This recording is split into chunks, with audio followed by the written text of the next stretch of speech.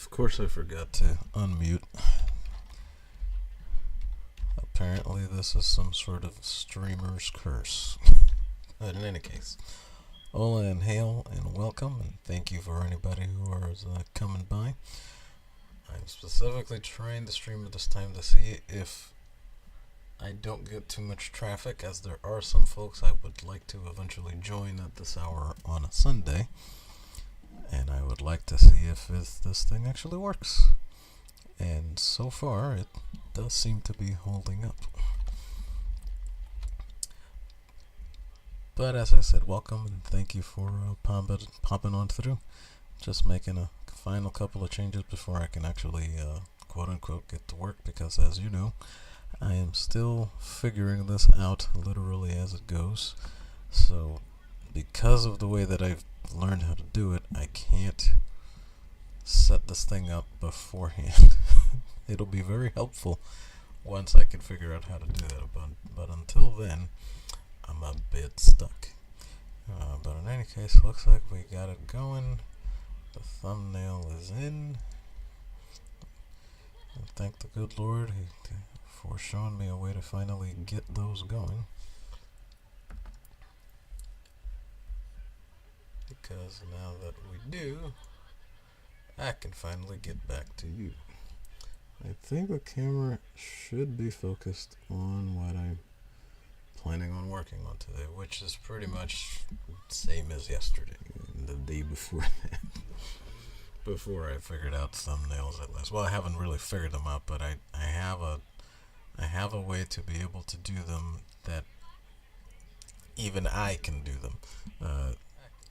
If any of you are having trouble with that, for me it was canva.com. I kept trying to research how to make them, and every time I found something, it was like, okay, I don't have enough time to learn that and the entirety of that process, or some other version of that would have that effect, and it was just not fun. But finally found a video that actually explained it the best way for me. And well, yeah, that's the way it goes. Oh, hey, Dadman Walking 55 is here. Thank you for coming on by. Yeah, I don't, I don't bother with even trying to depend on whether or not YouTube will send out a notification, because they hardly ever send me any for any of you guys' streams, so it's just like, well, there's no point. Just go. That's all I can do. It's just go. But thank you for coming by, Dadman. And sorry about notifications. It's something that's beyond all of our control at this point. Oh my gosh, hang on a second. Because they hardly ever send me any for any of you guys' streams, so it's just like, well, there's no point. Just go. Okay, let me put this up. Sorry about the clicking from the keyboard here. Sorry about the notifications. It's something that's beyond all of our control at this point.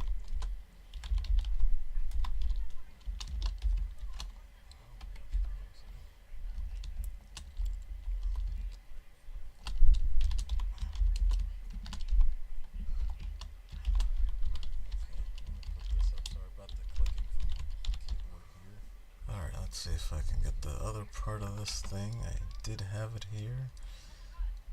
Come on.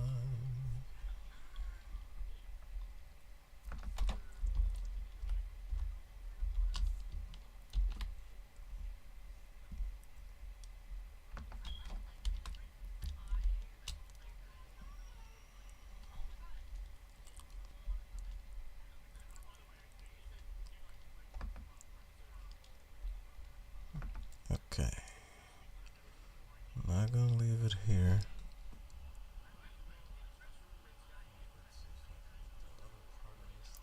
Yes, Dadman says absolutely had someone tell me that last night's no notification, so it's a stinky system. You gotta play the game. Yeah, I know. It sucks. It's that's one of those. I really hate that statement, because it's so self-defeating of it is what it is, but it's like you literally can't do anything else. There's no way around it. You cannot get by it or behind it or any of that, as it were. So I just let it do what it do, and I try to roll with it as it comes. Alright, hang on. Now let me open this up in one other place. Actually, no. Let me do it here instead, because that way it'll be in front of my face. Oh, and that means I better charge this device, or it won't do me much good. Okay, good. Now let me turn this on. Okay, so that's coming. Now, if you can see, I have 3 sketch pads up here. And that's because I'm trying to work on, well, all of them. I actually did this yesterday, and just putting them down here in front of me in the stream helps me to get through them faster instead of spending so much time meandering about. I mean, I don't want to go full production line or anything here, but I do gotta get this stuff done.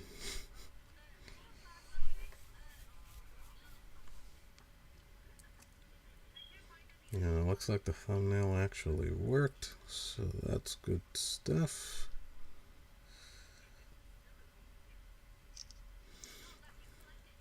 I'll do my darndest to keep it as close to the same as possible.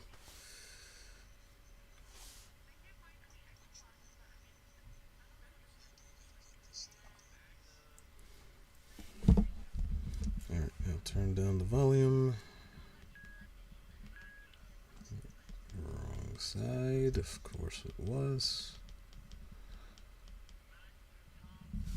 Okay. Alright. With that, I can actually switch back to the OBS, and I think everything else is good, so I can get on going.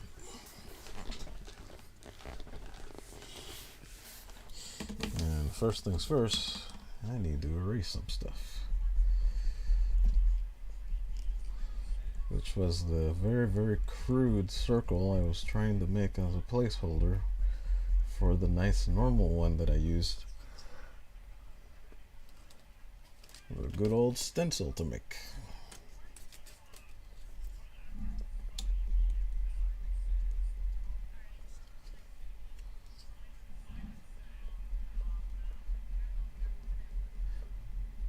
If you hear anything in the background, that's going to be Sunday Funday with Az, Quarter, Black Garrett, X-Ray Girl, and Carolyn, because, well, that show is funny.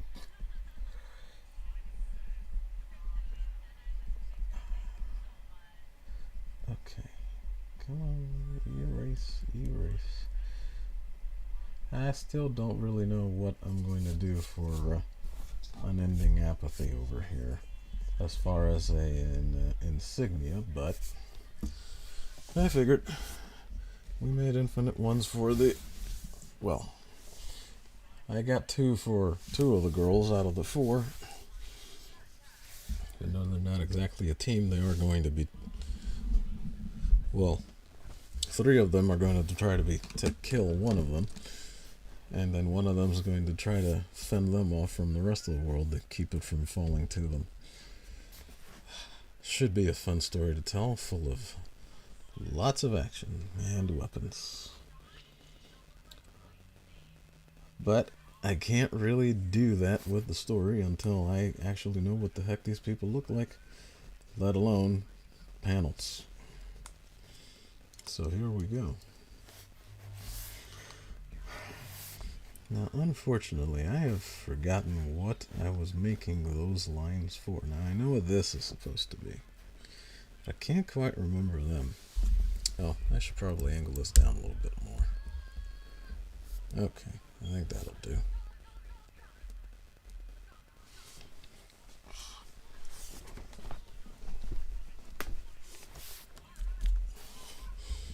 So if this works now and things keep heading in this direction, I may actually be able to do this for a bit. So I'd like to continue to try. Alright, so in any case, that's the purpose of this particular character here. I'll be something, some sort of something I'll be putting into this symbol. It's got to be an infinity symbol here.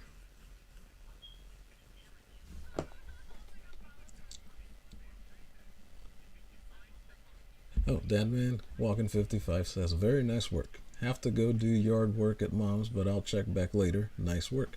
Thank you very much for saying so, Dadman Walking 55. I actually did my yard work at my mom's already. So, you know, you can't have her doing that. That's for darn sure. So good on you. Good luck, and may it be over quickly enough for you to be able to get everything else done during your day that you're looking to, because I know that's how Sundays go.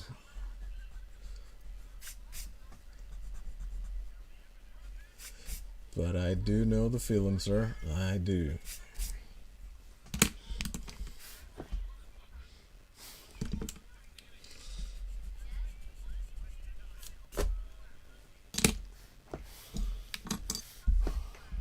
Good fortune to all of us sons who try to do decent for our mums.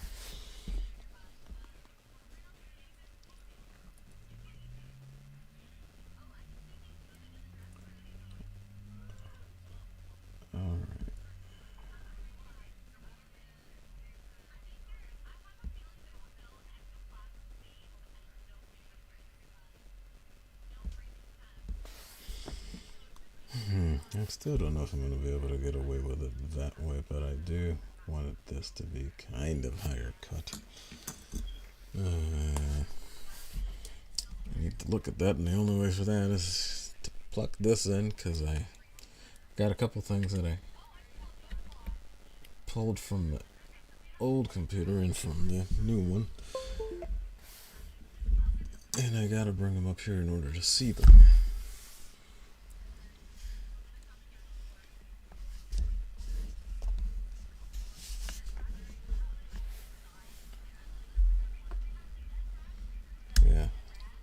The other thing is, I'm actually streaming while there's sunlight out today. Can you believe it?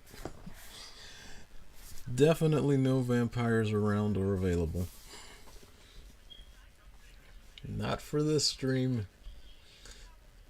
Although the thing about it is, this is Pennsylvania toward the end of October, so daylight does not last very long.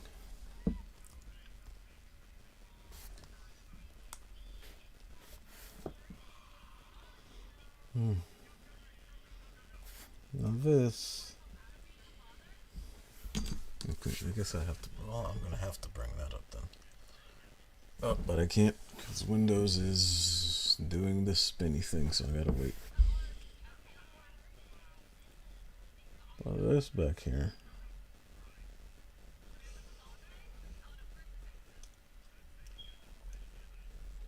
is to be a scythe. Or whichever way you want to pronounce that, which is supposed to kind of sort of fold on her like a wing would. I am doing something similar for another character, but I kind of thought of the same thing for the both of them, like one behind the other, and I can't even remember which was first. So I just thought, well, whatever. They're not even in the same universe, so you can probably get away with it, right? Maybe.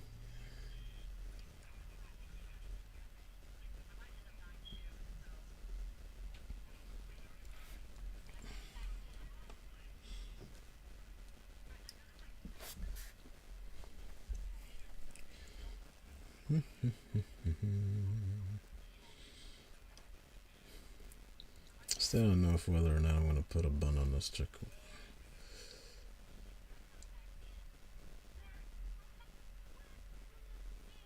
It have to be a rather big one, but it would look kind of pointless because there's so much more hair everywhere. That is the purpose of this technology. I'll leave it up there for now.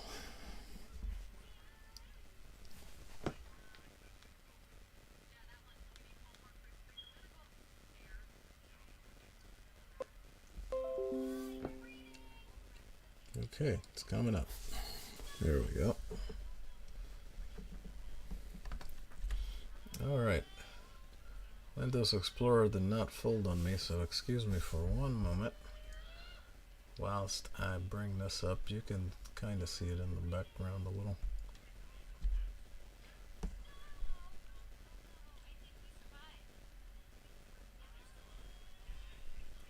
Yes, I believe this is the folder. Most Tuesdays with the Cecil.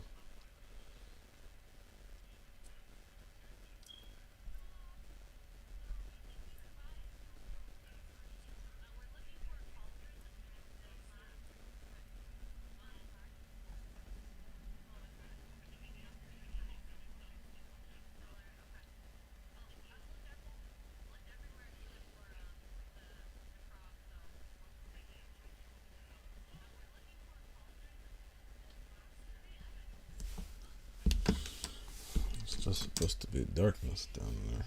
Alright, hang on. I can see one of them, and that should be sufficient to change this with, but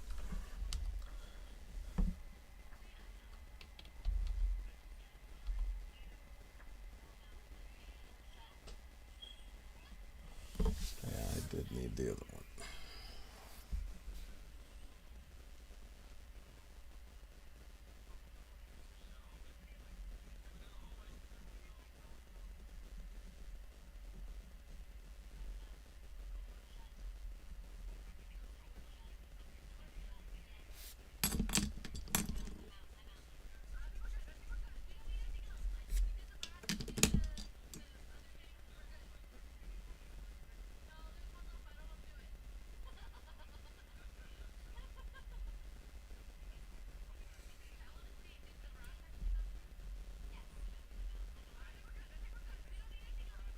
Okay.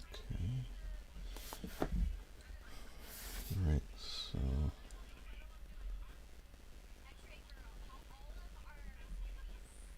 should go off into the die, into the ring. Still not really sure how to do this sort of thing, but well, as I try to often remind myself, if I never start, I'll never finish, so I gotta try stuff while I am also waiting to learn. Well, Jessica's doing practice in other ways. I think after I get through those, I'd like to actually just sit down and go through them and preserve them on a stream. I think other people could get something from them. Probably far more than even I have. But yeah, it's a fundamentals of art course that I've been trying to finish for a long time, and due to which I got to receive quite a bit more improvement. Wish I could have gotten going, rather that I could have remained moving with it back when I got it.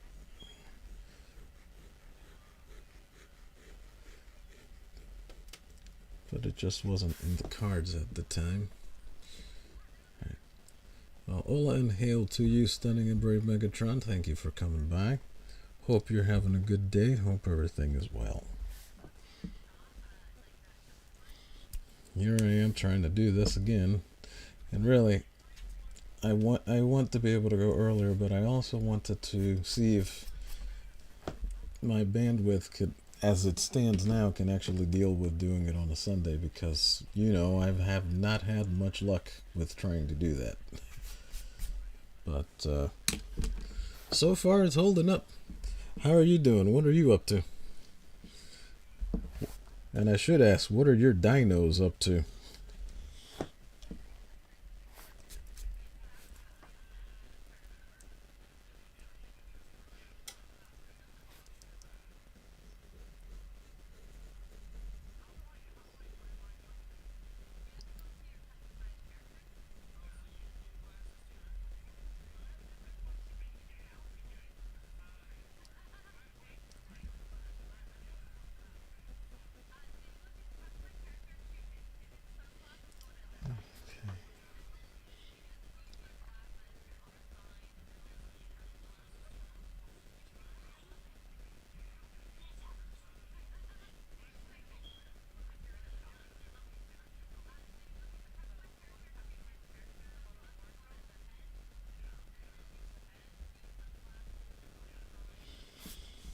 I can't believe I've been stuck in the same part of the same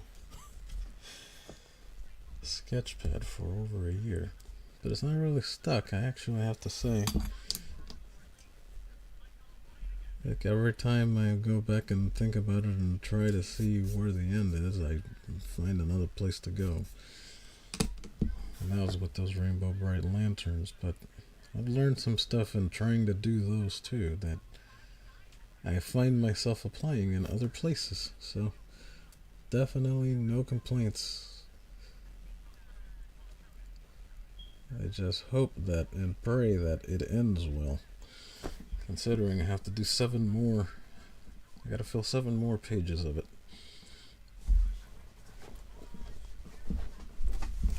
Jeez, my knee. And 5 of those pages are gonna be in this one, because I need space for panels.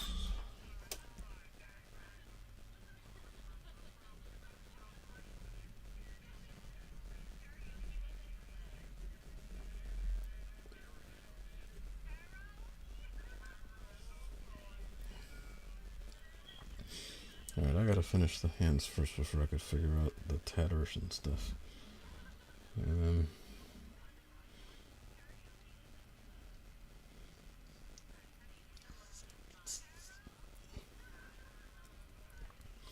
Oh, right. Forgot. They're all supposed to have tails. Okay. So this being the frilly one, she should probably have the skinniest one of them.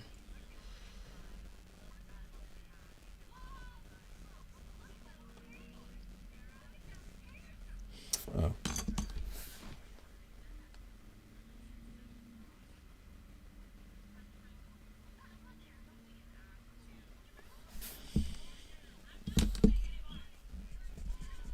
I gotta go on this side.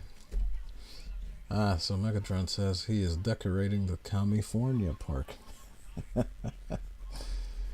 Good, good, good. Hey, listen, if you're gonna get eaten, you should do it well.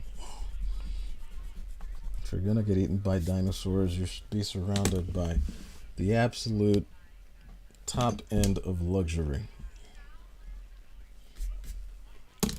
I mean, anything less would literally be uncivilized.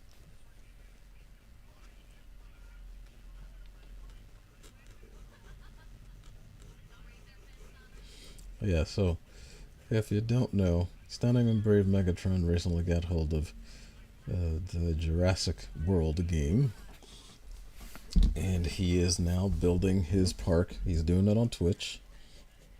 Dang it, I don't have the link handy, or I'd throw it in there. Wait, hang on a second.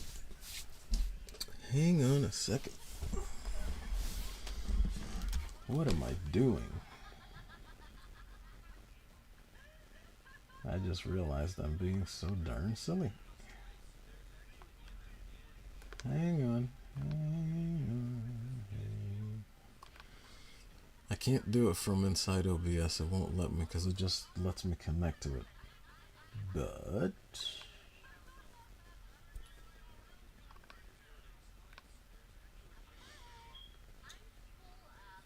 I just have to open up the actual stream. Come on, come on, come on.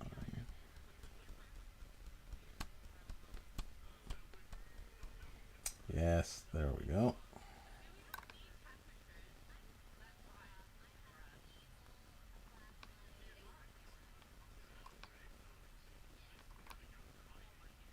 There we go.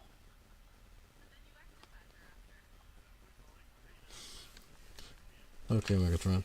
So, Megatron, I do not have that link handy. However, I did just drop the hammer on you, so feel free to put in your links for Twitch, for your channel, for anything else that you'd like. It is available to you now, my friend. Oh, he also says he took a picture of the T-Rex sleeping. They're so cute when they're asleep, but then so ferocious when they wake up. Not to mention hungry. Very hungry.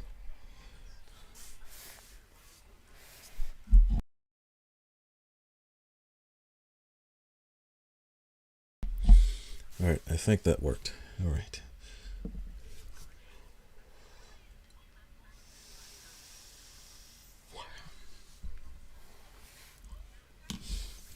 But yeah, Megatron, at any point,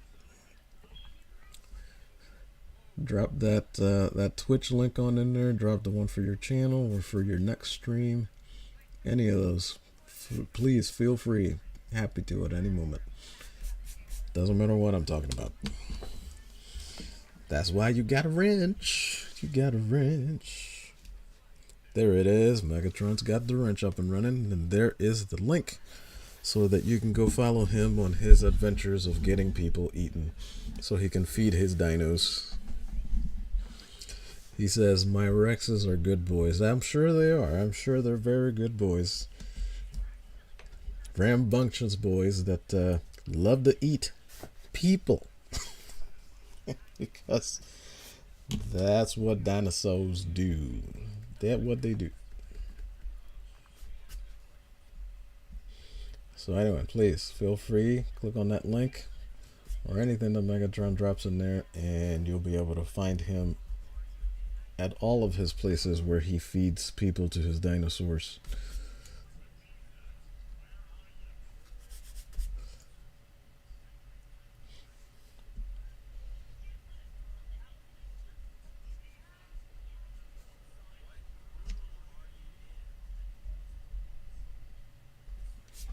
Okay.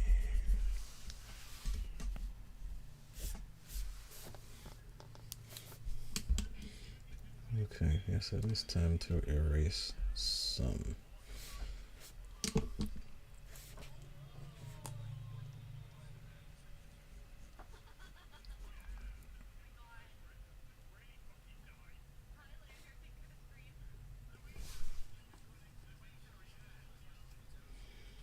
It's gonna make her hair rather incomprehensible if I do the tail that way.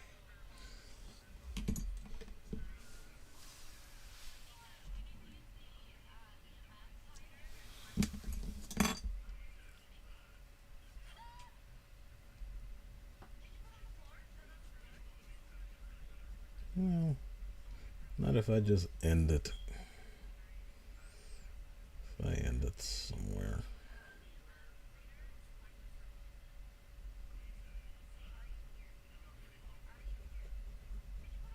Oh, maybe I should give her a rattler with like that she could use like a hammer. I've been meaning to apply functionality to them. And that certainly could be a way to have that. Alright, so we'll do something like that.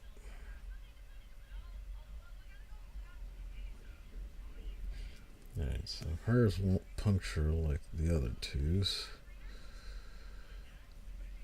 It will just tenderize.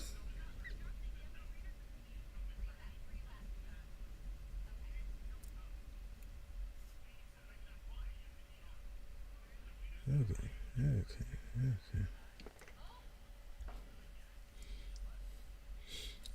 Yeah, dude, get out there. Megatron says he's probably going to stream later today, or probably sooner. So make sure you follow him on your Twitch. I follow him, but Twitch hates my phone, and apparently my other devices now too, so it makes life a little bit difficult when it comes to doing that.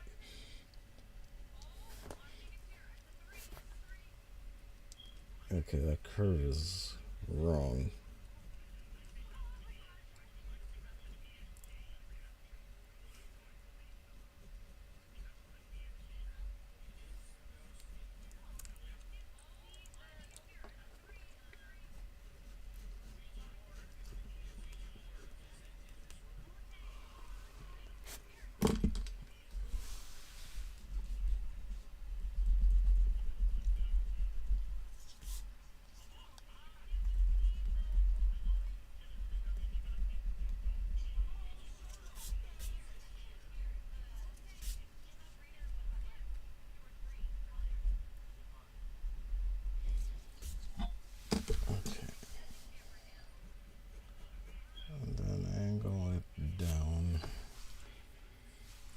behind the hair because I still don't know exactly what I'm going to do with the hair. I don't remember what I was going to do with this one.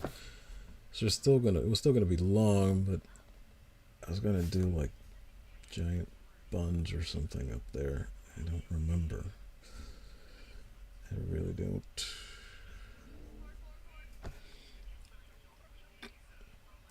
And then it'll have like ponytails coming off of them or something.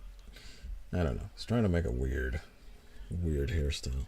Oh, Megatron says the next stream he's going to build the Jurassic prison. So that'll be great. He'll be well on his way to escape from LA, let alone New York. Alright, so we've settled on a hammer-like rattler. That'll work more or less like a fist. That should be sufficient amount of power.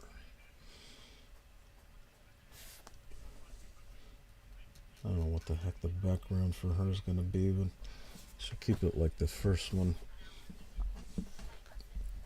I certainly don't know what the heck the other two are going to have. It's not like they're wearing much to begin with.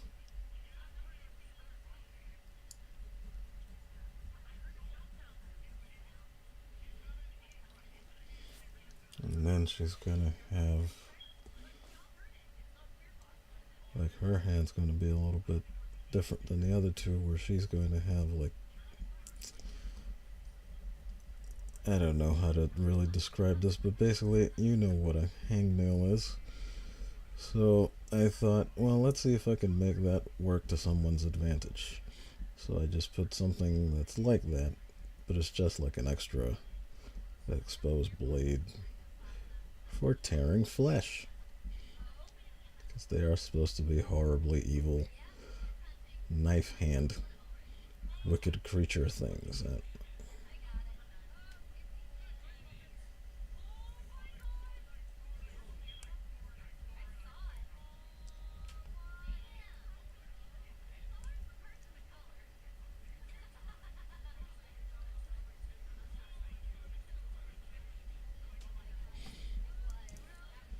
It's almost like a thorn, really.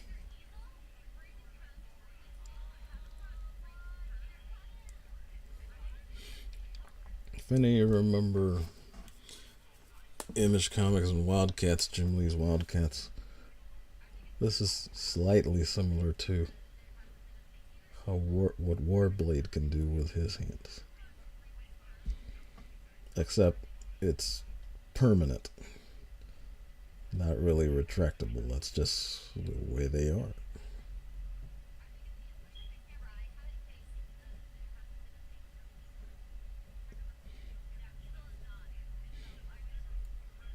Girls will seem slightly more brittle, a little bit harder to handle.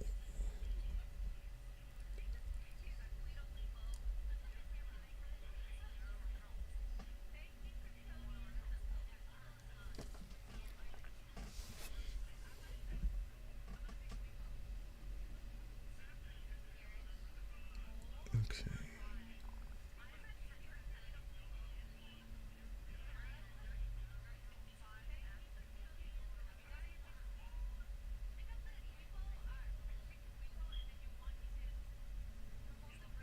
Well, they're not exactly where I drew the initial ones, but they are supposed to be more oversized.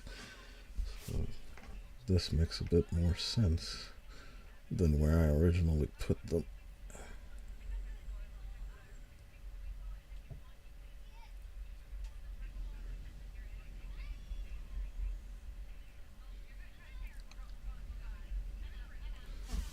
Okay. Alright, we just about got hands.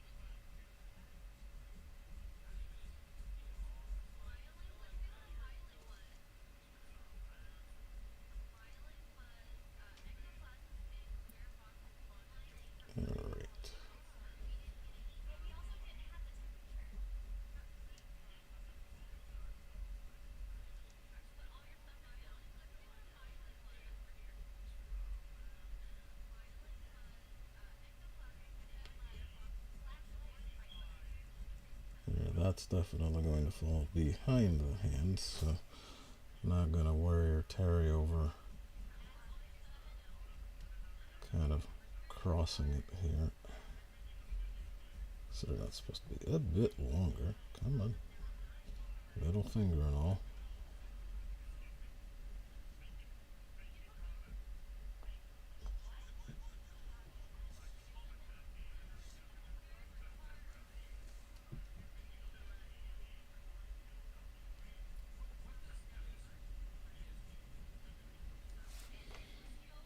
Okay, 7.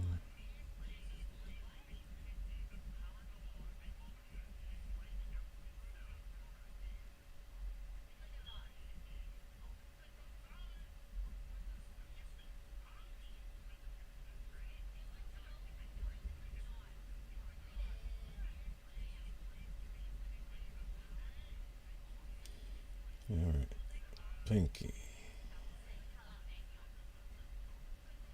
I'll give her the high T one.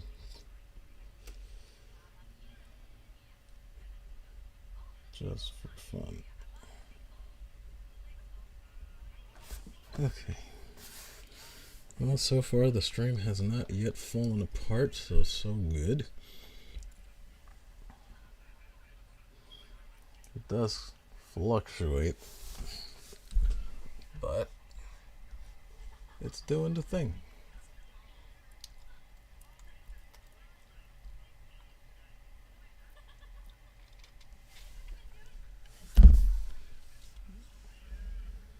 Well, that's OBS over there.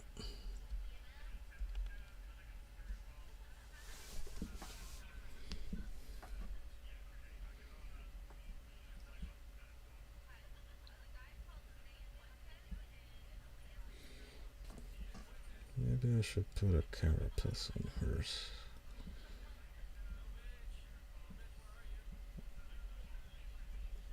So you can have like little poison stingers that come out.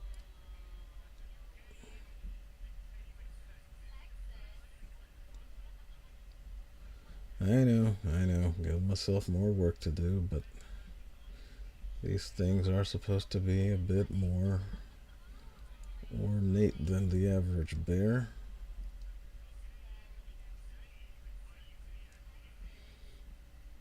They don't all have to be exposed.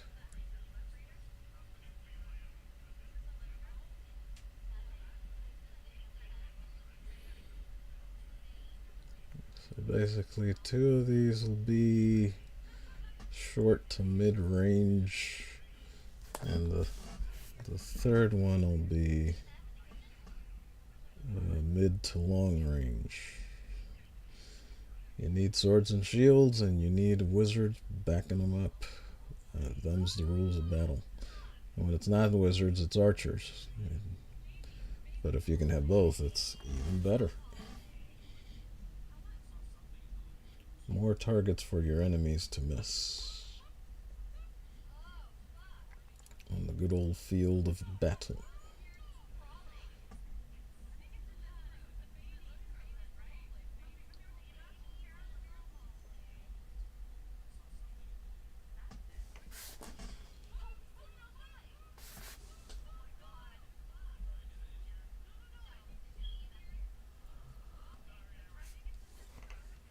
All right.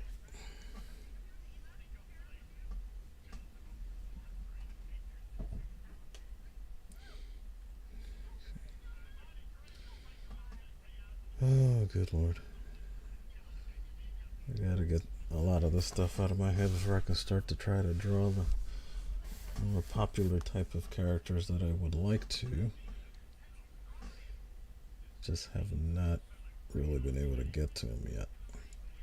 I mean, I tried to draw Storm and Rogue, and it went pretty awful. And so I'll have to wait a bit before I can muster up the courage to go in that foray again. I mean, they're there. I left them up on the Instagram. I'm not going to take them down because they did.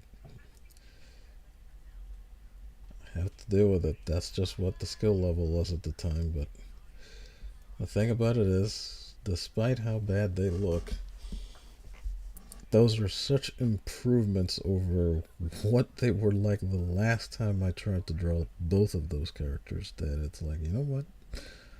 I'm gonna put it up. I'm gonna leave it up.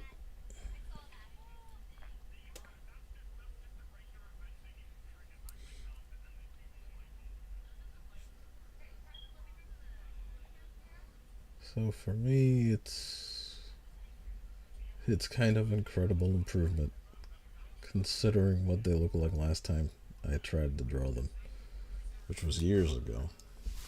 But they are on the Instagram. The storm it's one of the first few that I put up there near the common America and oh my gosh. Well, the drawing was knuckle bound, but it was like I forget the exact name of the other character. And I don't even know if he got to put up another campaign already, but I know if he did, I missed it. And I missed the Blue Wraith Girl one too for TJ. But I gotta get the drawing too, and I gotta make money somehow also. So I got to get on it. Again, if I never start, I'll never finish. And I gotta make books, man. I got stories down for my own, and then Ken Jack Ben has an idea for something he wants to do. Then, whoops, holy cow! Following the wrong lines. Jeez. All right, let's try that again.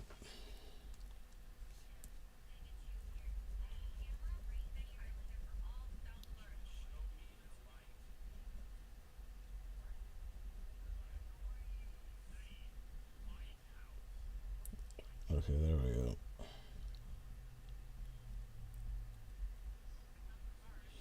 Anyway, I liked his idea a lot, so I kind of connected with him over Marketing Stream, and here we go. Here we are.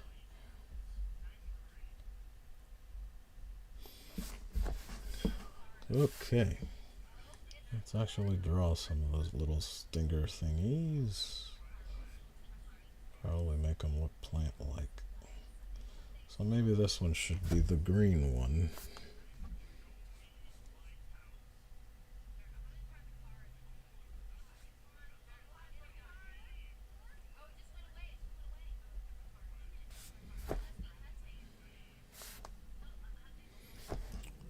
Okie dokie.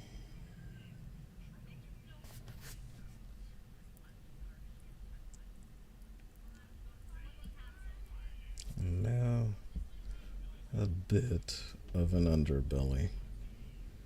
And then that way maybe I can do some scales.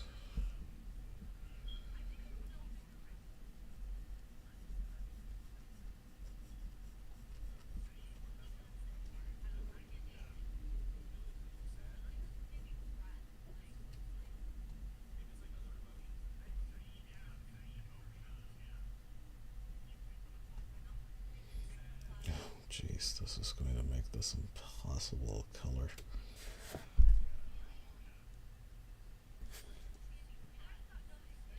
Oh lordy. Alright, well. Perhaps I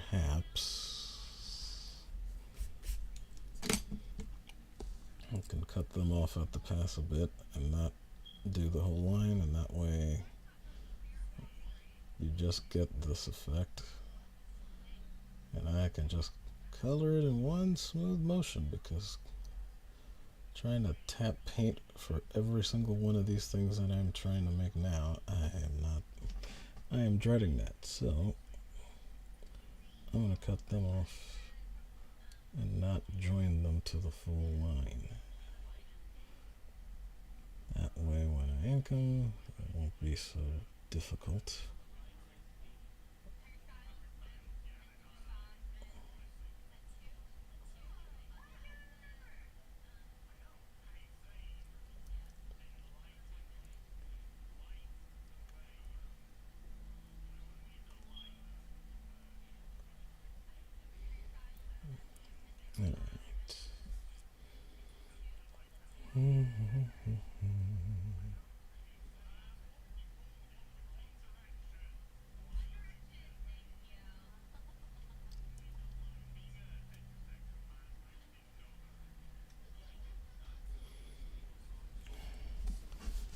so when I do get to those popular characters, I'm not gonna be able to stick to one company, as it were, but definitely want to do all of my favorites. Actually, there is a little project that I have that could go a ways toward that. But I had to find equivalents of Marvel characters in DC and vice versa.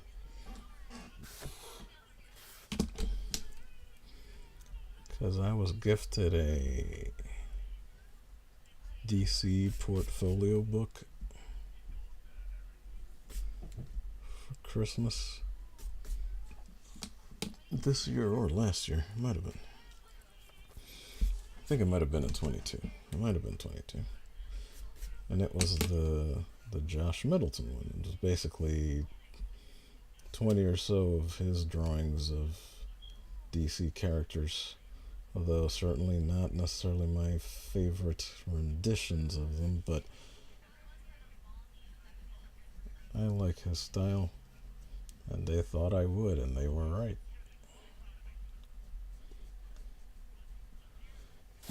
What I would like to do is to actually try to draw his to match for the DC ones, and then for his drawings try to find matches in Marvel and redo them with Marvel characters. Like, for example, he's got Aquaman and the daughter they made for him in New 52 or wherever the heck it was. It might have been Rebirth, but I think it was New 52. I don't remember. And so when I started writing up the idea, I put down to just use Namor and Namorita. Most people don't know who that is. Either one of those are. But it's okay. I do. So I'll try to use them thus. And if I can do those pieces, I might actually be able to use them as a portfolio, really. So I'll try to, when I get those done, I will try to definitely put them in my ArtStation portfolio.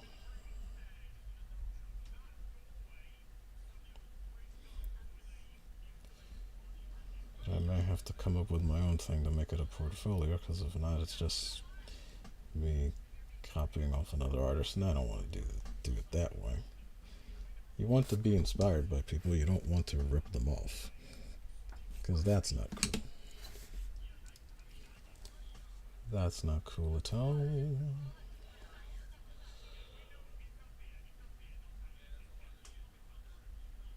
Okay.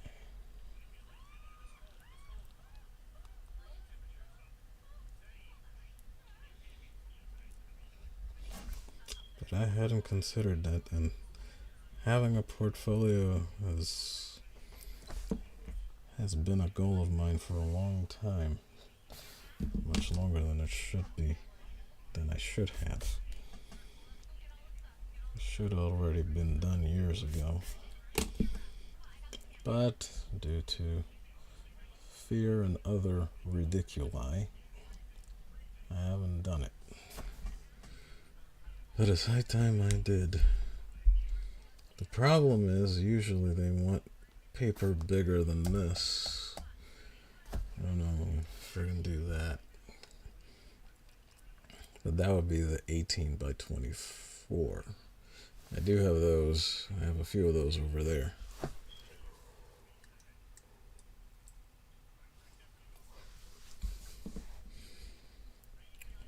That is a lot of paper to fill also.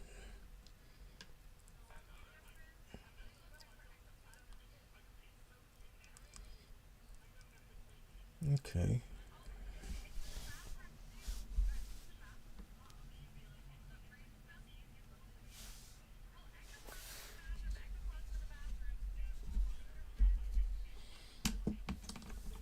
Hold on, this thing keeps falling off. I had better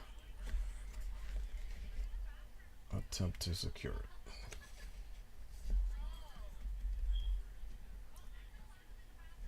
just a little bit.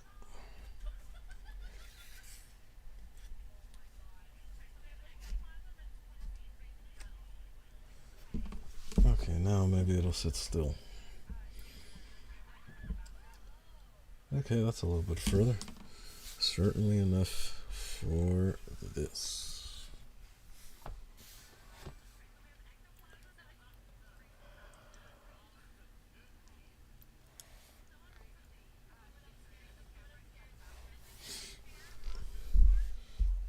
Oh, wait, hang on. Let me bring this down here. And that way you guys can see.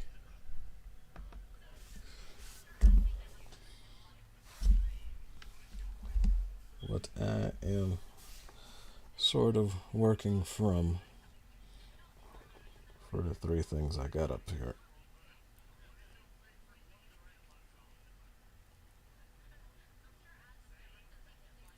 Okay. And in the meantime,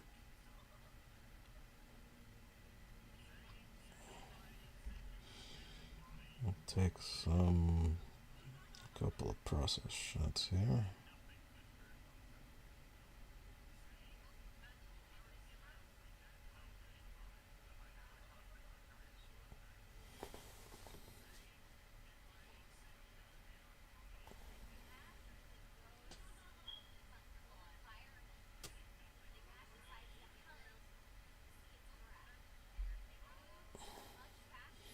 Alright, let's get the whole tail.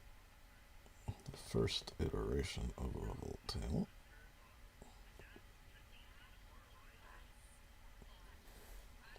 And both the hands, of course.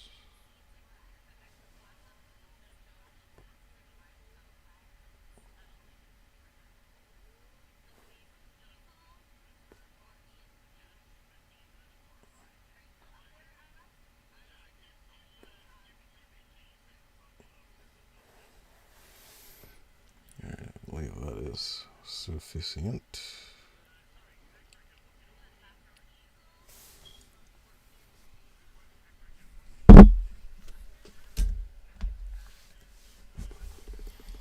Alright, back to the manual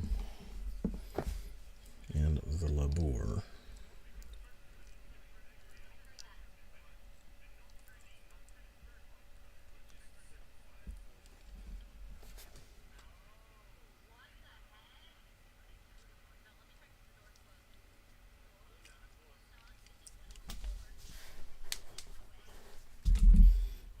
Pardon me.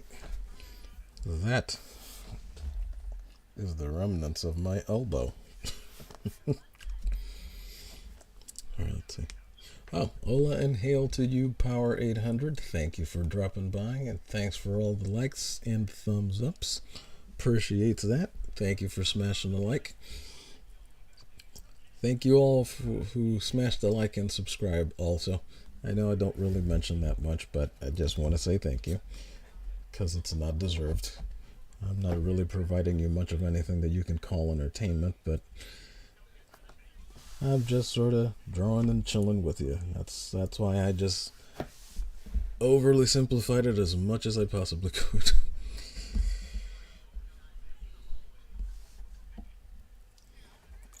Alright.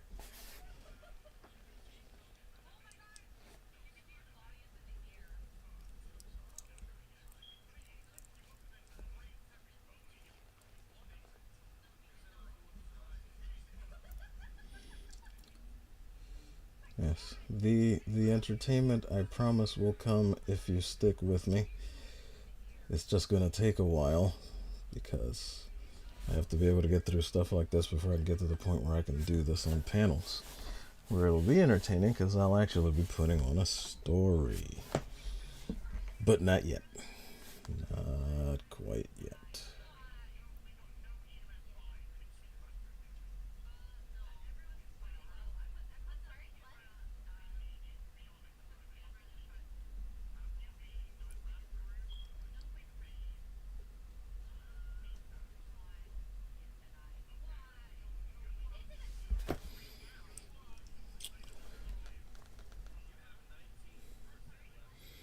Yeah, so, yeah, because I'm actually kind of rather a boring individual, so last thing anybody wants to do is to sit there and listen to me drone on and on and on and on, just talking about whatever and what have you. So that's why, at least if you're getting a halfway decent drawing out of it, then I don't feel as bad. Nerf point egad.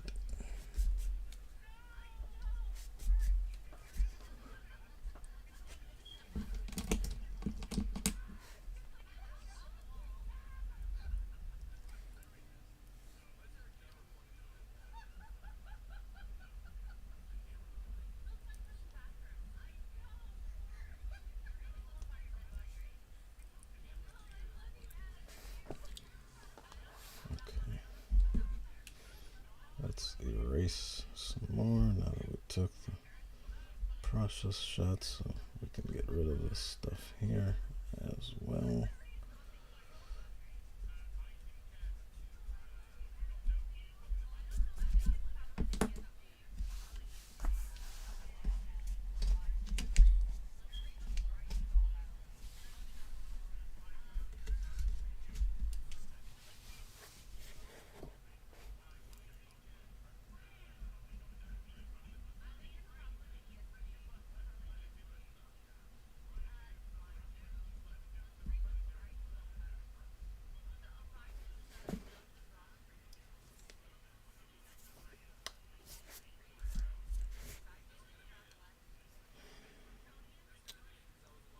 Just had an old friend come to mind. I wonder what he's up to, since I don't really have a way to get hold of him.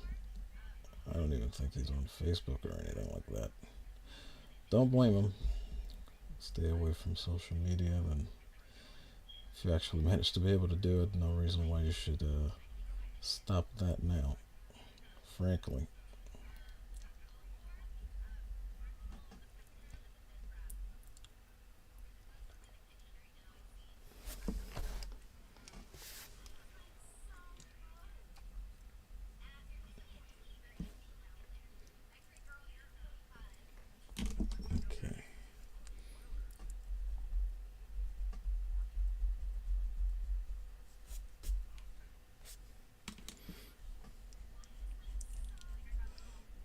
I won't, because I have decided to use social media to my advantage. And if I hadn't gone that way, thank the good Lord he decided me to, then I would have never found all you good people who, unbeknownst to you, prodded me into doing this.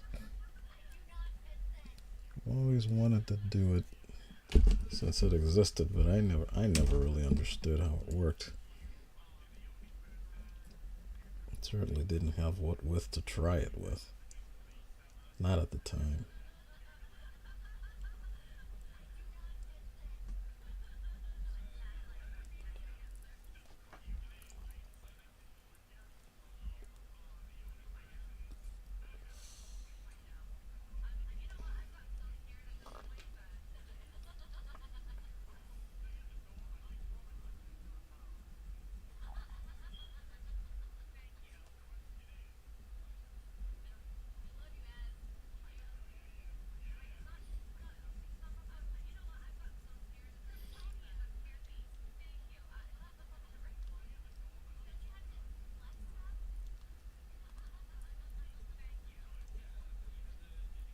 Okay. Gonna have the tatters fall over and between her ridiculous fingers. It's not a bad idea. I'll try that. That way they sort of disappear into the ether, and you're left wondering, well, where did that go?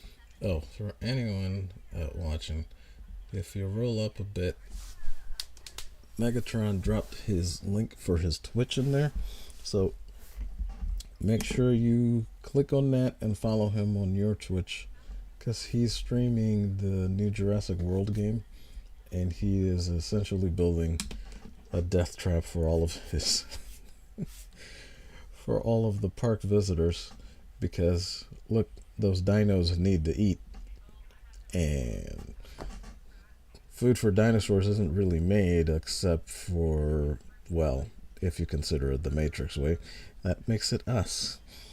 That way it's not only does he get to feed his dinosaurs, he gets to make a killing off of it too, in every conceivable manner that you can imagine.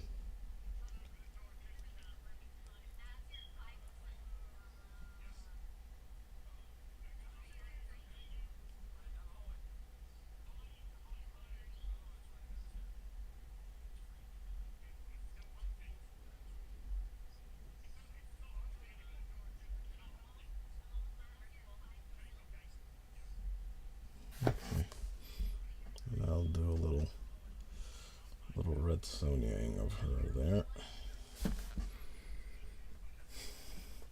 Okay, this is starting to come around a bit.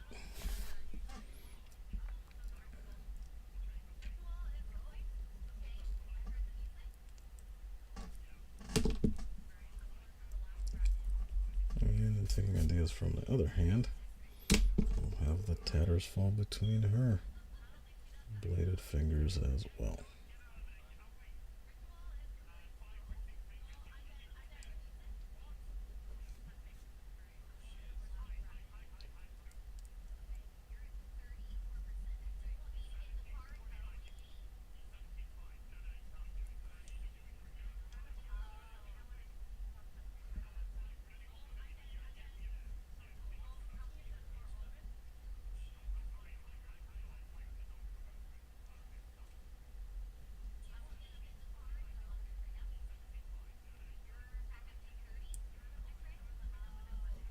Okay.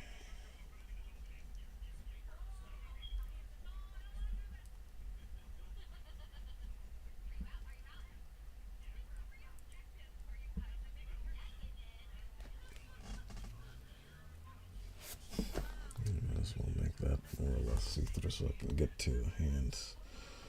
I do need to get to them. Just have a sort of bone separation there. So it'll look nice and horrible.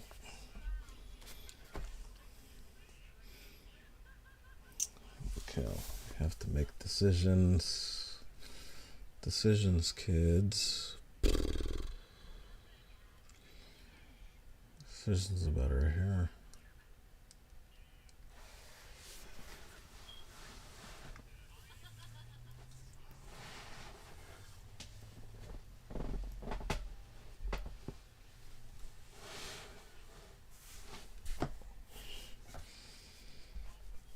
Okie dokie.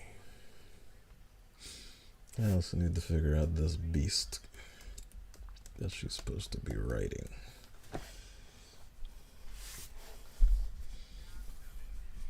But at least with this, I'm much closer to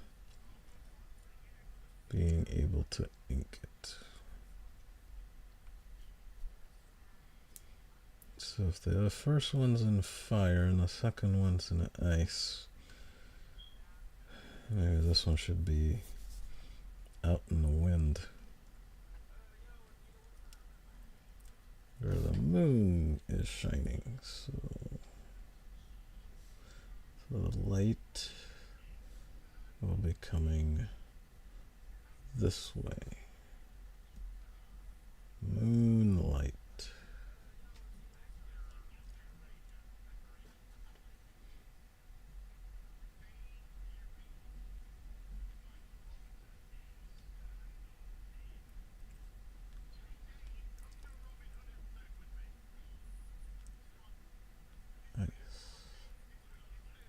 Second, wind, third. Alright. That way I can remember, because I keep forgetting, and I'm never on those drawings when I'm actually doing this. Only one of them's actually in Photoshop anyway. Oh, maybe I can't. Hold on, let me see if it'll let me focus a bit more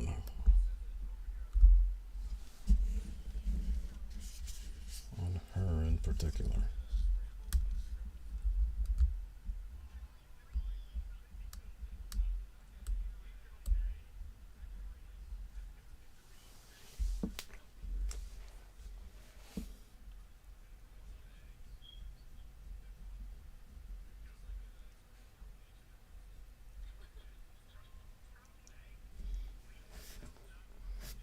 Okay, it actually is.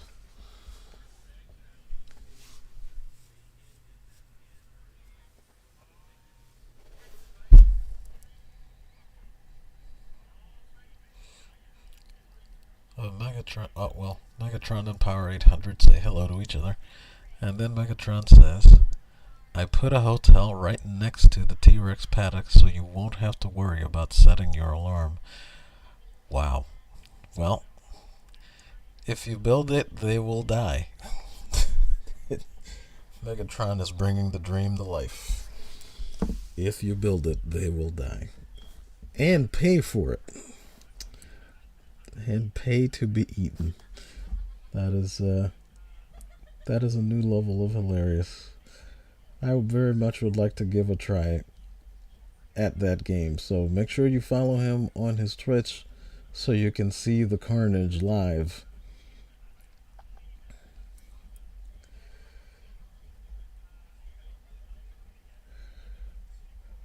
So yes, follow Darth Megatron on Twitch so that you can see all of the blood-curdling carnage as the dinosaurs siege the island.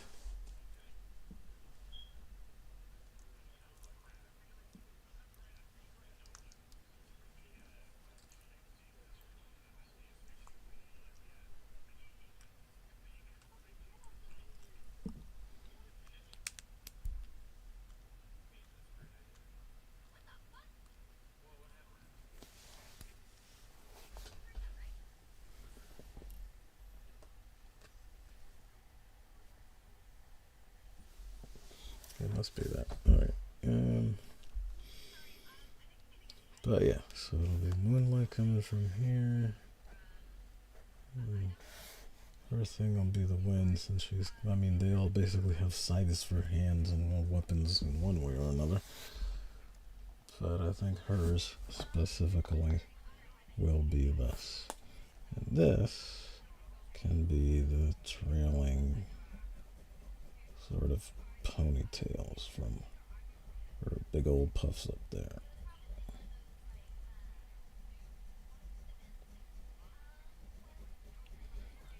So you'll have a particularly differently and further untoward hairstyle than her elder contemporaries.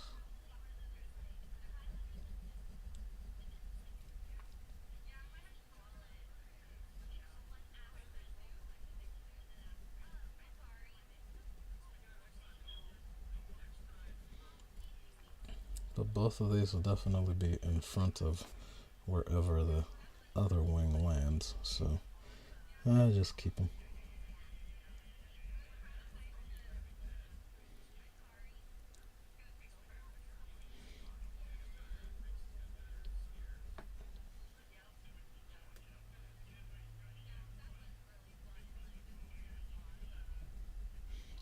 Sounds like Sunday Fun Day is about to come to an end, which is surprising considering they usually go a lot longer than this.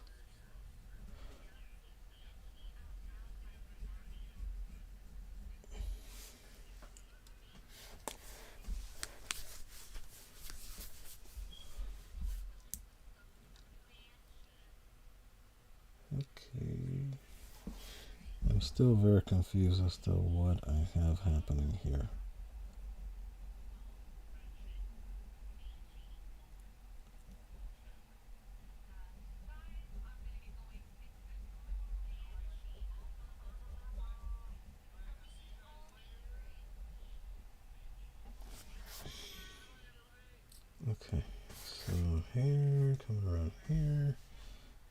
And here.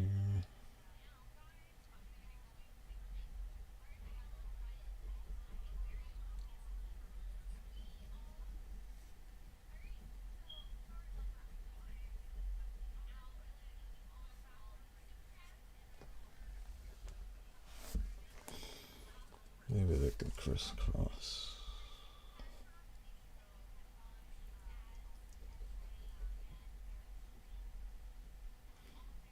She was supposed to have chopsticks up there, but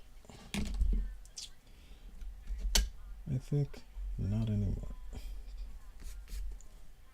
Well, maybe they can't stay.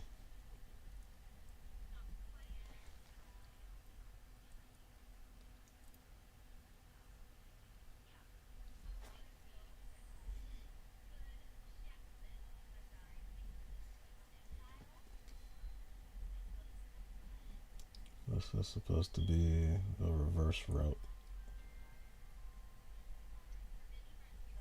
of technically the second they're gonna know I drew her before them.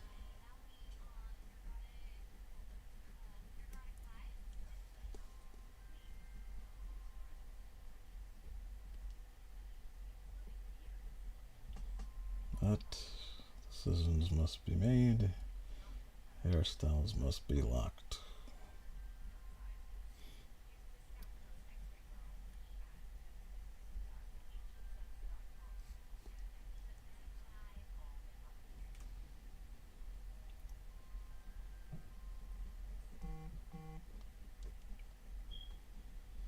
We'll put chopsticks coming in there.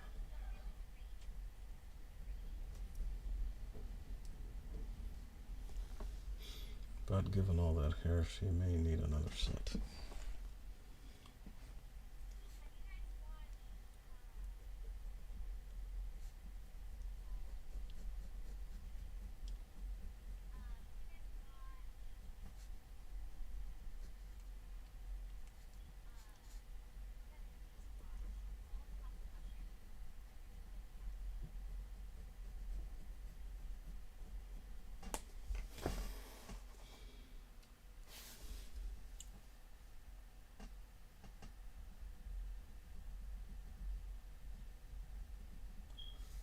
Very skinny, tiny little face that you can't see me try to do because this thing is not angled properly.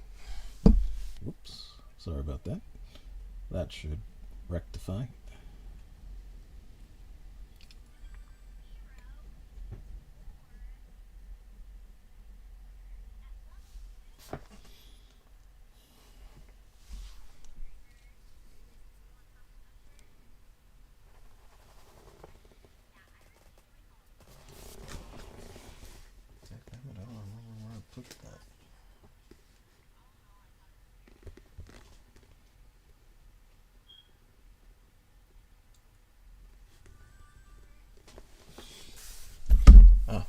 Megatron says, well, it is located in California, and that place is full of wackos. XD. Well, yes, you are correct about that. Now, not so much the people as it is the leadership that continually fools them into repeatedly electing them when they should not be elected to anything. Like Gavin Newsom, for example. That guy was in a recall election that some people like to say he won. I don't, because that's not possible. That's not how he got that recall. No sirree, Bob.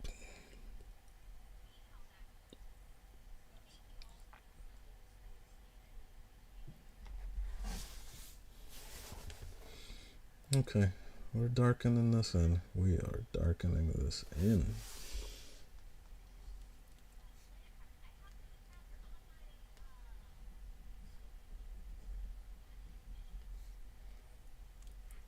That dude might be a pretty boy, but there's that election was not fair or balanced at all.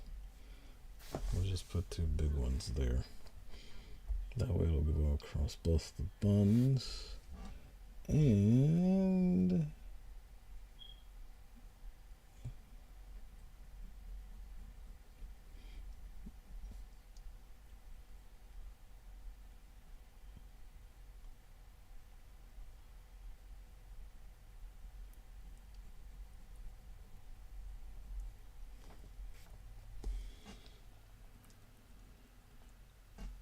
Yeah, it can kind of fall.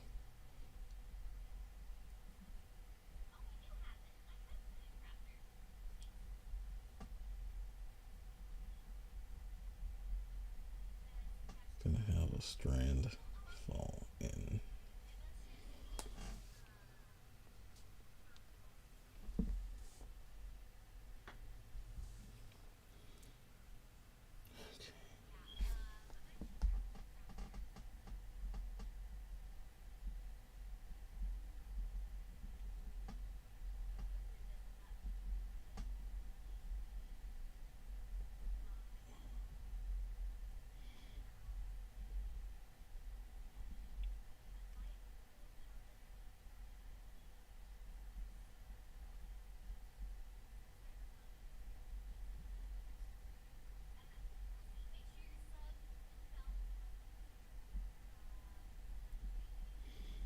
Well, Kara's reading Super Chat, so she's bouncing out, and I guess they're finishing up.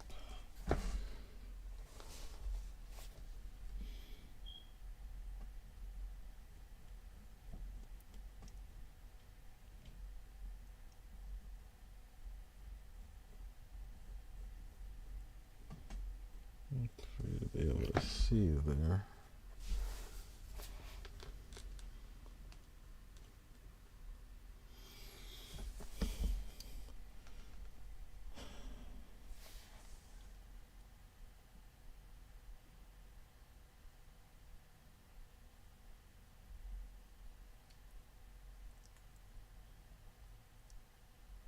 She's done. Means X-ray girl should be done too. Well, she's been done.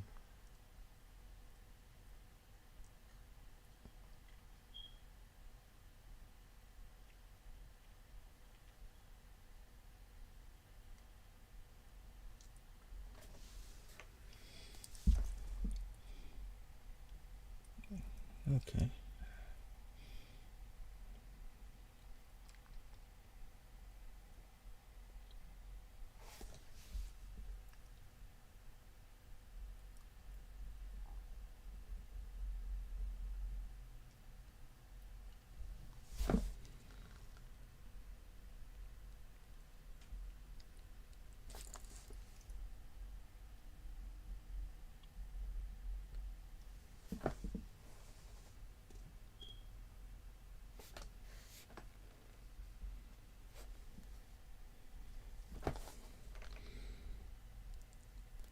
After some erasure,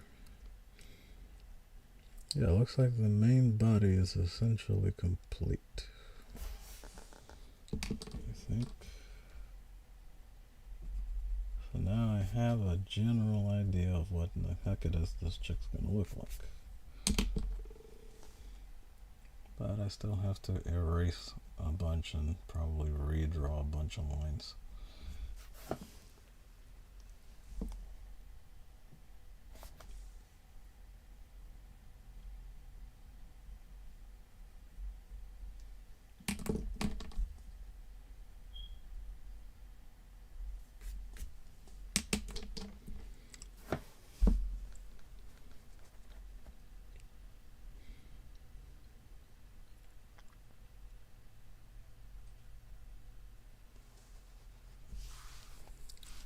Okay.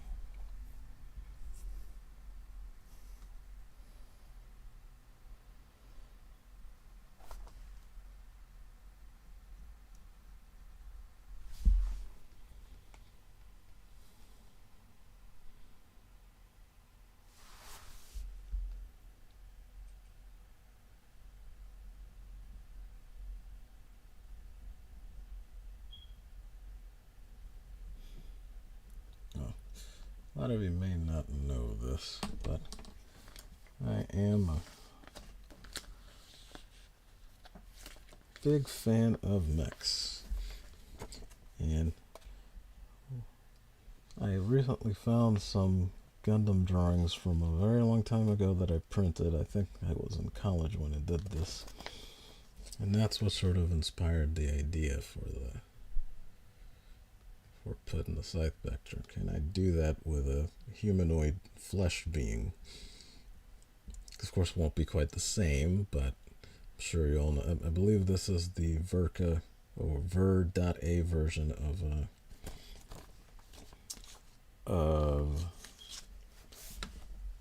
oh my gosh, I forgot the name of the scythe one, but they're all they're the Gundam Wing ones, because this is the Verka version of Wing behind it. But yeah, that's kind of what pops some of this off for this and the other character that I'm trying to do it on. Because obviously I'm going to have to remove the backpack, and that's going to involve some pain.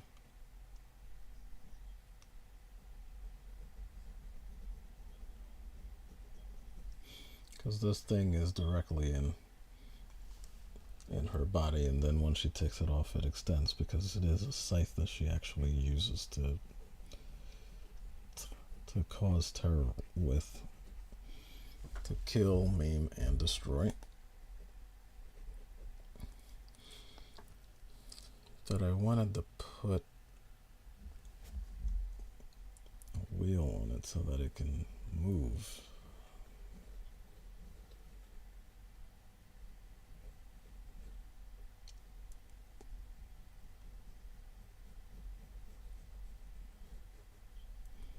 Maybe I could put it here.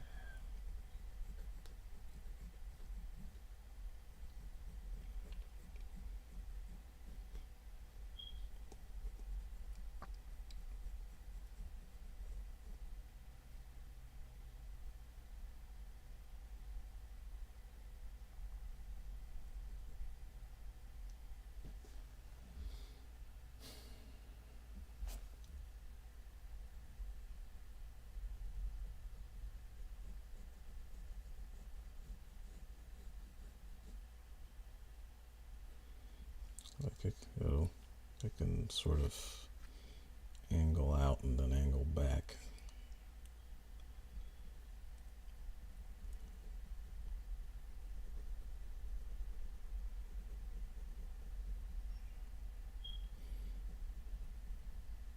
It has to get smaller as it goes inside.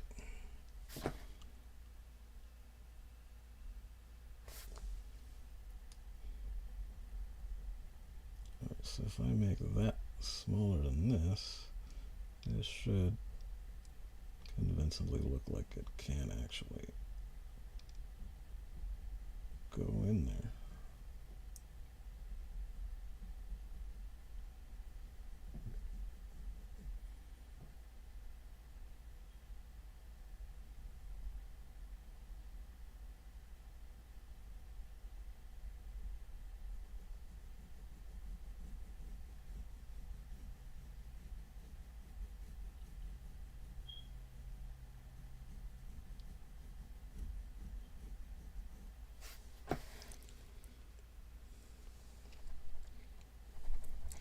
And Dadman Walking 55 has returned. Says it's looking real good. He'll be working because he's driving. Totally understand, no worries. Do not drive and comment at the same time, Dadman. I don't even want to think about the possibilities. But thank you, though. But however you can, try to avoid that. That can lead to trouble. Although I am aware that there are plenty of people who actually, when it comes to that, can very well walk and chew gum at the same time. I am not one of them. I'll be quite forthright with that. When I actually get to drive, and I do actually enjoy driving, but when I do get to do it, I gotta focus, because I am sort of easily distracted, and I don't even want to think about what could happen if I were to make a mistake and a flinch at some point. Whereas most other people, it's not like that for them. They can actually deal with this. Okay. So now I also know what the left scythe looks like. How do I place the right one?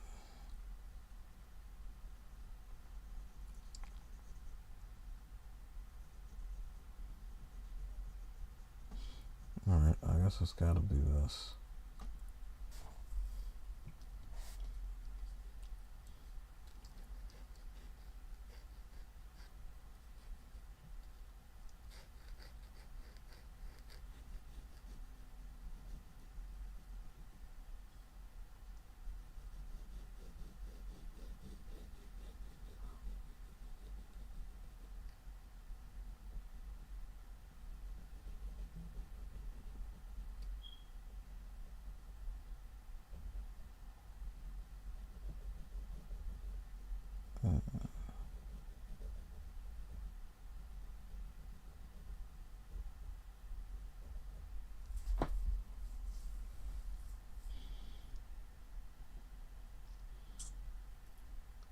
Okay, so that effectively brings us to more or less of an end of what she's got going.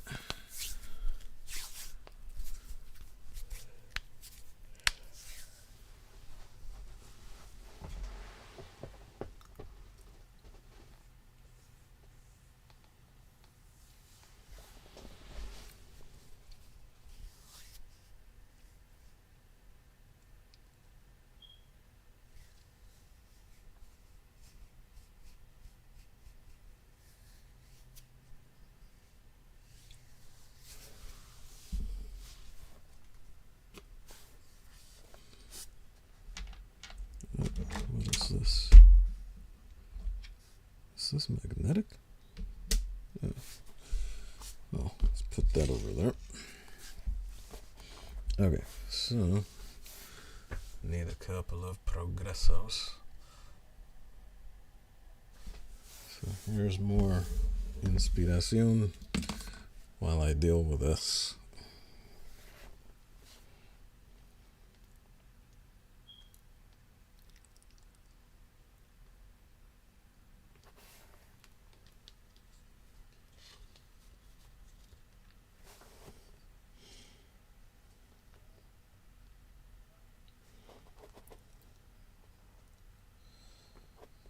Okay, one thing's for sure.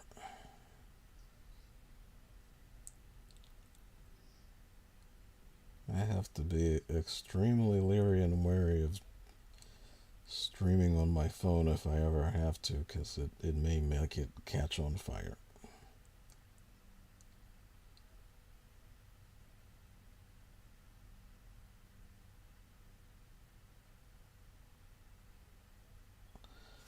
Okay.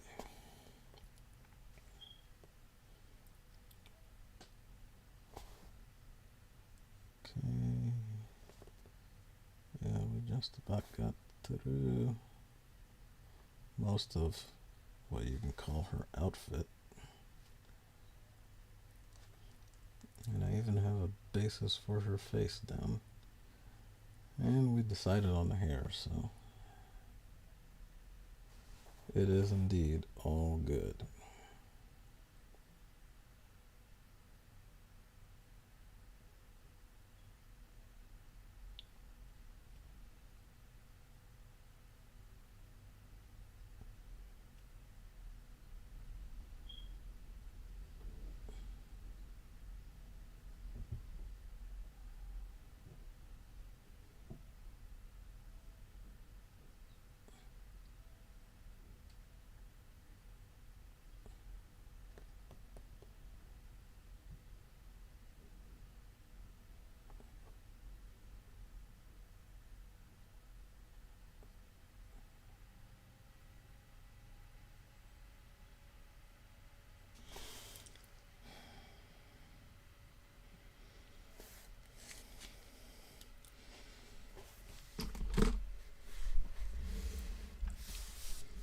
Let's focus once more.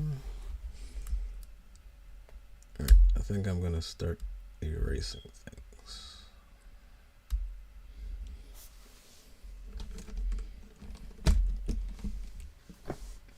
I need to leave clear lines behind.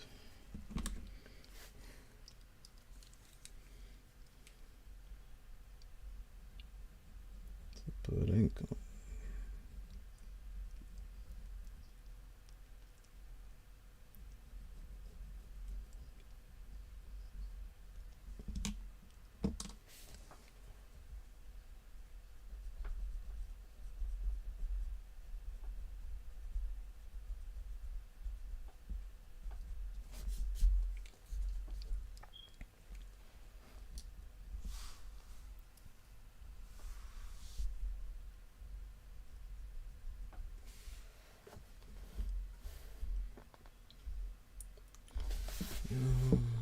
if I could turn that back on again. That was helpful.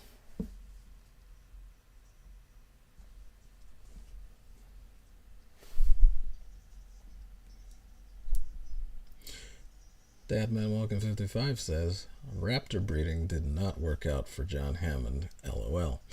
No, it did not, Dadman Walking 55, and that is the lesson that we all should learn.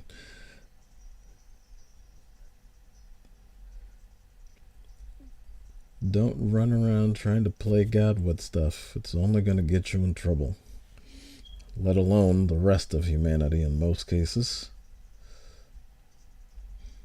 Like, I'm all for making advances in science and all, but the moral line should be the legal line when it comes to that. I could even take it so far as you want to clone a part for someone so that's failing. Like, you know, if you can clone a part for someone, like a bad heart for like a toddler, and you can take out the trouble, then yeah, do that. Replace that. But don't be growing entire human beings just out of nowhere that are copies of other people. That's not cool. I mean, we're not cars, even if we are similar to them.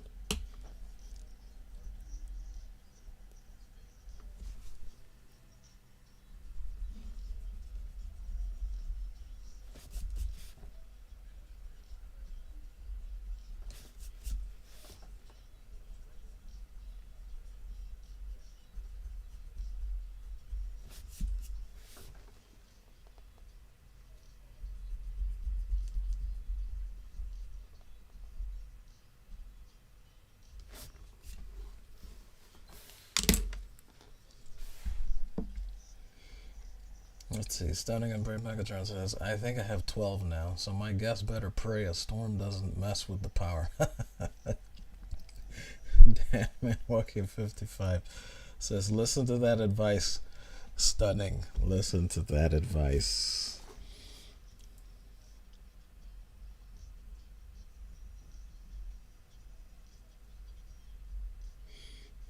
Maybe I should put some sort of hair accessory down there.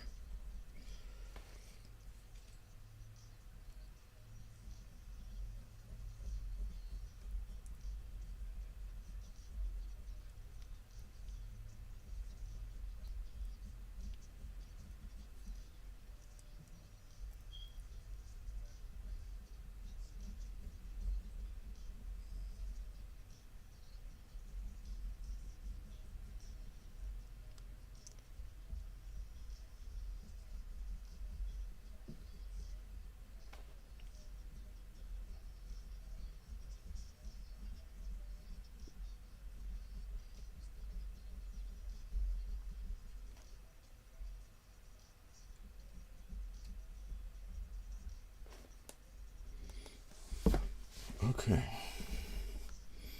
Decisions.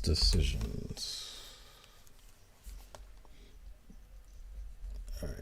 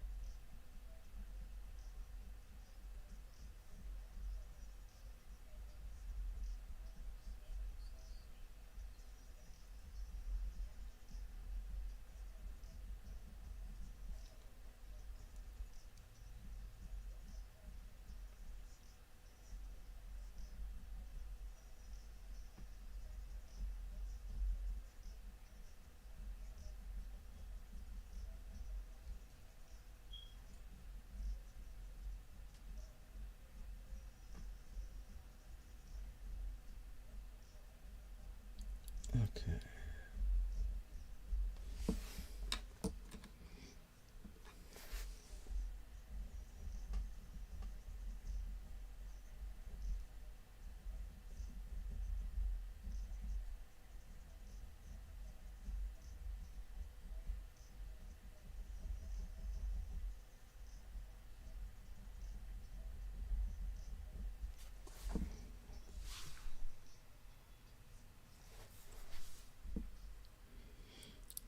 Okay.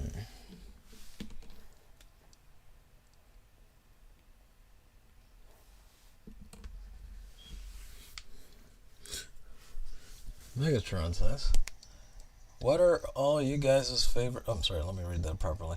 What are all your guys' favorite dinos? I'll name some of them after you. Oh, okay. Well, you know me. I'm all about the tank guy. I'm Ankylosaurus. I also happen to like the pterodactyl, the T-Rex, the Brontosaurus very much, and the Stegi. I'm all about the Stegi. I think those are my favorite 5 of them. And then when we go into top 10, I start getting into the, megalodon and other things in the sea.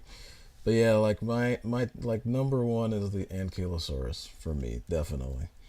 And then in any order you like, you can do Stegosaurus, T-Rex, Brontosaurus, Pterodactyl.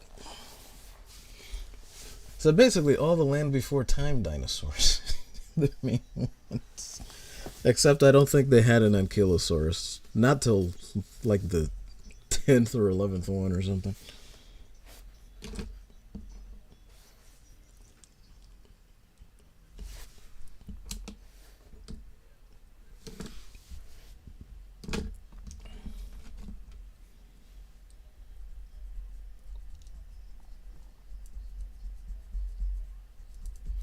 Alright. Eraser time. I have to be careful with this one. It's hard to get refills for this thing. All of the writing and stuff wore off of it, but this was originally one of the tough stuff eraser sticks that I can't remember which company made forever ago. This thing is like 15 years old, if not longer. If not older, I should say.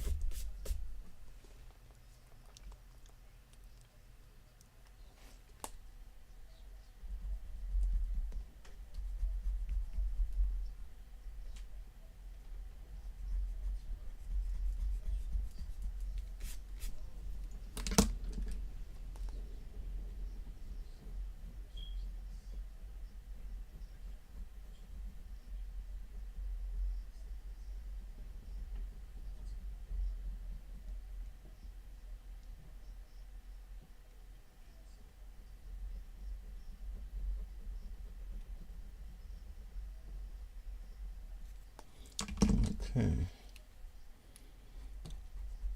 I believe this is going to wind up being kind of see-through also.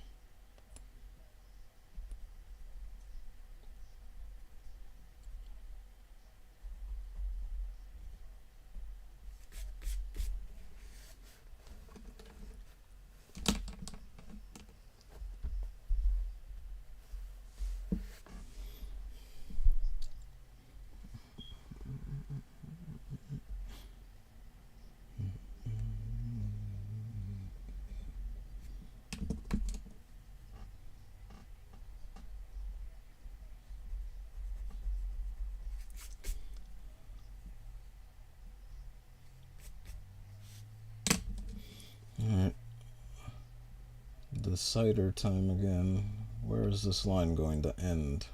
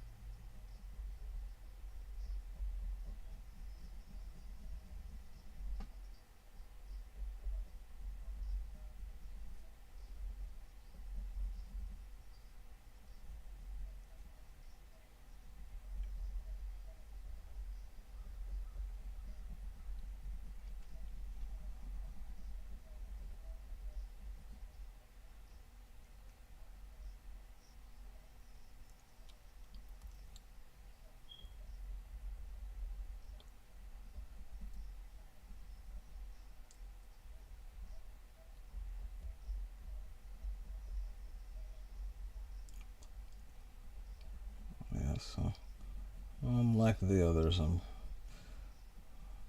gonna put hooks near the tips of her fingers. Her backhand will be very mean indeed.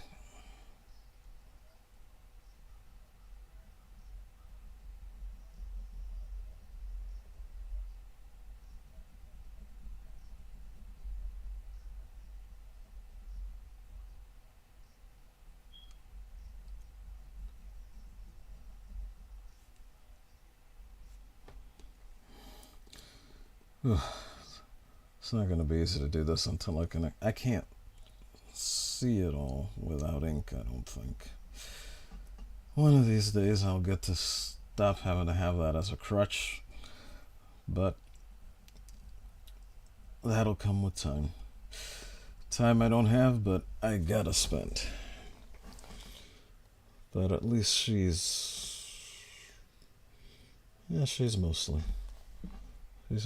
in.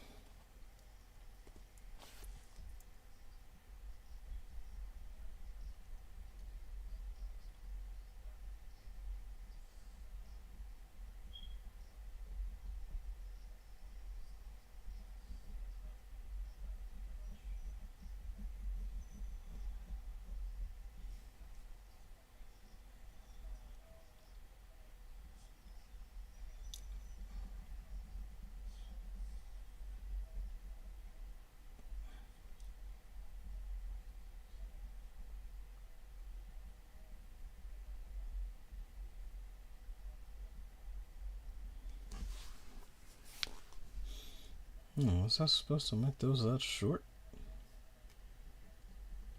I don't remember now.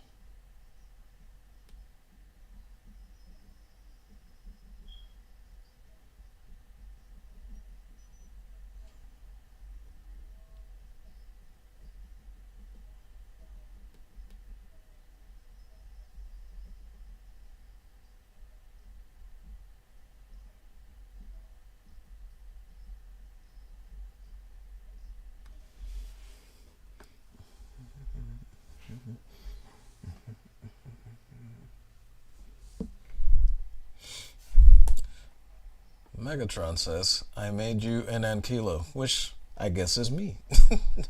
He made Power a Spinosaurus, and Bruce Lombardo is the Mosasaurus. That makes perfect sense. I'm making the entire CSF Nation into dinosaurs, and we should like to see them all, Megatron. See them all. Keep dropping that link. Let people click. Let people click upon it.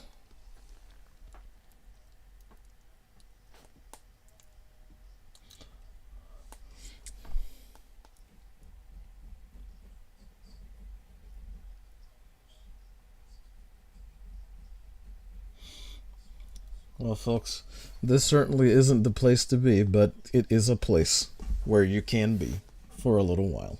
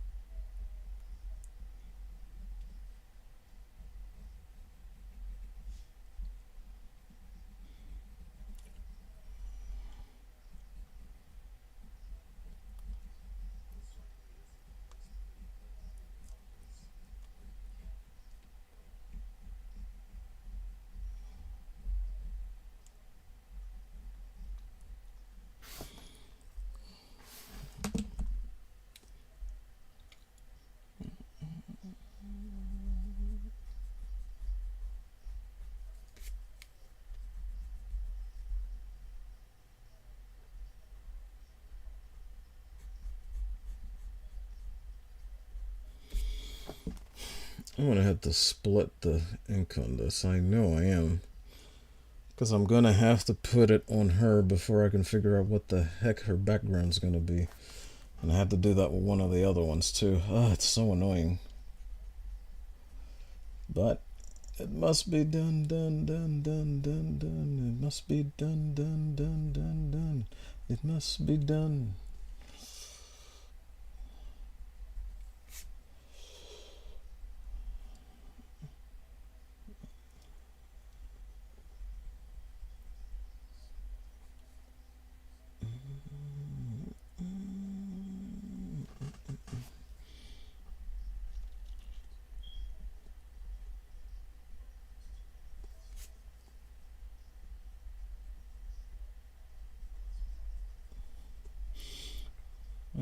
some people actually get to a point where they actually can create shade with their erasers.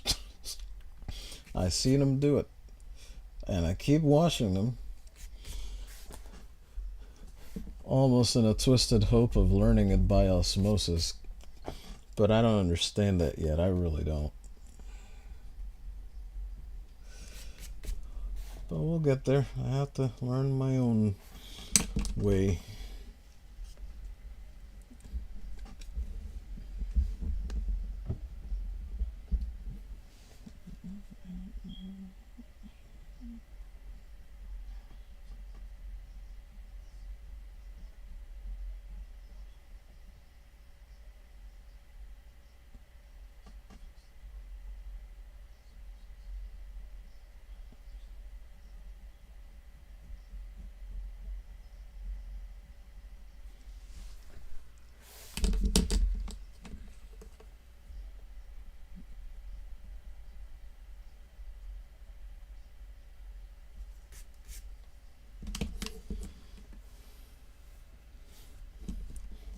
Okay.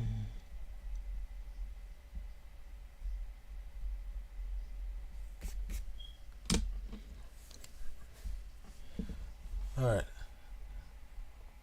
Alright, let's see. Oh, Hola Hail, Mama Bear ArtDoll, thank you for popping on over. And Megatron immediately already lets Mads know that he named an Ankilo after her as well, because those are both of our favorites. And Mads says, yay. Dadman and Mrs. Dadman are both Gigasaurus Rexes.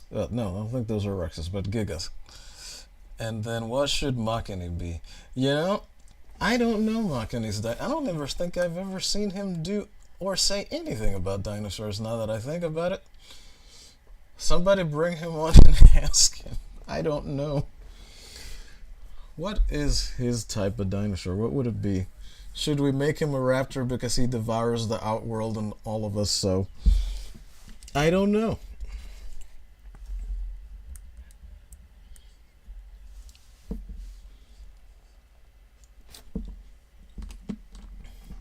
Just like raptors are so general for every and anyone, you're never really sure where you really want to put them or apply them.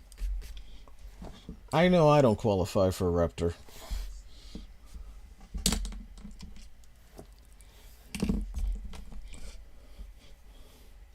But you could try to make him something now and ask him later. You can always just breed another one.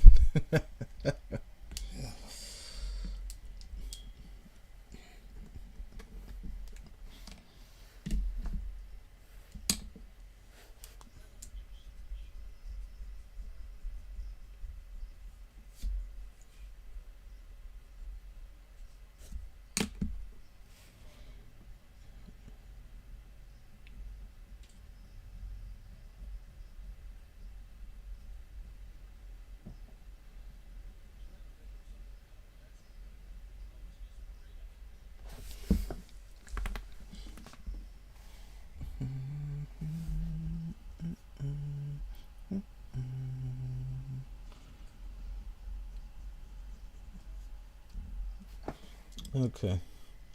There's literally no logic to that hair, but we will work that out. But for now, I gotta darken these in, make this a little bit heavier. So, Mama Bear, what's going down? What you up to? Oh, Mama Bear says he made Squeaka a raptor, and then Mama Bear says that could work because Chibi Bear loves raptors. Oh, he's gonna make Makini. So Megatron says, oh, I'll make him a Carno. I think so. But we should ask what he actually likes. I like raptors too. I mean, who doesn't? Blue was the best part of all three of those movies, after all.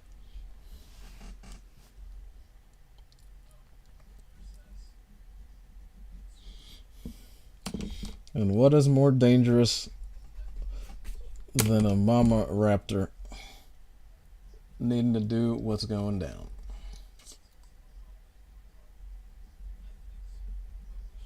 Honestly, the only reason after the first one, I only wanted to see what happened with Blue. I didn't even care about the rest of the story, as shabby as it was, for the rest of the Chris Pratt Jurassic Park movies. I just wanted to know what they were going to do with Blue. They should have not tried to do a fast trilogy of that. They should have just let it take its natural course, and we could be on like the fourth movie by now of those. If they would have just taken their time and let things happen.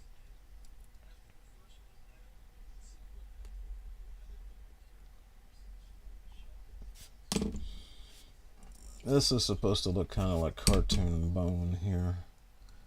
Because there's bone connecting this hard bone that's all grayed out and looks terrible out here. At least that's what it will look like later. And then there's more bone here, but no meat. Even I have my limits so far.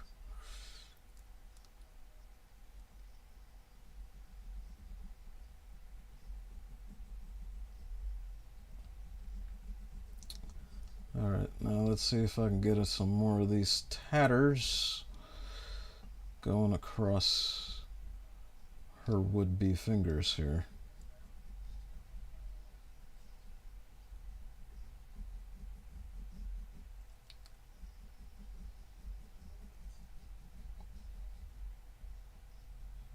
Oops, I forgot about her hook.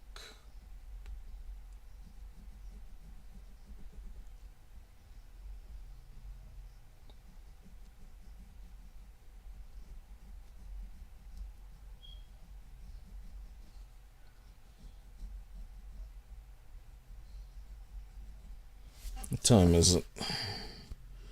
Alright, I can still go another couple hours. We've got time. We've got some time.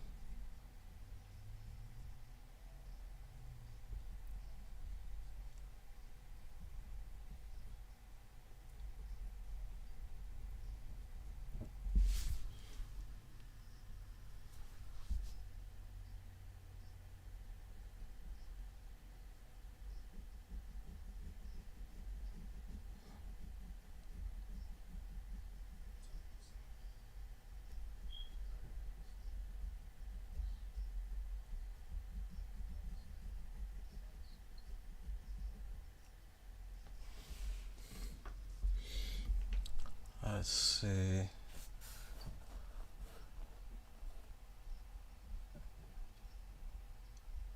Mad says, make him a T-Rex, perhaps that is the considered king. I agree. And then Megatron says, Carnotaurus were always cool to me. Yeah, they are. I do like those. And then he says he made Chibi Bear a raptor, so she'll be happy about that. Mad says, fun fact, Talons, the raptor was my second favorite to play in Oh yeah, Primal Rage. I love that game. I really, really like that game a lot.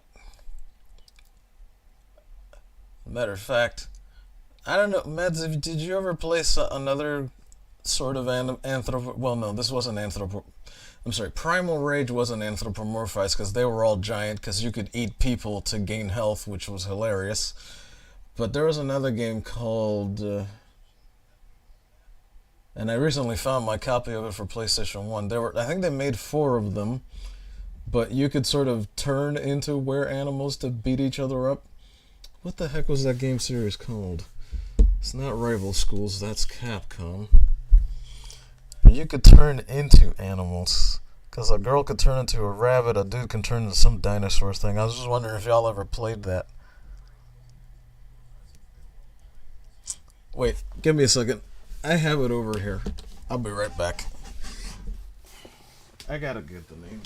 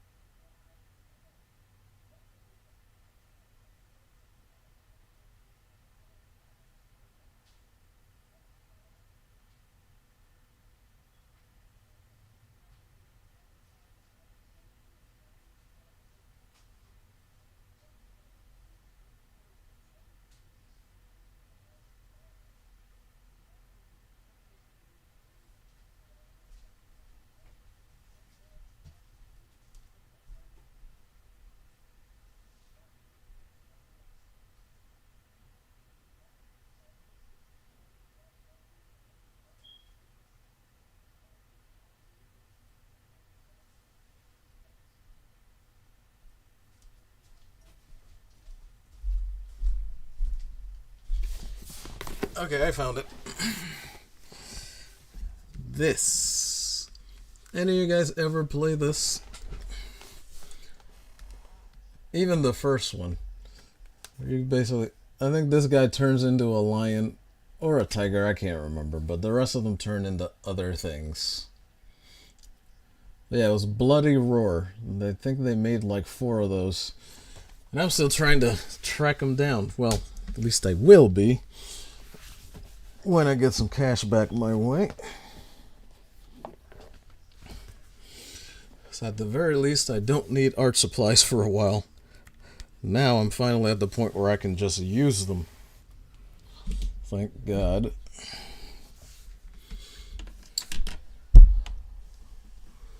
Alright, let me see.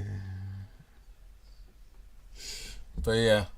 Yeah, Primal Rage was good stuff. Very good stuff. Oh, so Megatron says he's actually going to make Machini the Indominus Rex. That's Machini Draws. Subscribe. Like all this stuff. Make sure you get over there and you will learn. Like all of us did. Oh, Chibi Bear says, aw, thank you.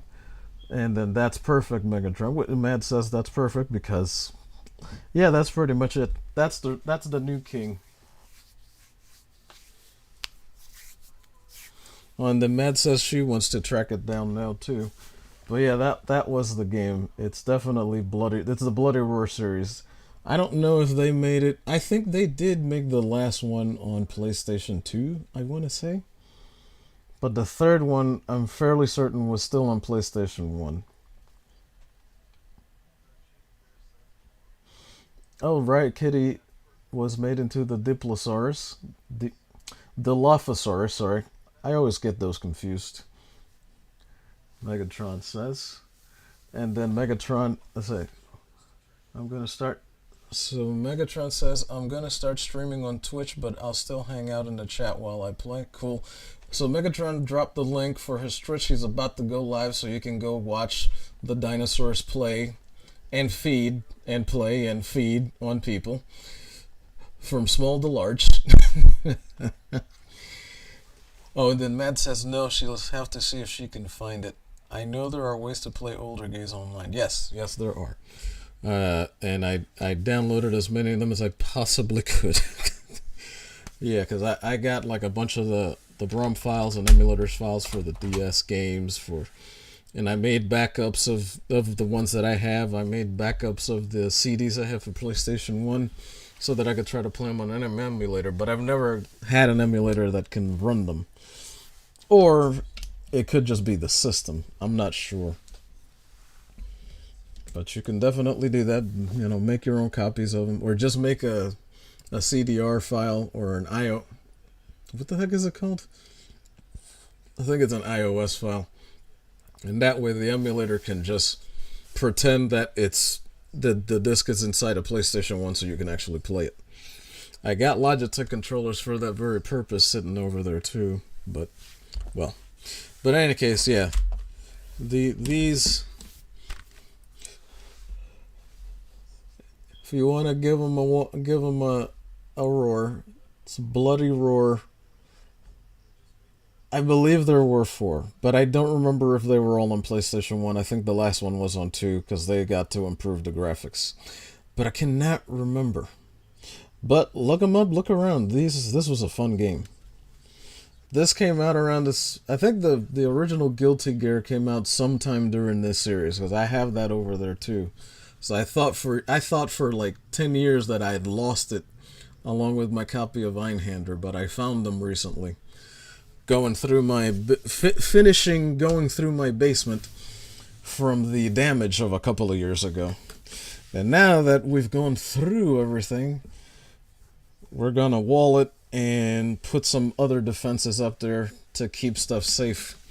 And Lord willing, this will never happen again.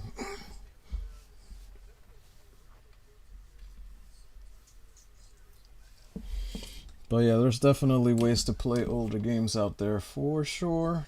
Take advantage.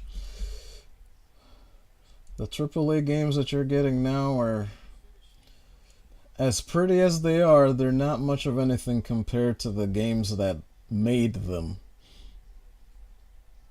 Some companies are attempting to do right by their old game series, but not all of them.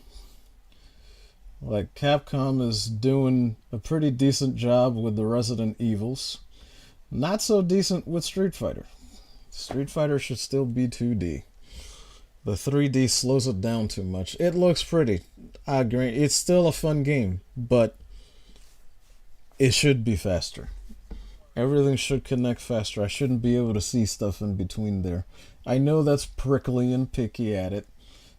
I know it's not like I hate Street Fighter 6 or 4 or anything, but it's just they gave something up when they tried to go 3D and left the 2D.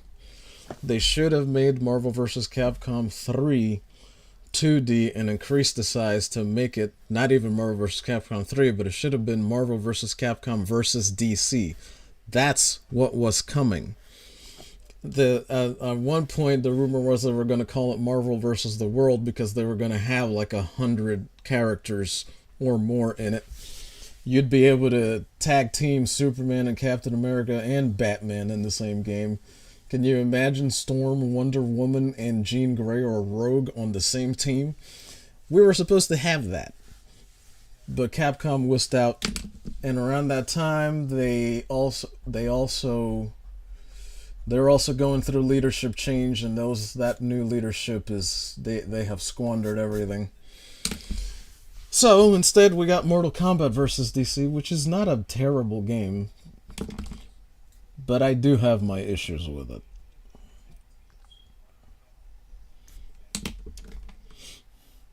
The Joker works pretty interestingly in that game.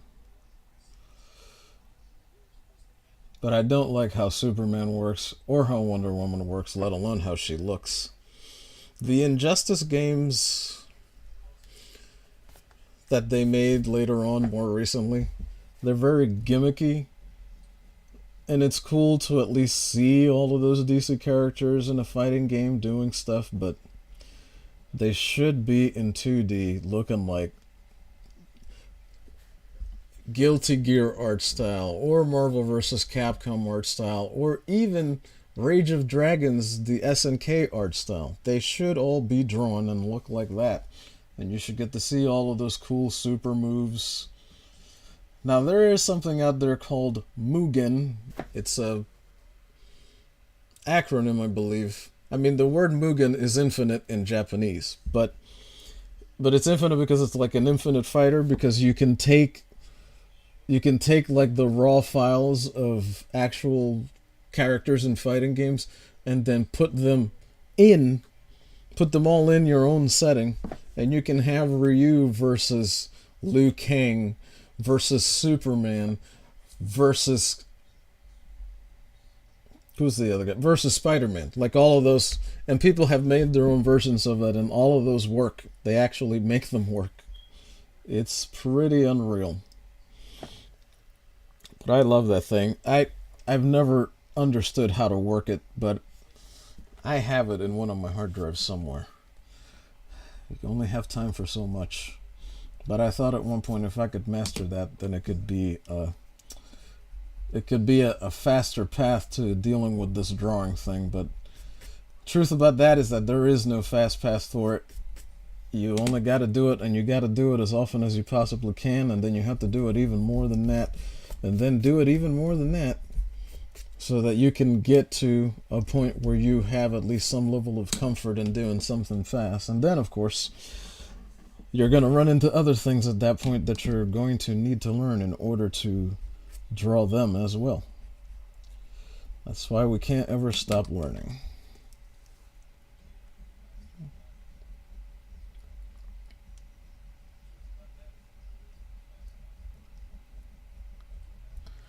Alright, I think that'll do for that line finally.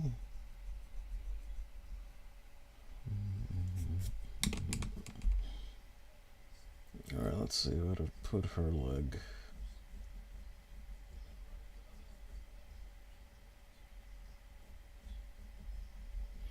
Alright, so this should work kind of like this, I think.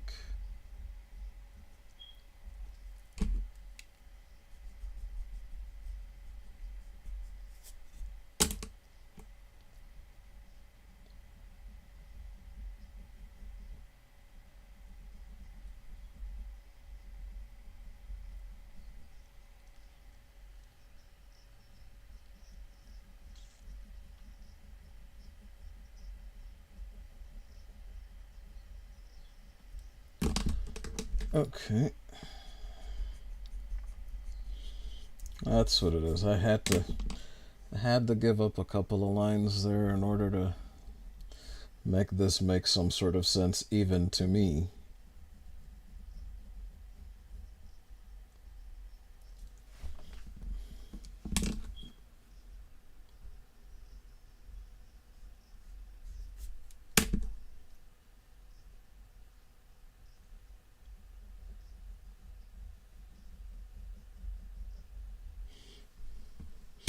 Alright, so now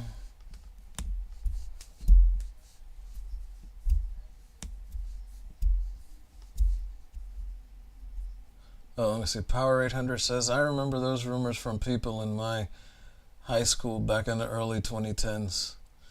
Wow, those rumors were still going through the early 2010s. Jeez. Oh, no, yeah, that would be about right still. Yeah.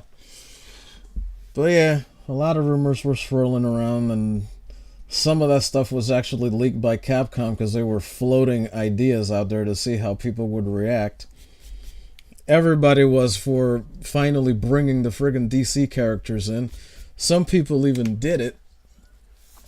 Because I know a couple of people that do this kind of program that they got access to Mugen and they were like, ooh, I know what I can do.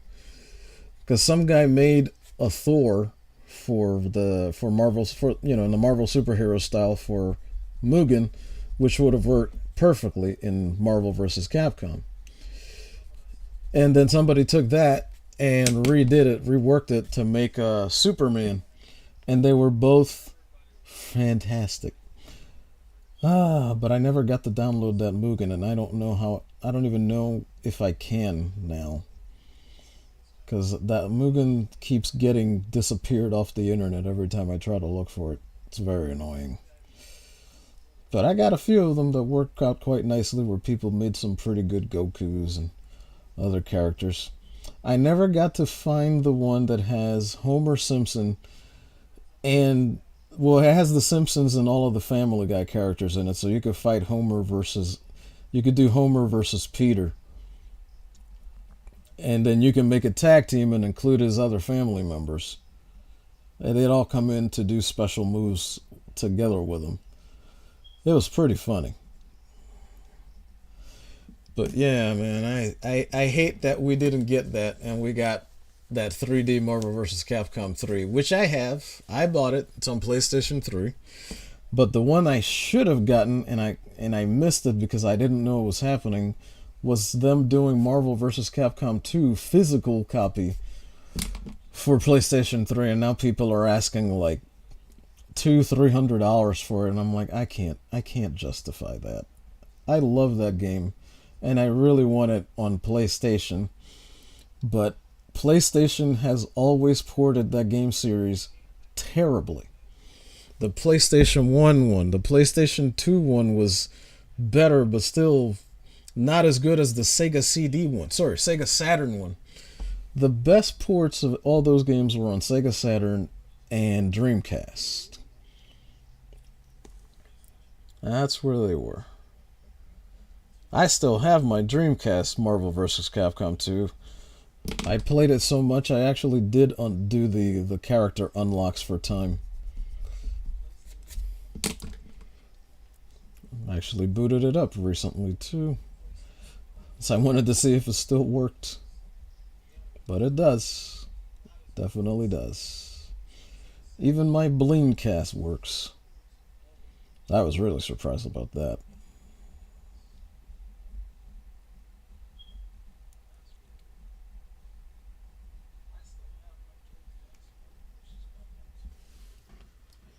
Okay. Yay, we're finally finding some pathways through this drawing. I just have to remember what all these lines mean when I come back with the ink.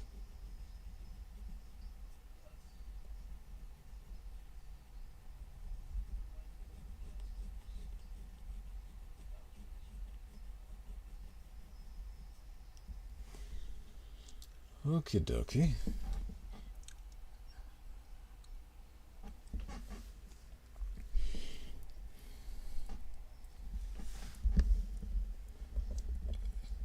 Sorry, I took it out of there a little bit. Oh, this curtain is causing trouble.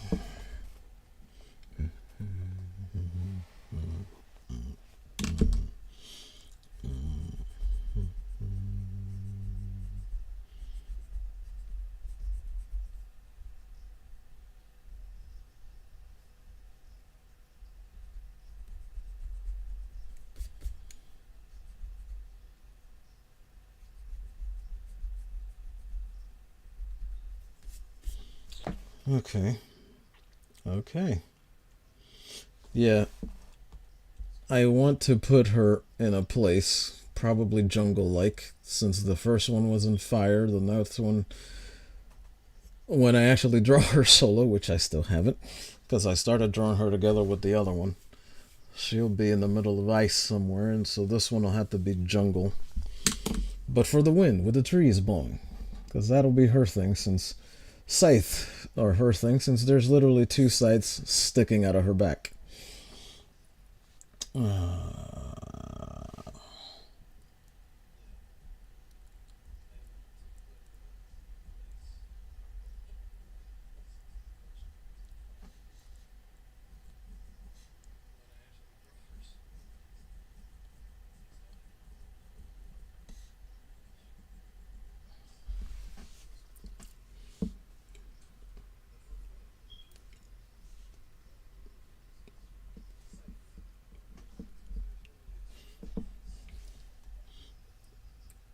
Okay.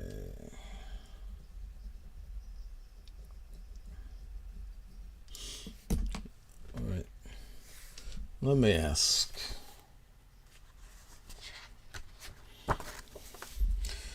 Does she look different enough from these two?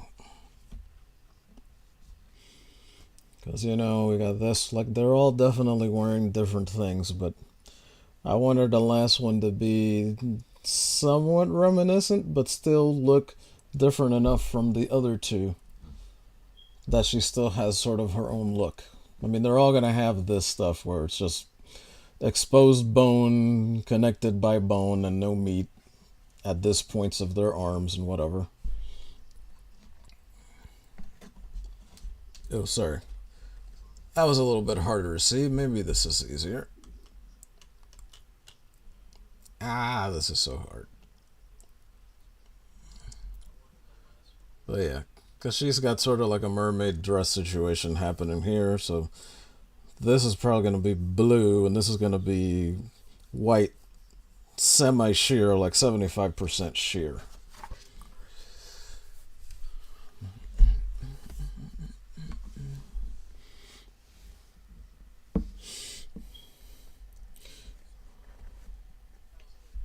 Oh, and if I may be so bold as to ask, how do you all feel about the thumbnail? Does it work? Does it get across? Can you actually read it? Can you tell that it actually says something in there at all? So I know that can be a bit hard.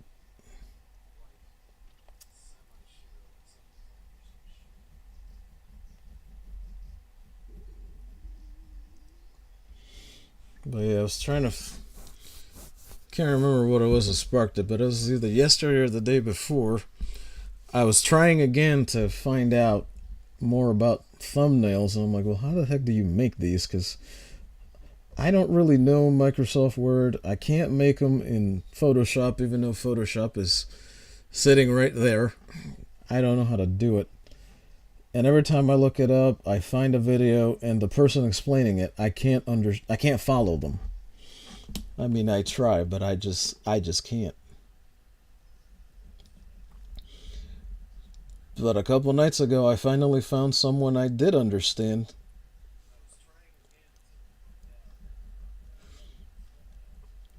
And basically, he just said, look, go to Canva and do this. Do it like I'm showing it to you here. Click it this way.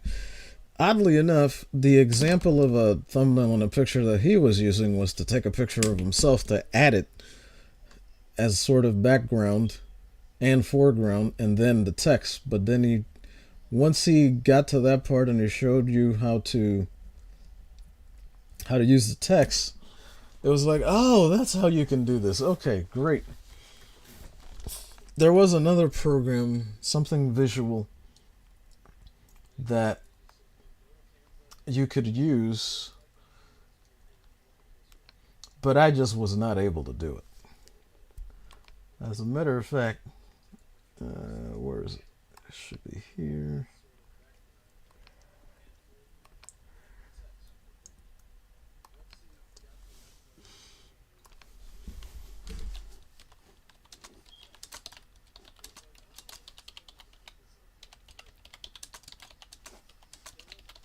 Okay. What was his name? I forgot his name.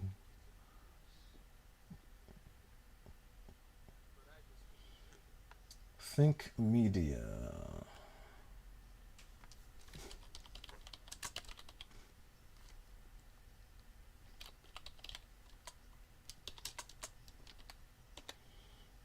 Yeah, so that's the video I found that for some reason I never saw before.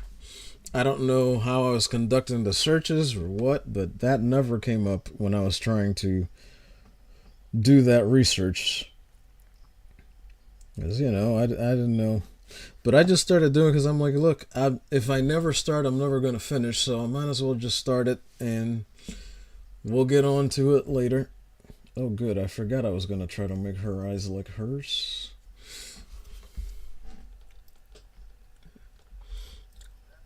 Yeah, I was supposed to.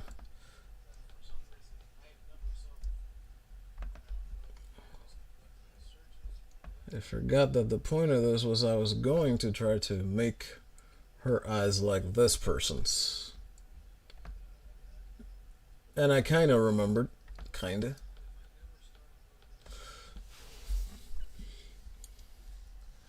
But I have to oval them more when I can go later. But I'll have to wait for the ink for that because I need to use... They actually make a...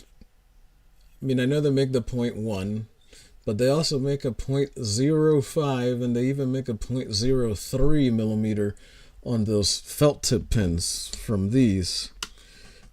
And I have one around here. I have to find it, but when I do, that's when I'll try to figure that out. I'll do it with that. All right, back to the manual.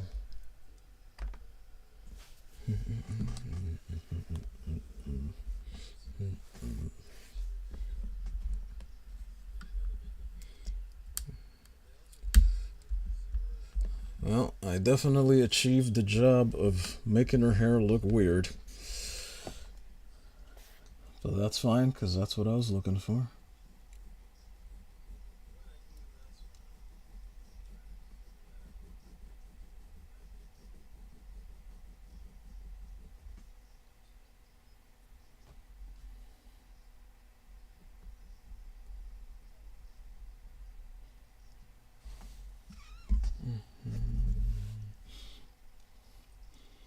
Okay. Yeah, I can almost put those lines through now. But yeah, I'm definitely going to have to blacken this before I can find a background for her. And I do want to work on the other ones, but I might as well try to finish this since I'm this close. Because it's the same with this one, let alone this one. Gotta do all of that work on all three of them. So I might as well while I can.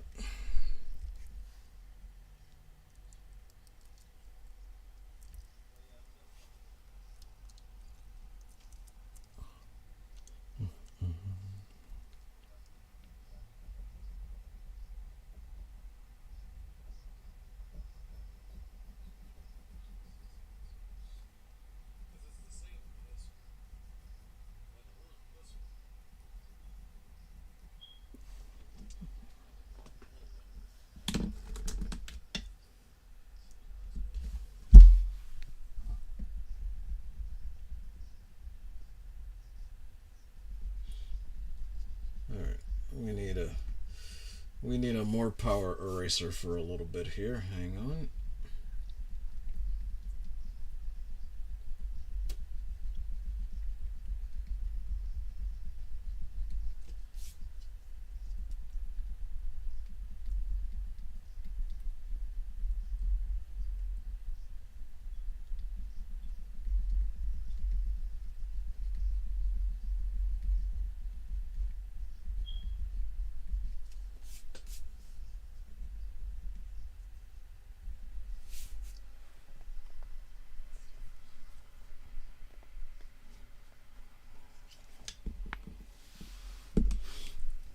but not for this one. This requires a slightly finer touch. Okay. Oh, if anybody was looking forward to it, Megatron, I believe, has gone live on Twitch. He's still hanging out in the chat here, but he should be live creating murderous creatures to feed people to, by which I mean dinosaurs from Jurassic Park in the new Jurassic Park game. It's gonna be great, so make sure you stop by there at some point. I would, but Twitch hates all of my devices, and I don't quite know what to do about that yet. That's why I couldn't go to Machiny streams for so long.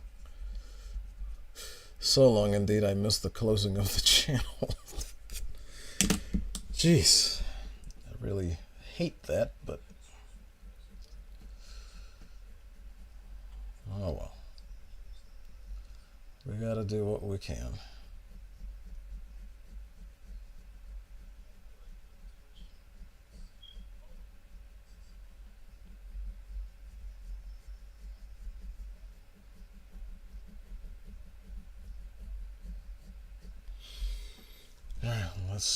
Let us define these lines.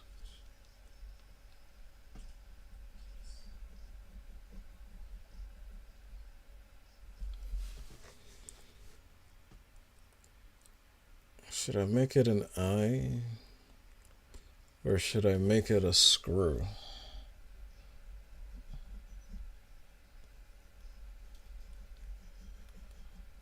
Or let's go Phillips head.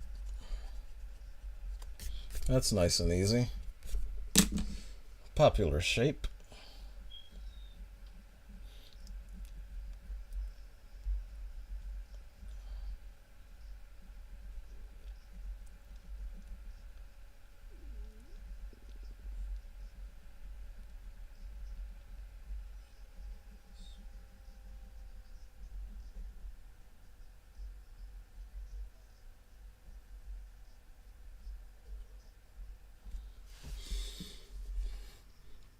That'll work better in coloration, but not so much now.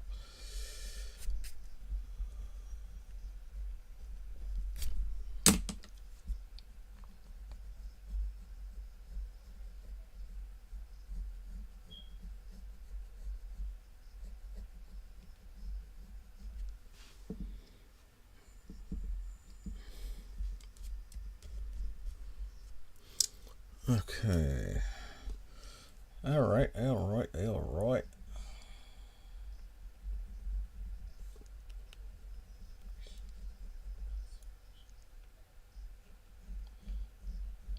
So we'll have her little puff come out to about here, the other chopstick to here, and this chopstick to here.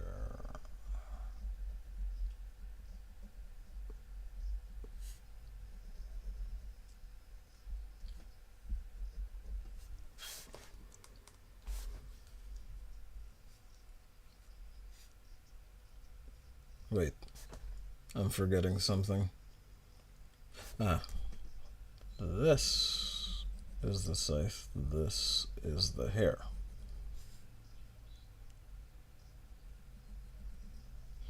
And one strand slipping in.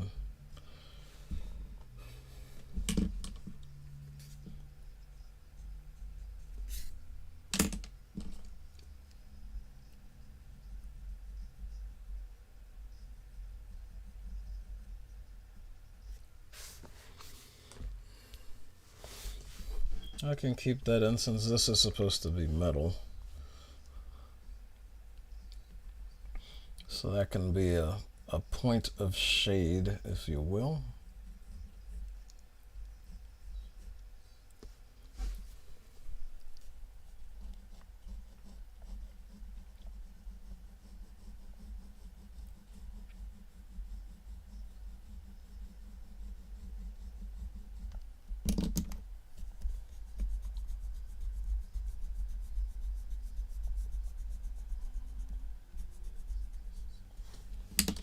Did it finish charging? Nope. 98%. It's moving. It's moving.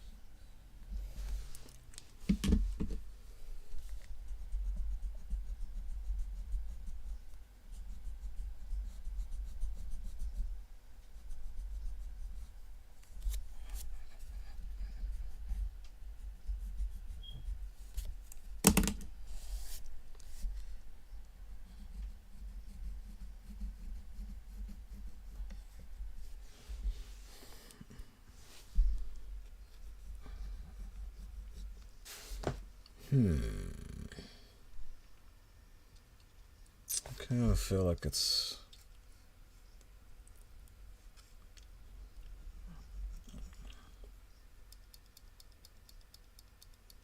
I'm losing lead.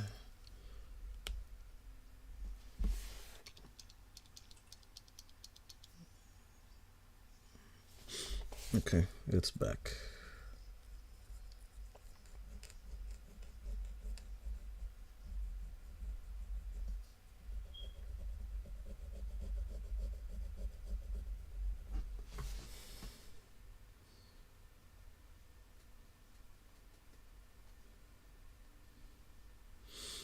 Okay, I believe I now have a sufficient idea of what is going down here now.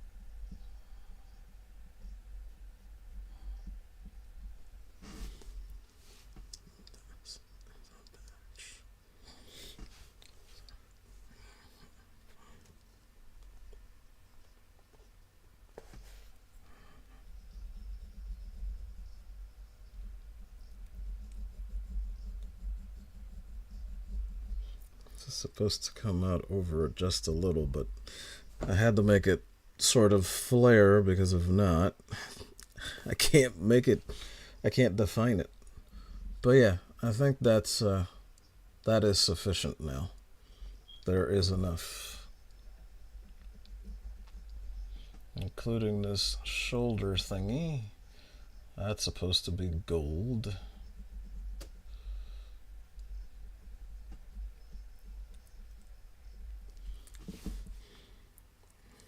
Okay.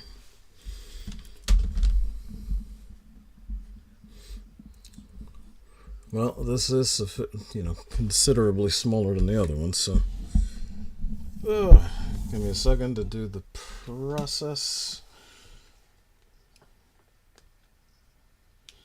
So I have to catch. I got to get the last images of it in pencil before I start up with the other stuff.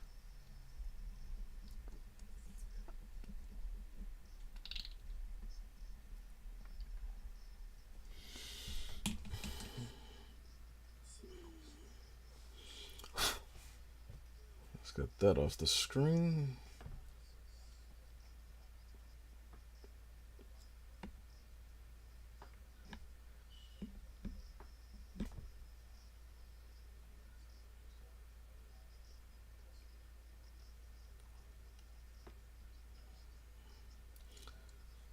Okay.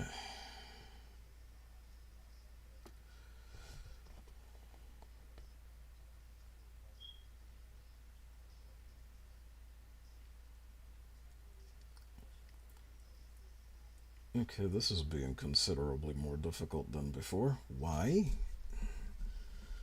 Hang on. Something has changed.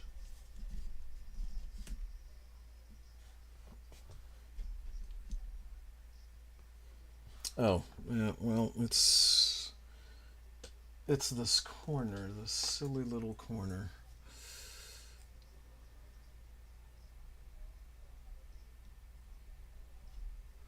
Okay, now it'll should sufficiently calm down enough, I think. Yeah, there we go. Okay.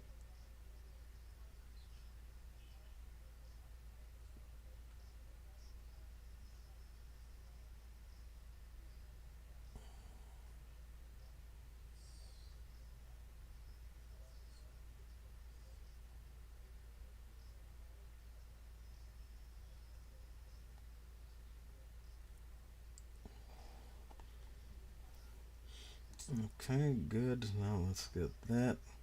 Now let's get the tail. Now let's get both the hands and that whole midsection. And the scythe. Hold on, a little more for the whole side. Okay, so now we go from feet to mid, mid to first.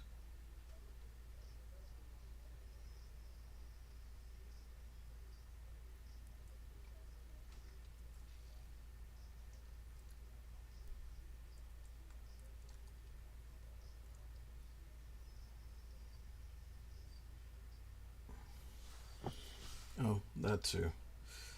Yeah, but of course I still don't know what her insignia is going to look like, but well, actually, I do have an idea of what I'd like to use.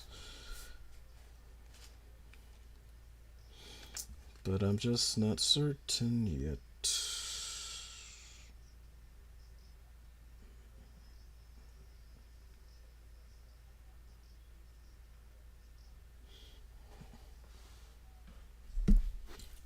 Okie-doke, kadoke, kadoke.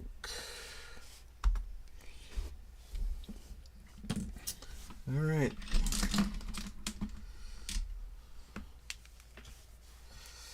It's time for these people. And possibly this one. Not sure. These are the numbers 1, 3, 5, 7, 12.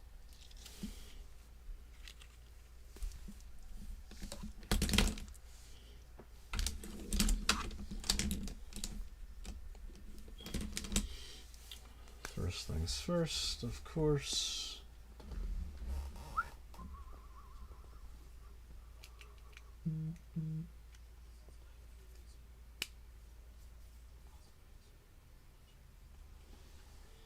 Wait, hold on. What? Oh, sorry. Matt's put up something. I missed this. Sorry about that, Mammal Bear. So it says, LOL, I used to use my pencil crayons to tie up my hair in high school. Okay, that's from when I was talking about the chopsticks on her. Which, by the way, let me heighten it up. I don't think I'm going to start from the bottom on this one. And Matt is asking if I'm working digital too. Yeah, well, I don't know if today, but eventually, because when I take this off, that's my Photoshop. So there's that. No, I can't point at it because this cursor is too small. But in any case, if you can see that, which I don't think you can, all the way on the left there, that's what you showed me for the granny. Oh my goodness! So I'm working with that, and then that's the one I shared with you before, that I kind of am using for this a bit because it's got that sort of monarch butterfly theme and that whole thing of the dress with the slit what we're splitting off, and I'm not actually making a dress, I'm just making it look like the bottom of what she has on is a dress, even though it's technically thigh highs with garters. It's going to look very confusing for now until I can try to get that across in color. And then Mads reminds me to look at my screen feed because I hadn't. And then she says, LOL, thank you. But yes. But yeah, when I like all the Rainbow Brights, they started out like well, what am I talking about? They started out like this here on any one of these. And because I started doing those, I started doing insignias for other stuff now too for some of mine. I found out that in Armored Core 3, I can make different types of insignias for things and use all sorts of different colors to build them. Let me... Oh, I can show you. I'll show you an example. So you can see what I mean, which I think is in not this folder.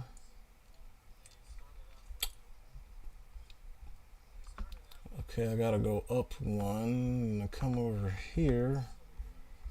Hold on. Here, I'll show you what I'm talking about. Yes, here they are. So that's one of the ones I made in Armored Core 3 for my mech. But I also thought, you know, if I change this around a bit, I could actually easily use this for my character, for my little modern world. Yeah, so you can make stuff like that in that game. And I'm going to definitely take more advantage of that. I already made a couple more. I kind of like them. Here, I'm going to close it. I'll put it there. This next one is a little bit odd, but I kind of like it.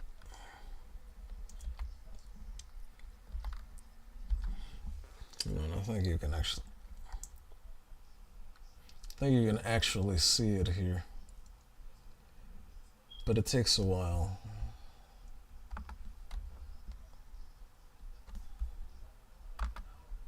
Okay, that color is terrible because I'm taking a picture of a screen, but I was thinking about actually using something like that for this particular character now.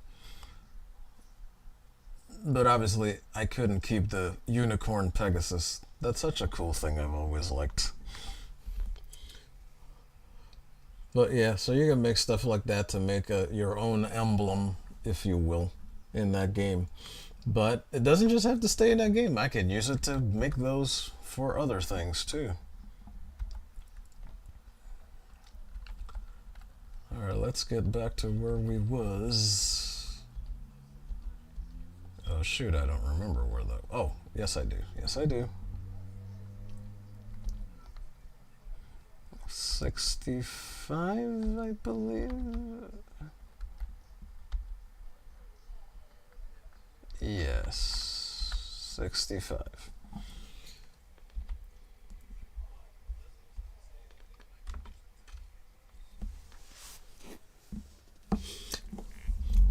So Mads laughs and then says LOL, thank you, and then says love it.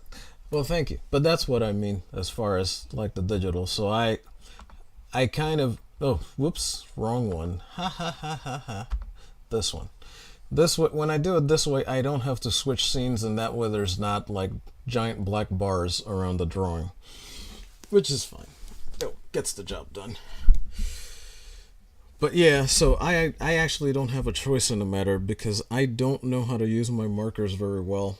I seem to have forgotten. And some of them are drying up, and I want to save them for like the last splash whenever I get to actually do that, so I made sure I laid them down. By the way, I learned that earlier this year, finally for sure, because I've always been one at a point of contention as to whether or not you should actually have your pens standing or lying down. And it is better for them to lie down, because this way creates dryness that you don't want, and then sometimes even if you do have ink down here, it doesn't get through here when you come back to turn it over. So lie down your markers, your anything with ink, lie it down. Anything that's mechanical pencil, color pencil, or otherwise, you can have that standing up all day. But if you got ink, let it lie like the sea. Let it move as such as well. Is this the right one? Yes. And this is the problem with this, because I'm used to my hand being sort of in this position. But for this, you have to kind of do it this way so that the pen doesn't Well, so that the pen actually lets some ink flow. Jeez.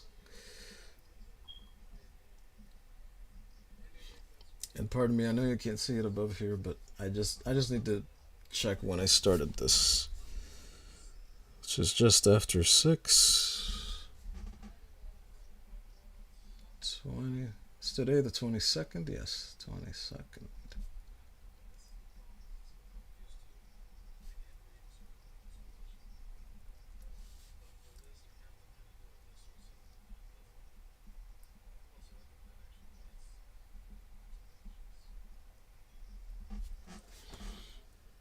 Okay. Oh yeah, I need one for when this actually starts.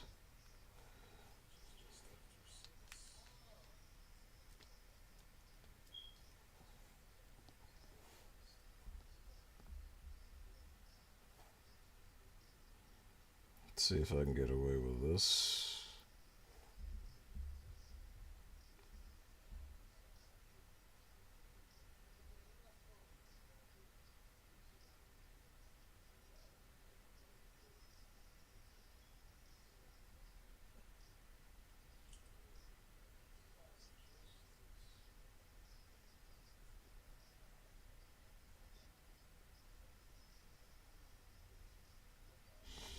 All right, good. That's taken care of. Now let's see if we can't make her a wee bit darker. All right, whom shall I start with? Right here. I'm going to start with this particular point of annoyance with number 5.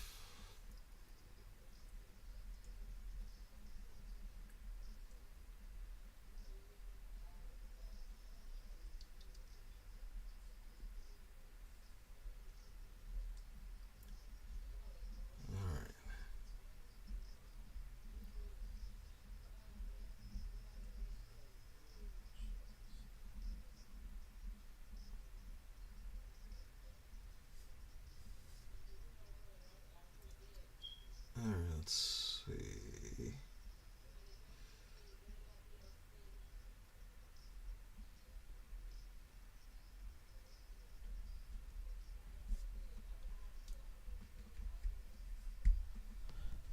This. Okay, Mama Bear says they sell them lying down in the art stores. Would you believe that I had not noticed that? Somehow it never clicked in my brain. It just never clicked in my brain. But there's a lot of, like, in an art store, or at least a store that has an art section with someone that knows anything about art, they do put them lying down. But everywhere else, and I'm talking even the office places, they leave them standing, which I noticed after the fact. But yeah, I never, it just never clicked until like within the last year, or I think it was last year. It was either late last year or early this year that I finally understood that. Power 800 asks if Mama Bear was able to get a new PC rolling. And then Mama Bear says, apparently my daughter's crush skateboards by our window. Oh dear. Is she already boy crazy? Yeah, I guess she is about that age.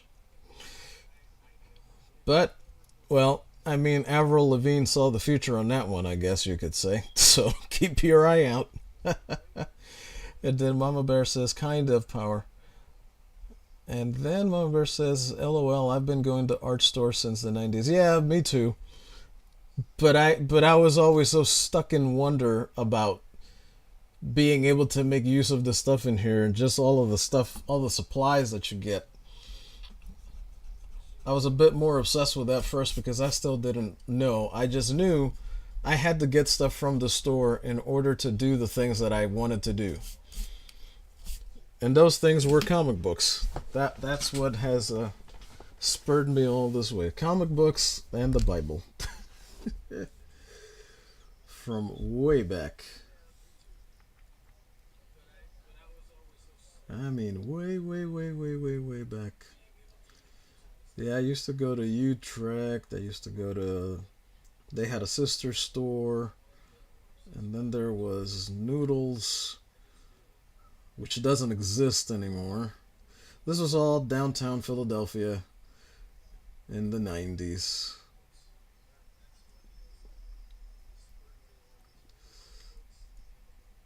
I used to know art students. I tried to get into the art program, but they said that I couldn't because I was already in the music program, which was a bunch of bunk because there were at least 3 people in orchestra who did music and art, and now are doing neither. But I used to play the cello for the orchestra, and then they would let us combine up with the band kids, and that was fun. And then I got involved with some program that was going to give me some scholarship money to go to college.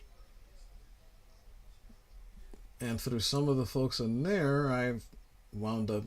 I mean, I was already trying to do stuff with art because I already had a bunch of comic books and I kept trying to draw them, failing miserably, of course, but trying nonetheless, you know.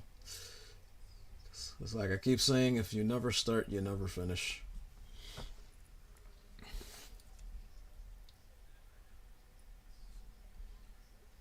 Alright, have to do that very carefully.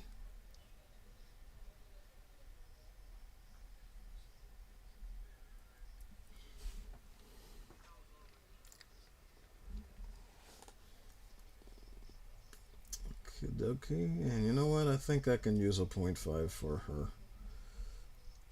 Big old knife finger.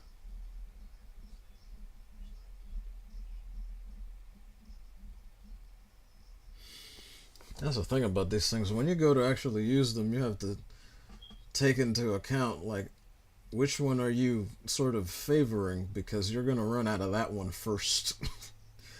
And for a while there, when I was drawing on the larger paper, I favored the 1.0 a lot and the 12, because you can do really, really thick, broad strokes with those, and it just made my life easier. So I've had to take to getting separate ones of those instead of just sticking with the ones I get in the well, in packs like this. So that has a 0.005, 0.03, 0.5, and a 0.7. But these used to be in one of those, and I lost the thing for it. The case. I really like those cases. I try to not lose those. And that's the only one that's ever actually happened to.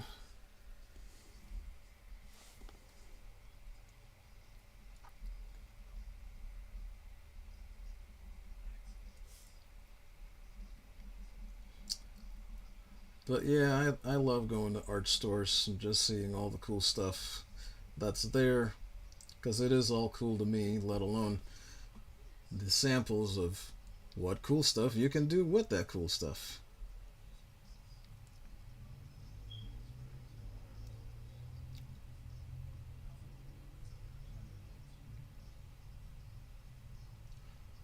Well, okay. Those protrusions are not supposed to be quite that wide. I need to get that under control.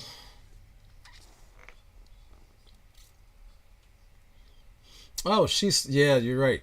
Okay, I was thinking 7-8, which some girls start early with the boy crazy. But yeah, Montbler says that Chibi Bear is 10, so yeah, that's boy band crush time. So I can only imagine how much BTS runs through your house, let alone anything else, because there's no American boy bands left. I don't think. I think they've all been put out to pasture by the Koreans. And oddly enough, the Koreans completely and utterly surpassed the Japanese there. The Japanese, for some reason, they just never bit in And they were perfectly in line to go global, but they just don't care. They're like, look, we're here for our own people. The rest of y'all can go over there. But the Koreans said, nah, we can do it. Let's start singing in English. I mean, some of them do and they cross over, but nothing quite like BTS. And then Matt says, that's so cool. I used to do choir, but can't mentally translate the notes to an instrument other than my voice. I can understand that, Matt, because I had trouble with that with singing. But then they actually let me join the choir for a while, and while I was doing it, I was at the choir, the youth choir in my church, and then the youth choir in my school, in my high school, and the orchestra. So I was able to get sufficient experience with musical things to actually do stuff like that.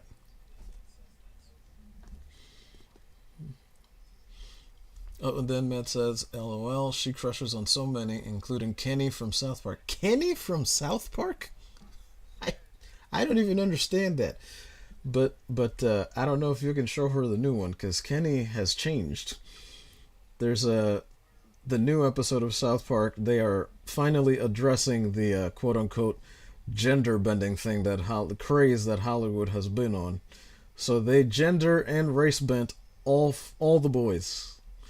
And I think some of the people on the show, but definitely all the boys.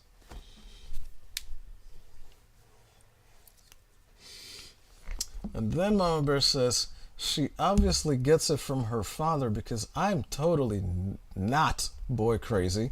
And then she has the smiley with the halo on it, so y'all know what that means. But she seems to be a pretty good kid. It's good stuff. You keep on raising her good. The boy crazy times are here, so you know what's around the corner and how to deal with it. I'm fairly certain. Power 800 adds the quote unquote pander dash verse. I love that. Hashtag that, dude. Put that on Twitter. The pander verse is great. That's a great way to put it. And then Power 800 says, yep, and they got backlash for it. Yes, they did. But it's fine because at least from what they've put out of trailer for that episode, it looks like they're doing it appropriately. Like the Streaming Wars episode was good too. The COVID one, it wasn't so good. It was really, really weak, and it almost seemed like they were forced to bend over for the Fauciites. I know they didn't literally, but it just seems that they went a little bit softer. Maybe they just didn't know as much about it. I don't know. But I love that Power 800, the Panderverse. That is great. And then Power says, yeah, a lot of girls like South Park characters. I mean, they do sort of play it somewhat true to life, I suppose. Because those guys are actually from that area. Dang it. Ow, ow, ow, ow, ow. Alright. We did it.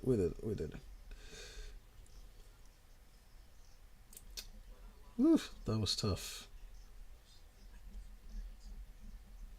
Let me put this because this is going to wind up being in front of it.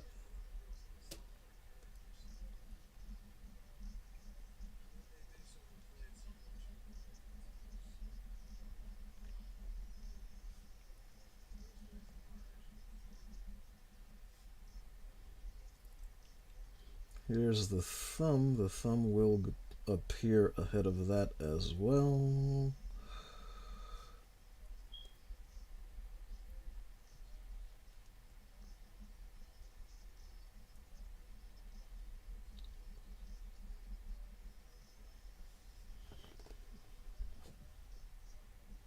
Okay, good. Now that I have that line, I can do these.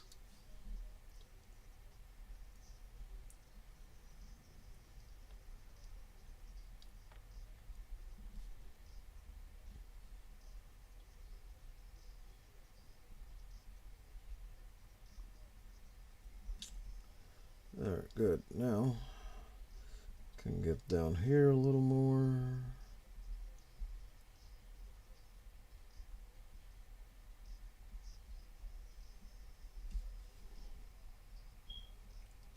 Alright, good. Now I can move these back carefully.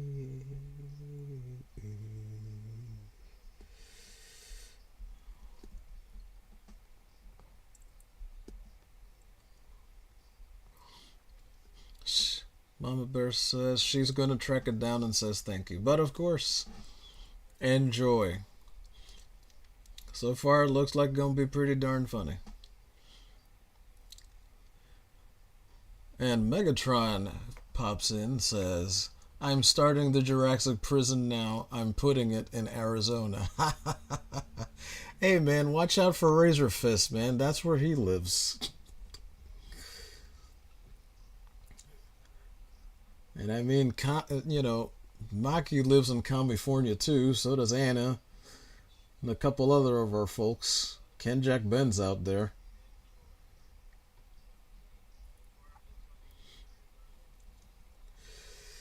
That's why Megatron is starting his escape from Jurassic Park.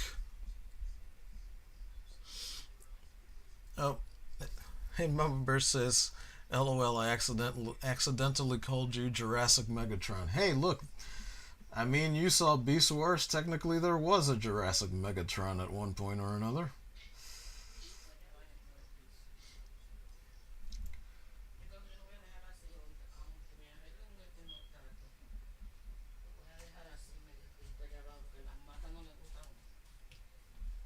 Oh no. Supposed to curve it off there. Hang on, hang on.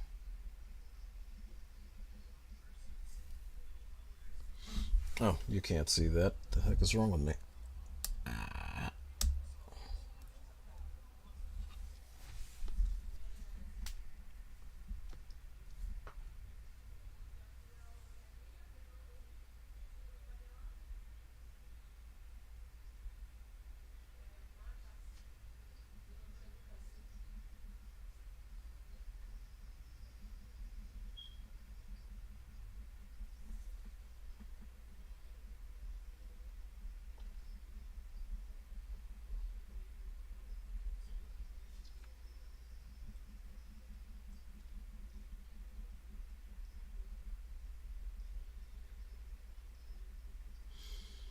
I'm drawing animal parts, but I still can't actually draw the animals.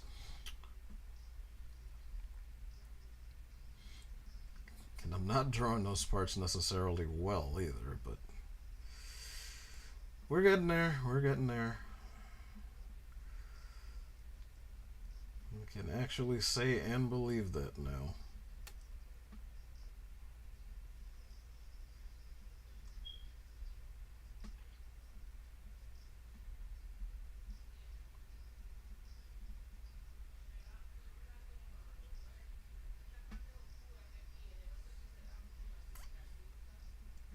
Okay.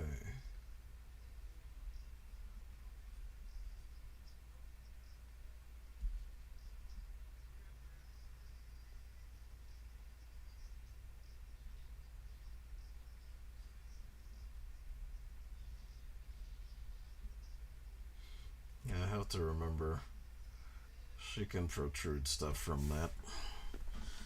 Because why not? Okay.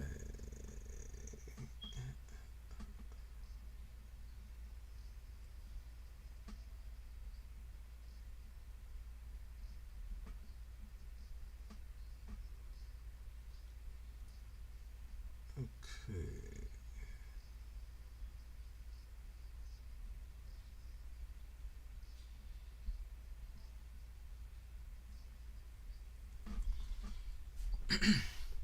Let's see. Mama Bear says Ski is in LA.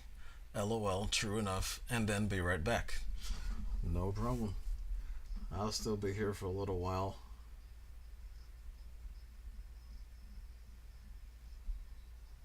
Oh, that reminds me. Nina is not doing Baldur's Gate 3 tonight. She's reviewing Follow the House of Usher, I believe. So let me throw that up here so I can mod it in the background. Oh, there, my stream is actually showing up.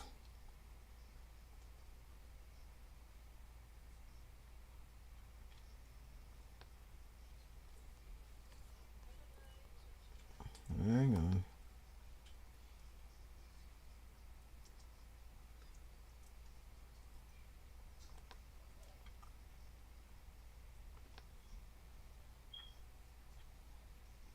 Oh, apparently I already did that one.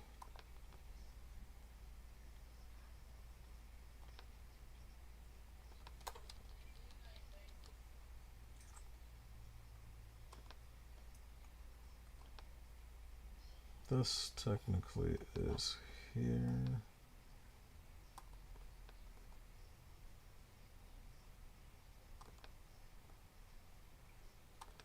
And then this goes in here.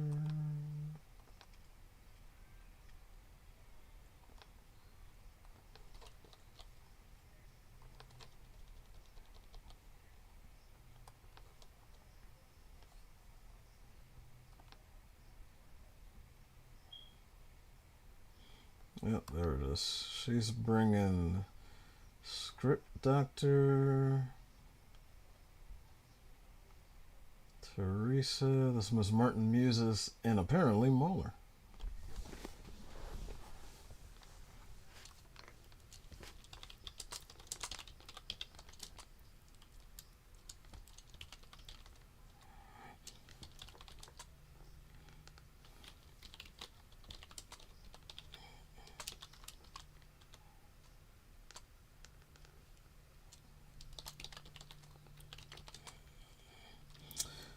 Okay, gotta type this in real quick and I'll be right back to it.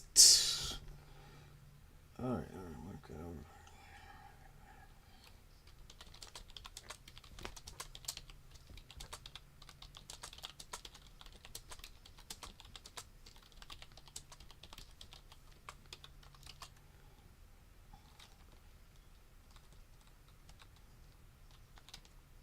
That's not how you spell short.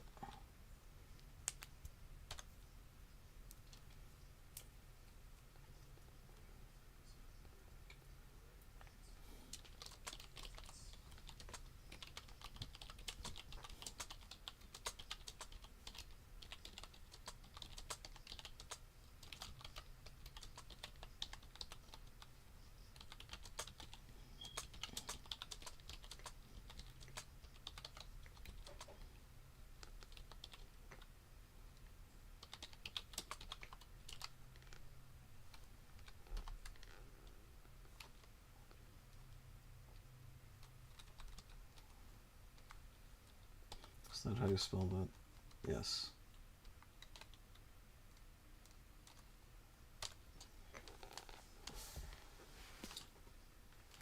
Oh, for crying out loud.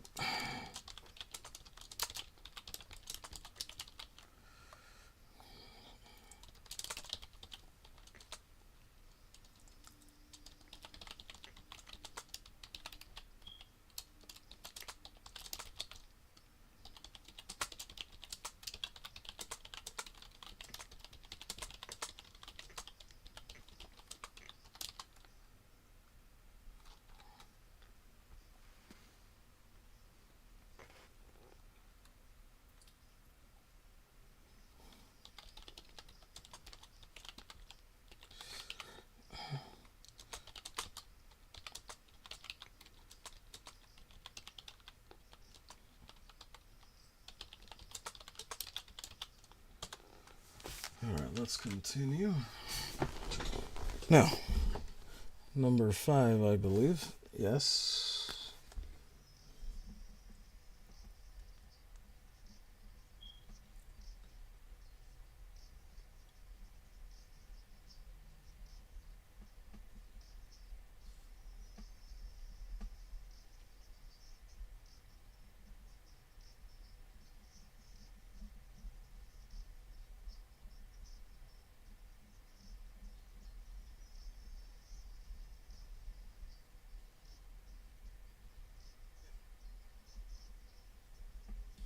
Alright, good. Let's try to at least get this darn tail done. That way we'll have climbed one more mountain. So I'll be perfectly honest with you, the pencils aren't exactly finished, but there's enough there that I have a general idea of what lines are supposed to be where. And that's why I said let's go ahead with the darkening, because I still have to come up with a background for this chick. Not to mention, I gotta then close this page off and go to the others to finish working on them. And if I just get to this point where I can at least ink what's here, ink the figure, then I don't have to worry about the lead rubbing off on the back page and then rubbing back onto this and then just messing everything up. And I'd rather do that than just try to use like one of the 0.7s or 0.9s to darken my lines in, because I'll still eventually wind up with the same problem, like I have on my 9 by 12 sketch pad on some of those earlier ones I did that I'd left on Instagram. But they will remain. So I actually literally didn't quote unquote ink them until I put them in Photoshop. I don't have that kind of time anymore. Honestly, I didn't have that kind of time then. I should have just used the pens. But it is okay. Lessons learned.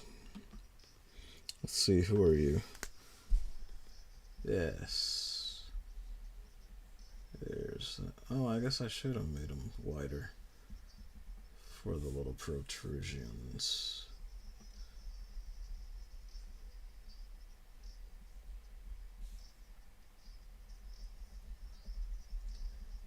Okie dokie.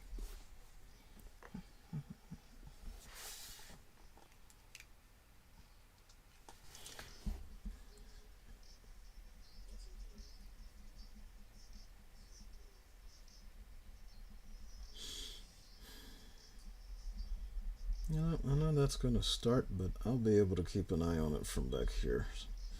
So I think I'm going to keep going with the stream. Right, 1, 2, 3, 4, 5. Yeah, that's what I wanted. About 5 of them.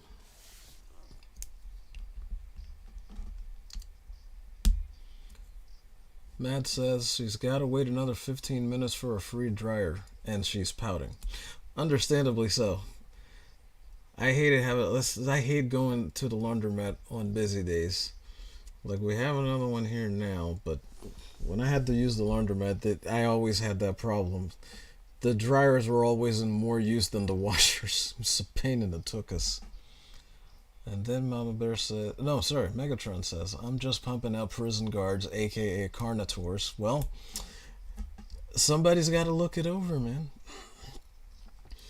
These are the things you have to deal with now.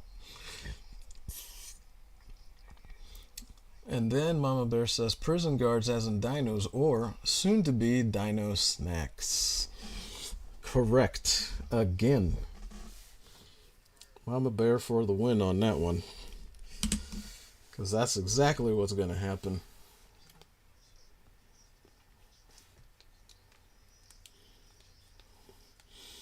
Yeah, and I have to make the hard climb to 3,000 hours somehow. And I ain't gonna do it by sitting around. Because to be perfectly honest with you, the point of me doing this is not really to monetize, although that would be nice. But I want those things out of the way so that if the choice becomes available, then that's at least already dealt with. Alright, hang on. Let me take a quick progress shot over here.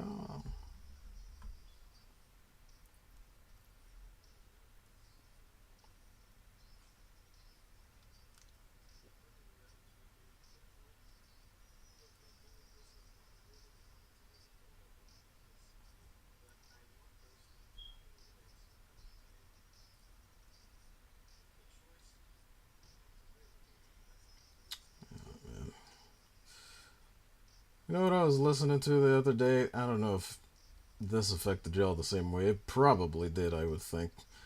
If you were doing any growing in the 90s, as I found I actually still have a copy of Notorious Thugs when Biggie Smalls got together with Bone Thugs and Harmony and did that really, really fun song. I love that song then. It was such a big deal for, someone from over there, the East Coast, to be doing something with West Coast people. And I always thought that was the stupidest. The whole East Coast, West Coast thing was the absolute dumbest thing that ever was. There was just no need. There's no reason that people who get to the top of their game, especially in music and the arts, shouldn't be able to just work together, whether it's within their own genre or a different one. Just, go make songs. People like that. Get to it. Oh, yeah. I'm gonna do. Where's the big guy?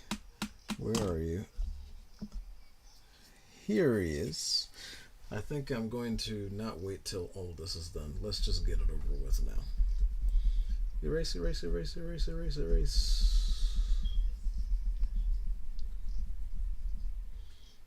Wherever you have been. But be careful not to erase pencil you have not yet gone over. That will end in a bad day, bad day, bad day.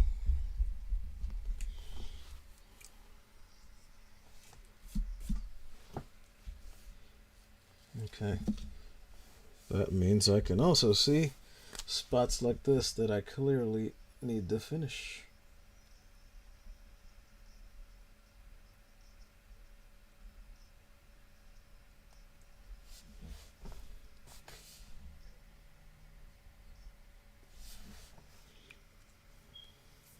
Alright.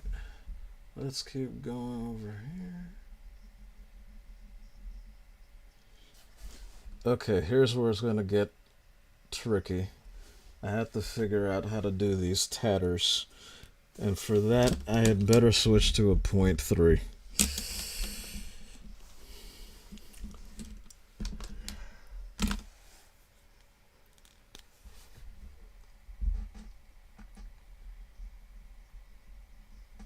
I mean, that should be kind of thin anyway, but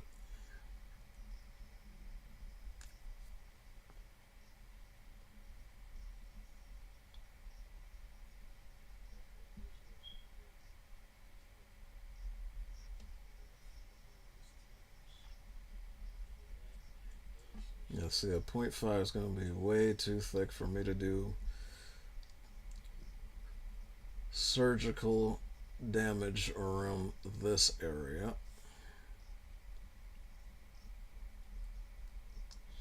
Which is precisely what it has to be.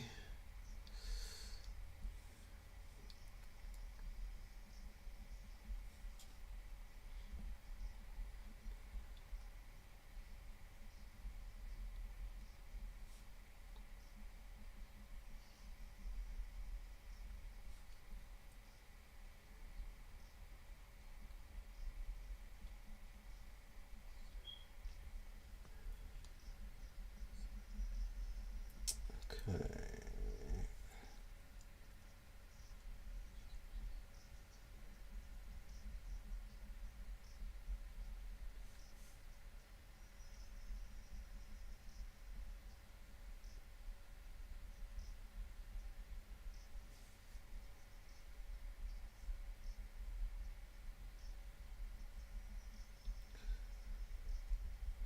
Those were the days.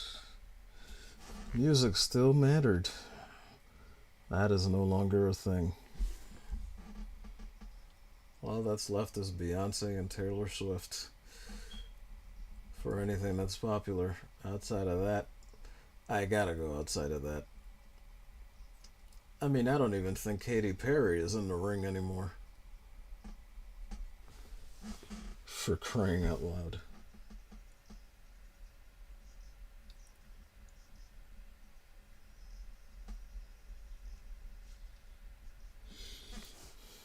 That makes a tiny little bit of sense, doesn't it? Maybe. Hopefully.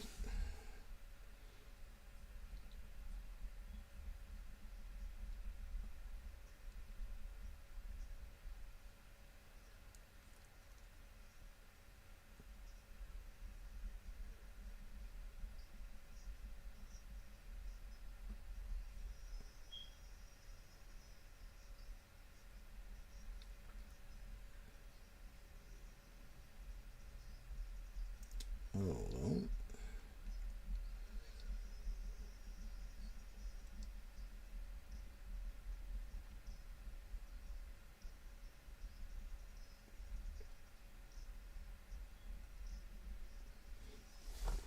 oh, we're actually getting too close to her legs now, so...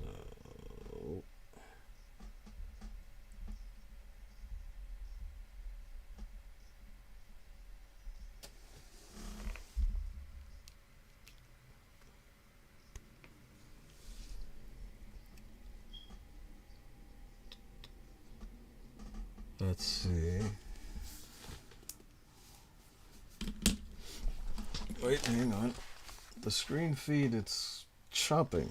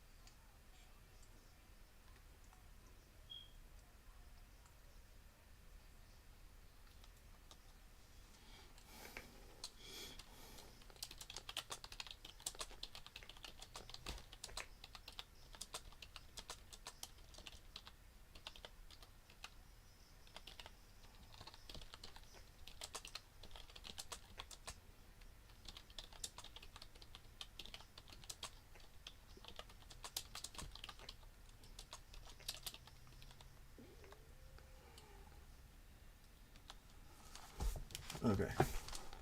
That's not what I was looking for. Darn it. Get back here. Okay, now it's getting back to normal. Alright, let me see.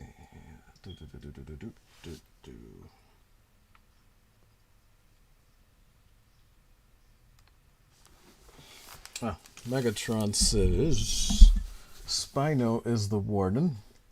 And then Mama Bear says, working as a ground employee in Jurassic Park is a job I don't want. Me neither. Me neither, Mama Bear. I want no parts of that. Oh, and then Mama Bear says, oh, this one is Canadian and Dutch, so butter and maple syrup flavored. Exactly. Yes. Can't have that without the butter and the maple syrup. That's a need for every one of my breakfasts anyway, when I get to have pancakes and waffles or French toast. Those things must come along. And then Matt's Mama Bear says, the East Coast versus West Coast thing was dumb and we saw the results of that rivalry.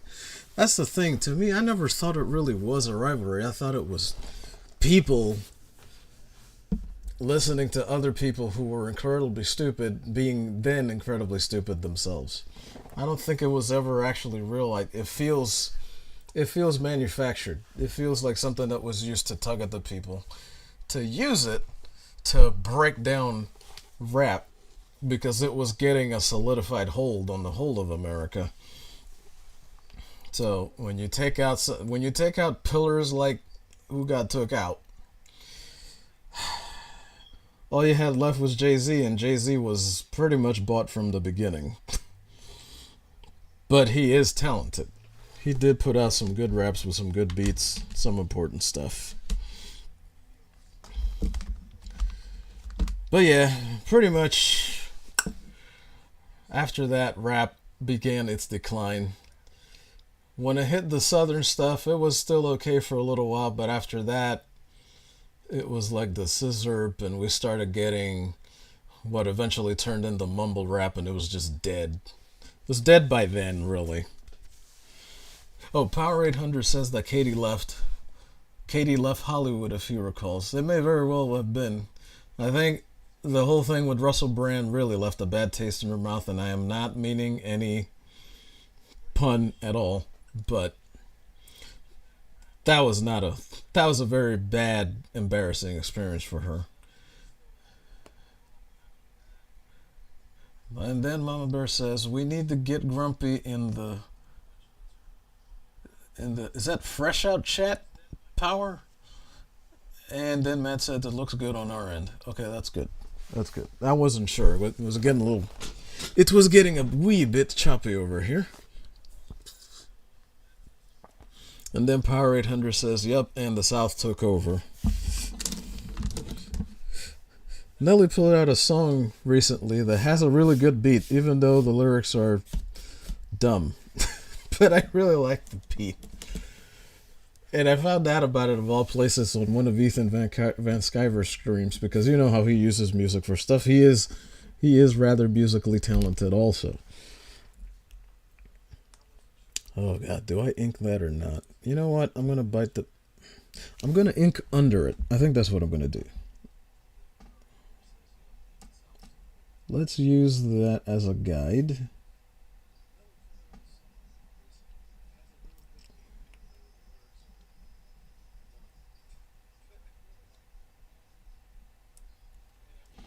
Alright, so her skin will stop here.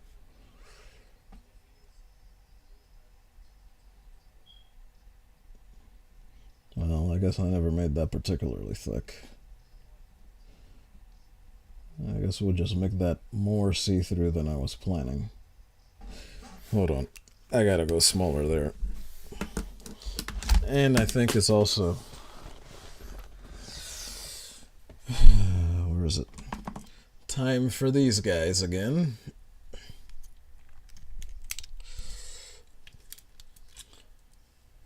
Because that is really small down there, and I can't really see it. So...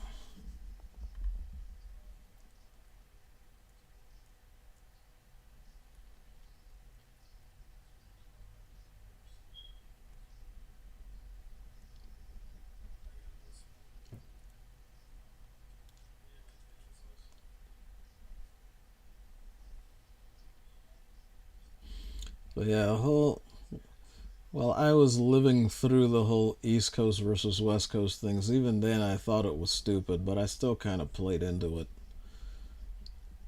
I never really believed it, though. And then when Tupac got shot, I'm like, this is a dagnam conspiracy. I didn't believe that was random for a second. I also believe that they knew exactly who did it from jump.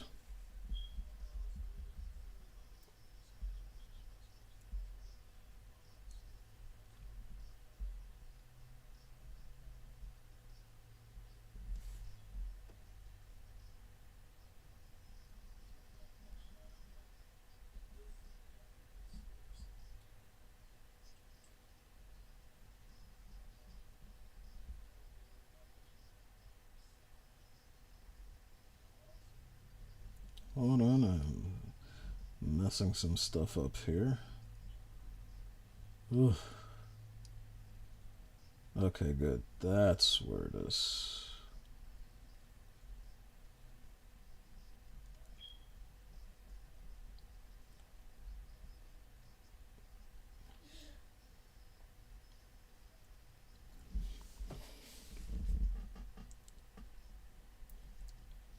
Hold on.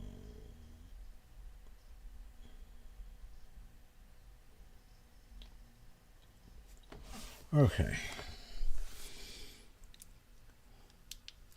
Alright, I can turn that off now for a couple moments.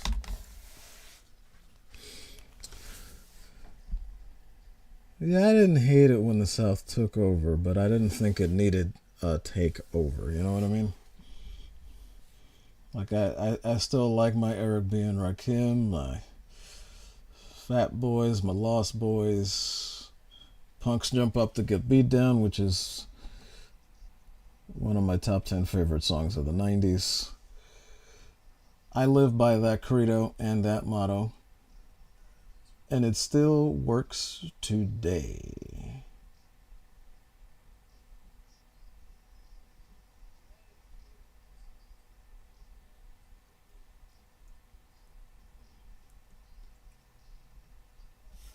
Doing a little red Soniac here.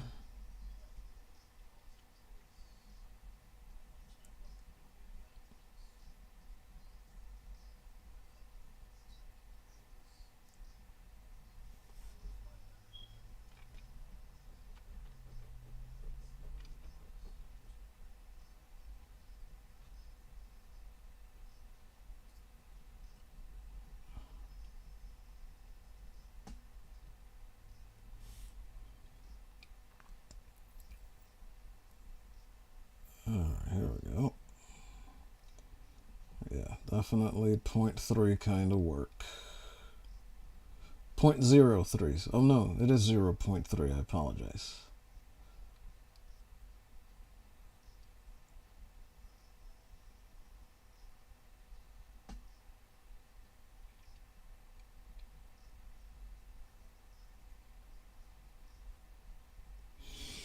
Yeah.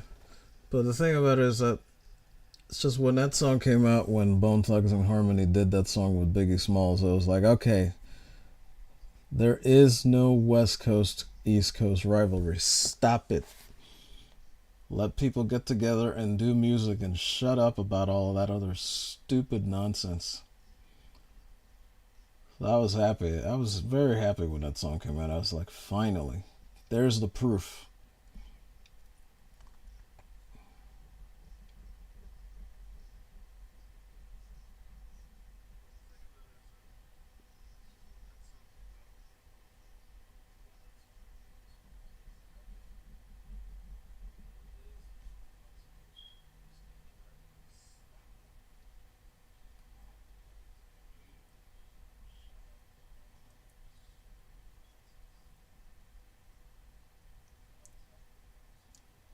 Like a bunch of different music is segmented, and okay, this is the genre for the subgenre for this subgenre. It's like, okay, fine, you can have that, but just don't whine at us about it. It's completely unnecessary.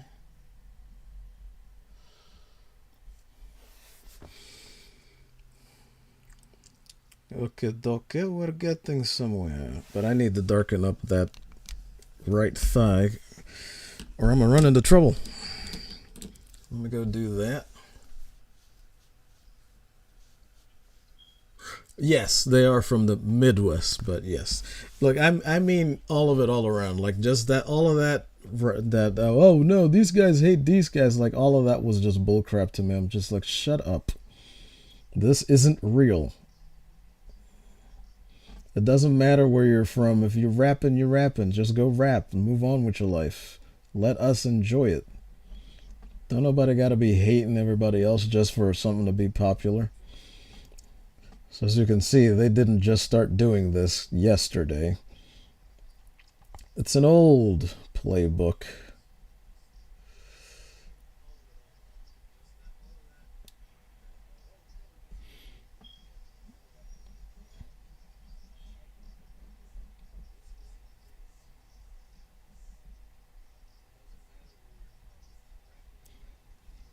I mean, Big even mentions the so-called beef with you-know-who in that song. Because he knows it ain't real. He ain't had no hate for Tupac. But believe it or not, that nonsense happens even in the chats of YouTube now. People trying to stick up for their champions. Like, no, no, no. Like the whole thing now where there's apparently now beef between Eric July and Ethan Van Sciver, on top of the beef between Eric July and Dick Masterson and Vito, and the added beef between him, which is entirely one-sided, and Ricada. It's like, come on. And people in the chat don't help by egging that on. And what I really hate is that there's actually a bunch of people out there who think that, oh man, this is great. Like that's entertainment. Somebody else's misery that way. Like I understand if you want to see that stuff where you're scripted, because I like to watch a good drama too. But I don't want that in real life.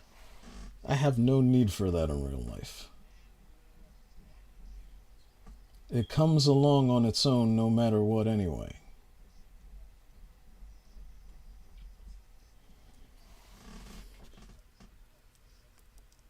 Okay.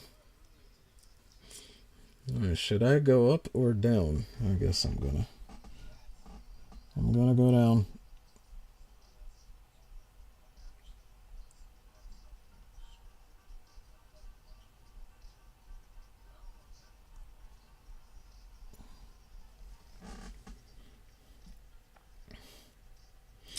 But I'm gonna start down here. If I'm gonna do it, I may as well get in there.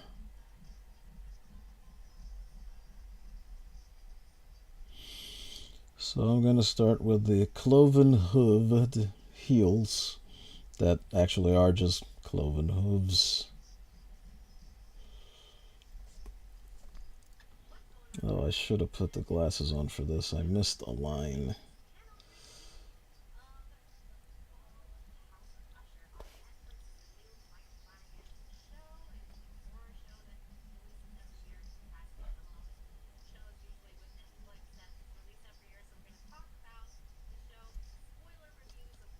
Okay. I'll leave the. Really was supposed to go this way. Okay. Oh, decisions. Alright, let's do it.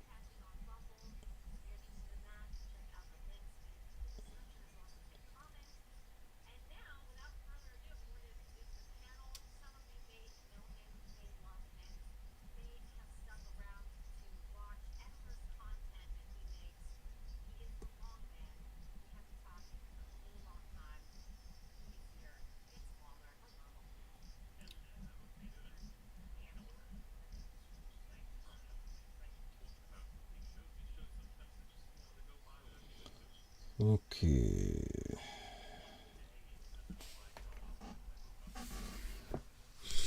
Alright, I need them again. Not even gonna try to mess around. Oh, hang on. Power 800 ads. You also had the Dog Pound asking Method Man and Redman to do a song for them, which eventually ended being a Tupac. That's right. That's also correct, Power 800. I didn't even find out about that when it was initially going around. And then Mama Bear Art Doll says most YouTube beef is for views. Yeah, that's really I really hate that. It's really annoying. I don't need that. Like, can you just do the thing that you came to do? I don't need drama. I don't need to know or care about any of your beef or any of this other nonsense.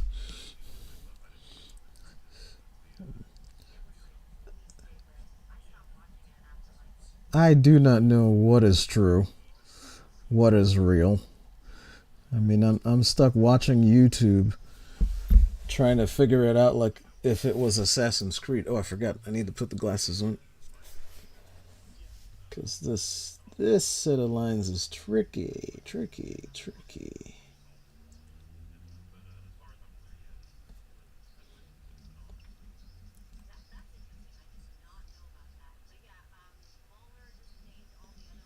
Oh, I think Nina's starting the review. Shoot, that means it's after 7.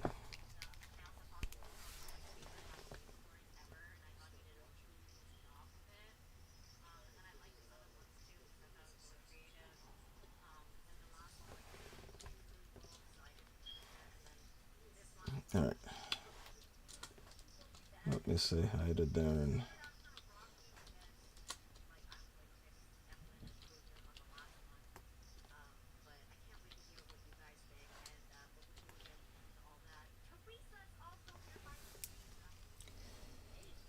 Okay, back on.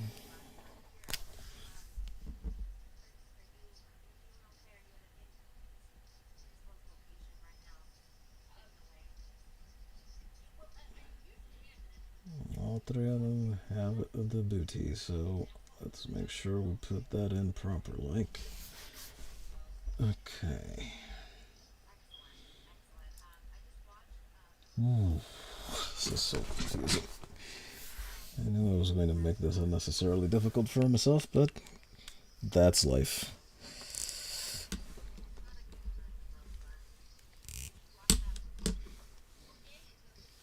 Oh. A little.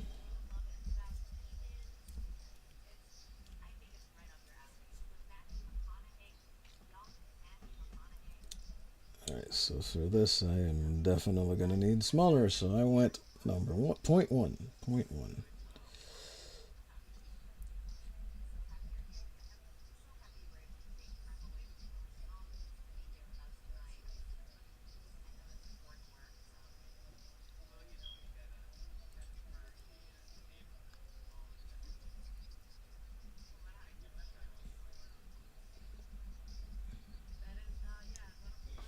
Okay, hold on. Got something on the watch. Oh. It's not necessary.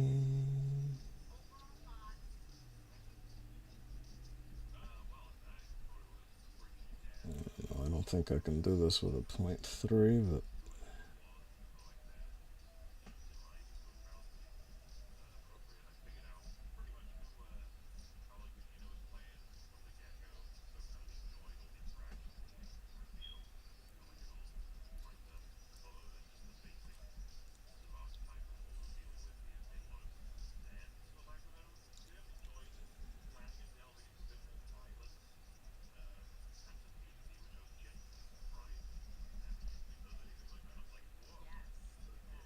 oof, this thing is dying. I can tell. I can feel it. I can see it. But while there is life to give, it shall give.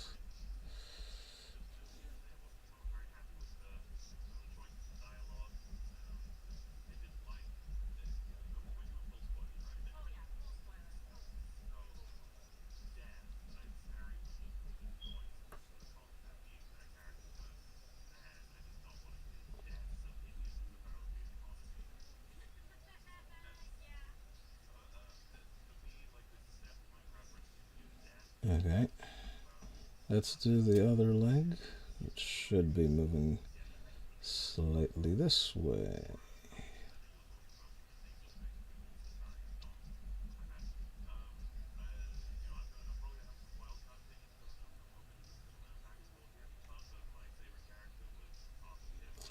Oof, I can see it skipping where I'm trying to ink. Oof, that's bad.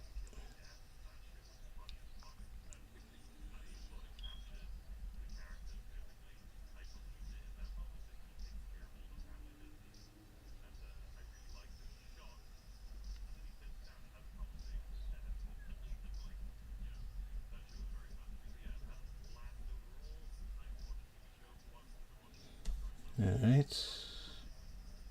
I want to say there has been some success here. Okay.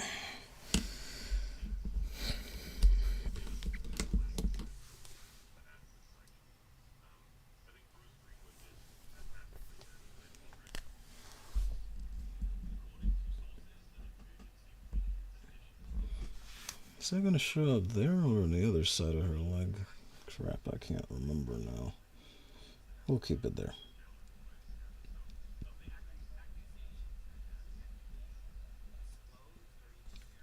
I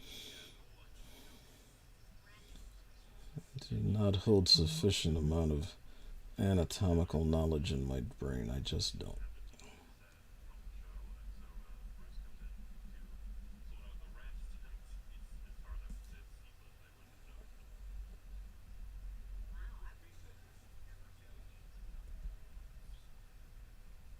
Alright.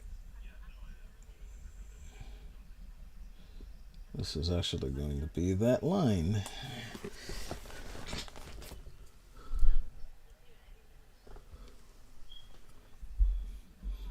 Sorry, I can't completely tell what the heck it looks like there. I gotta move it.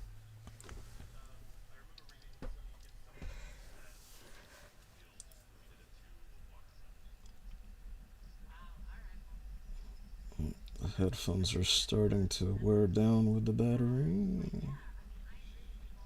That is okay. Wait, Feed said something.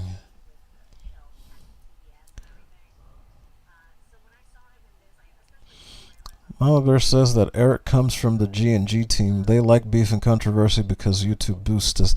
But actually, Mama Bear, Eric has been around since before, long before G&G was a thing on YouTube, let alone a tabletop game. Eric has actually been doing YouTube since like the second year it was here, so that's a thing that gets tossed around. But he does hang with geeks and gamers and with everybody in the sphere. I mean, he hangs with Chuck Dixon, and despite all of this other nonsense, he's still fine with hiring people from CG. He's not from there now. His business model, however, is a little bit different because I don't know how much of him you watch, but he has a little thing that people started getting on his nerves, and he said, all right, fine, we'll do this live. So he used to have a little segment on his old streams called Monetize Your Haters that he would do every once in a while when somebody would pop off fly, and, well, he would let them call into his show and then humiliate them.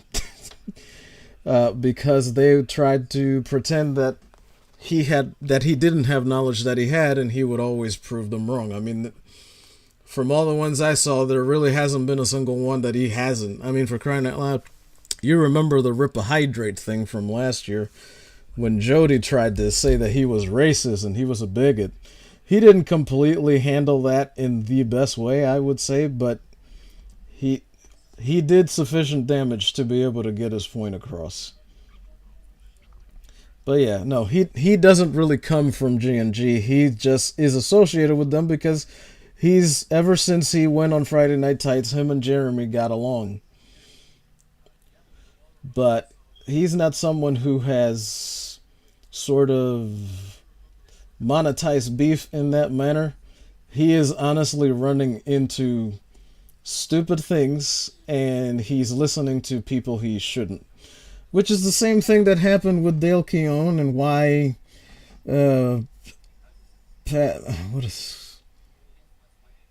forget the whole last name, but that's why PTP isn't with he says he is with Comicsgate, but he's not part of that Comicsgate, and I don't understand any of that. Like, that whole thing annoys me, which is why for the most part the folks that roll over there, I just tend to stick with the core. Outside of that, I don't really know if you are or not, or what you're going to be tomorrow, or if you're just hopping along for the sake of the name because you think it'll help. Oh man, so I like those folks' books, but I don't like the drama. I am not interested in any of it. Alright, looks like I'm going to have to do this here. I didn't want to do it that way because I want it to look like it's falling like from above her knee, but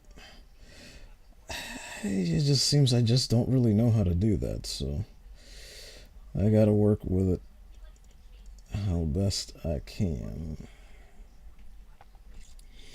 Yeah, so he is not a part of Geeks and Gamers that way. He does come on their live streams, and he does FNT live streams and stuff from time to time, but Eric hangs with Geeks and Gamers, same as he hangs with Razor Fist or Side Scrollers, but he is not a part of that association, or, well, I guess I think it is incorporated, so. No, I don't really know that Geeks and Gamers does all that much either. It's just Jeremy yells a lot, and he likes to fight people. And it took Ryan coming on Geeks and Gamers to convince him to slow down enough to just go back to making videos again, which he finally did, and things started moving. Now suddenly he's not getting into a lot of these fights like he used to, and the channels are growing. So in that much, I'm definitely with you in that regard. Should I leave it like that, or... Ugh. Alright, let's go to 0.5. 0.5, 0.5, 0.5, 0.5.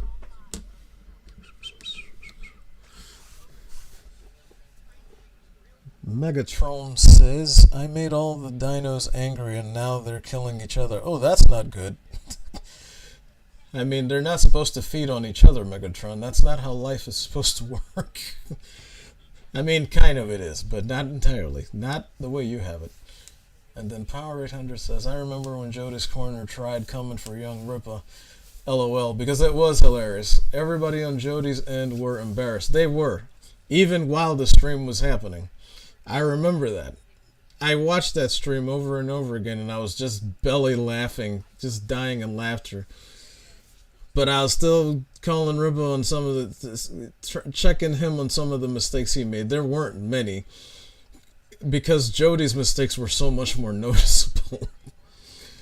Oh, Lord of mercy. And Mama Bear says, Jody is another one that does drama for views. Like, I can tell he does, because he's one of those channels. Because after that, I started to go see him, like, well, let me see what this guy is about. And yeah, he's like a lot of these other people that like to, quote unquote, start fights with people. And really, they're just doing it to get noticed under the, quote unquote, clout of the bigger person that they're punching up to, as they would like to put it.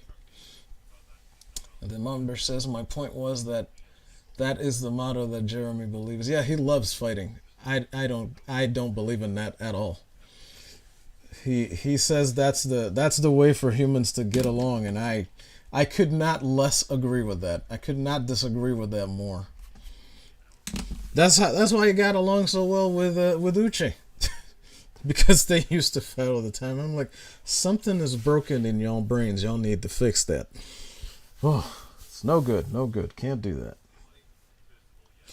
And then Power says, well, before that, but I understand, Mama Bear. Like, you're right. Like, I don't like that whole, like, if you're actually just starting stuff with people just for that, like, I unsub.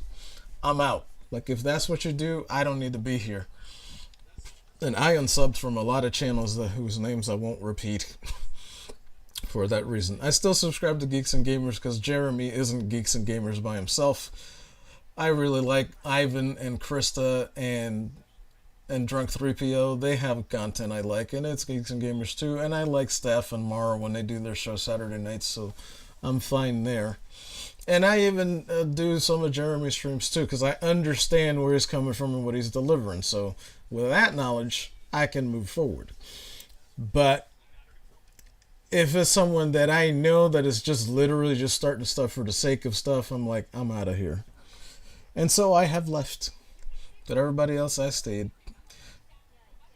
And I even unsubbed to those guys even before I found you guys, but I've subbed to all of you, and I've gotten to stay fine here, because I'm in this corner of the internet with y'all, so I'm happy to be here. Now, Power 800 says, I was subbed to Jodo at one point, and sometimes he would have weird takes. Yes, his takes are very weird. Sometimes it was his own personal opinion, respectable, but other times it would be very questionable. I agree with that. And now let's see, Power 800 also says, but not as bad as X-Files. X-Files would be saying anything. Yeah. And then there's that other guy. He wears a Dr. Doom mask. Like, he is clearly drama farming. And he's doing it specifically in the direction of Friday Night Tights, Geeks and Gamers, Doomcock, all those guys. He's like, he's the sworn approver of their evil or whatever, and that guy is completely full of absolute toilet crapola. And then Mama Bear says, eating other dinos is what they used to do. It's not like they had a that Burger Rex. That's true. Well, I mean, they did have a Burger Rex. It's just you had to make it yourself, and so they did. Especially the T-Rex. T-Rex ate a lot of other dinos. But some would still take it out if they learned enough to use numbers against it. And then Mama Bear says, one of Jody's crew used to coach me to boost my channel until the Snyder Cut stuff that caused a rip between them and the Dark Council. And then Mama Bear says, Mad Max. Yeah, I think that's his name. And I sat through quite a few of his streams trying to understand what he was saying, and that's what he was getting across. He's just drama farming, trying to start stuff against Friday Night Ties, Doomcocks, Geeks and Gamers. Heck, he even has Nina Infinity and who the heck was he had Lorena Creole. Like he was trying to start stuff against all like everybody that's in the rest of the sphere, even world class BS with Jeff and those guys. But yeah, that's Mad Max. I mean, I can't tell you about the rest of Jody's crew, Mama Bear. I mean, there must be some normal people over there because they were trying to get him to raise up stuff on his channel, and then even I saw all the stuff that he was trying to say about how Ryan Kindle is racist and all these people are racist, and I'm like, no, they aren't. You clearly don't watch the content, and you're trying to farm stuff with the people who want to yell racism at everything, and I really hate that. But I had long since unsubscribed to Jody by then because I was subscribed to him once too, but he broke left on this stuff, and it's like, nah, I'm out, bro. I'm out. And that was long before he was duking it out with Rippa. And then Megatron says, I built a Dino Gladiator. What? I built a Dino Gladiator pit? How do you can do that? I don't even know. I wouldn't have figured you could do that. Okay, but okay. I guess madness shall ensue. Alright, then Power 800 says, my member from his crew was Aquaman since he was the wisest. Or favorite. I don't know them that much enough to be able to really tell you like who was who. And then Mama Bear says that Mad Max has dialed it back a bit. Yeah, but dialed it back a bit means he's still trying to drama farm specifically against all the Friday Night Tights people. Now, don't get me wrong. They have their own issues that I have with them. But none of them are trying to start beef for clicks. They just yell at and about Disney and all the stuff that's happening in entertainment. And then wherever they find it, like when Stallone had that Samaritan movie last year, they'll tell you, look, finally, they made something that's enjoyable and likable. Go watch this. And that's what I like about them, is that they will yell about all the nonsense that's going on in Hollywood, but they'll also offer solutions wherever they find them. Because there are some. Not all of entertainment is lost, just most of it. And most of our major IPs are essentially over. Now, I like to think of them as not on their deathbed, but in a coma. Because look, all it takes is a writer that actually cares about the source material to go in there and do stuff to make things right again. And you can fix any series, from Doctor Who to Star Wars to Star Trek and everything else. So that's how I generally feel about it. So I don't think Star Wars is dead or any of it is dead. It's just, while it's being run by these people, we're not going to get any good out of it. And I'm also not a person that believes that you should like capitulate to whatever they're giving you because at least they're giving you something. I'm like, no, you're paying your hard-earned money for these jackalope diddle-hoozles to entertain you. That's, dance monkey dance. That's entertainment. I hate to put it that way, but you're paying money for good entertainment, so you shouldn't have to accept whatever they give you because at least you're getting something. Like, that's a bunch of bunk. Like, I'm not going to sit there and like, I wouldn't positively review any of the garbage that DC has been putting out for a while, just in the hopes that they keep giving me something, because that's not fair. Like, I paid you to do this better. Why are you doing this worse? Like, I'm literally paying for this. It'd be one thing if they were doing it out of the quote-unquote kindness of their own hearts, but they're not. Oh, I forgot. Let me put the glasses down so I can see this.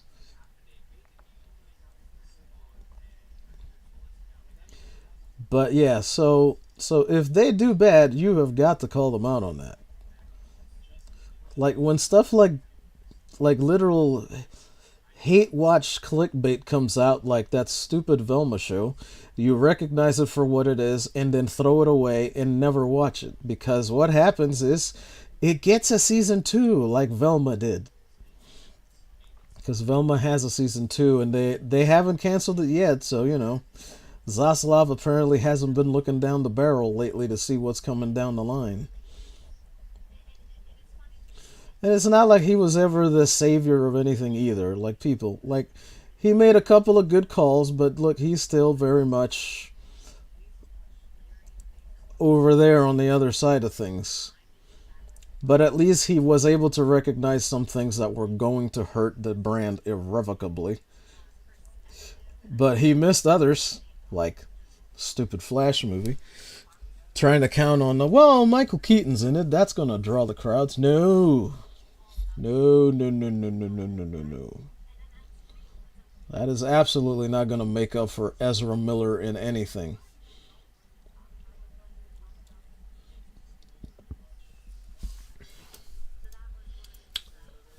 Let's see.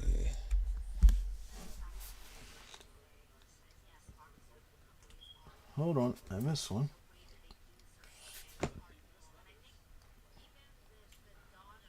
Oh shoot, the chat jumped again. Stop doing that.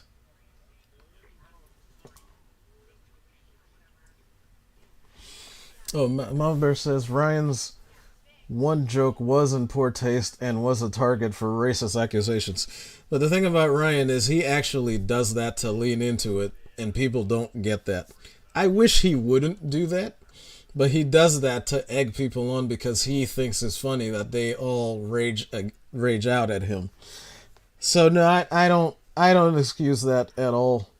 But yes, I do agree. It was absolutely a target for that.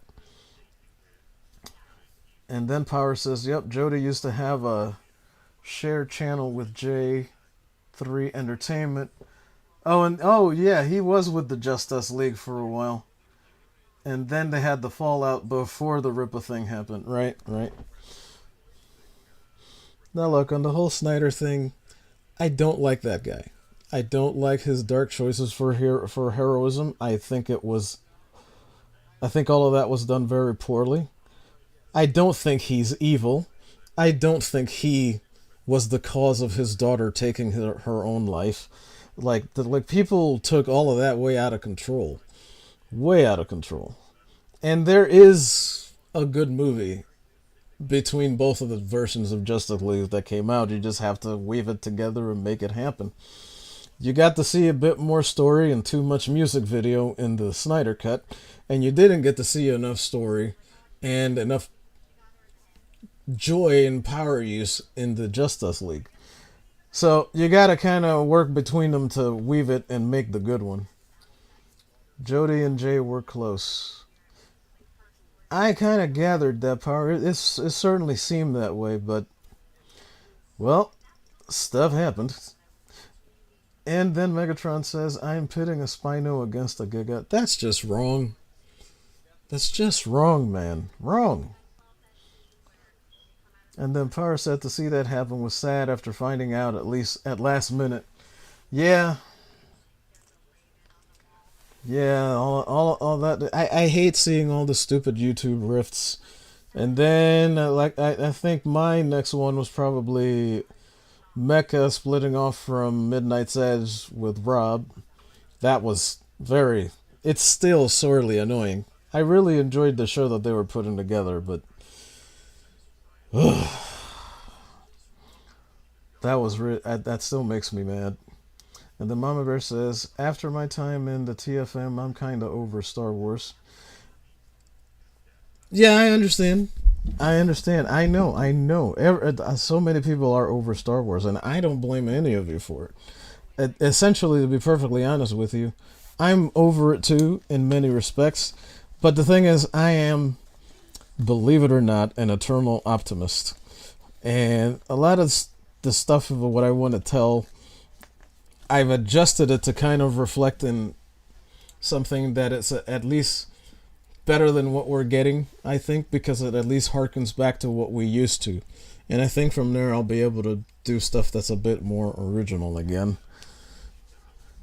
So yeah, Star Wars is it's been damaged pretty badly. It's got a pretty big hole in its chest, but I do believe the surgeon remains who can actually put it back together and make it right again.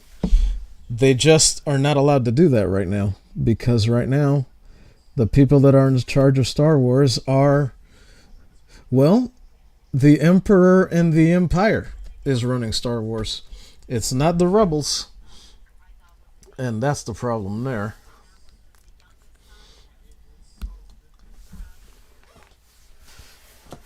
And Mama Bear spit some more truth, because she did do this. She says, I tried warning about hate watching. I'm with you. I was with you 100%. Don't hate watch. You just get more of the same.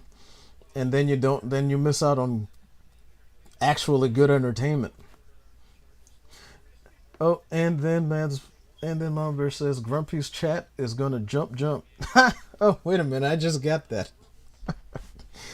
How dare you make a crisscross reference? No, I'm just kidding. Of course, I remember crisscross. As much as I remember Milli Vanilli and all of the insanity that happened in the 90s, I still feel bad for that kid. I forget what disease it was that took him, but that was messed up. But I like that song way back in the day. And I liked their stuff way back in the day. It was good. And then Mama Bear says she enjoyed both versions of Justice League. That's what I'm saying. I did too, but I'm like, as much as an eternal optimist as I am, I'm also a prickling nihilist, because I demand that you give me the entertainment that was already decreed upon you.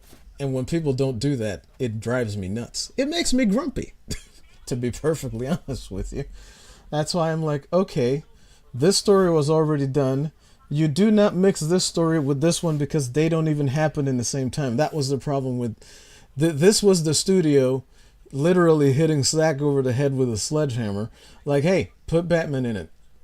No, I don't want to put Batman in it. I'm still telling the Superman story, which I will never agree is a Superman story, but we all have covered that. But I will not let it pass that the studio went to basically take him out. And they said, no, Batman sells. We need Batman in it. And it'll be the first time Batman and Superman are in the same movie, and it was a complete waste. Both versions of it are a complete waste, because it looks pretty when you can see daylight and the colors aren't muted. The 3 times they actually bothered to do that in that movie. But then it's like, oh God, why are you doing this? Because he's mixing the Frank Miller Batman with the Death of Superman, which you can't do, because they do, even within their own spins, they don't happen in the same incompatible time periods. They don't. You can't tell those stories together. It's just bad. But anyway, I'm tangenting. Point is, Zack Snyder got screwed too, before his daughter unfortunately took her own life, and that was completely awful. The studio screwed him there as well. And yeah, there was stuff to enjoy in both versions of Justice League. There really was. Despite Ezra Miller ruining the Flash, there's nothing that happened with the Flash was reparent of the Flash in either version for me, because Ezra Miller was still being put on to pretend to be the Flash, and I despise that on levels that I can't even describe. Like Billy Crudup playing his dad, like none of that helped.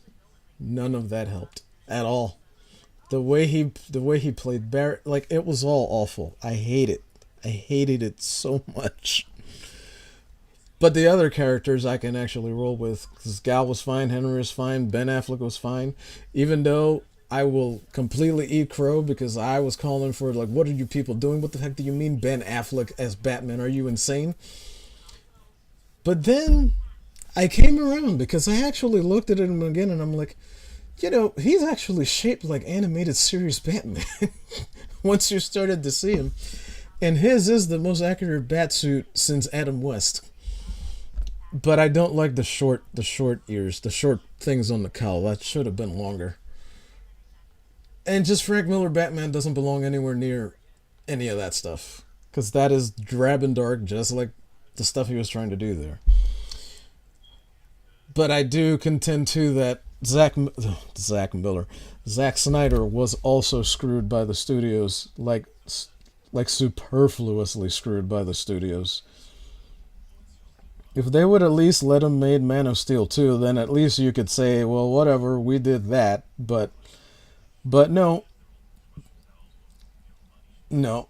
And then it all fell apart, and you never got to do the thing. And then the Snyder movement happened, and then he made some errors, and some stuff got out. So now a bunch of people are saying that the whole movement was fake, and I'm like, oh god, no, the whole movement wasn't fake. Everybody has to deal with bots. The problem is when people incorporate that into the movement who are actually supposed to be against that sort of thing, and that's the problem. He shouldn't have used any of them at all. That was not smart on his part.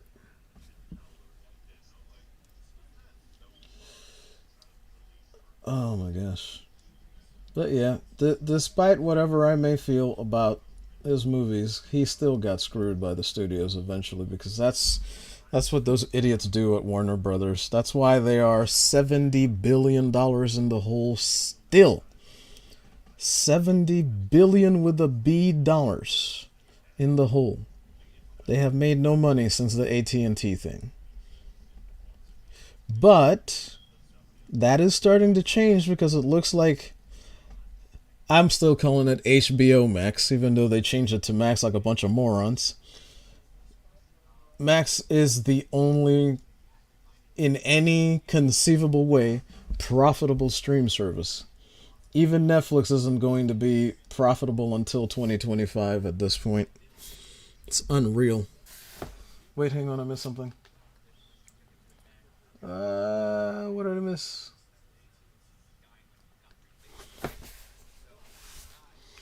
Okay, let me see. Power says my beef with the Whedon cut was how they portrayed Steppenwolf. Oh, dude, I'm not even gonna start on what they did with Steppenwolf.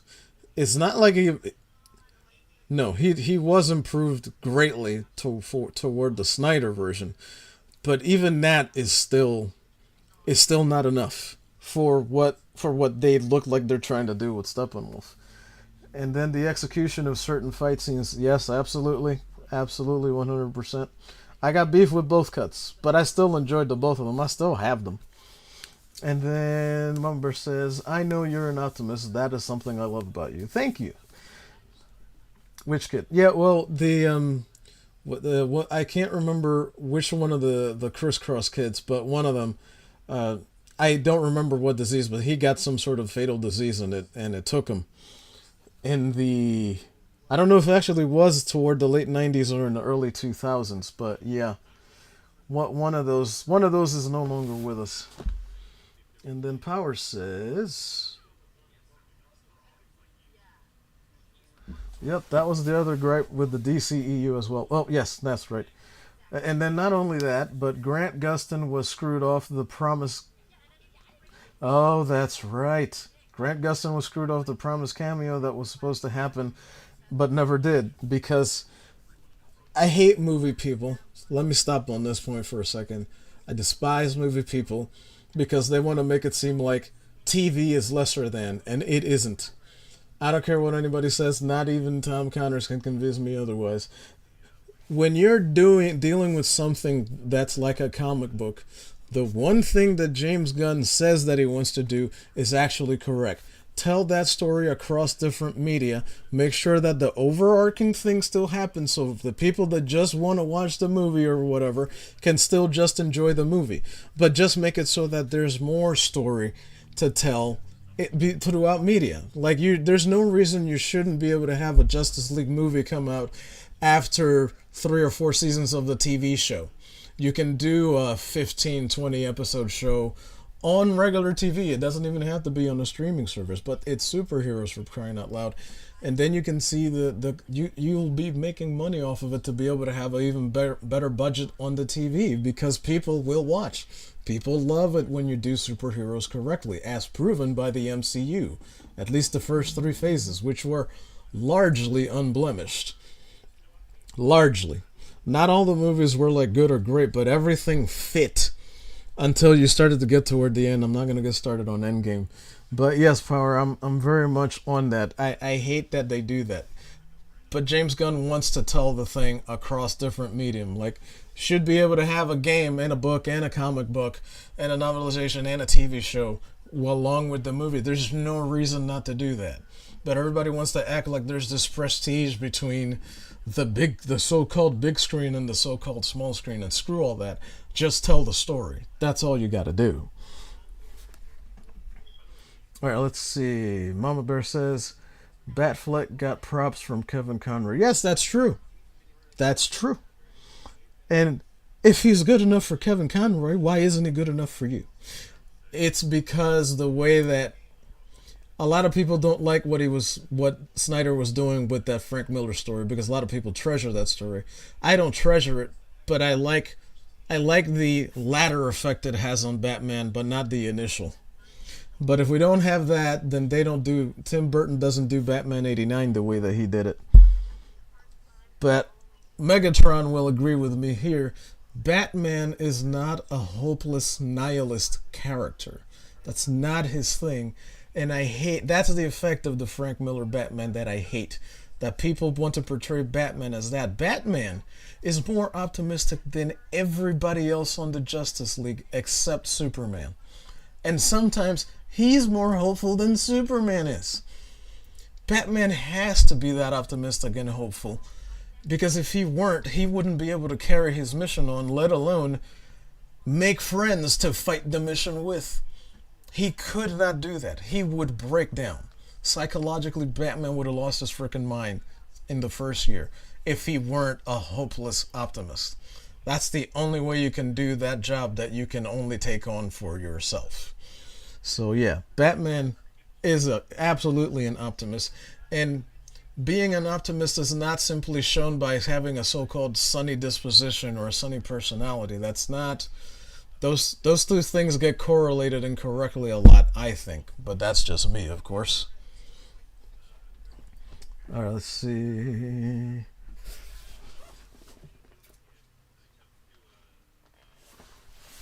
And then Power says, and he was even aware of Ezra's actions. Yep, indeed. Yes, he knew.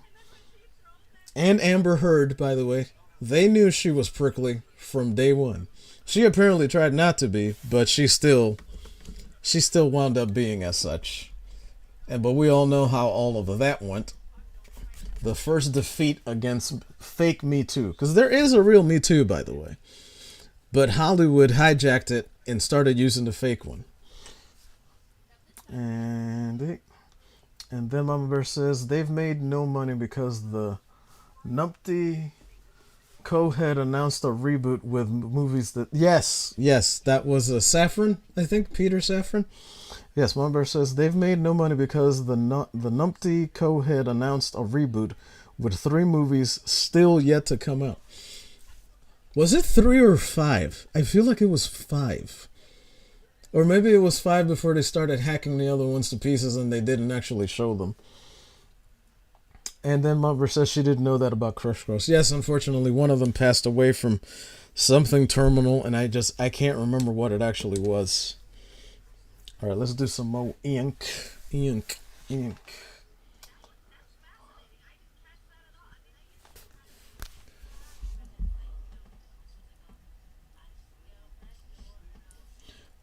I don't think it was AIDS, because I think that would have been the same thing that got Eazy-E, but it was something bad, something really bad. As I remember it, I may be wrong about that, but I distinctly remember hearing and reading that one of the members of Criss Cross, I think it was the more darker, quote unquote darker skin one, that passed away from some terminal disease. It was likely some sort of blasted cancer. Pardon the vulgarity, but to hell with cancer, quite frankly.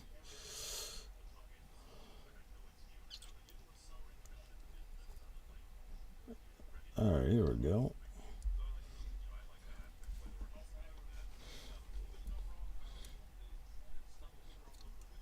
Mummer says no, Gunny Poo announced it. But I thought they both did, because Gunn started yakking about oh yes, we're going to be doing this and we're going to reboot everything, without saying that much. And he even made that stupid video where he tells us that he prefers the Batman with Damian Wayne. So on that very premise, I'm not going to see any of Gunn's movies. Any of them. Just off of that. And I kind of was looking forward to the Creature Commandos one because the art for it looks cool. But if he supports Damian Wayne, I do not support him. I don't care what he did with Guardians of the Galaxy. What is he doing for me lately? He's bringing Damian Wayne into live action. That's what. And I ain't having that. No way.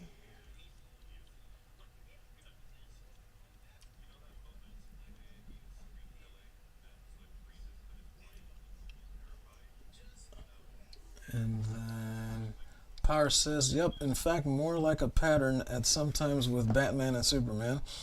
One can be hopeful while other could lose hope and vice versa. Which is really not what happens between those two. Like, just read World's Finest comics from like the 60s, 70s, even the 80s. Heck, even the 90s. That's not the thing, but you can see where there are a bunch of them that keep trying to turn Batman into a nihilist psychopath, and that's just not that character. See, that's why I'm with Clobbering Times on a lot of stuff on the changes to characters, because even Daredevil was insanely different before Frank Miller got to him. Frank Miller made him a hard case, but he made him too hard, in my opinion. He made him too much like he tried to make Batman. And the thing is, with Batman, he was only telling an Elseworlds thing. It's not like that was mainline. But that's the other thing I hate about the Killing Joke, that to this day, I'm still mad, but I have to accept it because it actually is a move in the right direction. Barbara, once they introduce her as having gotten shot by the Joker in the mainstream from the Killing Joke, which I don't think is as good a story as everybody gives it credit for. I know I'll give Filleted for that, but I don't care. She turned into Oracle. That's a positive thing that you did with her. That bullet should still be in her back, and she should not be flying around as Batgirl ever again.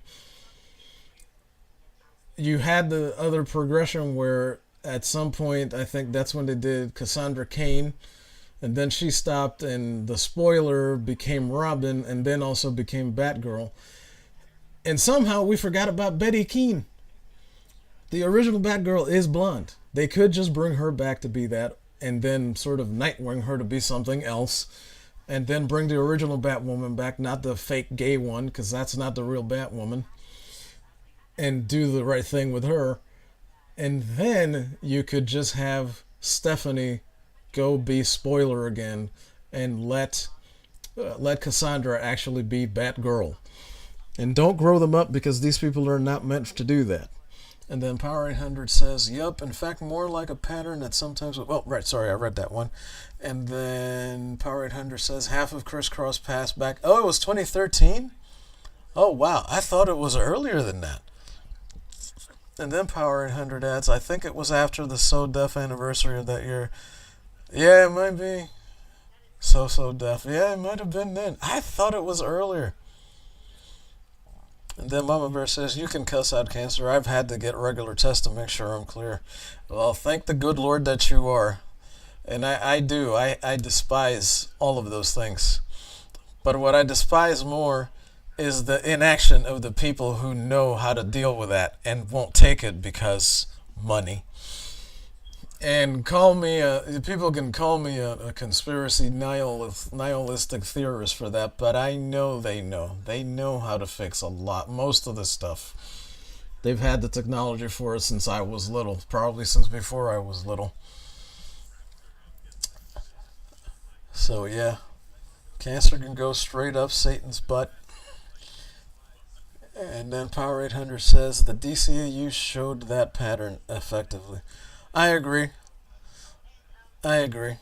Although even they got a little too close to nihilism with Batman, but then they would remember and they would swing the rubber band back, like in episodes like when I forget what member of the card crew, the Royal Flush Gang it was. I don't know if it was 10 or not. That they basically made look like a goth girl, and she was gonna die, and Batman stayed with her and held her hand. I honestly think that Batman is a bit of a. The wrong word is wuss. That's the wrong word. I think Batman is still not entirely up on social cues. He doesn't entirely know what to do in situations like that. He knows how to beat people up, but when you got to deal with interpersonal crap, he's not really down for that, which is why his relationship with Selina is so messed up, and why the fanfic that I have exploits that into putting them together. But more about that some other day. And then Powered Hydra says Stephanie Brown is the third. Technically, she's the fourth power. Because remember, first they made Batwoman and Katie Keene and Betty Keene. That was Batwoman and Batgirl. That was the first Batgirl. She was blonde. Second one is the one that everybody loves and remembers. That's Barbara Gordon. Because even I do. Like, that's Batgirl forever. But she is Oracle now. So then the third we have is Cassandra Cain. Yeah, and then Stephanie Brown is the fourth one. Because she got, I think it was the Huntress that trained her to be a Robin. And Batman was highly upset about that somewhere in the latter 2000s or latter 90s. I have that issue around here somewhere. It's not Robin 3000 or anything. Well, there was the Robin 3000 and that other thing, but that's all Elseworlds. That doesn't count. We're talking just straight up mainstream. Oh, that's right. They did the Black Bat thing, but did they do that during New 52 or was that Rebirth Power? Because I can't remember. Because you have Batwing and Signal. I'm perfectly fine with those as members of the Bat family.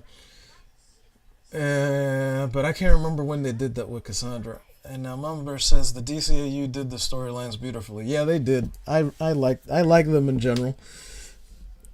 Because like I said, they got a little bit too close to that other side of the fence, but they would always swing back.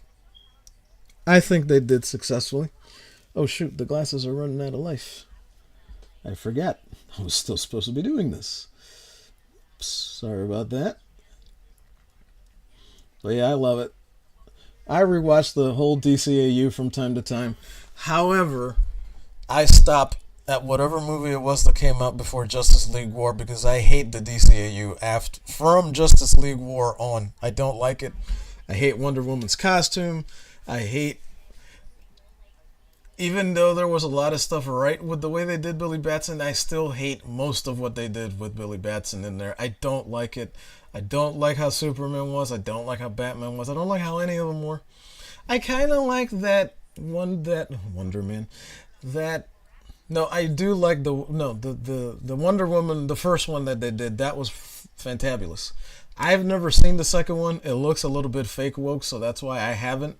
If you guys have a different opinion of it, let me know. I'll happily try to see if I could take a look, because I think I have it. I've just never watched it because it looked a little too modern for me, if you get my drift.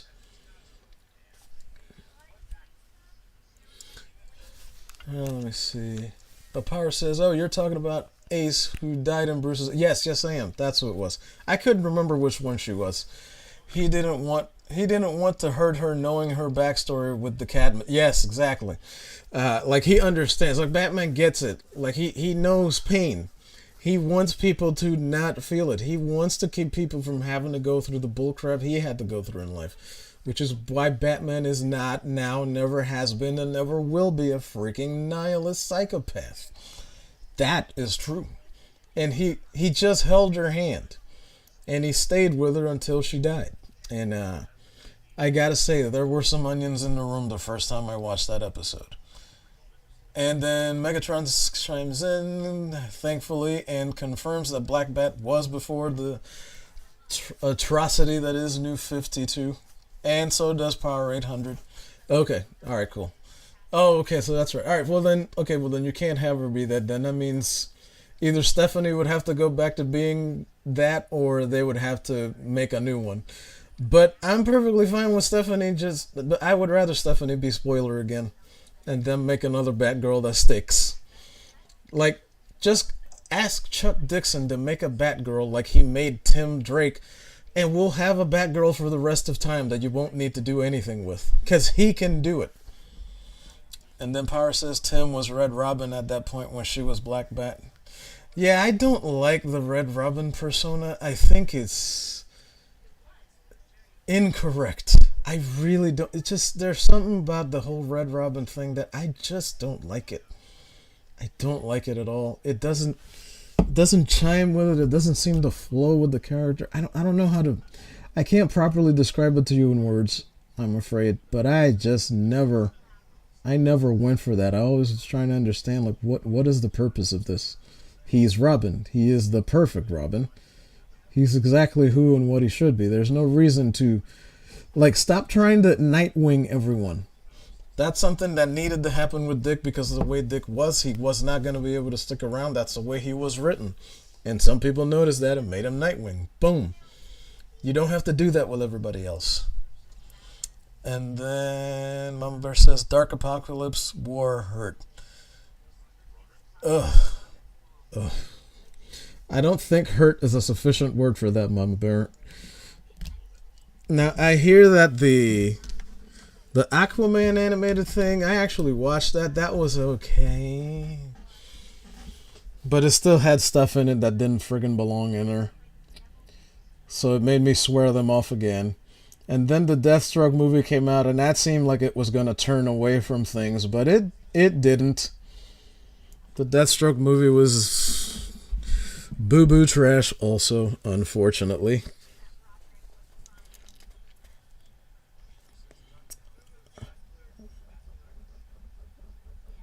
Alright, let's go.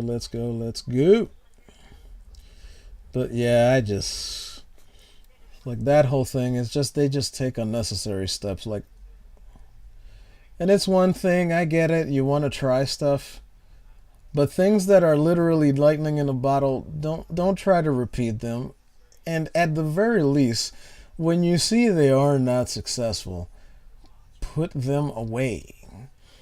Because Red Robin was clearly not successful. That stuff didn't really sell that way. And I wasn't even keeping up with it that much then, but even I could tell.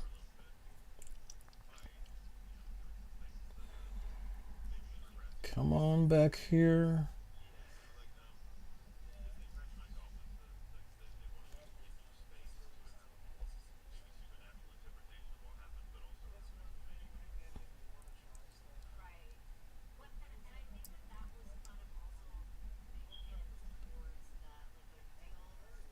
Okay.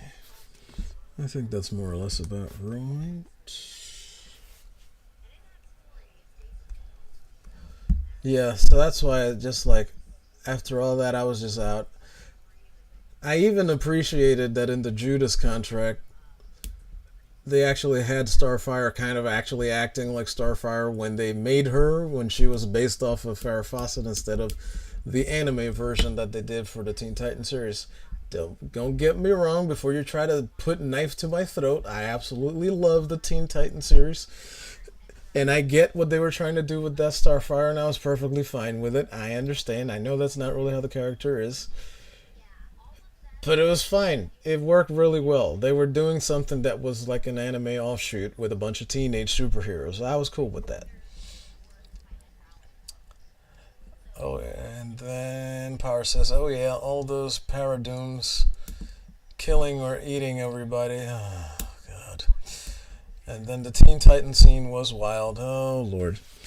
Yeah, all of that stuff is like, why? What are you doing to me? Hold on, I need the glasses for this again. Where? What is this line? I don't know what the... Oh, yeah. Okay. This is hair, and this is sleeve.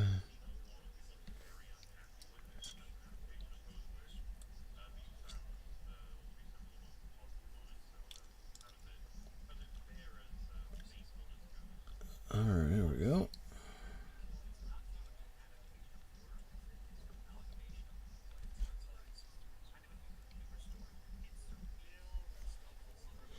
Man, I've had this thing open for way too long.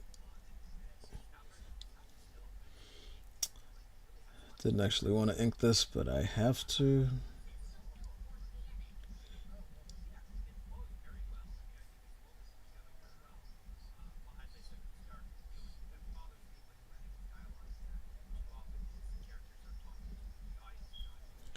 Alright, hang on.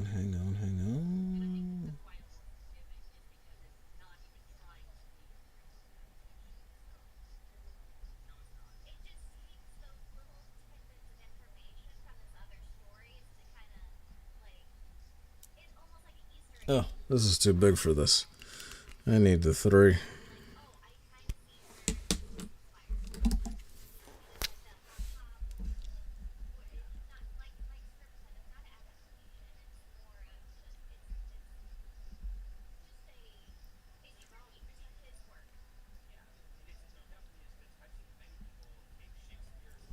I know this is technically missing muscle meat, if you will, but I think it looks creepier this way.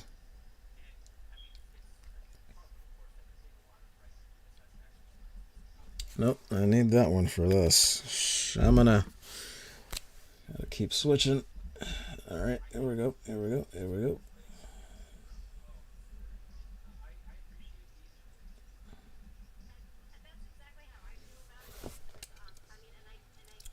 Let's see. But yeah, so every once in a while, I will literally start the DCAU from Batman the Animated Series and watch it all the way up to Crisis on 2 Earths. I think that was the one that came out before War, before they completely let go of the Bruce Timm style. And I was like, okay, I'm out. Thanks. Bye. Thanks, but no thanks. I'm out on this one.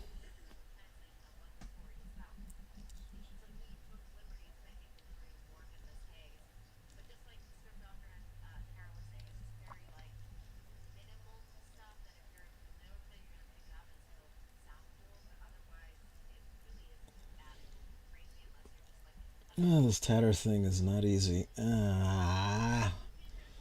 Where is what? I can't see it. Alright, so this will have this. This will be... This is tatter from the sleeve also. And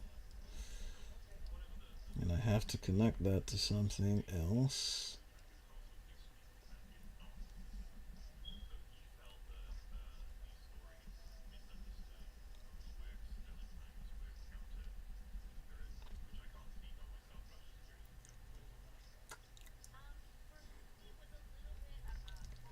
Alright, knuckle. And then tatter, which will go into finger and land between fingers. Oh my gosh, why am I doing this to myself? Because I have to figure out how to make a particular look, doggone it. That's why. Alright, knuckle, tatter, finger. Wait, it was supposed to be here. Oh, nuts, it was supposed to be here. We'll fix it later.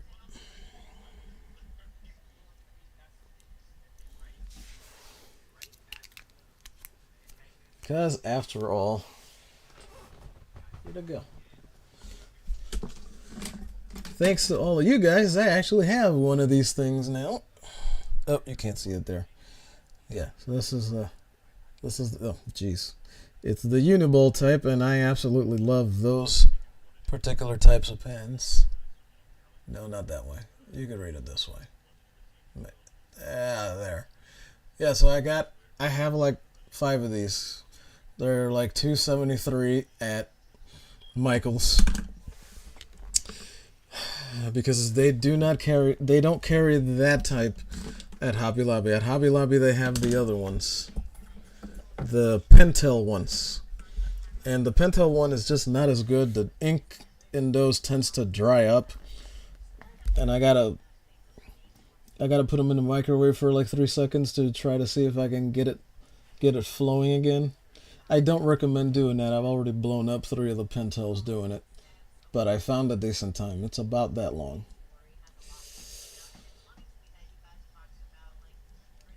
I was not here, but I have to deal with this too. And I might as well do it now that I'm here. Y'all will have to pardon me, but I am just entirely... Like, I try to work in the sections when I try to do drawings, but it never stays that way because I'll notice something about one place and it's like, oh, if I don't do this now, I will forget it, which I always do. So, alright, back to the hand that I want to so desperately avoid, but I gotta do it. I gotta deal with it. Alright, so index finger. Here's the hook on that.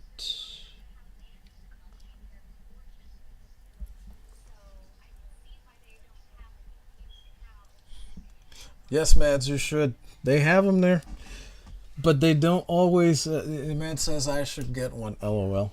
But yeah, they are handy when you can get them to go. And I learned the thing I was telling you about about all the stuff with ink just before I found this. And then so when I... For a while, every time I went to Michael's, if they had them again, because they've run out of them all the stupid time, then I would just get one. Because they don't sell them in packs, because they know what they have. They make more money when they sell them in singles. And I can't hate on them for that. I can't. Make your dollar, please. Make your dollar. Just try to be at least somewhat fair.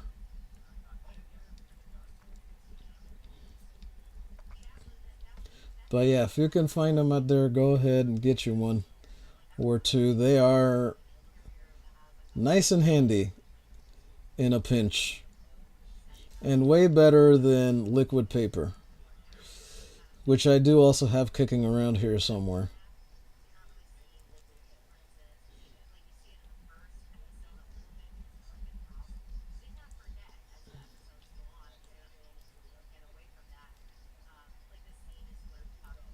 Alrighty then.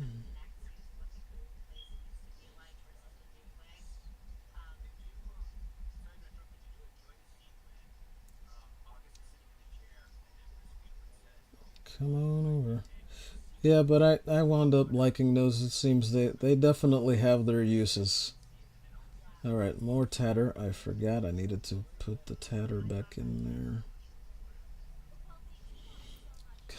God, you guys, I don't know how to express to you how badly I need to get to the textbook in my correspondence art course that deals with learning how to properly draw fabrics and clothing.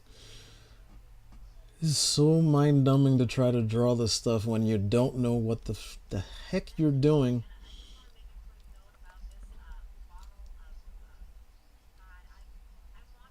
And it just drives me nuts.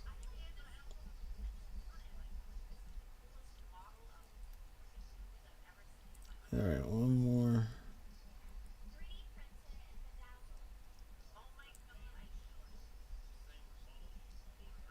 Okay, good. That way, the fingers are level, and you have one more thing of tatters.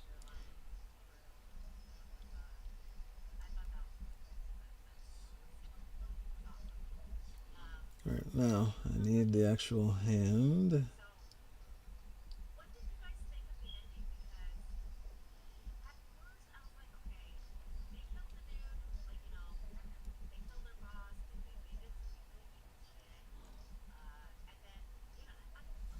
Alright, now let's actually do the tatters down here. It's a good thing I didn't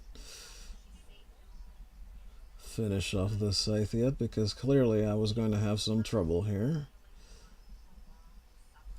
Or the other scythe, the right one, because the left one's technically over here.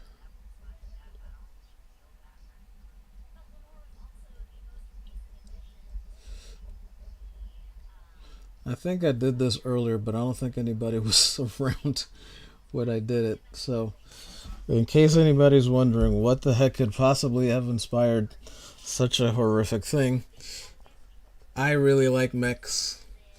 I really like, as much as I don't have much appreciation for the story of Gundam Wing, I love the designs.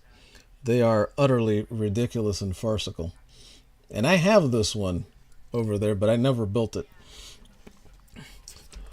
But then it's like, oh, well, they already kind of put it back there and it kind of looks like a wing. Let's see what we can do with that. And Mads, I know you are a fan of wings, although you may not very much be a fan of these type of wings, but that was kind of, I did have you in mind a bit when that was going down.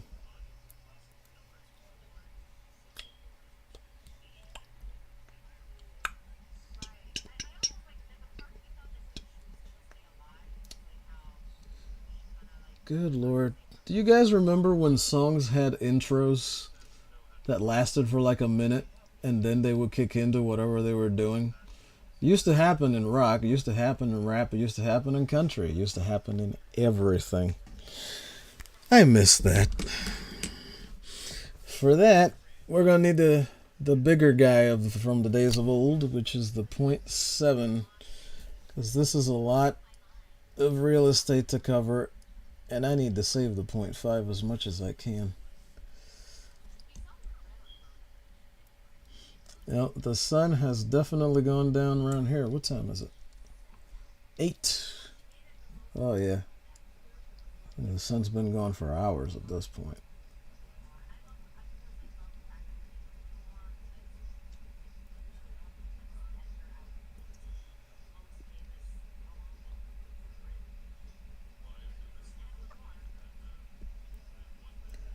Yeah, I'll have to fix that in Photoshop. Ooh, the 0.7 is dying even harder than the 1.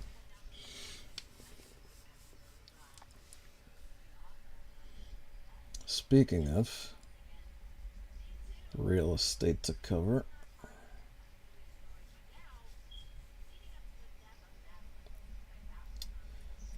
cash rules everything around me. Cream, get the money. Dollar, dollar, bill, y'all.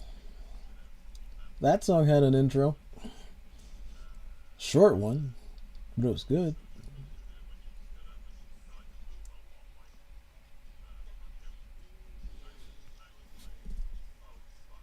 Oh my gosh.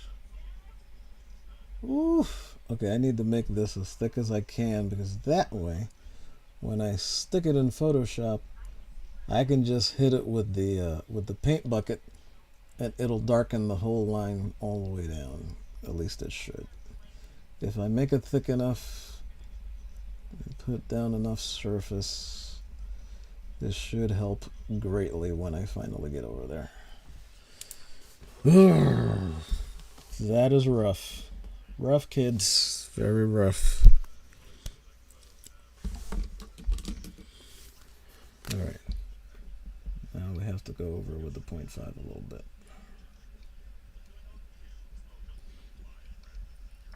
I need for the camera to read that as enough surface to actually fill with black when I finally get there. Alright, good. Now, let's do the forward blade, or part of the blade. And then the headphone side. Where are the other ones?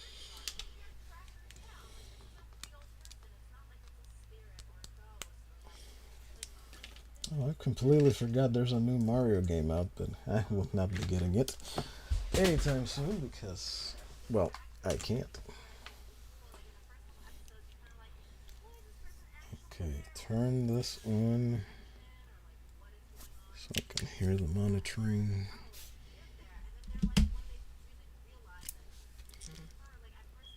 Oh, if it's after 8, I need to do that too. Let's turn this on.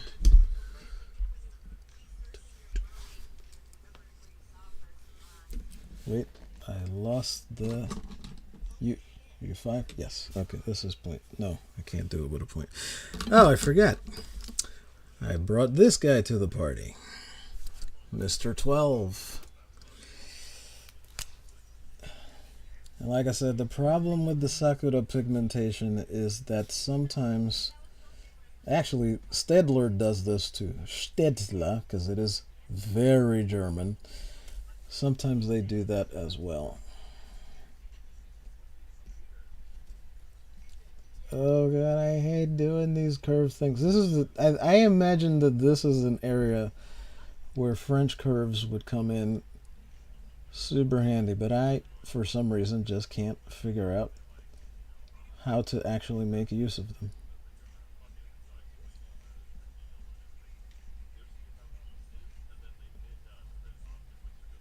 Alright, alright, alright. Almost, almost.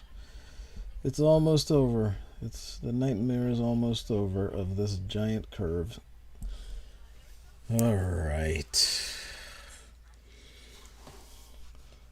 That is out of my face! Thank God.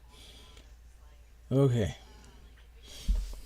While Mr. 12 is out, let's do giant buns. Still have no idea how the fajulousness of this hairstyle is supposed to work, but I want it, so I'm gonna keep it.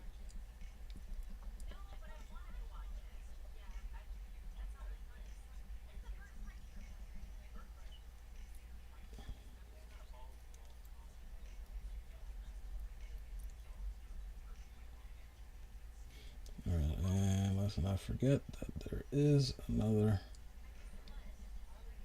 scythe on her right over there. There's some more hair.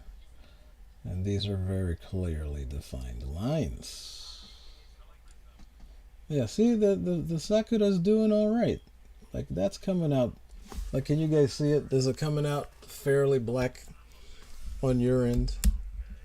I think it is.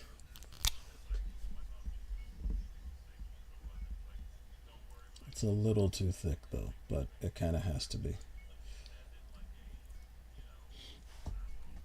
The problem is I still don't know what I'm going to wind up putting on her choker. Because the first one's got spikes that go into one of those Melons things.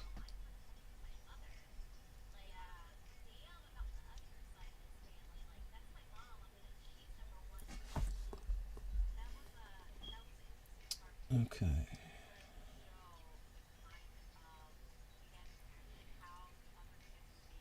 Alright, so what's left is not quite as bad.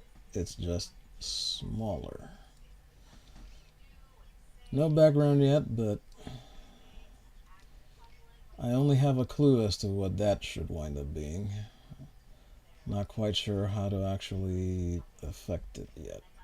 How to execute, I should say.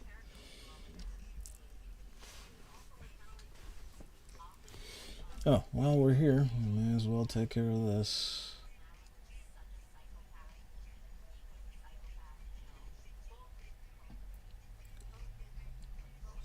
I should use the stencil, but I gotta learn how to curve these blasted things myself.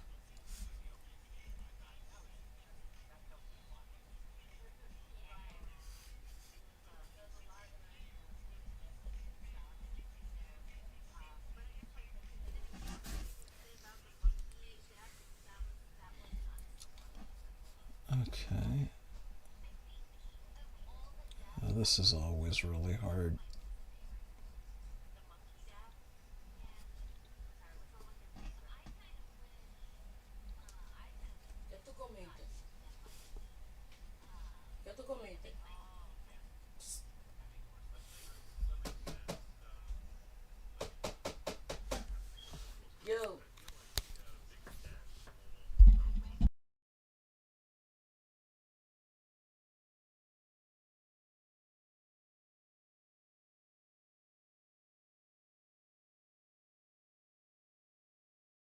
Excuse me 1 second.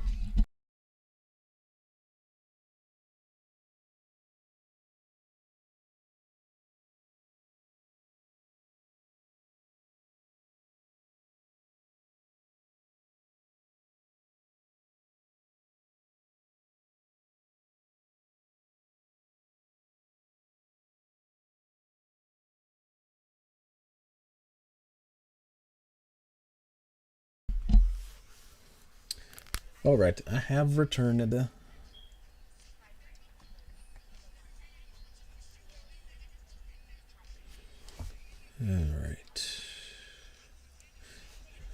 I'm not gonna get that any better. Let's just ink it and be done with it.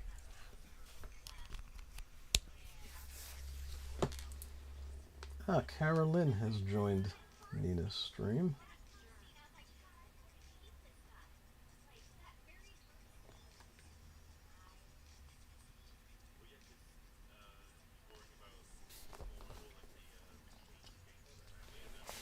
Yes, Mama Bears all says all wings are good, even mech wings. I loved Silverhawks as a kid, as did I. I absolutely love Silverhawks. Silverhawks is the shot. Silverhawks is totally great.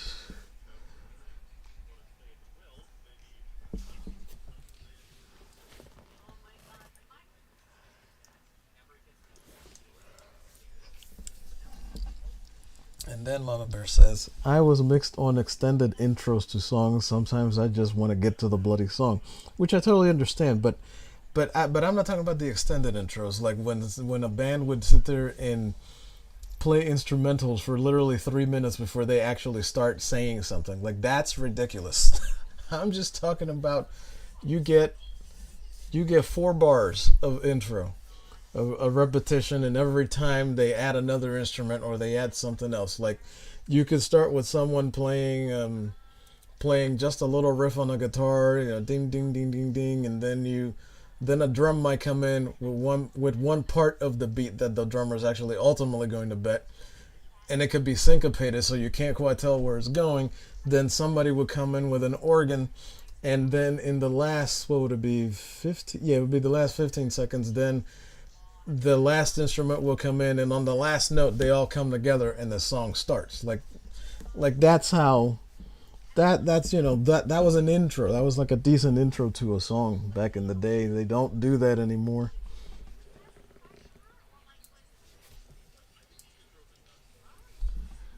And then Power says apparently people are mad about the Princess Peach cover. I don't even know what that is. What do you mean? Princess Peach cover to what? Oh, the new game. Oh, I didn't even know that. See, I don't know enough about it. I don't know what the heck is going on. But I promise you, whatever it is, I'm sure they're blowing it out of proportion on both sides. Because look, I watched the Mario Brothers movie, and yeah, there was a little bit. It was a little bit offish the way that they had Peach kind of act, but that was Miyamoto kind of trying to dip his finger into the new world while basically saying, "Look, forget the story. I just want people to think that they're watching the video game being played," and this is essentially what happened. But even in that, I love how they explained Peach's presence away in the Mushroom Kingdom. I'm like, he could have said that 35 years ago. It was almost too easy to a manner in which he shouldn't get away with it. But it's fine. It's fine. Rifts open up everywhere. It happens. But I do enjoy that. I did enjoy that movie.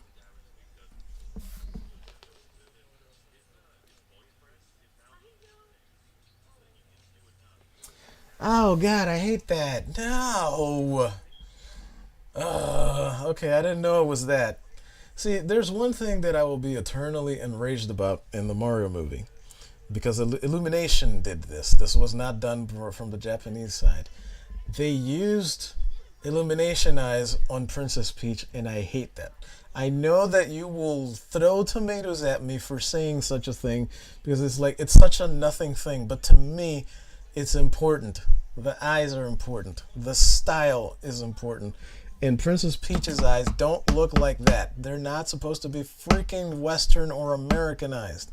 They're manganized because they're from Japan. So they should look like eyes from Japan. For like somebody from Japan drew them. So I guess Power 800, I'm with those people on that. I will be raising some hell about that at some point. Pardon the vulgarity again, but that is severely obnoxious to me in that movie. That's one of the things I really, because I got nothing else to pick at, but that is something that really annoyed me. They should not have drawn her eyes that way. I hate it. I hate it. I still love that movie, but I will never not hate the way they drew her eyes. It drives me nuts.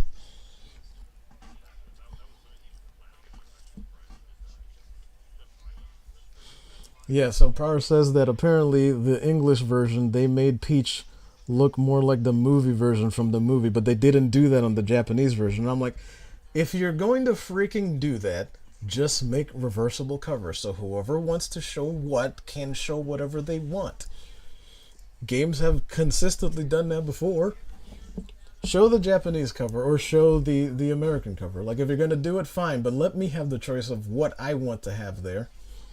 At least, if I'm paying you that kind of money for it, for crying out loud. And it's not like it costs you more to do a double-sided poster. They do it all the time. Mama Bear says it's news to her, and Power says, yeah. And then Mama Bear says, take your time. And then Megatron says, Spino won the Gladiator match. He beat the T-Rex and the Indominus. Come on now, that is... Stop it. Stop that. Stop that, Megatron. You fix that. I don't know how you fix that, but you fix that match. There's no way the Spinosaurus is going to beat the Indominus Rex. The T-Rex, on a good Tuesday, I'll give you, but not the Indominus. Dude, it's a dinosaur with superpowers. It's Daredevil as a dinosaur. That's what that thing is. There's no way. There's no freaking way. That can't happen. It can't. I don't believe it. I believe those results as much as I believe the 2020 election. Oops, YouTube's going to take my channel. Wait, no, they said they can't anymore. I don't believe them. They're just going to retroactively do it. So be sure, folks, that if you do feel like talking about those particular events while they're happening, don't. At least not on YouTube. Start your Rumble channels. I have a Rumble channel, and these videos get uploaded, or these streams get picked up by Rumble as videos and go over there. Get your Rumble on. It's free, and it immediately monetizes. It's not really more work when you can just send your videos over. Like, Rumble does the work for you. It just picks up the videos for you. It takes a couple days sometimes, but they're there. They are absolutely there. All right, I think that's as far as we can go with the 12. I don't want to mess around. Wait, no, I forgot this. I'm gonna darken this in. That is metal, and I need to get accustomed to trying to do that in metal. Light hits metal differently than it hits the rest of us. And I am particularly bad at discerning that, let alone even acknowledging it sometimes. And Mama Bear says, you know more than I do, Grumpy. I didn't know there was a new game. I was looking for a cover song. That's funny. Although, I believe that also exists, because Jack Black did that one thing, and a bunch of... Dan Vass needs to do that, actually. That's one guy that hangs with geeks and gamers that he does very well for himself without the draw. And then Power says, that's actually a key element to the argument with the U.S. localization of the cover art for the game as well recently. Really? I would never have figured on that, because whatever moron, and that includes if it even was Miyamoto himself, whatever moron signed off on that should have said, what are you people doing? You didn't come up with this. Y'all didn't draw this. Fix her eyes and fix them right the heck now. Make them right. Why are Toad's eyes correct? Why are Mario's and Luigi's eyes correct, but Princess's aren't? Because Mario and Luigi were always sort of pseudo-westernized, but still kind of manga-nized, because they didn't use as much detail. But with Peach, they always had manga eyes on her. Always. Wherever she was. Except on the U.S. boxes of cover. Do you guys remember the U.S. boxes cover art for Nintendo games? For Mega Man and for all these other people? How awful. They always would make somebody draw that normally draws U.S. sci-fi or U.S. comic book heroes. So Mega Man would suddenly be 6 feet tall and skinny with a scraggly face. I'm like, what are you doing? This is not Mega Man. That's not that character. What's wrong with you people? Draw it like the Japanese do. Use their style. Like that's one canon argument I'm never going to be able to be convinced to do otherwise. Like, look, if you are honking off of their stuff, use their style. It's like when I started to do when I've been doing the Rainbow Bright Lanterns from Mads. When I did her Fear one, I tried to keep it as close to what she made as possible because that's how it should be. Like, you have to flare and do a couple of things here and there a little, but the basic thing has to still be there. You still have to be able to see that. Because if you can't, then you're not actually riffing off that at all. You're just stealing somebody's stuff. Sorry, this is a kind of thing that makes me very prickly and very grumpy.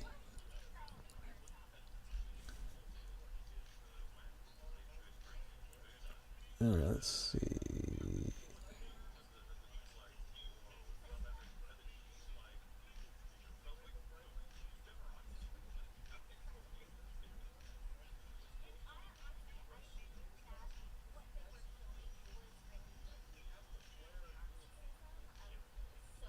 Hold on.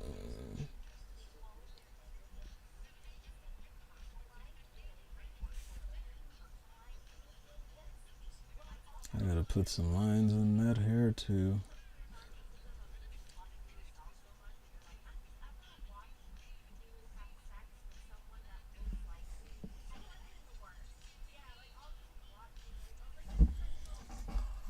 Let's see.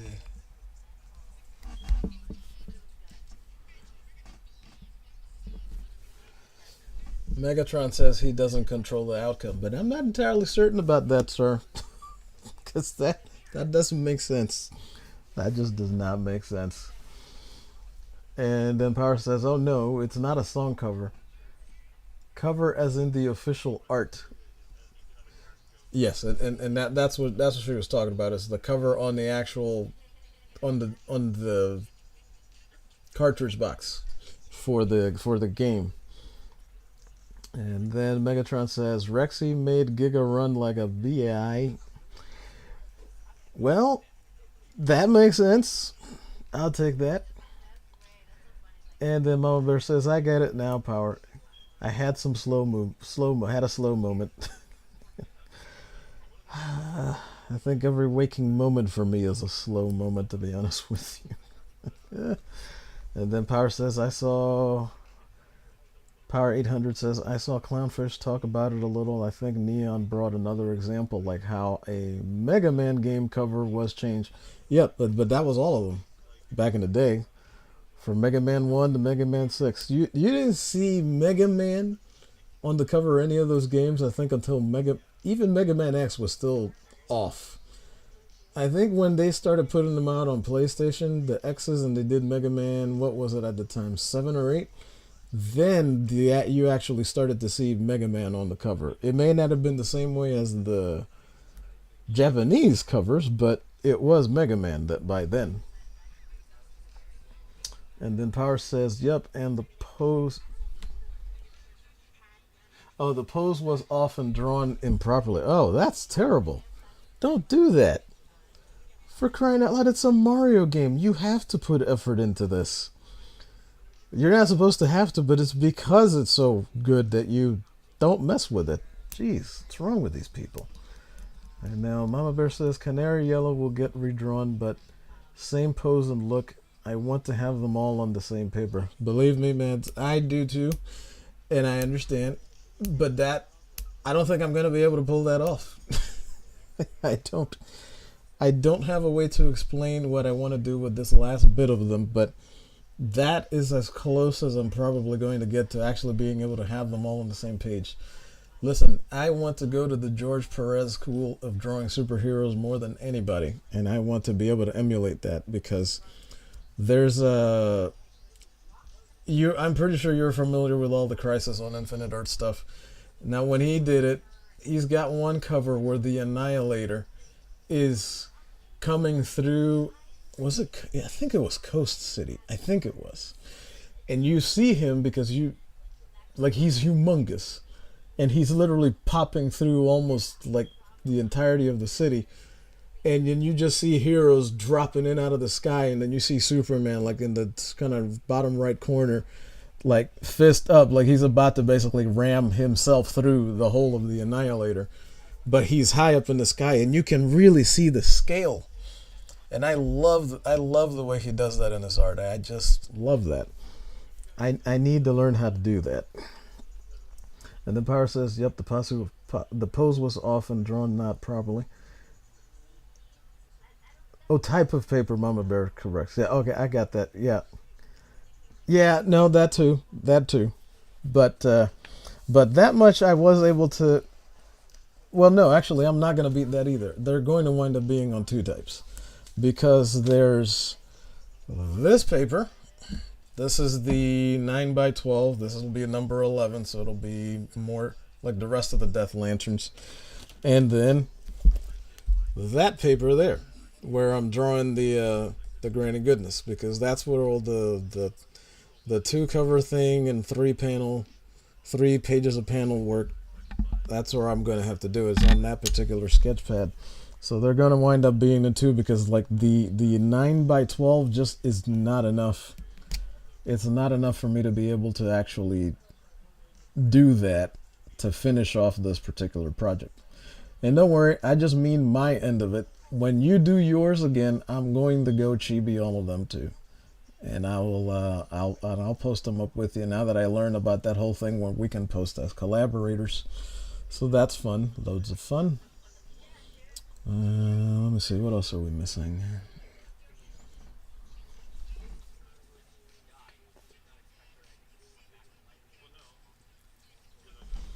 And then Power says, this made me think about the home stuff for the US was added for some anime like Moncali Knights and Digimon back in the yeah, they did that with a lot of those. I'm like, for the love of Criminy and Pete, if you're gonna have a US artist draw this, make sure it's someone who understands how to draw manga.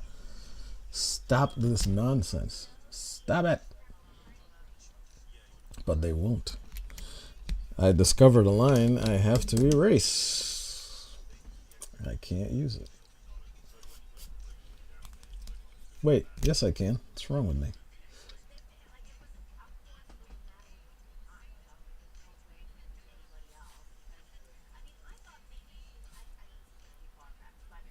Alright.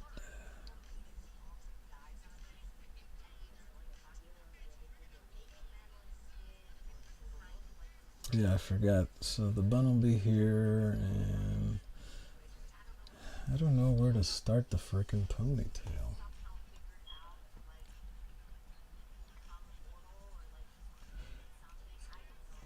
I know these are kind of large for chopsticks, but we'll call them ramen. We'll call them ramen sticks, noodle sticks. They do kind of make them almost this big.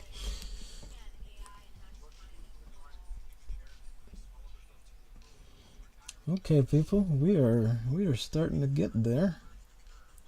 There are a couple other decisions I have yet to be able to finally make, because again, I don't know what the heck to actually put on her choker, but it is there. And then this will be here.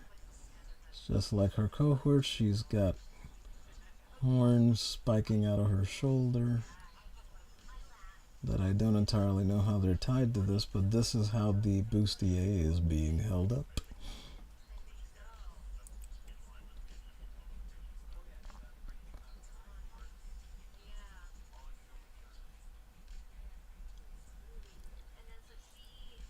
Because it doesn't really have a back either.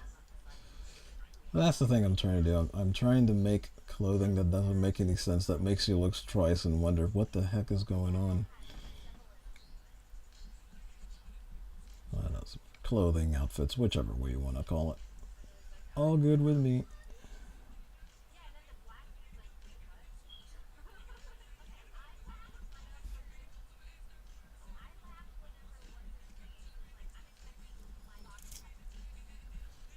Alright.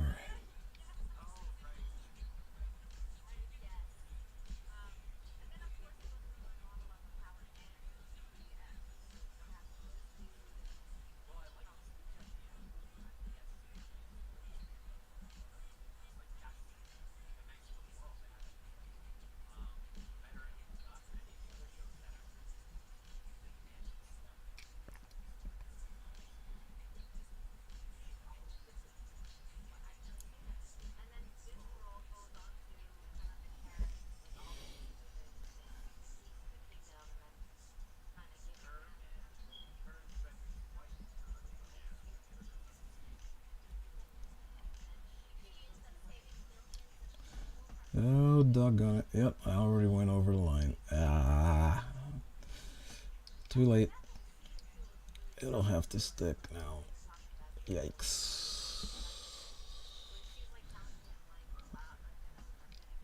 But we can fix it later. Okay, I don't have to completely keep a horrible mistake there.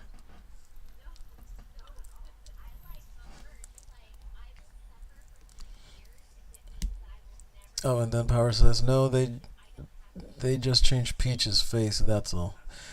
Yeah, but that's a problem. Is don't do that. Like if I'm supposed to be seeing Hal Jordan on the cover, I don't want to see Jon Stewart. I don't want to see Kyle Rayner.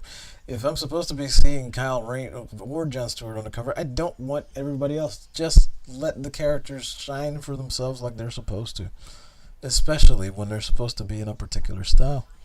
And then Mama Bear says, so far the only group art I'm going to do is the color wheel. Yeah, I want to do that one as well, but that one I think is going to take me a bit more time. I got to figure out like a good group of characters to do them. And Megatron says he just ended his stream. Mama Bear asked any survivors, and I second that question. I hope you had fun.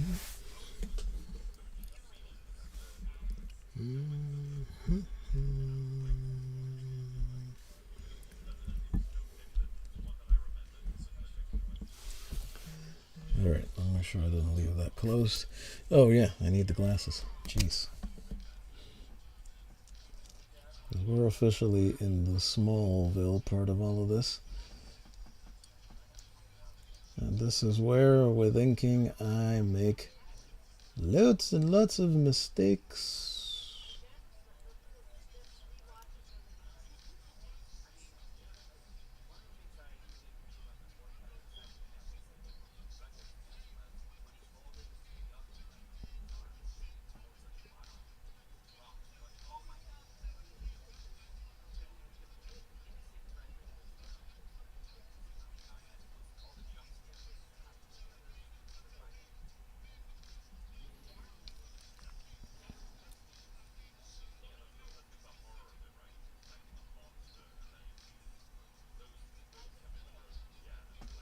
Oh yeah, I can put the infinity symbol here. Duh.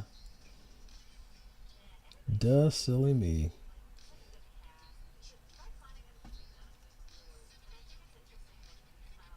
Sort of. Sort of.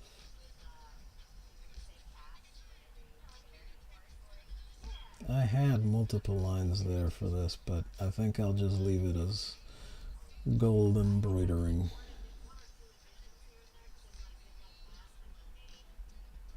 I was supposed to use this Tinkerbell cosplay to try to kind of come up with what the rest of this, but it's too late. Oh, actually, no, that's for someone else.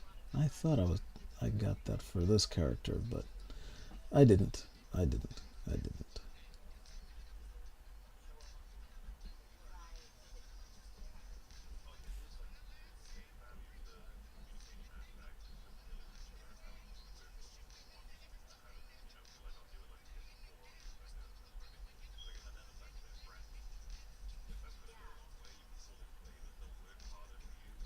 Nope, there is enough left to do this here. And here. Come on, join the line. There you go.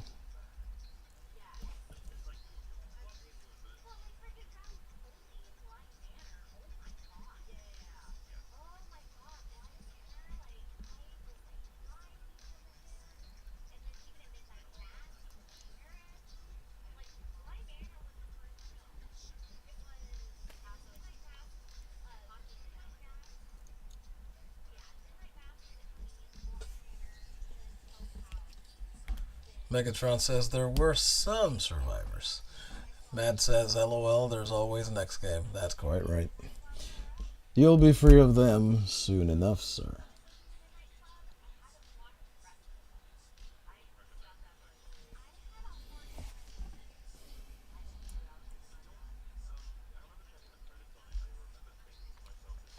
Oh, yeah. This thing. I forget what these things are called when you wear them on your arms.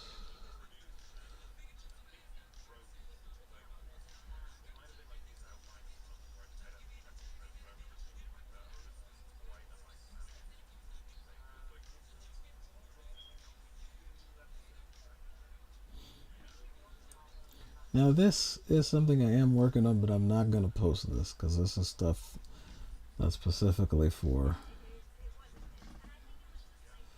potentially for a comic. So I'm not going to post any of this yet.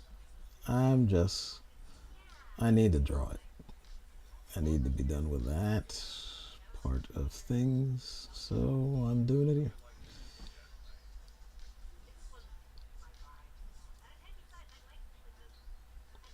I will post that though, but neither one of these. But I need to get them done so I can experiment with color.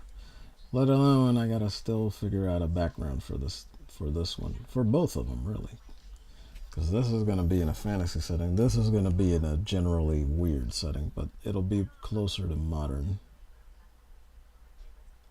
So I don't think that is gonna happen in my world. Depending on what Nina says, we'll see. But I gotta draw them well enough to convince her to let me do it. And I am not doing that just yet.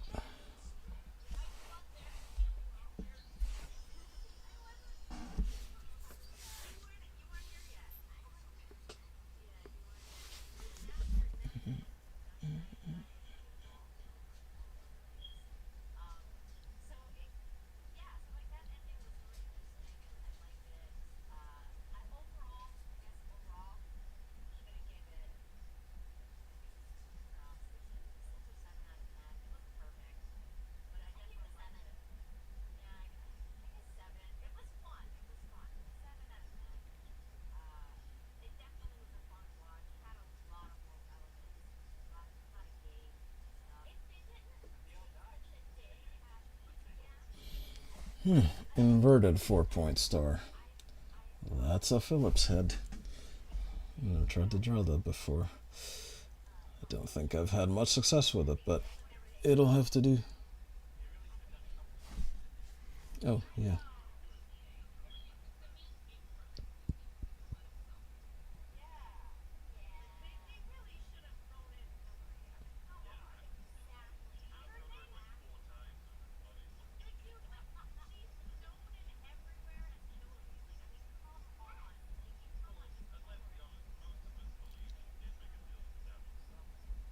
Okie dokie.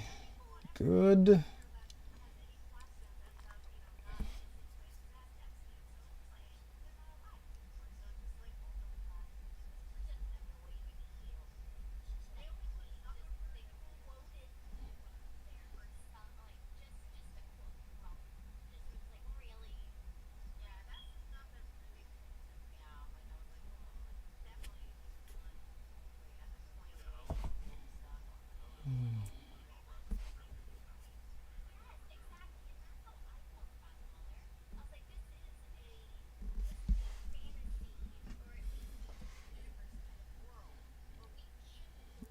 I feel like I'm forgetting something.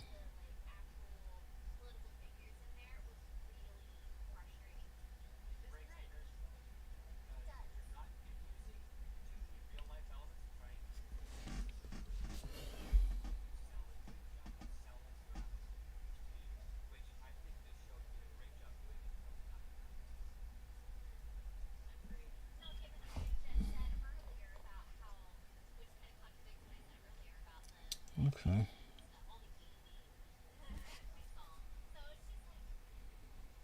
I don't want to do this yet. It's too thick. It's too thick. Alright, let's get the small one. This is how I ruined my Sally back in the day.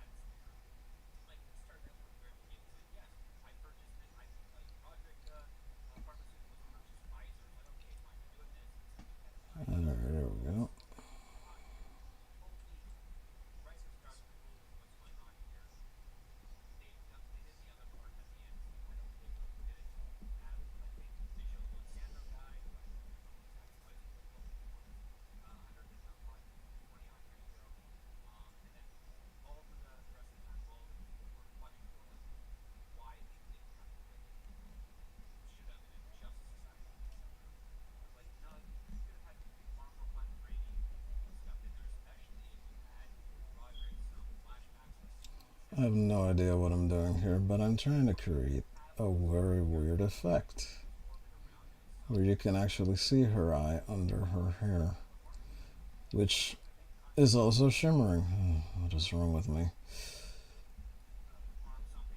You have to pick one.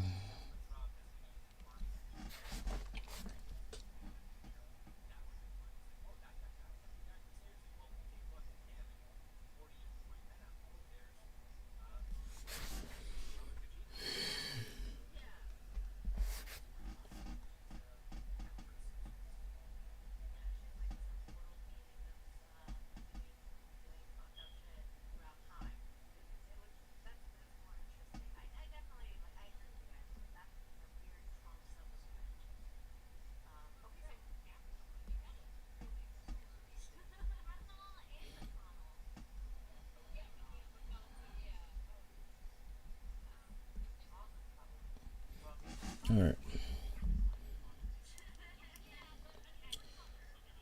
That is at least sufficient for an eraser.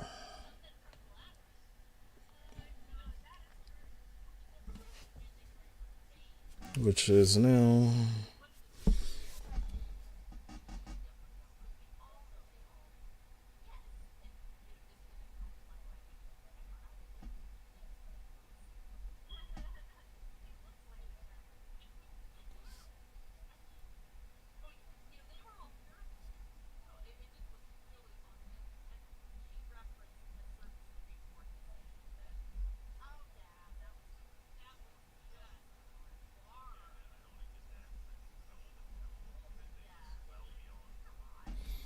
okay.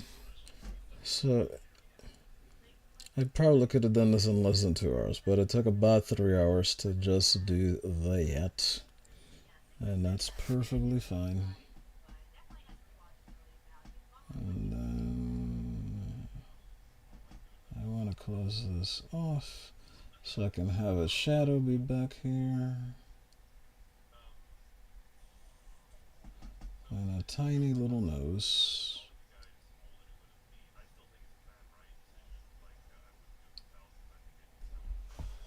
Okay. Hold on, maybe this will give you a better view of it. Not quite that much better.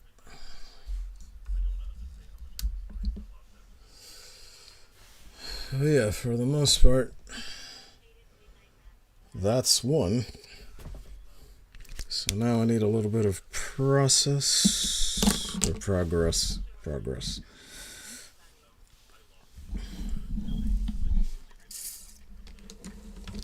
Give me a sec. Let me move them real quick.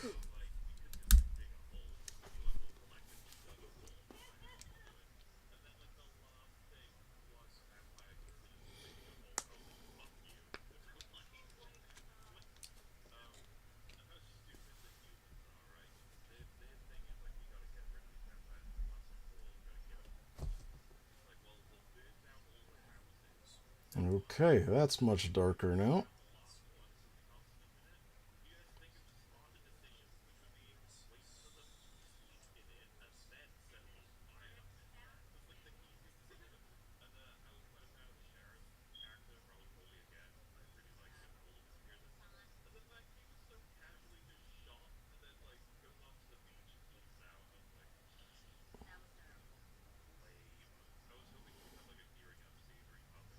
Ooh, wow.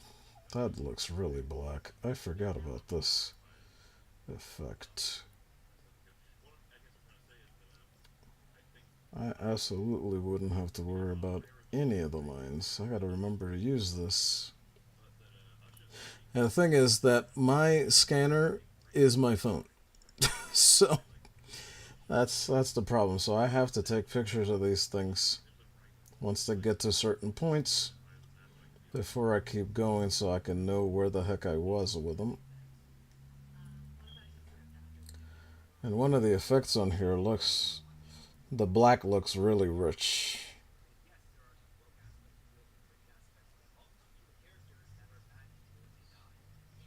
But it's not black and white, oddly enough.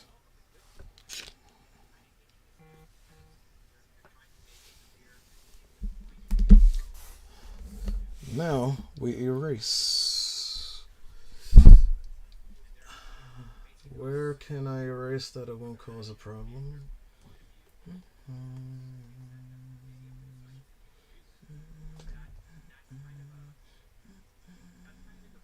Well, I already did the tail. Well, let's start with the hands.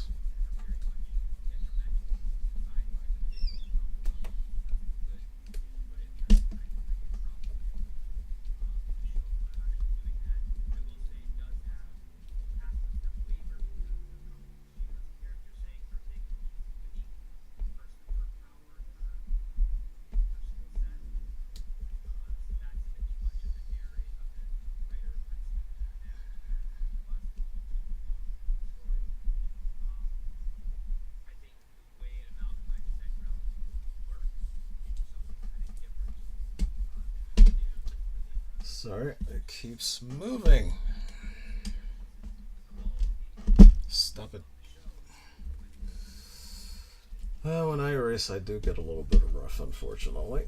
But I gotta just see if I can get this done.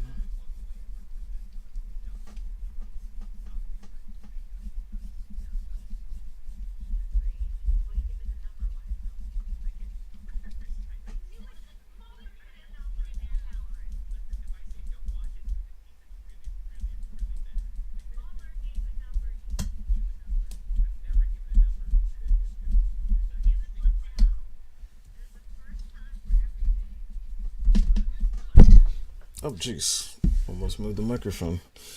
This is a job for Mr. Brush.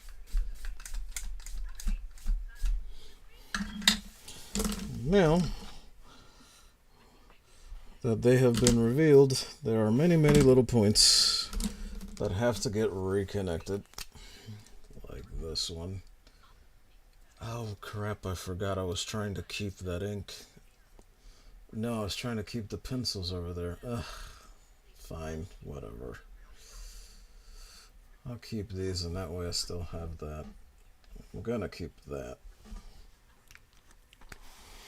But not this.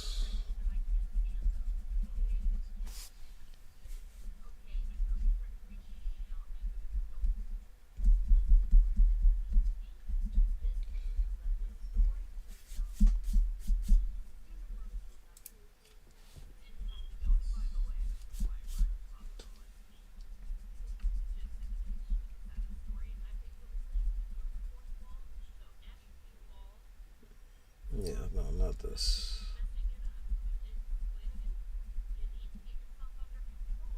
That's the stuff inside the dress.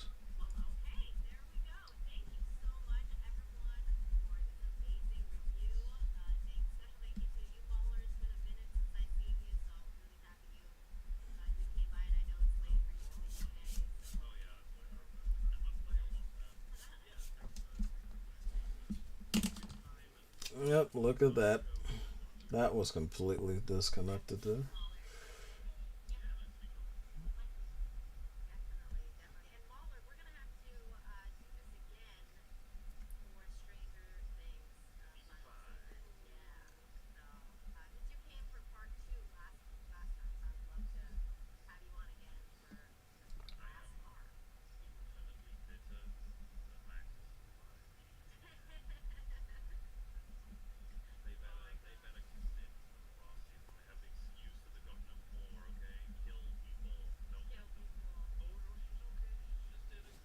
Yep, there's another one.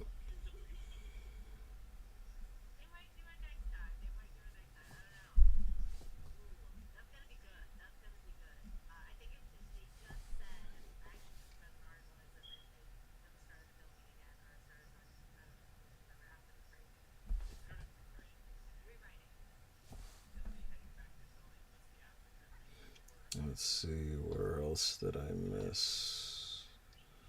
No, that's all. That.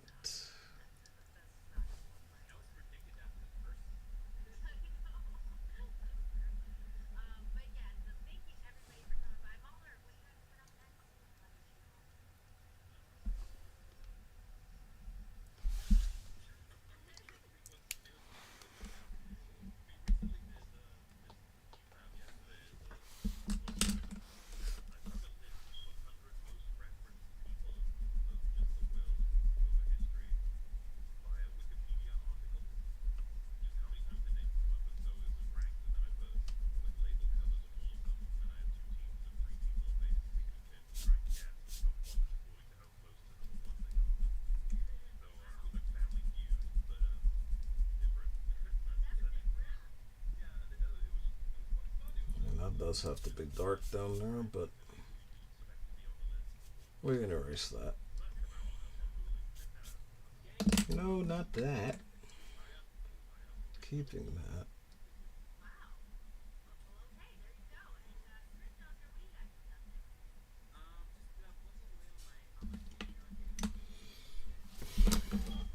Gotta keep the gray in the eye because that's gonna be there. Alright.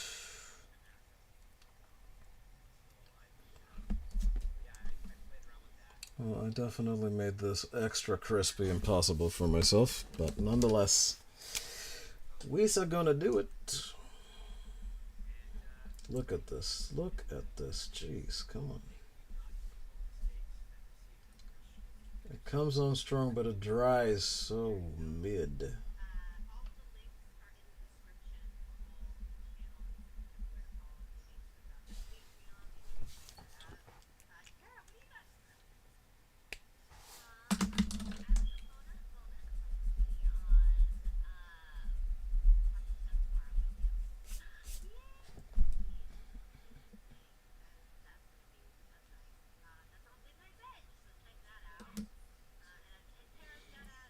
Okay. I'm gonna get rid of that. But for the most part, she'll stay.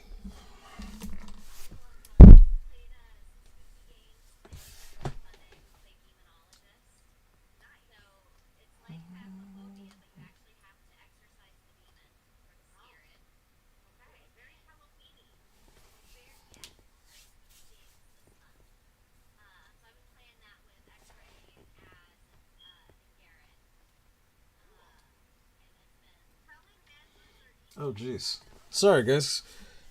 This chat keeps rolling weirdly. What the heck's going on? Oh, Megatron says he saw Carno eat guests. See, I told you that's gonna happen. And then Mama Bear says, good boy, get those popcorn chicken nuggets. That's right. That's good stuff, by the way. And then he says he saw a raptor. He saw two raptors take out a T-Rex.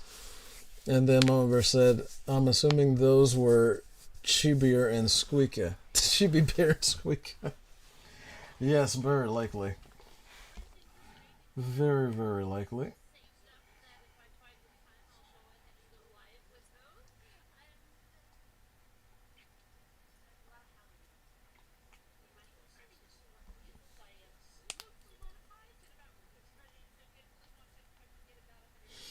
Oh, and Mama Bear also said cooking chopsticks are about that size. I completely forgot about those. I actually have a humongous pair of those downstairs, and they are joined like nunchucks. Very weird. But useful.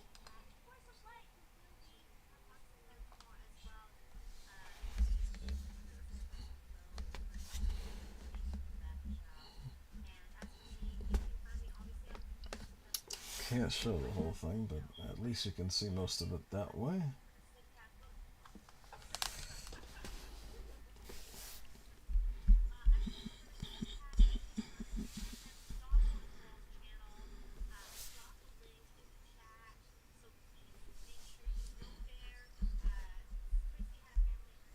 Sometimes you just want to hear the song. Okay.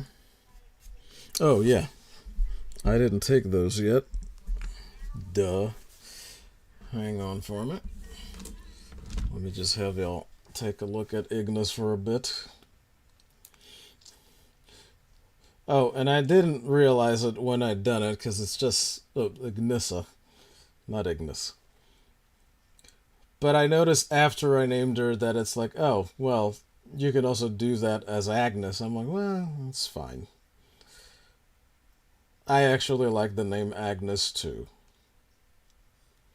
But this chick's name is actually Ignissa, sort of combining that with the other one. Alright.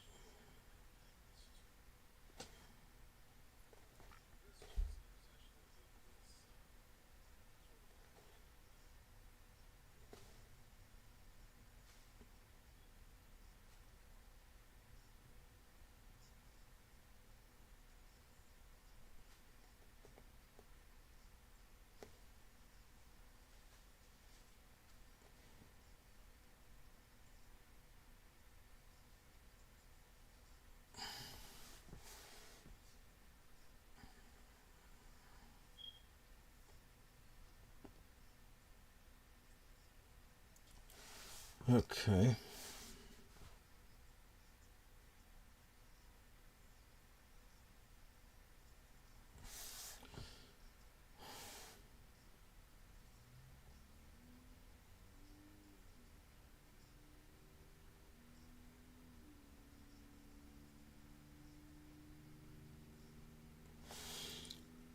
Alright, she is all captured.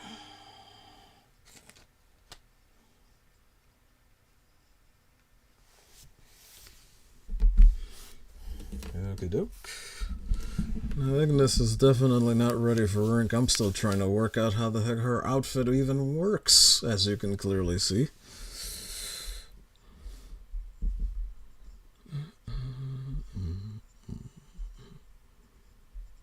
Okay.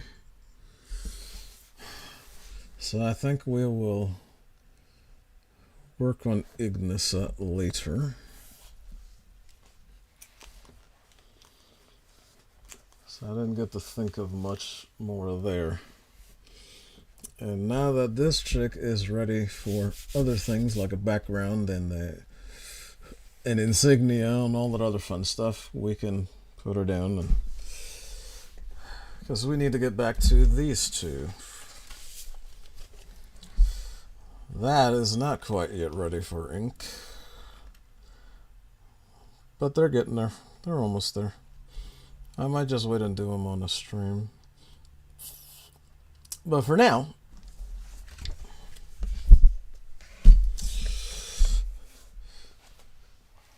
back to the title card.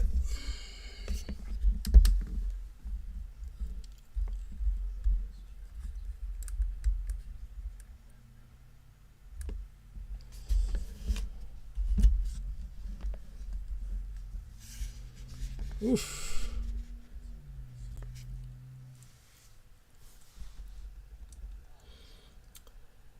Mama Bear says, I love my daughter, but she is pretty much like Talon from Primal Rage. I could see her doing many of those attacks. I see. She has a primal edge to her, you see. Okay. I understand that. That's a thing for a 10-year-old to be able to do. Sure, certainly. Oh, and hello, Darren M. Darren M says hello. He's coming in, blazing fire like usual. Yeah, dude, I thought I was actually going to get to go at like noon or 2 or whatever. That did not happen. I woke up and there were about 4,500 other things I had to do before I could sit down and stream. So I don't think I got to start till like, God, it was after. It was like 3 something. That's right. Granny's goodies are back. Well, they never really left. But you get what I mean. I almost want to start inking her too and figure out the background later. Because she's mostly done, but of course, I'm still having this problem. And it's not like I'm going to be flipping that page back. But there is one thing I very much still need to do. That's my tag.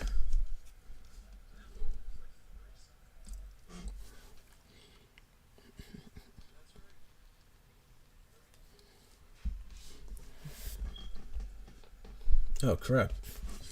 I have sort of forgotten what it looks like.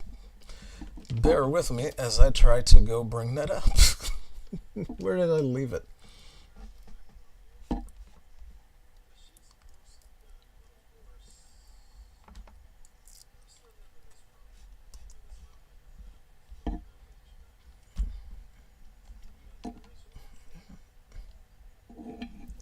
Oh, geez, that was in the reference department. Let's get to number 10. Oh no, I can't use the one from number 10. The one from number 9. That was mostly normal size, I think. Let me go bring that up.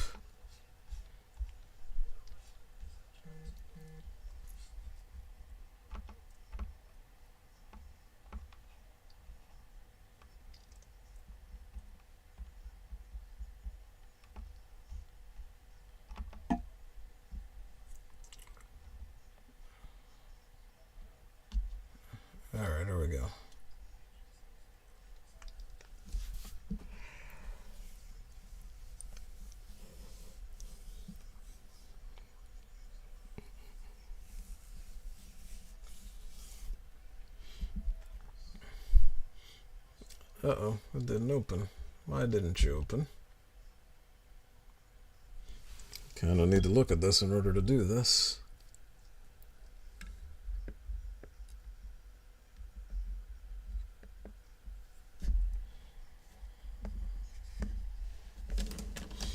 Wait, if I just put this here, I should be able to do it.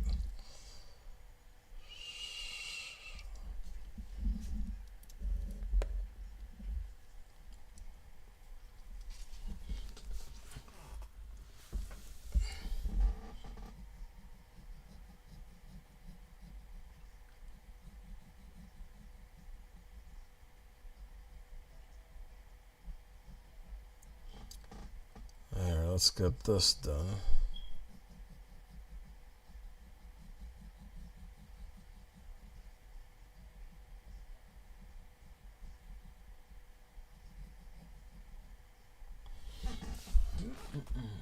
Okay, so it's 2 hooks.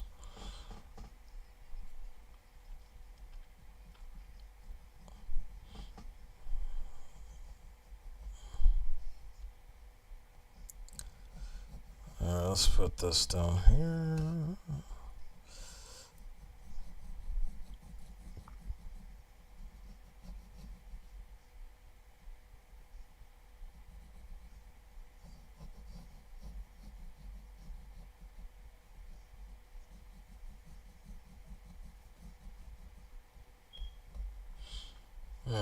This paper is hooking the pencil. But sometimes it... Oh. Hang on.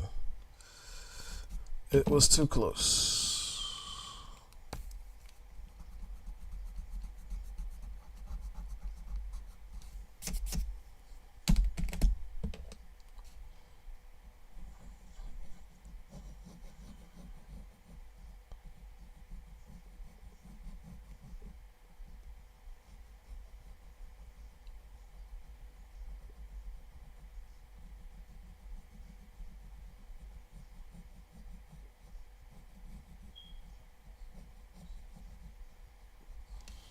Okay.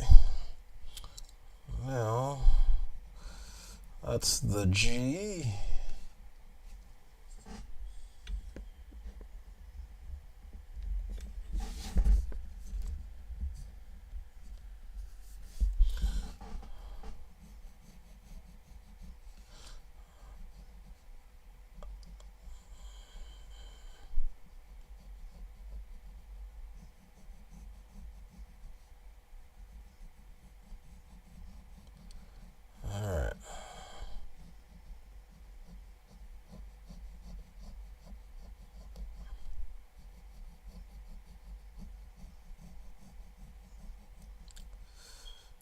Okay, got that.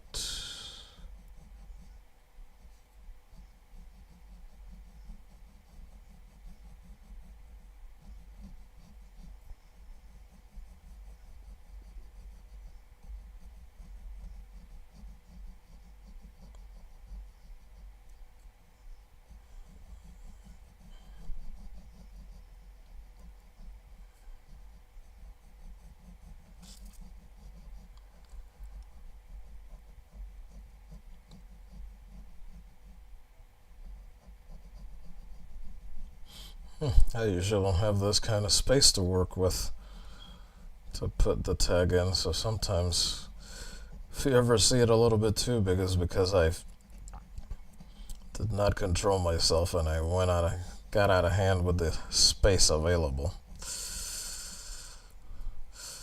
Similarly to now.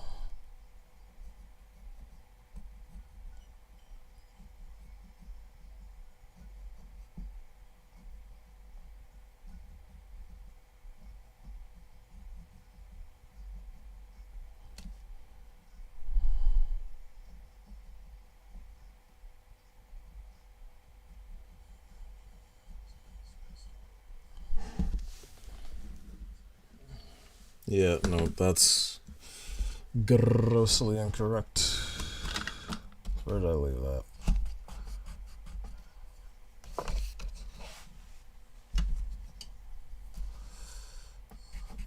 think I realized the problem.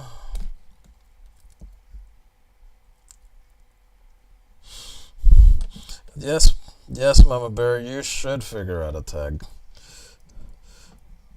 And this technically can't really be my real one because it has nothing to do with me. It's just the persona of the grumpy one. But one for me, that's been hard, like a signature.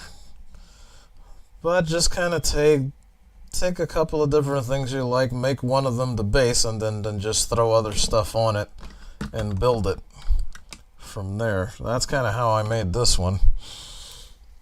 And I'm like, okay, well, I can't write out grumpy old ninja every friggin' time. My arm will fall off and it'll die every time I have to do this. So I just went with this.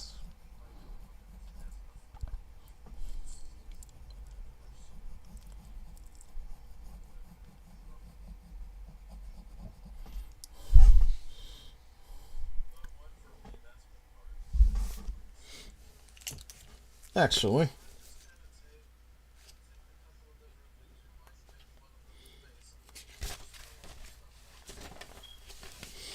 you kind of sort of already have one, don't you? This is because what you were making for your... But that would be hard to draw like every time. But you have something you can work. You just have to do it with a bear. Like make it like a... Like make a totem pole of things.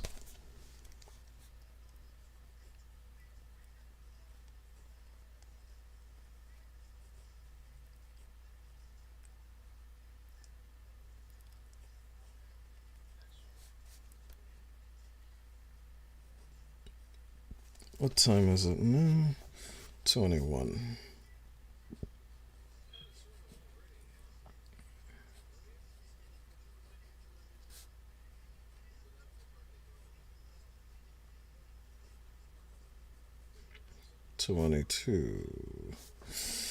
All right, let's pause what we were doing and let's see if we can't make something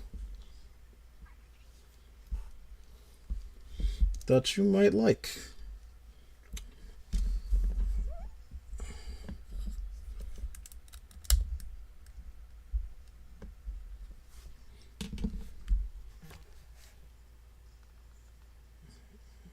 Come on.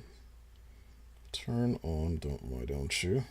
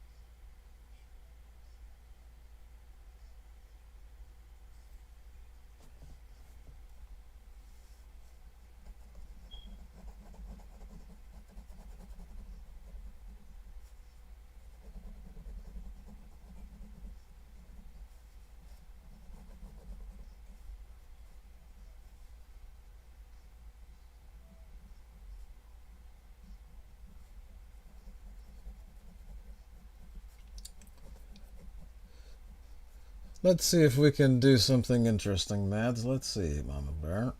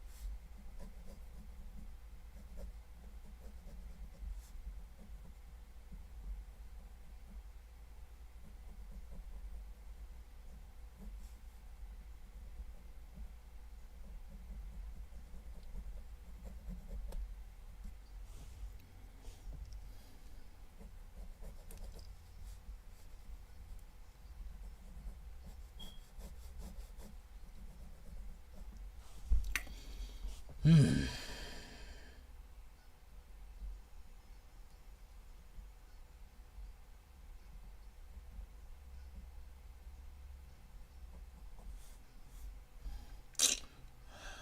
But okay, all right, hang on.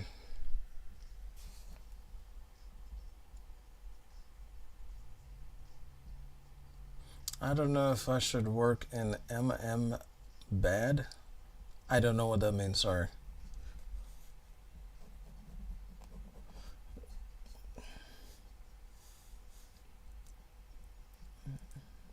No, not.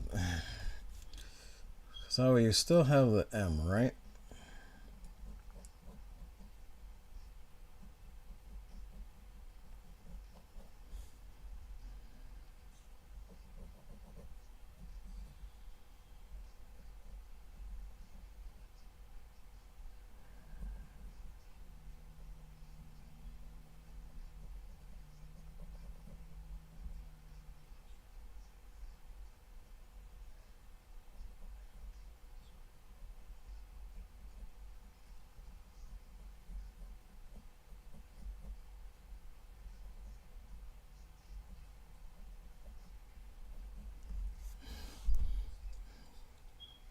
So it means that and it means that.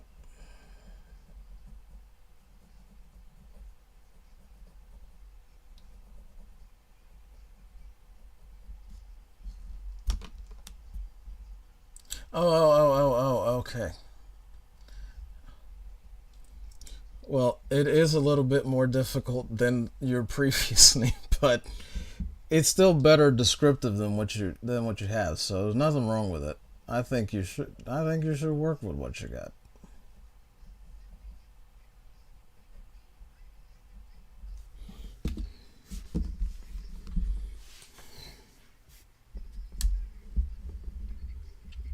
I have to point that a bit better.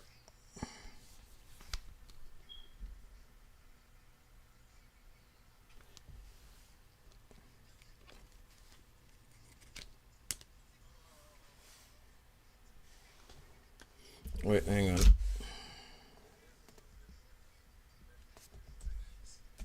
Come on, stick to it.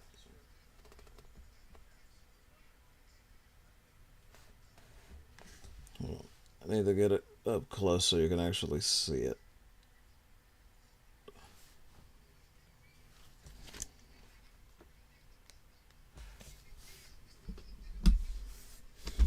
There. Still the regular process.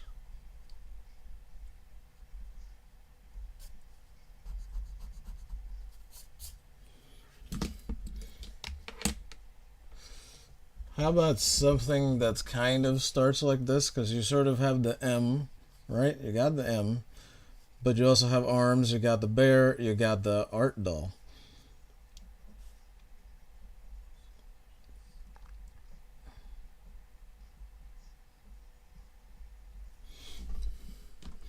I mean, look, I'm just throwing darts in the wind here, but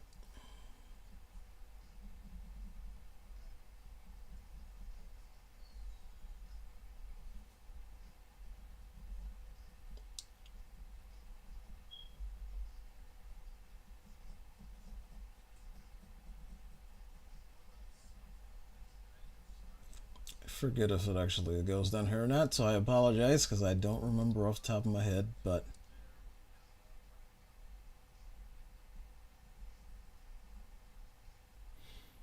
like this isn't enough, but I just mean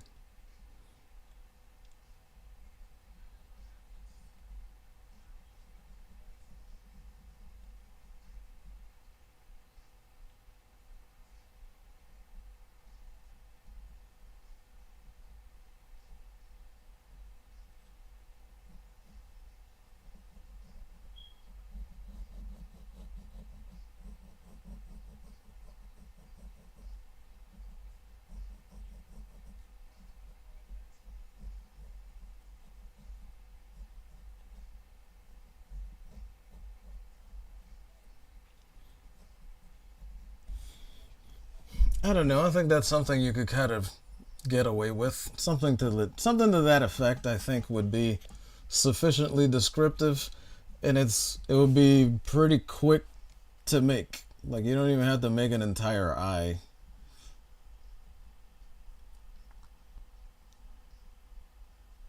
That's what I was missing. But you do have to make the nose. Got to make the cute little cartoon bear nose.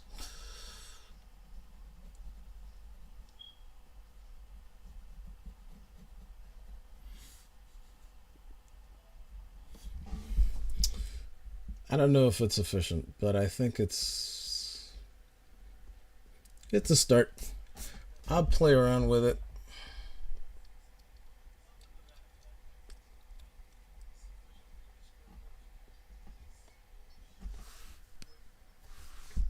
Oh, so it is around here? It's around here.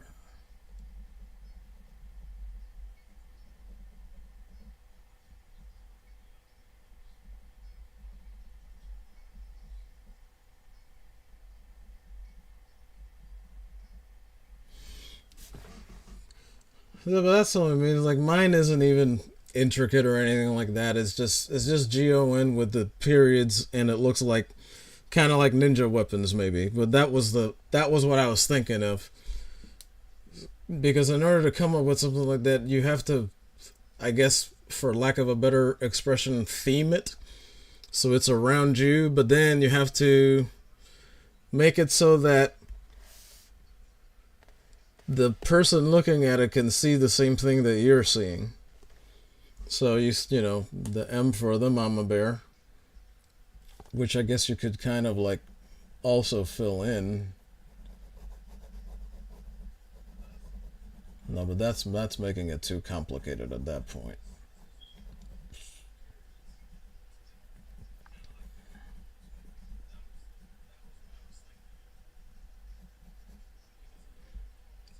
But if it were a sweater, I don't know. So that's the thing for a tag. Whatever you wind up with, just make sure it's something that you can do pretty fast.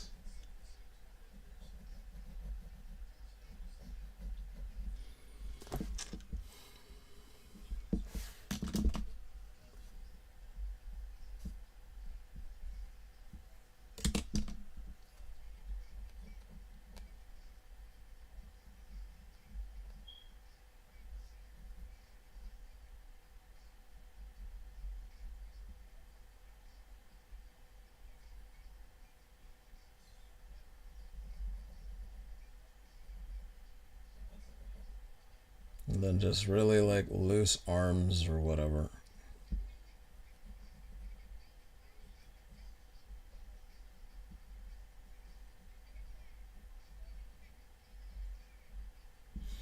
There, and then it just kind of sort of looks like a doll.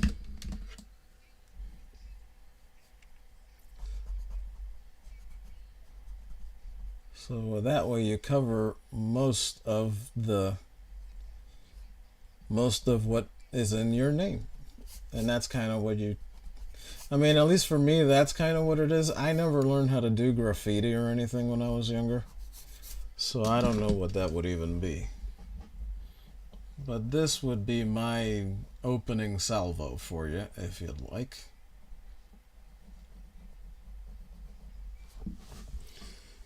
Okay, so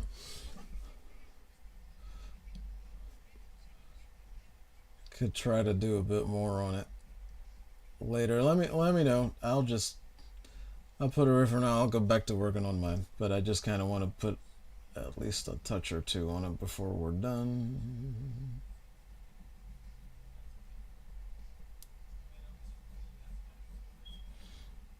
And then you could also do it where the eyes are closed, or almost closed, like she's looking down at the doll.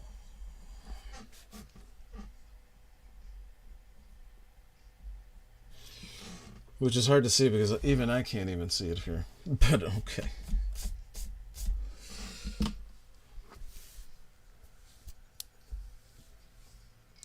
Right, it has to be something that you can do fast and fairly consistently. Yes, yes.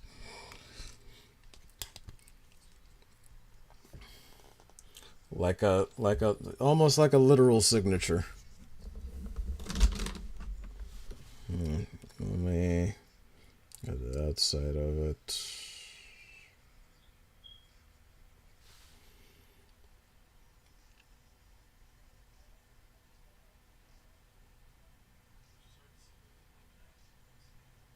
Clearly the M was inconsistent. Alright. So let me switch it back to...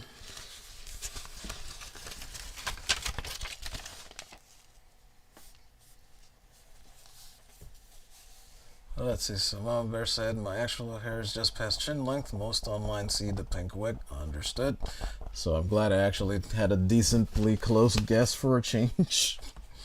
And then fast and fairly consistent. Yep, definitely. And then when I have a few ideas, I'll bounce them off you. Yeah, sure. No problem. I am happy to help. In any conceivable way. So you can see my eraser clippings catch is working quite nicely. And this is what I mean by I have to push the sketch pad up a little, so I literally just use multiple erasers to do that. Because if not, the bottom goes all the way down there, and that's like almost 2 inches, and it makes a difference. Plus, this is ridged.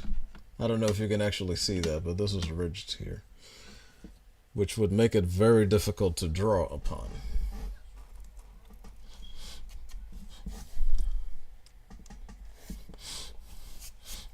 But hey, look, clearly you have a spot in my sketch pad, so whenever you want, if I could help you come up with it, it's on.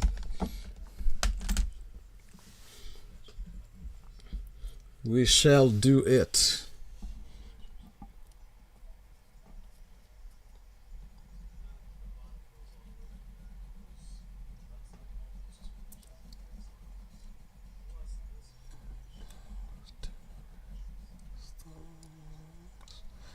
Alright, let's see here. Oh geez, did they finish the review? It's not even 10 o'clock yet. I guess they talked as much about the shows they were going to. Oh, they did finish. Oh yeah, I subscribed to Carolyn a while back.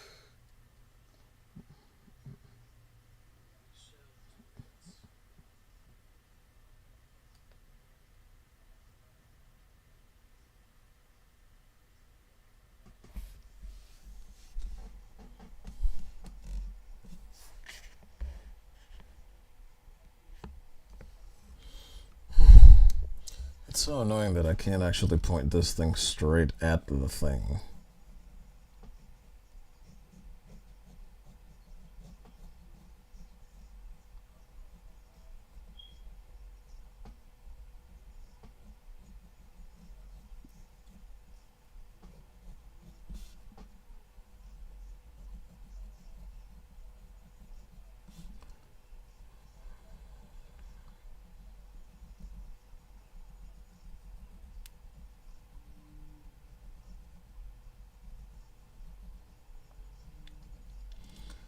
Okay.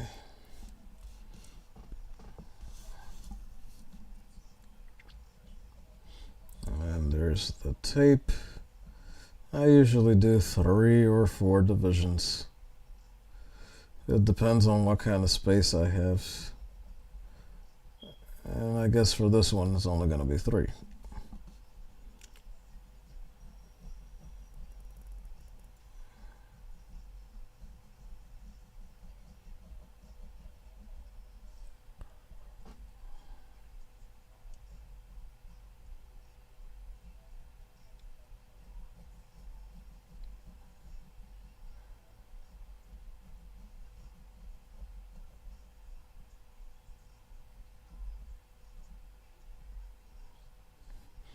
I mean, if you remember when I was first doing this, it didn't even look like this. The first time I did it this way, because I was using a GON with periods in between, but it wasn't drawn in any specific way. But I was trying to come up with something that could be more like a tag. And then when I was doing one of Rosetta's pinups things, it just sort of came to me, and then I'm like, well, try to shape them like all the letters have edges, like the letter is a weapon or like a shuriken or a throwing star for a ninja, and see if you can do that. And so I tried it with that one. I think it was the Marines one that I was drawing for her, that pinup. And that's the first time I actually ever drew it this way, and I've been drawing it that way since. I think it's been like a couple of years now.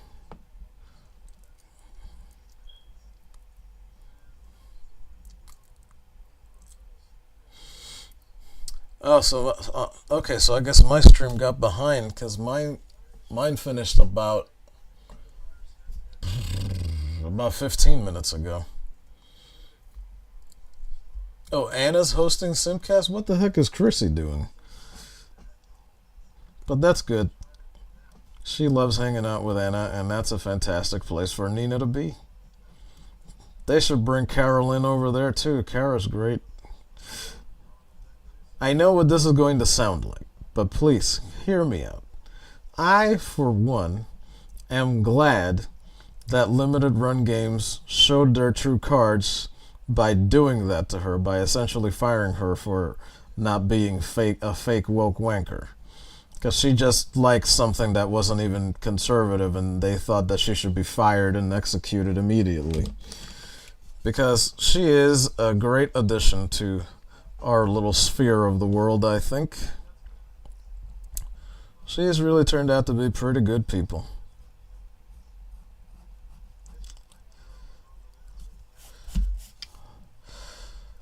Oh, jeez, come on. Alright, tag's almost done, kids. Tag is almost done.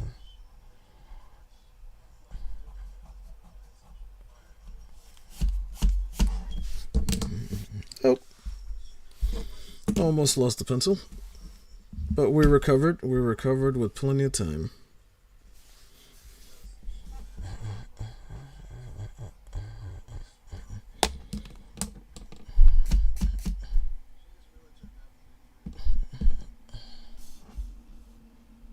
Oh, family thing. Darren M says Chrissy had a family thing, so Anna's subbing for on Simcast by hosting it. That's good. Anna's good for hosting stuff too.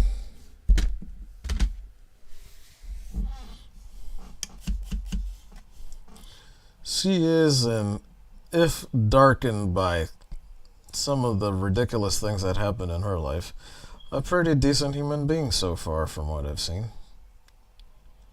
I've never treated with her in any way. I've never been in the back room on a live stream with her or anything, but she seems alright. And I like her style, so I actually did get some of her art. I even sent her my eye for the eye project.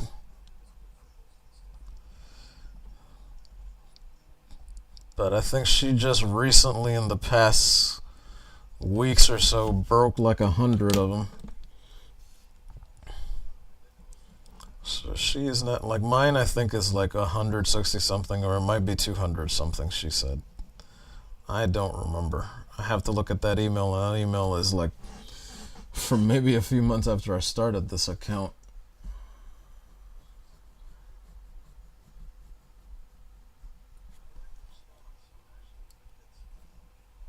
Oh, good. Good. Good, good, good. Well, they're not getting any rest. Because X-Ray Girl streamed like 4 hours on Sunday Fun Day with Kara.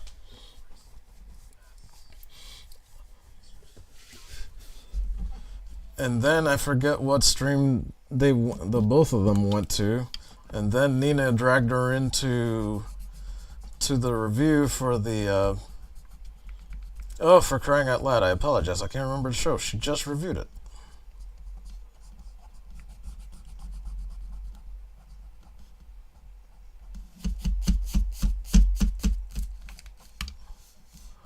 Go away, silly lines I do not need. Stop it.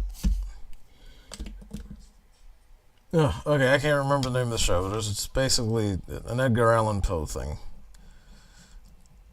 that some people are going to be mad at because they're going to yell canon, but it's like, look, this is a play. This is not like a comic book story or like Star Wars where you have to hold to that. With Edgar Allan Poe, you can do, on Shakespeare, you can do different interpretations. They're not all going to be received well,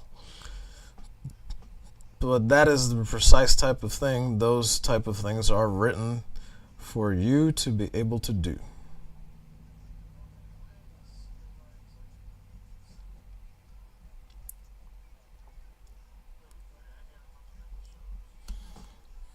The House of Usher. Thank you, Darren M.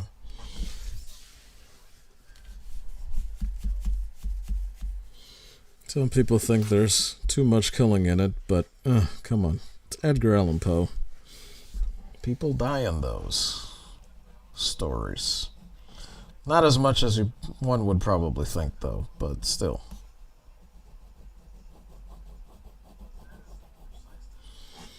Okay, I think the tag is done. Oh, no, it isn't. No, it isn't. I have to put tape on the end. And I think that's going to have to be 4 divisions. Which, makes 7, so I should keep it this way. I'll do 3 on the G and 4 on the N, I think, going forward.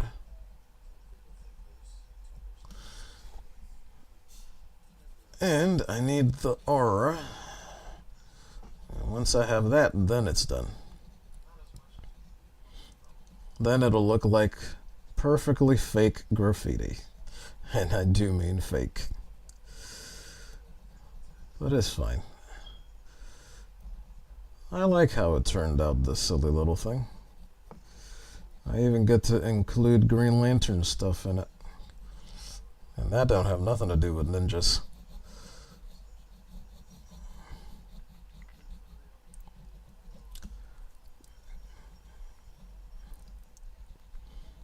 Oh Lord, it's 14 by 17. This is too much space to work with before you hit a 18 by 24.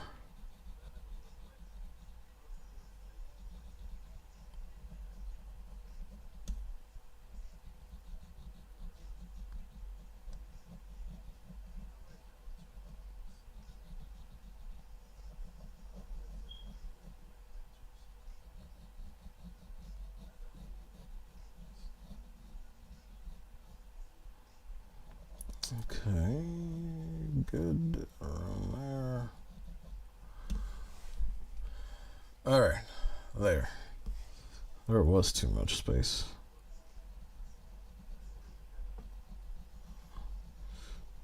Because I can actually do that now.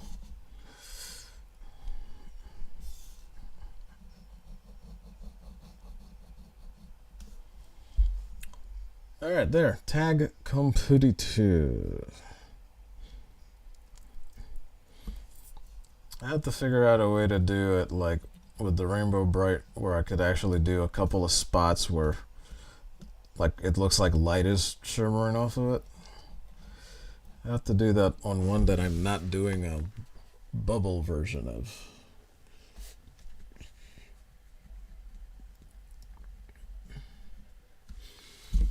Okay.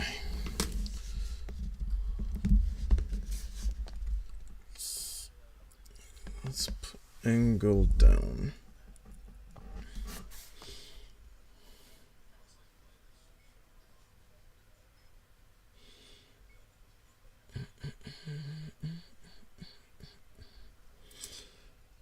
Good Lord. I don't know what the heck else to do with it.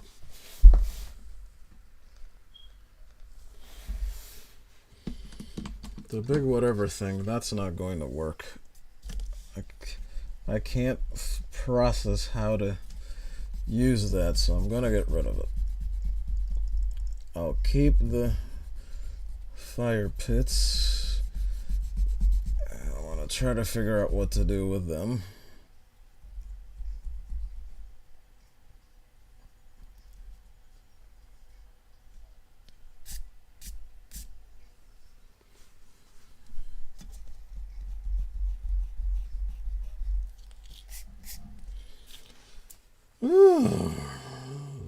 about this? Oh, make that go away too.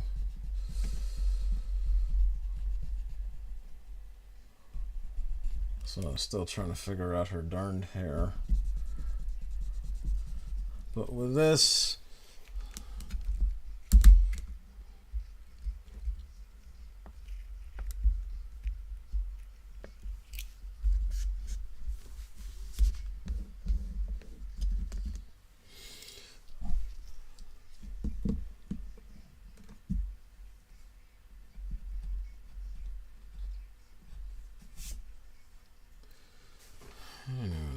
like that, I don't even think I can do that until I actually ink it.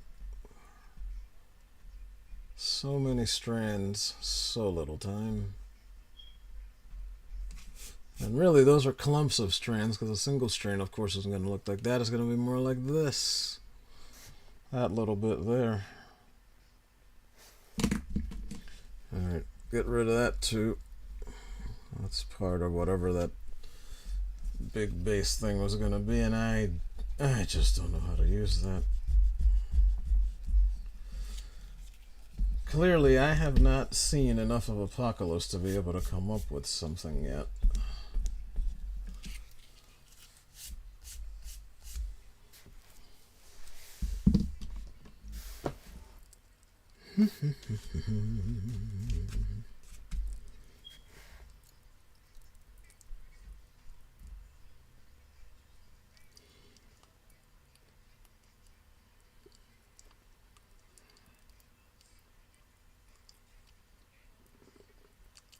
So for her, what we got left is the mesh thingies.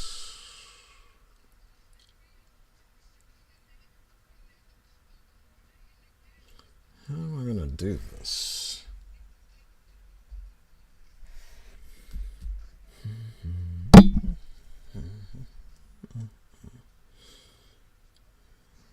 Okay, alright, let's try to climb up. The thing what the mesh is doing is, I don't know what it's doing in the back, but it seems to actually be climbing here and then turning and going this way into those little slots.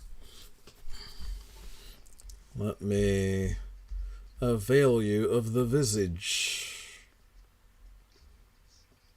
Wait, is that the right one? Yeah, there it is.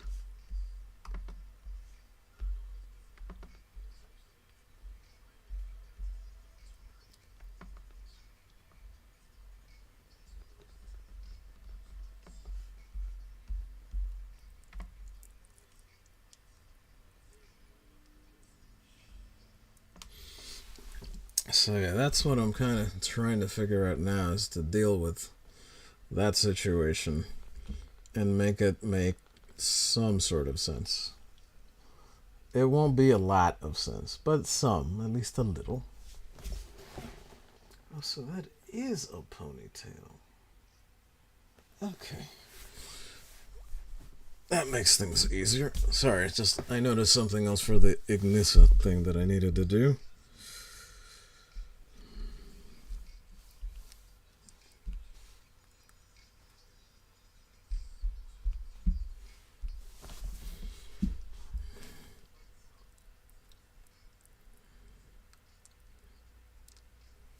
Well, you know what? I don't.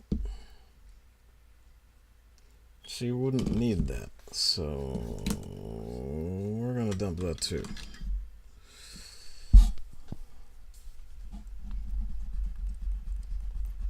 Not wearing this. Alright, let's put it back. So I gotta see, I think I bumped the camera again, and I did.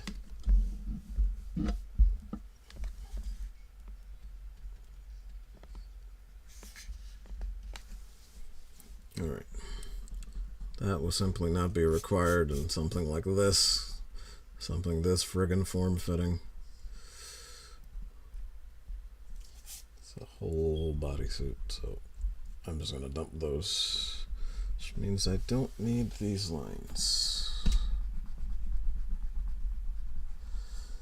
Yeah, see, you might not be able to see it on the camera, but it's already starting to collect soot from moving from erasering all over the place. Which is kind of why I want to seal it, but I just don't know. I mean, what am I going to get to ink that?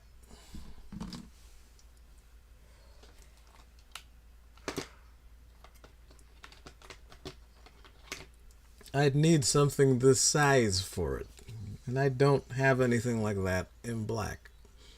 This is a Pitt artist pen, but I need one in black. I do not have one. I've never had one. I never see them. I still remember that Ethan Van Sky review where he said, look, everything you need, less than $100, even less than that, at Michael's.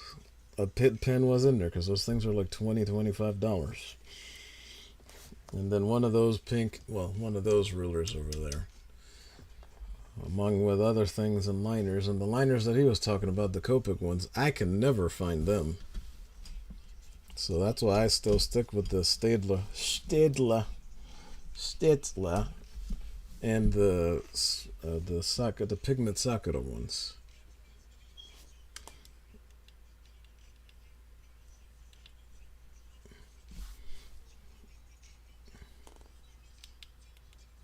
Okay, the light on the glasses has worn off, so give me a second. I'm going to charge them and swap them for my second pair, because that's literally why I bought a second pair.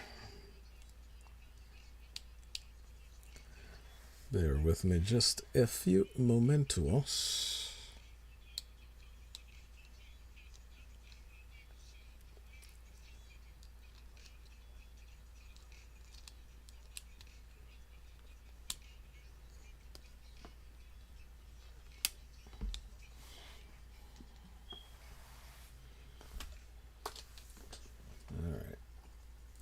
Second pair. That light's working.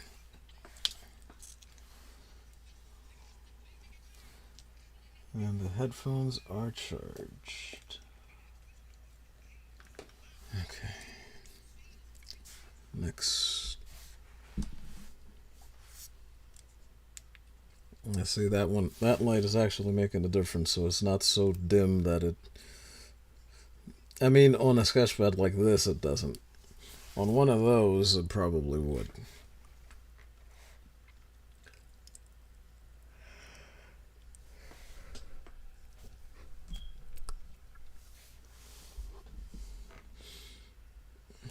Alright, there's another line.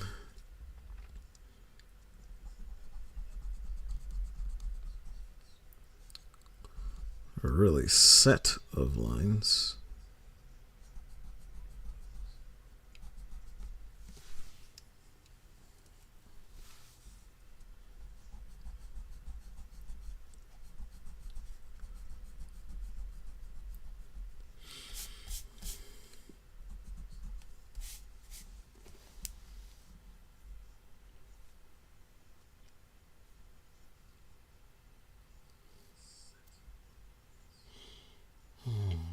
Should make Ignissa's face longer.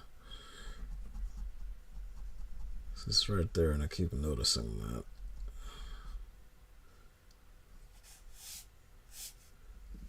Ah, Megatron says they don't sell pits at Michael's anymore. Huh, thank you. Thank you for that fact. I will stop wasting my time. I'm gonna have to try Hobby Lobby or online. Michael's has been on a roll of disappointment when it comes to this stuff. They didn't have that paper that you were telling me about either. I had to get that from Amazon. I did get one pack of them. And then I got some that was a little bit harder than regular paper, but not as hard as that. Because it's still good for drawing like print size. So you're not even having to spend the time on having to draw something that's completely 8 by 11.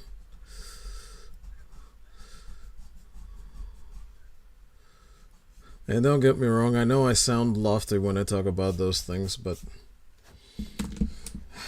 one of these days, guys. Oh, pit pens, Mama Bear. Let me bring it back. Hang on a second. This thing is a Faber-Castell artist pit pen. Hang on, let me take the light away so you can kind of read it. It worked before, dagnammit. So that's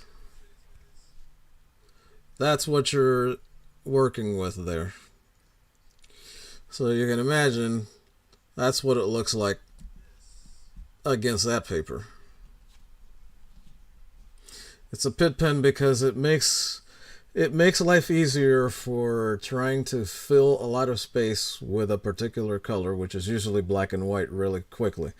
I will defer to Megatron for the better explanation of that, but he was saying that Michaels doesn't sell these anymore. When I was saying I was trying to find a black one, and every time I go there, I never see one.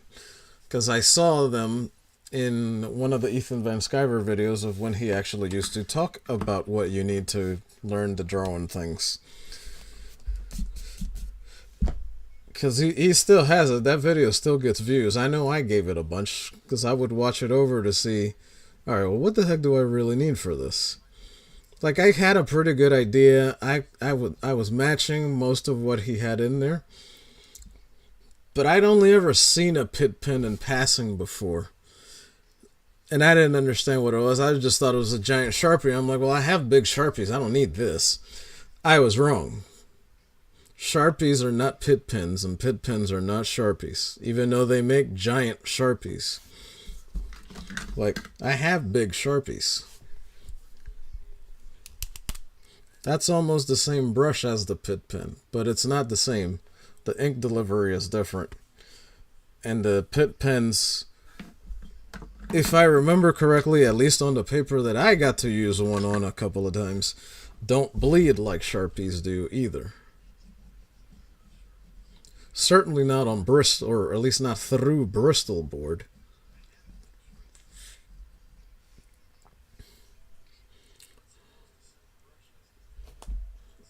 Okay, let me see. All right.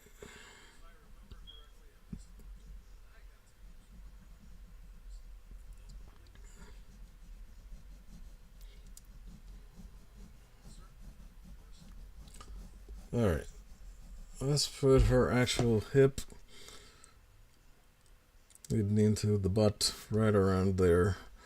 So now I have to do some crisscrossing and then come in here. Maybe I don't do the circles. Maybe I do a different design. Okay, so Mama Bear and Power both asked what pits are, and then we more or less explained it. Power says, "Oh, I see." But yeah, that's basically what it is. It's just, I mean, okay. You've seen this thing.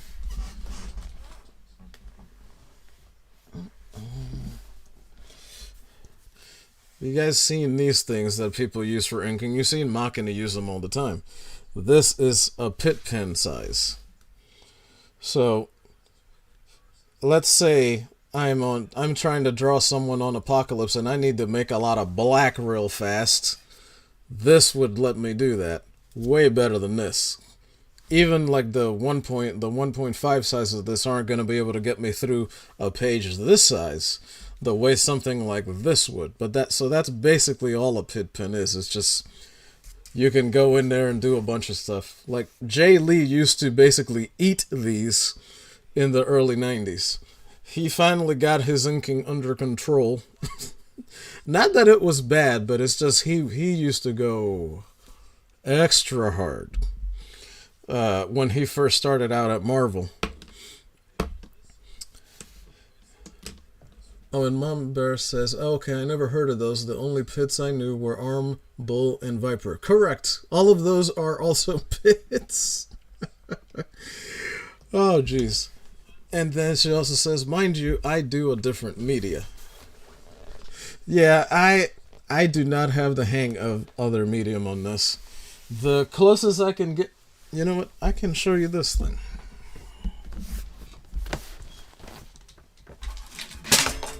Uh-oh, what was that?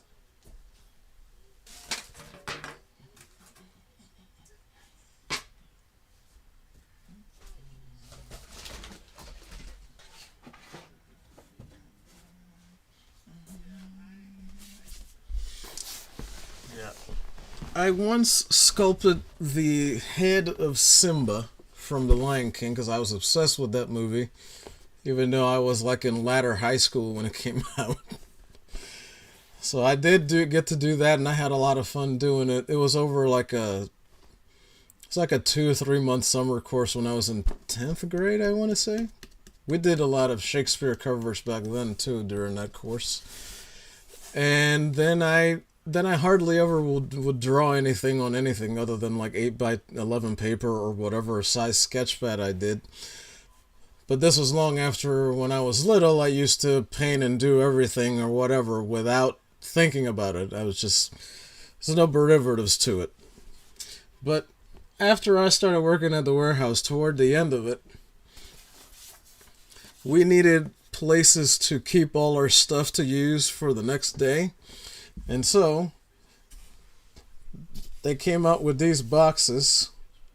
So you got 4 sides of it. You can't really tell, but I started to draw different things for like the bulk. I was going to do a logo for what our team name was, like the G.I. Joe sign there. I was going to basically use different 80s cartoons because I started with this. Because I love the Thundercats. And even though by the time it was ready, I didn't need it anymore because they ran out of work and we all got split up and went elsewhere, I couldn't throw this out, so I kept it. And someday, I'm going to finish it. This is not that day. Definitely not that day. But yeah, so this is the other medium that I've worked on, other than trying to draw some Rippa stuff on a comic book long box. I showed you all a bit of that during the first campaign, but I can't bring that thing over here. It is in a treacherous positioning.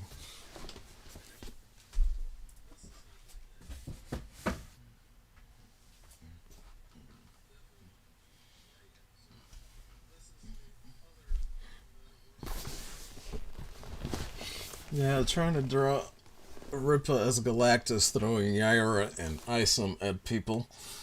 But you know what? Now I can also use Bloodruth, and I forget the other character that he added recently. And then Megatron says, I just use Sharpies for my inks and just use my black Copics for when I do the colors on separate sheet of paper. Yeah, even I fell into that. I mean,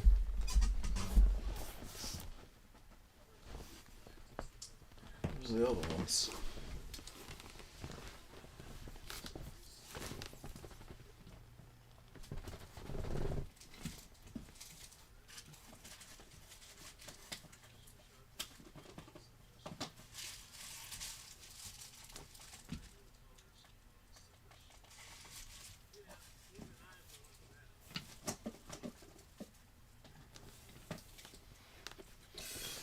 Yeah, for black Sharpies, I even have a bunch of these that I was using then, but they're still good, so I didn't throw them out.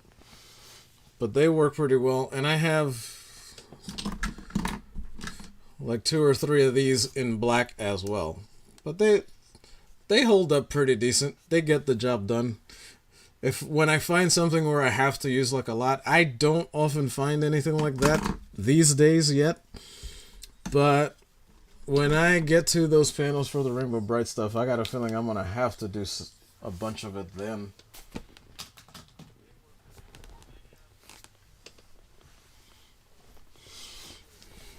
But like I said, even though pit pens and Sharpies are not the same, Sharpies will get the job done in a pinch. You'll always rather have a pit, but Sharpies will save you from a jam. They will.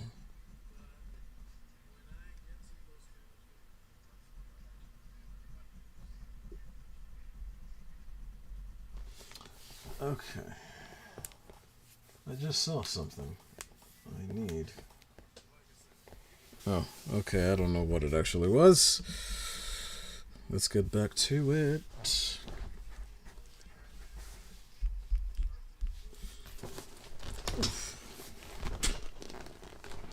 Okay, had to adjust the chair a bit there, but that's done.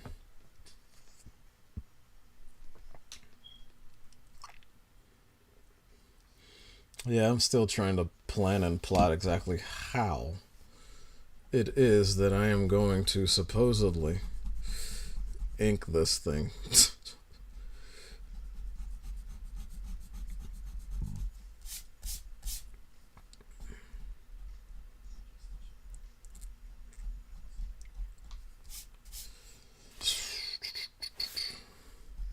They used to make big friggin' black markers that weren't pit pens, but that were just huge, because they were for people making like signs for protesting and posters and things of that nature.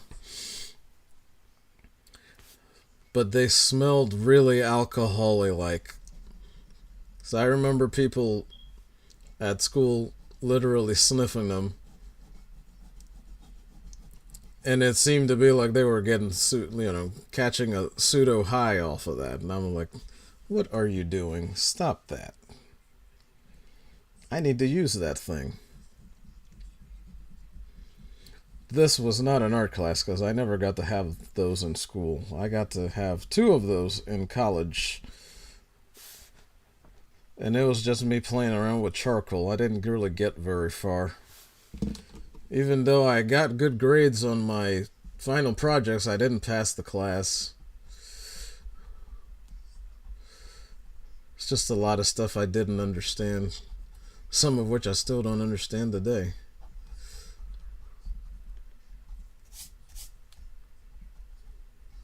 But I just didn't grasp most of what that teacher was saying. I wish I had, because he was a pretty good artist himself. And I totally understood and fully accepted him when he did not pass me. I'm like, I understand. I didn't get it. So what else can you do as a teacher? You have to do your job, and you can't just ram people through. Although they do that now in most school districts in America, sadly.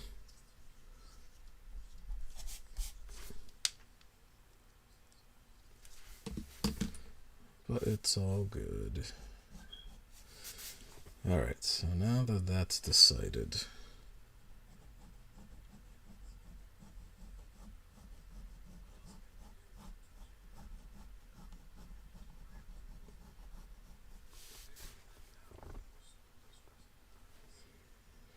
okay, I think I have enough left out to try to approach this.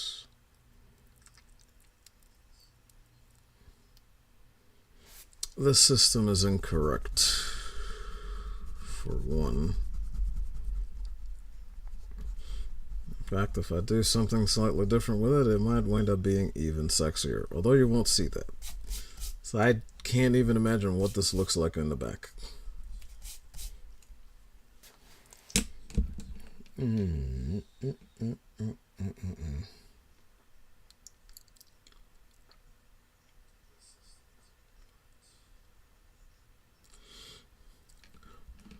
Yeah, Mom Bear says, LOL, that might be why my school didn't have them. It was basically Fame crossed with Dazed and Confused. Now, see, that makes sense. I can totally understand that. I've actually seen those movies. Don't entirely agree with how they executed them, but yes, I've seen them. And if that's what you had going on at your school, then I totally understand why.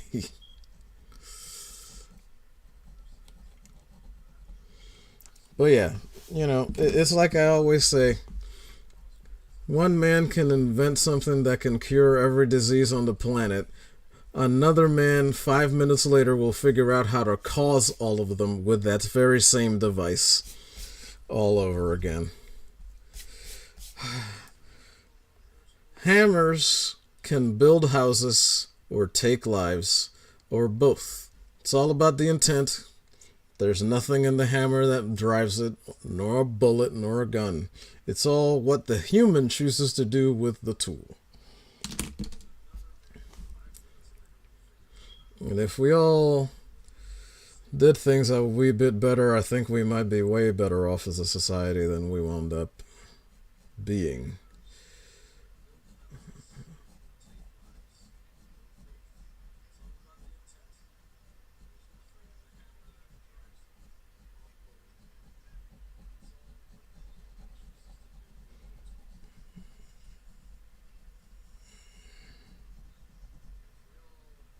Alright.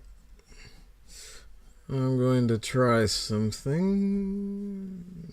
I don't really think this is going to work, but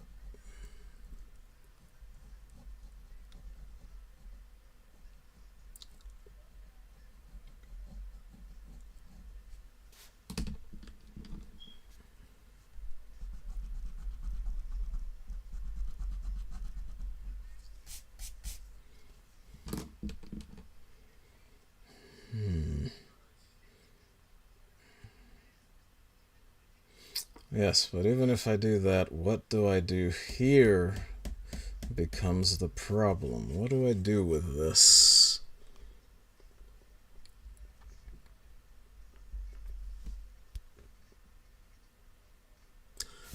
Holy cow, if you could see what my eyes just did. Mama Bear says one of the teachers at her school got encouraged into early retirement after a student stole his weed that he sold to the other teachers. Oh my god. Mama Bear, you need to turn that into a comic book. The jokes that you could write, the hilarity. You have to tell that story. You don't have to use people's names for it, but you can't leave that out. That's too funny. That's a great story to be able to tell and read. Full of a little bit of shock and awe too. Alright, so what if we do a little ladder sort of system? Because I want to crisscross, but I don't know how to do it yet.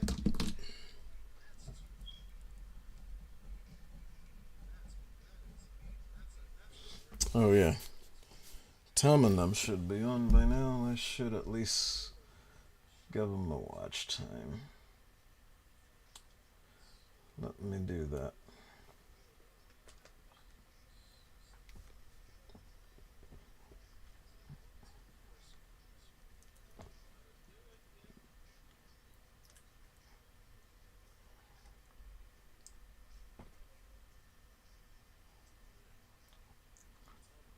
Enemy is unstoppable.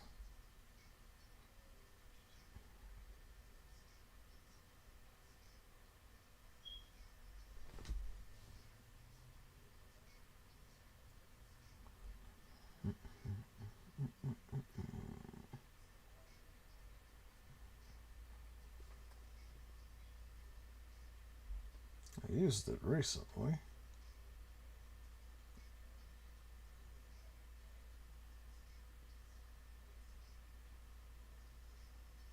Okay.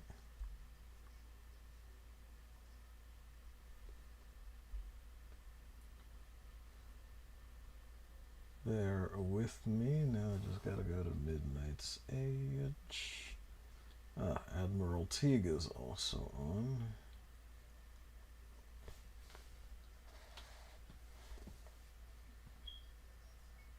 No, I think he does that on Midnight's Edge.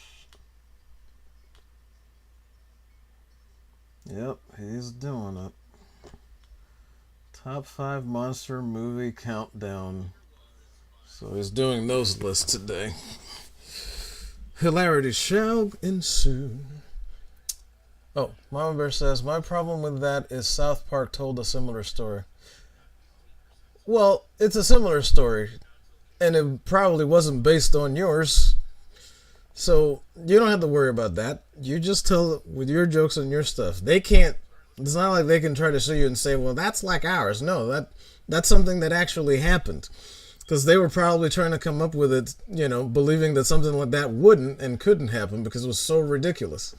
That's why things have gotten so hard for South Park, because now the parody parodies itself. It's not. It's all real now, so it's hard to make fun of it when it's all actually happening. But yeah, no. To just one of these days when you can, just set up some panels on a sketchpad and just start, write it out first, of course. Just make an outline of basically this is the beginning, this is the middle, this is the end, this is how you get here. You write a lot of and then after you have that, you can see that roadmap, then you can put in your own dialogue and you can mess around with it. Just have fun with it, do your own thing. But you could definitely tell that that's a comedy. That's a 2000s comedy that somehow Judd Apatow didn't figure out to make. So I think you're still on time for that, where he definitely missed the boat.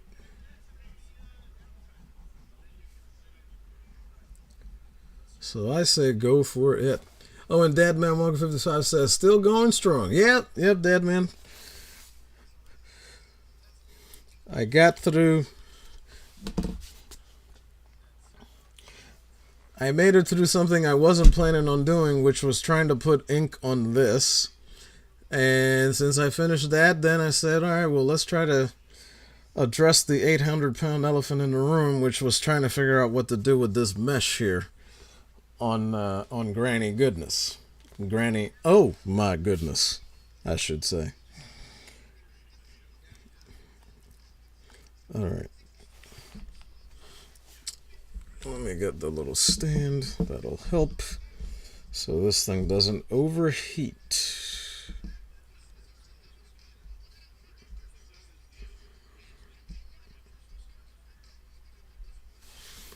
Oh, lost the pencil. Okay, found the pencil. So now I'm trying to actually deal with this.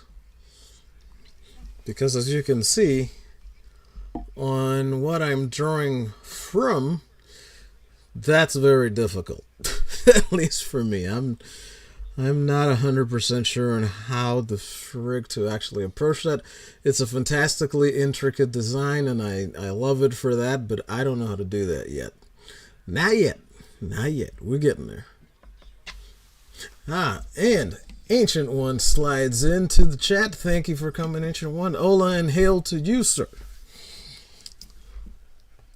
As everyone else says hi to Dadman too. And hello to everybody. All right, let me see. I need to do this differently because that has to look more like diamonds in between it. Clearly it doesn't look like that. So let me just put this down as a little marker to remember later when I try to actually address this particular issue. I'm probably not going to do that on this stream. But those lines should be a little bit thinner. Coloring is going to be a nightmare, and inking it is going to be even worse.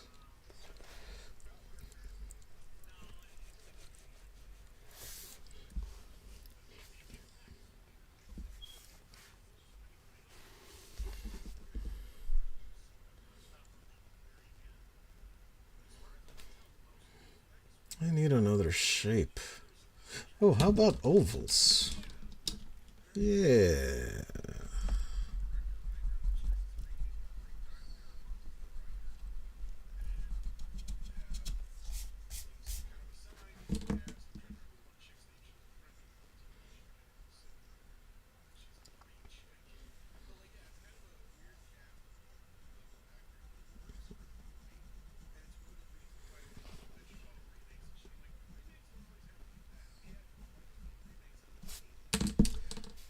Well, that's going to make this difficult too.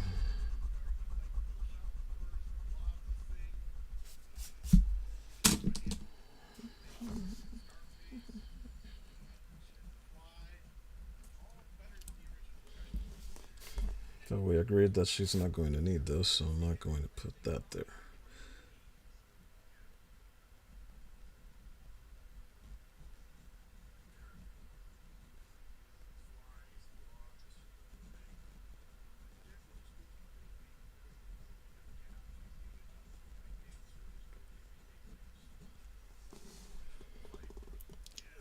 So since we're not doing that,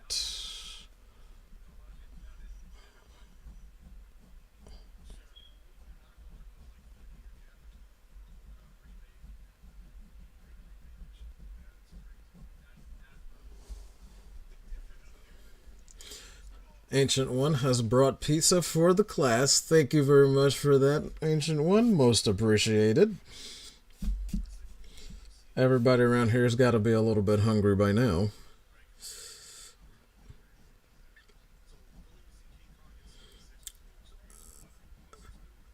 Alright, here we go. Here we go. Now we're going to try some.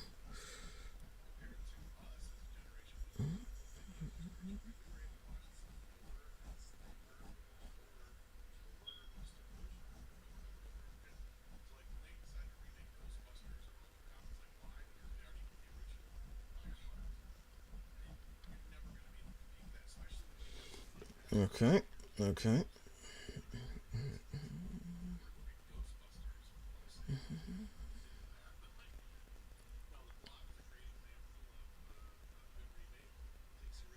And I might just crisscross in there. Alright, here we go.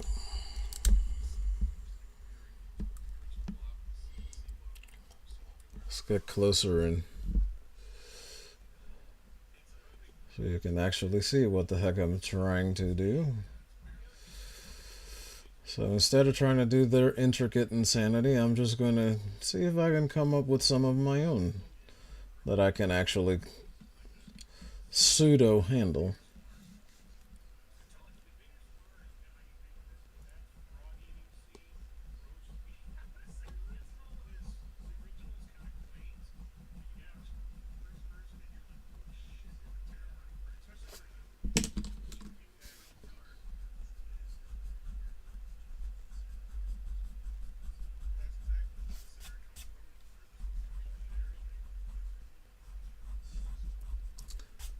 Okay.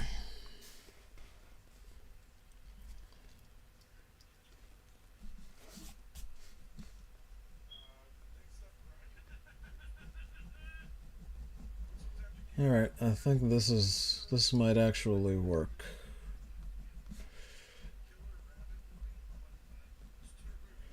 Just means I have to make that a bit thinner, but I think we can live with it.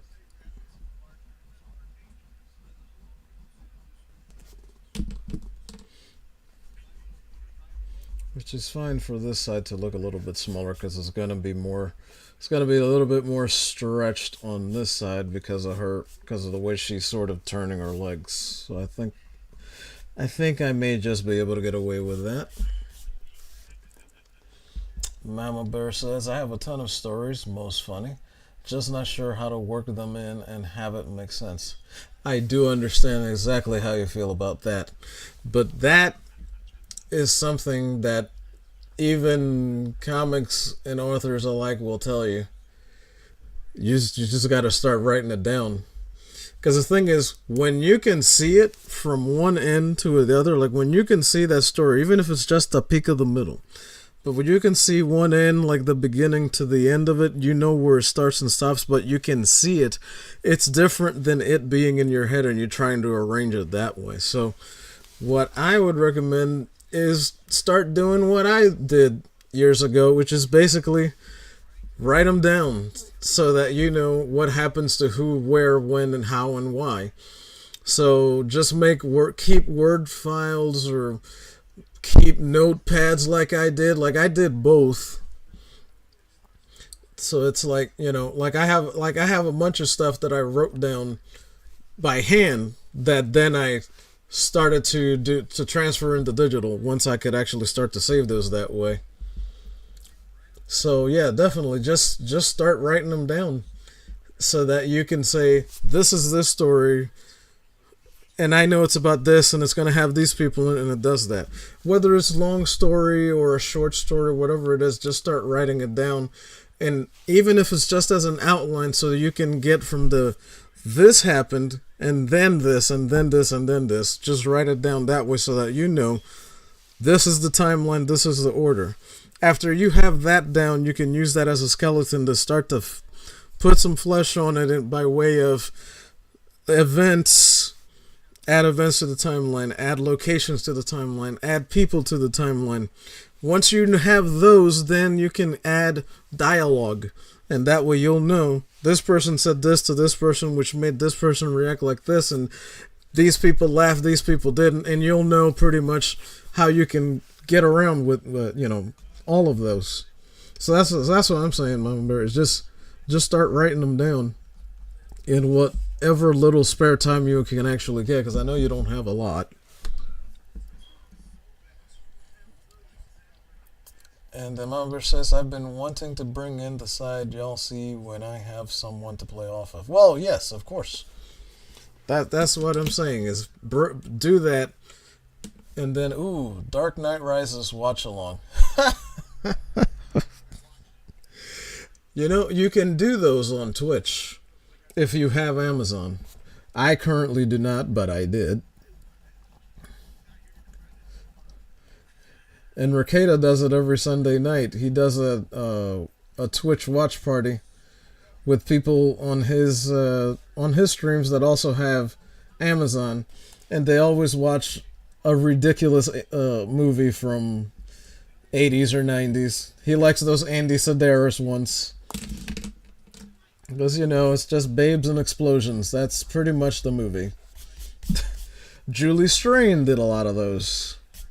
And he has watched a bunch of them on there. I never get to catch him because Sunday nights I'm usually doing stuff like this now.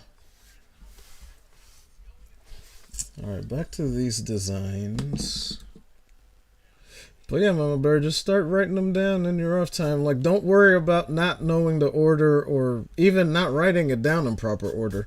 Just get all of the happenings from the story, and then maybe even some of the events as all of this happened.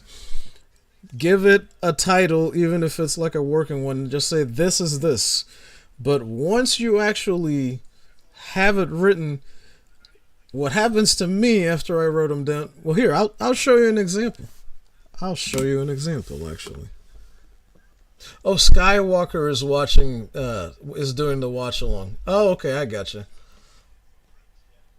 And then Ancient One gives power up pizza to the chat, so everybody's going to feel way better. No one here is in league with the Shredder. We all ninja vanish when it's time.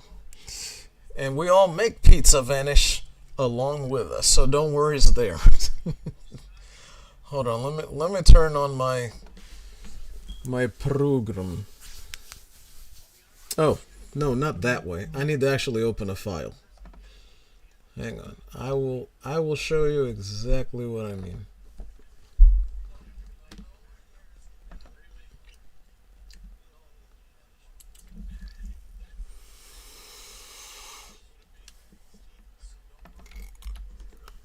There's something I bought because of a Shadiversity video, because he was using this at the time to get his stories together. And I'll even open up the one that takes a long time to open.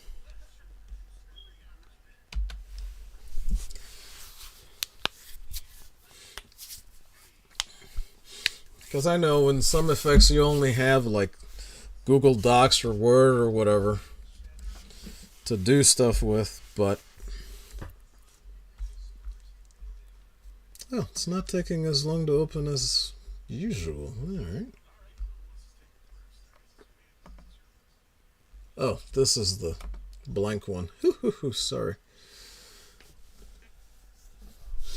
Mama Bear says the only shredder is used for cheese. That's right. No, I love the turtles though. Believe it or not, Shredder was supposed to be a throwaway villain that dies, and I mean he was. Because in the original Turtles comic, I think Shredder was only alive for 3 issues, and then I think either Leo or Raph unalived him. But in the cartoon, he's such a hit because, it's the convenience of it all. You can't just get rid of the Shredder. Come on. Best Monster Remake, says Tom's poll. The Blob 1997, Godzilla 2014, King Kong 2005, The Thing, and The Thing remake shouldn't even be there.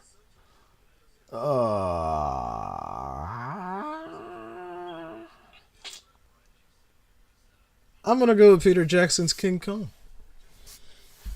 Because the 2014 Godzilla, as exciting as it was way too slow and it took too long to set up the others. They didn't know what they wanted to do with those movies.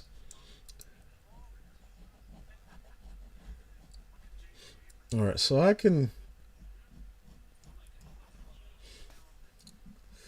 we can do things like this, right? That you would wonder, well, how the heck is that even possible? And then I can just put some web meshing or whatever around here.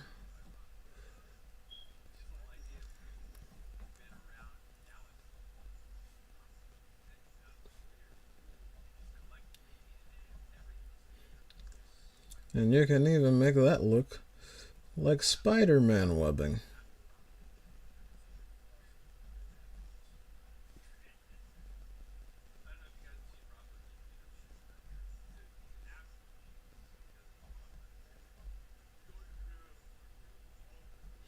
I think Miss Maria has something like this, or she had somebody draw her something like that. That does that on a suit that's like this. So, maybe I can get away with that. Ancient One says 7-hour mark. I didn't realize I'd been going that friggin' long, but okay. Gotta make this work. Alright, and then Mama Bear says, but thank you for marking it down, so my Ancient One. I honestly didn't know I'd been going that long. Now Mama Bear says, Joker was also supposed to be a throwaway villain that was supposed to get killed. Yeah, that's also true. That's also true. But they were instant hits. Because when you make something like that, you're not even thinking nobody's gonna care about this. This is just something I need for the hero to defeat this week. But then both of those guys became reoccurring visitors to those stories.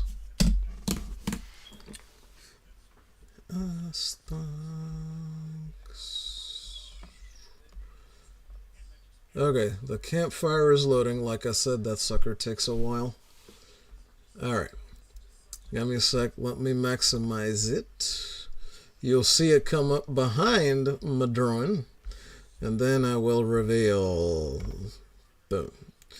So this is a program that I'm using to try to keep track of it. There's the title, the main title of what I want to use for the story. Then you can do a little subheading and whatnot. Then you can do a synopsis. And then there's some notes of stuff that I want to do because this is going to be where I put my modern superhero stories. That's the plan anyway. There's a bunch of tabs up here. And I know you don't have all of this in a Word or even in your notepad if you're having to handwrite it, but you can write on the side that this is meant for that. Now, this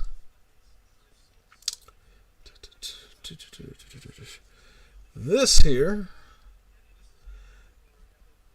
hold on, it's coming. So see this on the side?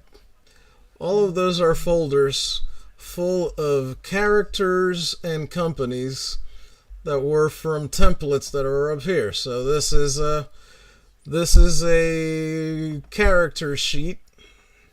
Wait, yeah, well, that was the first one. I had to change the styles to include better information. And basically here I can write backstory. I'll show you one in a few minutes. Then you get the name, secret identity, gender, and all this other stuff. Gear and weapons, vehicles, notes. I get this insanity because I also used to roleplay a lot. This is a rumble sheet because this is our characters that I intend to make for a fighting game I want to make based on characters for this world. Because basically, this is me making fun of myself like some of my role-playing buddies used to do. So they bought me something called the General Universal Role-Playing System. Because basically there, you can make anything from any TV show or story ever and put it in that world. And that's kind of what I'm going to try to do. So this is starting with a group of heroes and villains that I made up when I was a kid, and then I put the rest of them as I came up with them in chronological order, down to the main guy. This will be the first guy that you see, but let me show you the bit about the backstory.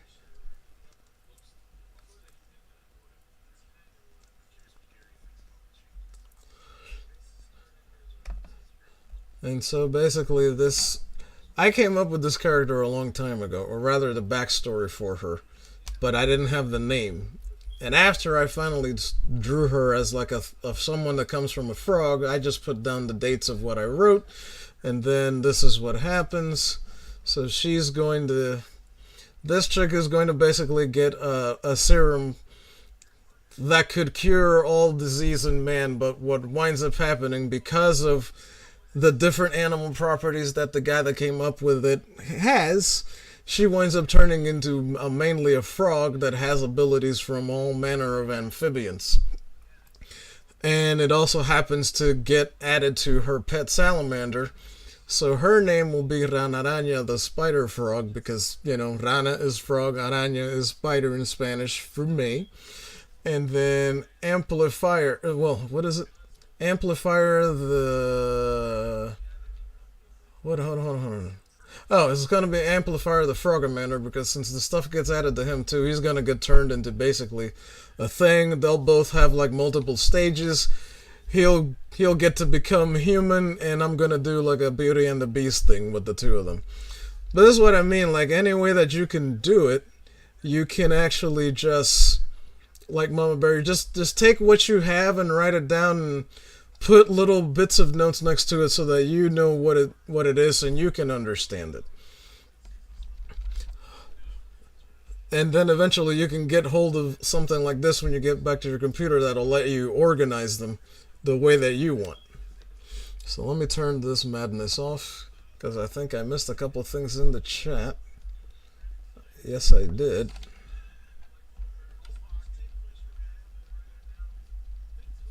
Oh, I did. Oh, Mama Bear says you're an art beast, Grumpy. Thank you. Thank you very much for saying so. I very much appreciate that. I don't feel like one, but every time that I take the pencil with you guys as inspiration, I feel much closer to that. Alright, so there's reference. And let me turn on back to the manual. And then let's see. I used to have a cooking blog. I'm familiar with the idea. Yes, right. Yeah, because I've seen some of your cooking videos on your channel as well. And by the way, silly me.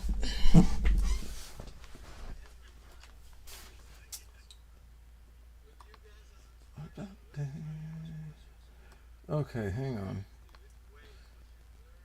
I can't believe I forgot to do this.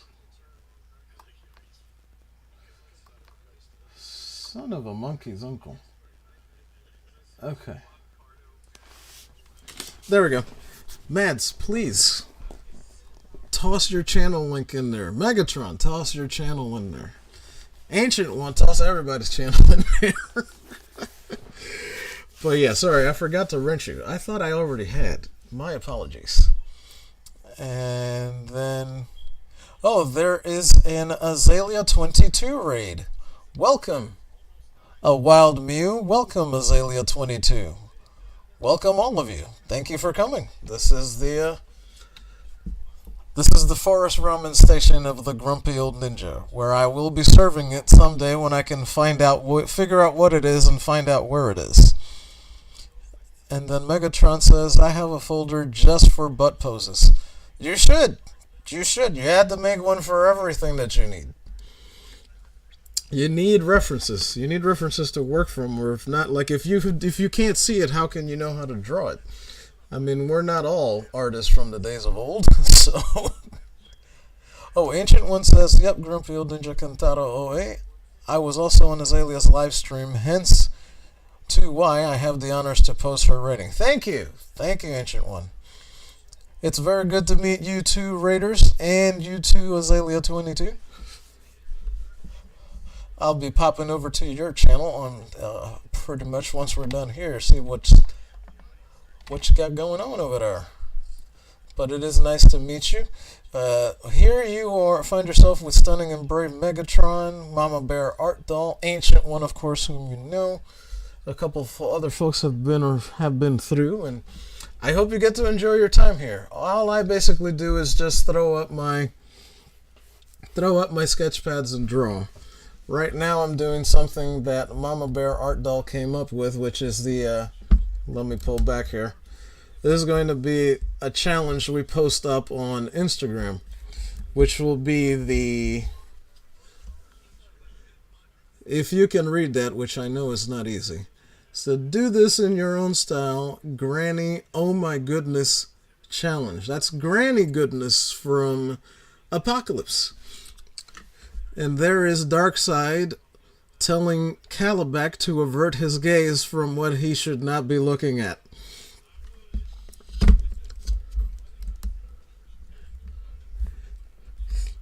And that's what I'm doing here. I was also working on a couple of characters earlier, which is kind of where I do the thumbnail from. So I got to put ink on this one. I got to get slightly tinily further on that one. But now I'm working on the title card for the stream, which is the Granny Goodness one. But yeah, basically it's just take Granny Goodness from APOKOLIPS and make her sexy.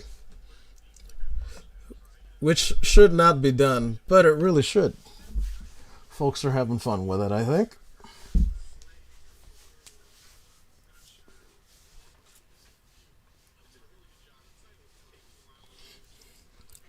Oh, well, thank you both. Thank you very much, Ancient One and Azalea and Vizono, for rating my stream. I appreciate it. Thank you for coming over. I hope you guys get to enjoy your time here. I just randomly talk about stuff and just talk with the chat about whatever, and that's pretty much how we do it.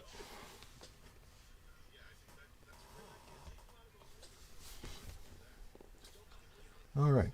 Thank you very much for stopping by, Azalea. I'll be around streaming whenever possible, and I'll go check out your channel once I can get through here, too. You have yourself a fantastic rest of your night, Azalea22, and thank you for coming and rating me tonight. It is an honor and a privilege. Now let me see then. Power says they can help Mama Bear with her PC. Who can? And Mama Bear asks who can. And Power says the newcomers. And then Mama Bear says LOL okay. And he's asking if you're still promoting your GoFundMe. Which, Mama Bear, post it. Post it right on in there. Go ahead. You have the power of the wrench. It is upon you. You have been knighted. You've been bequeathed. Get on it.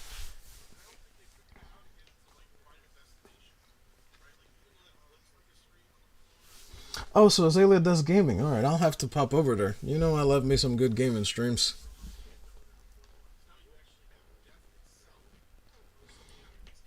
I know you're bad at promoting yourself. So am I. I'm terrible. But that's why I'm also doing this. That's why you have wrenches. Toss your links in there, people. There we go. But put in a little quick description of your channel before you do that, Mama Bear. You just throw in, hey guys, this is my channel. Go ahead, click the link, hit that subscribe, you know, stuff like that. The little sort of, you know, the confetti. The confetti to the ad. The confetti at the end of the ad. Throw some of that on there, put your link on there. You are welcome to put anything in there you want. I trust you folks. I ain't got no issues. I'm not gonna knight you if I don't know I can trust you, and I know I can trust you. So you're good to go.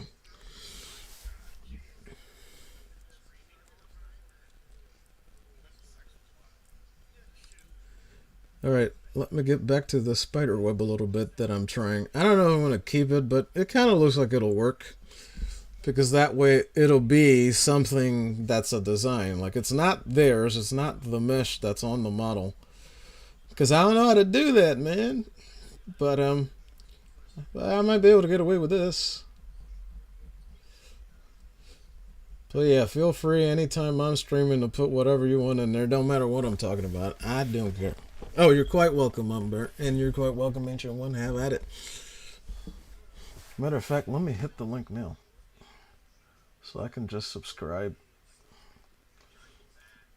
That way YouTube will pretend to send me notifications. What is wrong with this thing? Come on, get there.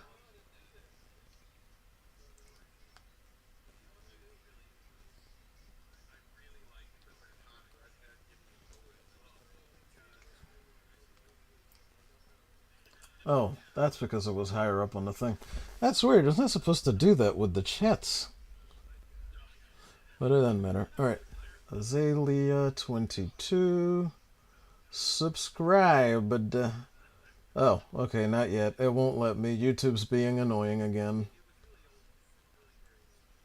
Oh, she was playing Mario Maker 2. That game is so difficult.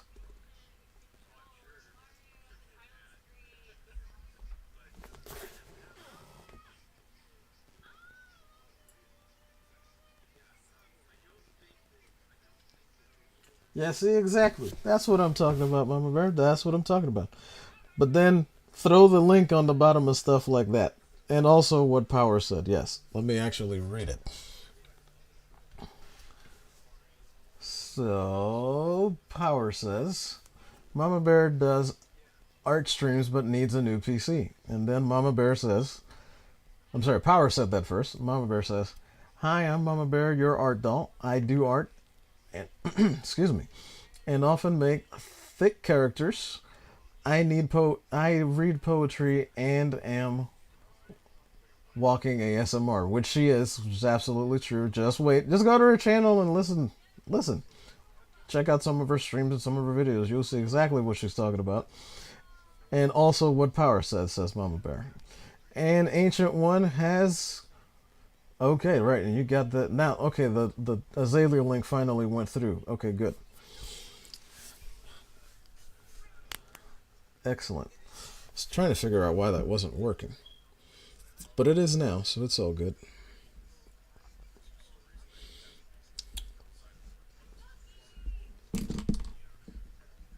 Should this be a fang? Maybe this should be a fang.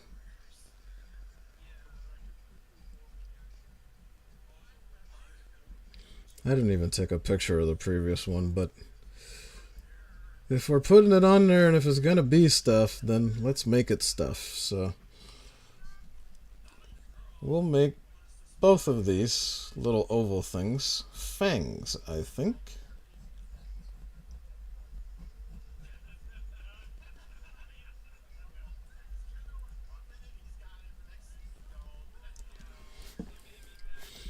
All right. And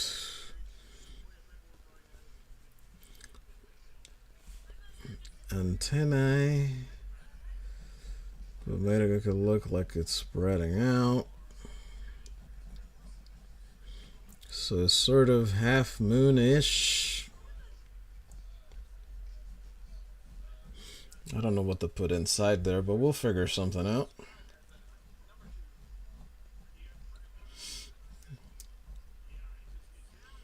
So yeah, folks, links all around. Have on in there.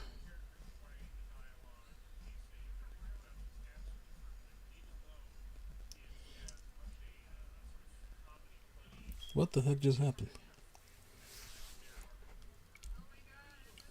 Oh. More power. More power. The moment it gets down to that, it's going to pause because it needs to live. Alright, so give me a second. Let me turn this off. And then we'll turn it back on.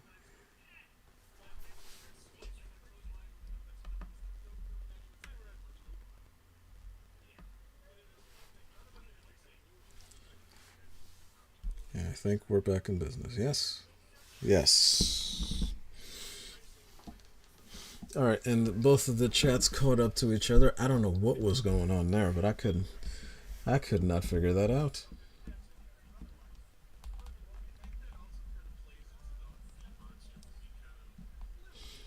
Yeah, so you guys will probably note something. I don't really know how to plan this stuff very well, so it's just basically whatever happens.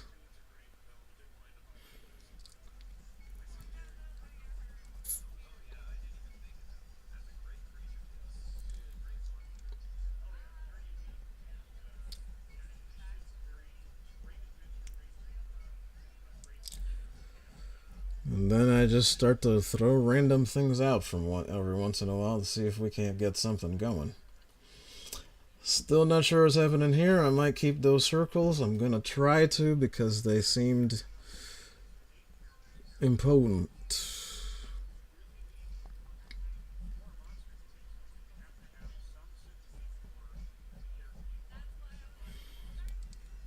But the point for me would be to just at least contour her waist even while turning as much as my ability will allow me to, I guess.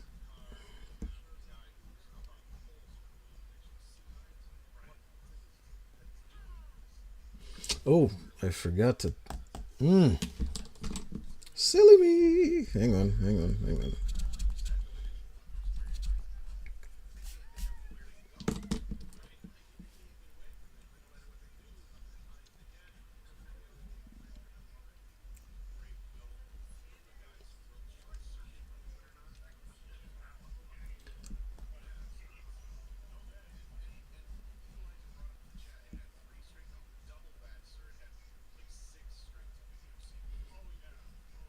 Alright. And since it's hugging her and contouring her, then I gotta try to get around that. This is not easy. Golly. Almost everything I do in drawing is something I never tried to do before since I started trying to post stuff on Instagram. Which ultimately is a good problem to have, but man, not learning on the job stuff, that ain't easy. But it does tend to be the way I can learn more effectively.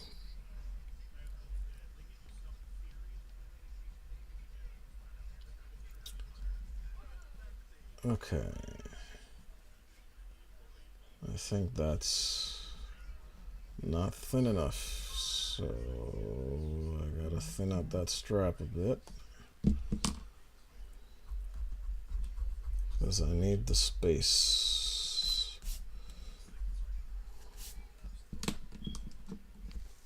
Okay, I guess we can focus a bit more.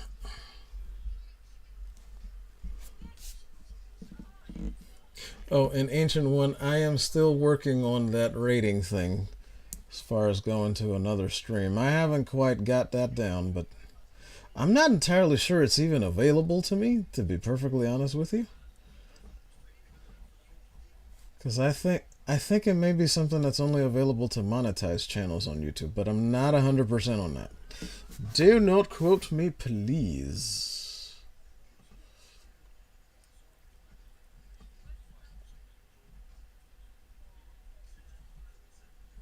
Alright, so let's go this way. That way that's still kind of sort of the same space used, but not quite. But it shouldn't be anyway, because remember, this is pulling, this is tugging a bit more, whereas this one is going to be a bit more stretched out. So they technically shouldn't look quite even. Okay.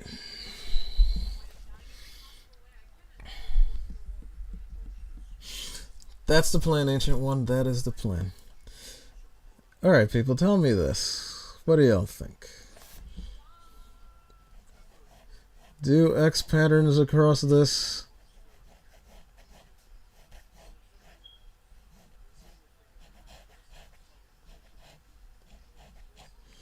Which would be essentially across both of them.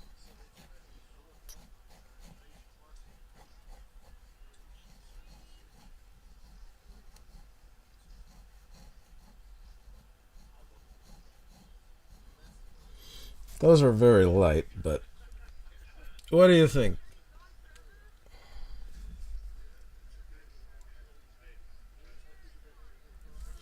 No, I know, Mama Bear. She says, as far as she knows, rating is just encouraging your chat to go to another stream. But the thing is, chat rating is a Twitch thing.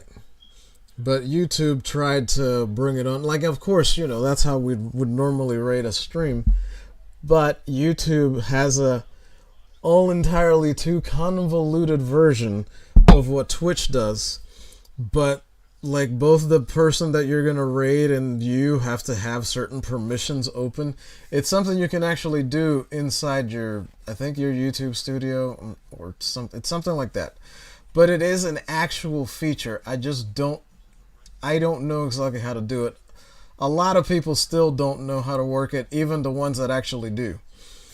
Because like when Nina does it, she kind of remembers how, but it still gives her trouble. It's a lot easier to do on Rumble, believe it or not. Where I wish I were also streaming too, but I have to pay for that, and I can't afford that right now. Not for the streaming on Rumble, but like being able to have an extra channel on Restream.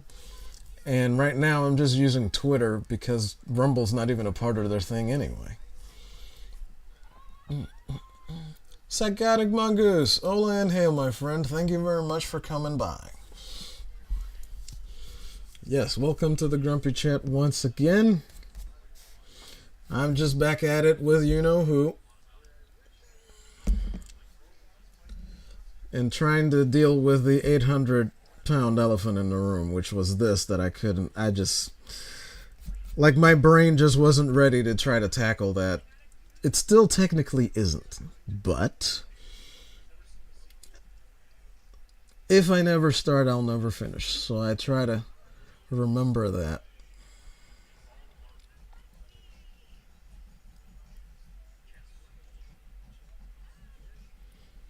If I make these sort of wide shapes here.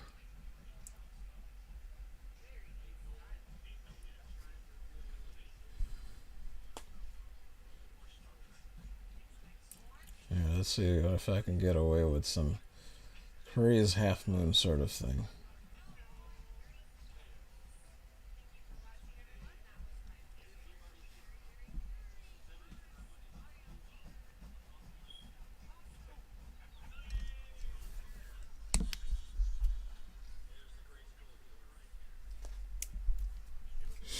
So yes, everyone, this is Psychotic Mongoose. If you haven't run into Psychotic Mongoose before, roll with him. It's good people.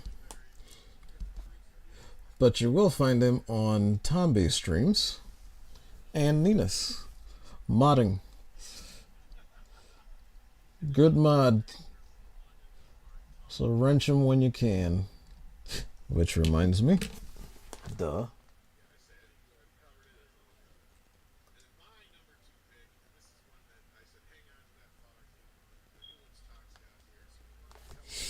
There we go.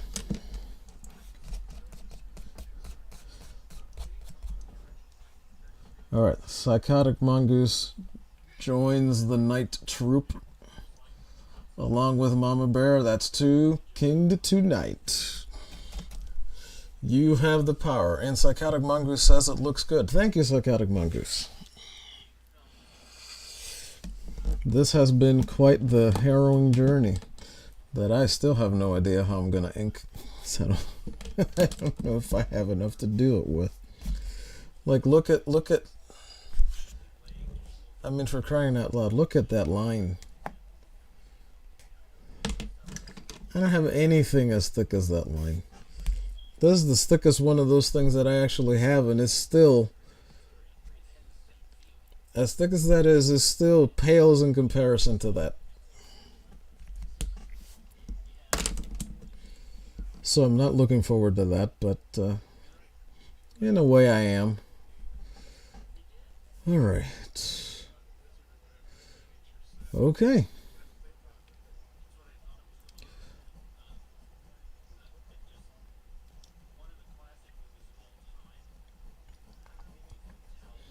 I guess we'll do another X pattern here.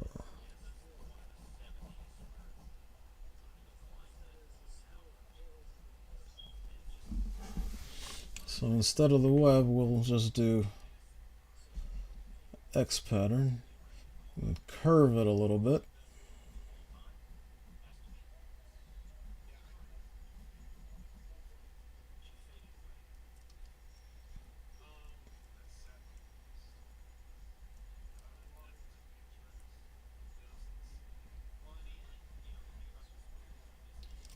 Okay.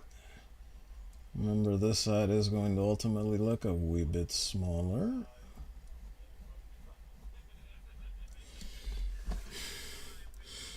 Now the other thing that if I'm going to keep this, that I think I should do, is put some sort of embroidering around it. Ugh. But not around each one. I don't even know how to handle that. A good example of what I'm thinking about, you'll find on Makini's recent streams, because he's been doing the La Muerta, so he's been doing Day of the Dead drawing of, I forget the name that Mexicans ascribe to that woman, that she's got a skull painted on her and she's very intricate and she's got all this really cool stuff that's really freaking hard to draw on. Oh, 4 eyes. Spider. Technically 6 eyes.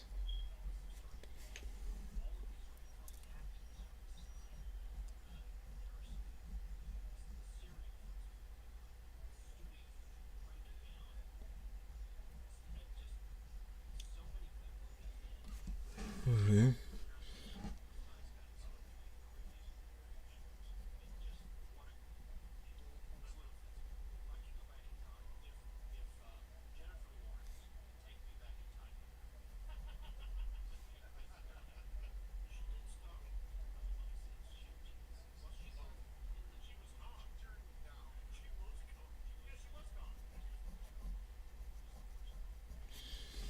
Okay, dokie. And yes, I have considered that I do have to somehow ink this later. Don't remind me. I don't need to know such things. We'll just cross that bridge when we come to it.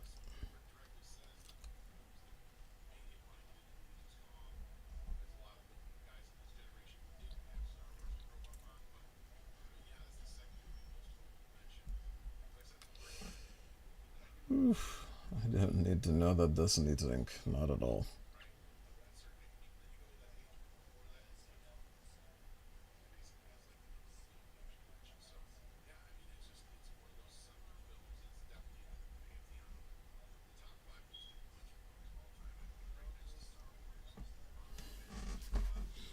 Could be a different type of eye. But red crystals there. And then that leaves us with X pattern, standard mesh.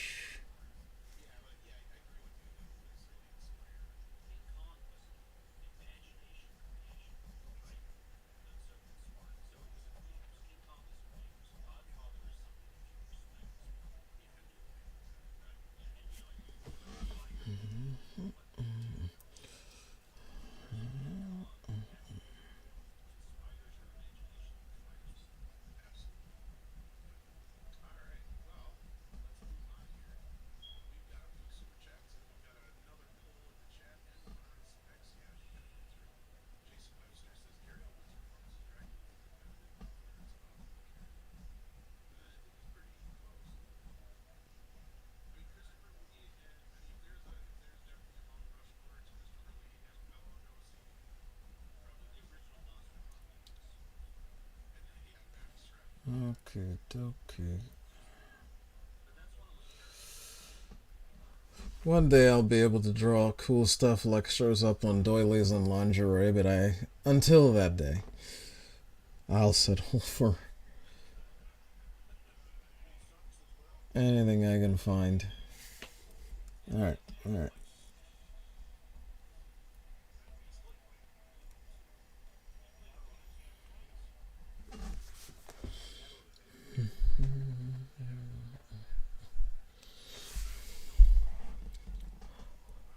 But of course, Psychotic Mongoose, do the thing, man. Do your thing. Need to drop links for Tomby streams or any of that, or even for anything you're doing, or Smooth, have at it.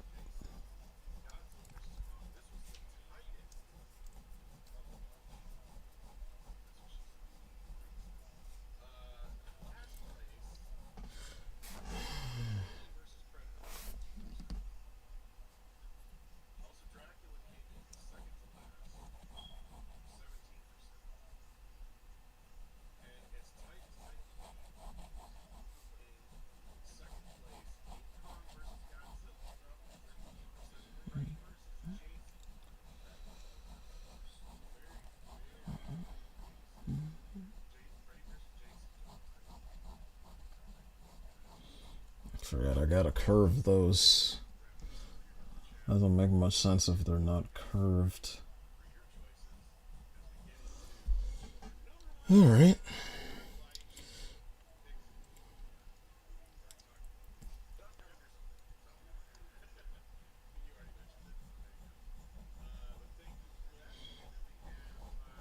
Alright, so I think there should be another division.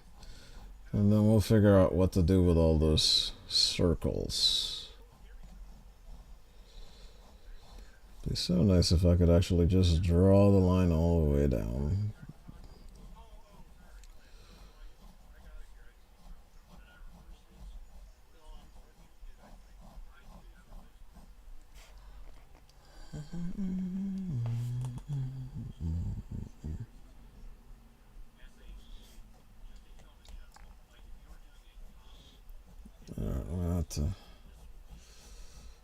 Gonna have to make a decision soon.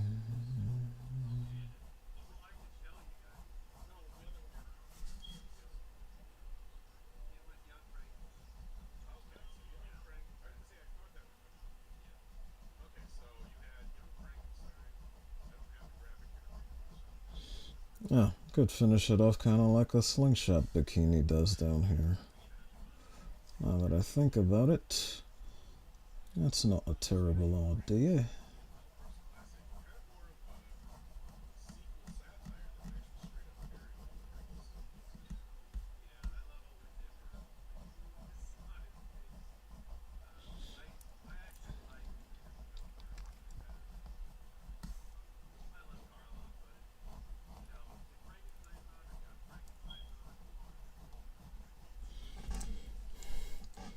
Okay.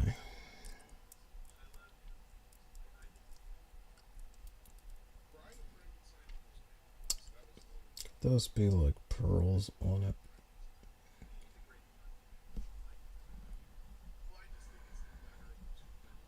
It's not a part of her costume, but it doesn't all have to be canon. We're supposed to be having fun.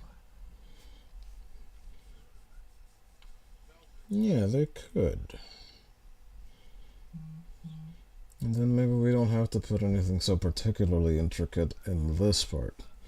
But at least this part is decided at last. At last! Finally.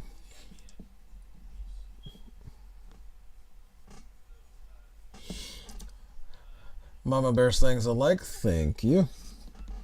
This thing is finally moving some more in the better direction.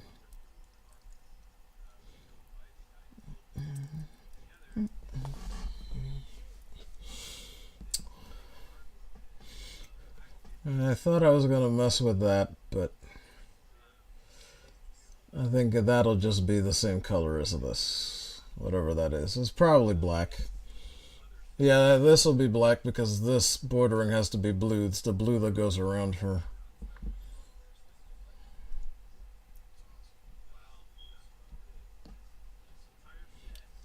Okay.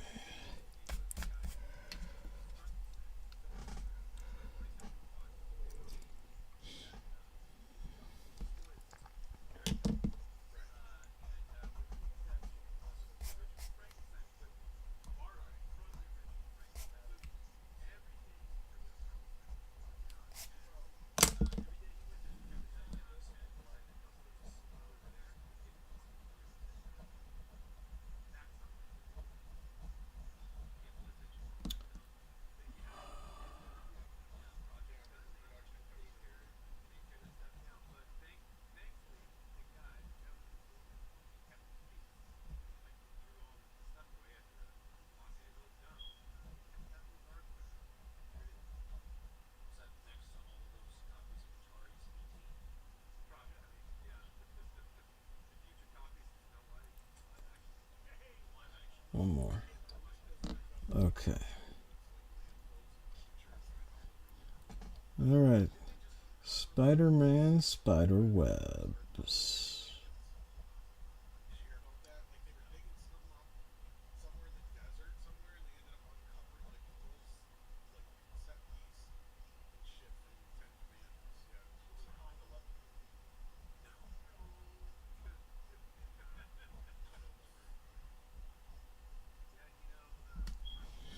Okay.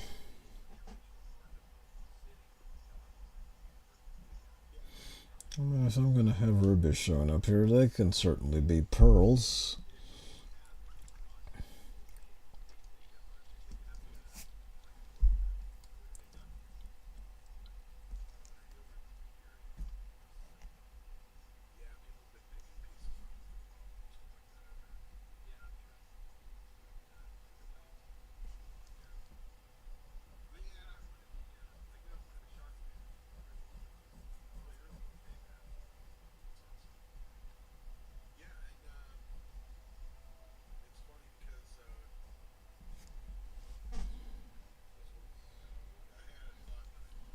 Have to close that in then? Yeah, kinda. Ooh.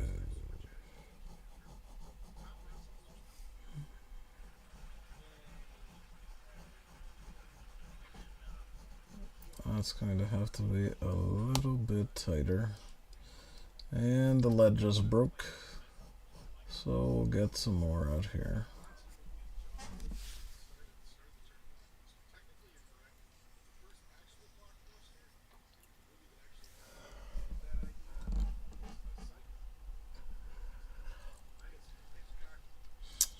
Alright.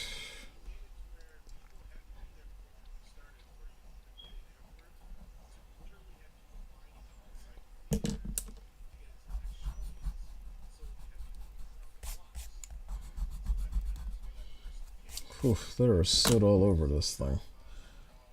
I'm gonna have to ink it just so I can tell the pencils apart.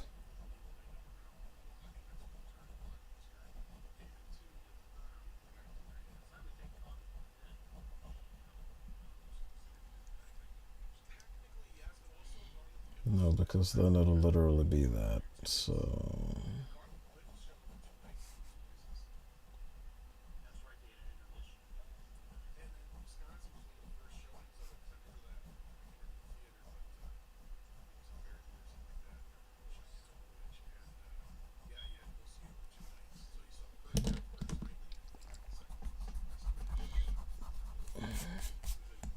not showing enough of the twist, but it's okay.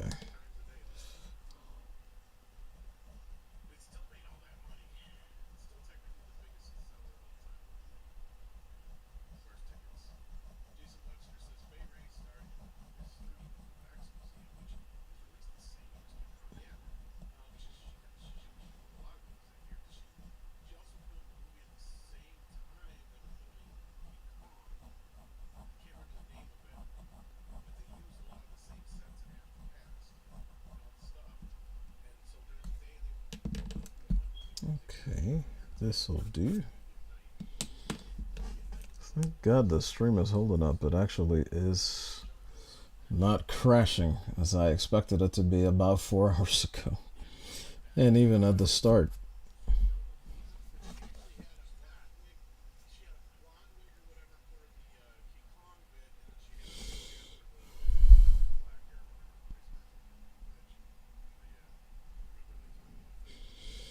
Alright, we'll go another hour, because I think by then I'm going to start head bobbing. So I'll go that far. Plus, I got a bit of a second win with finally seeing some doggone designs here of some sort.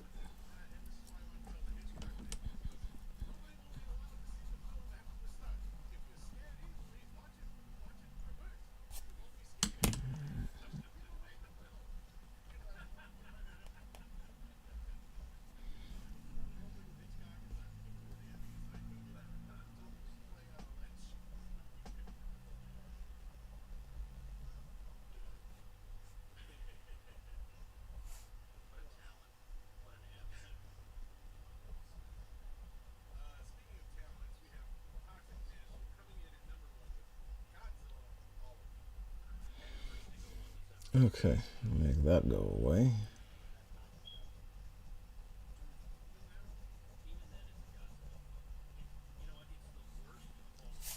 Oh, there's some cracking on that page, on this page.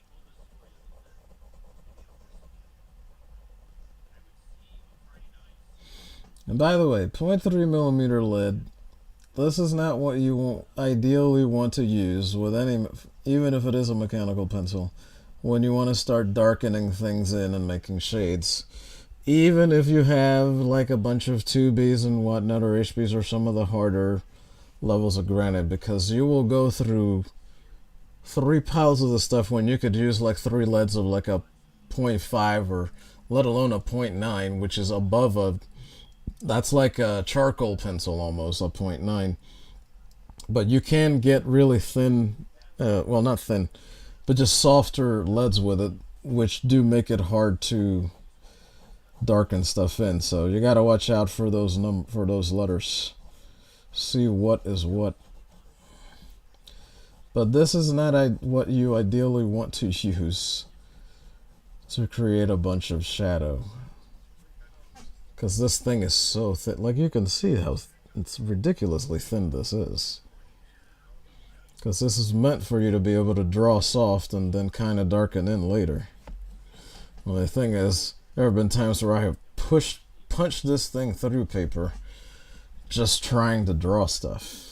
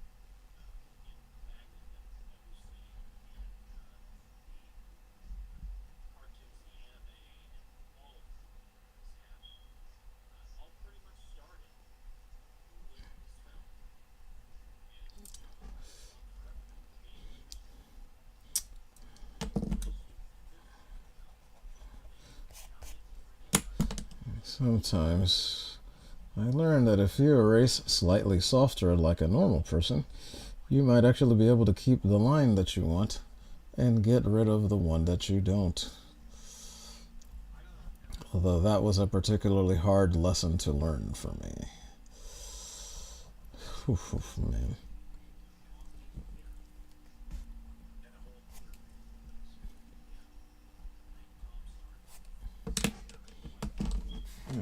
Must be.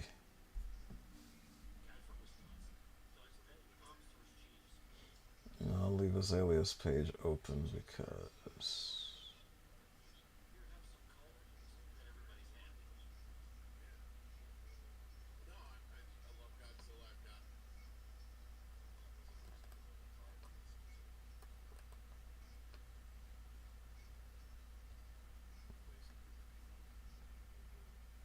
alright, there they go. Oops. Back to here we are.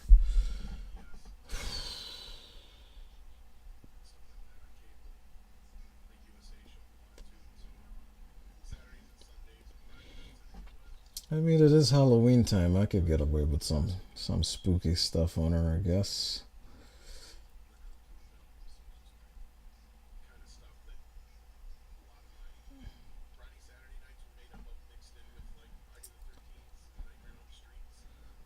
All right, time for some progress. Sorry, let me get a couple of those.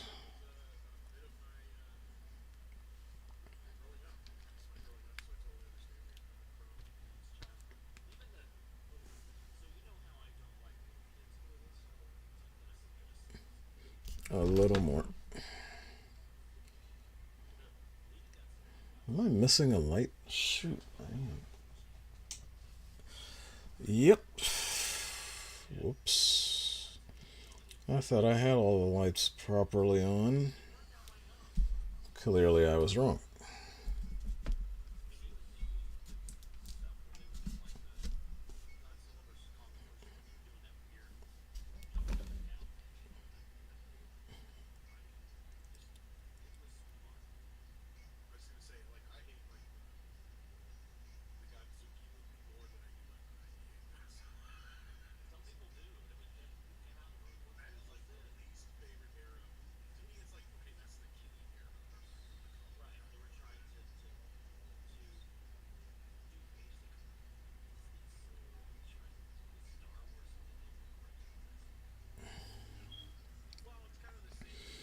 And now that we can see designs, I can close in on them.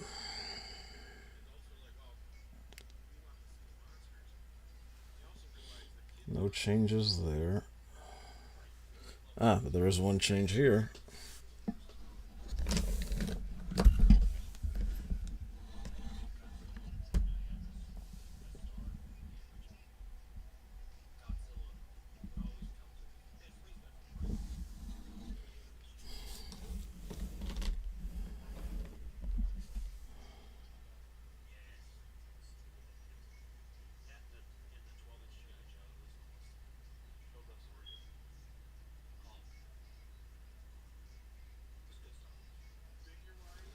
Alright, that should be sufficient.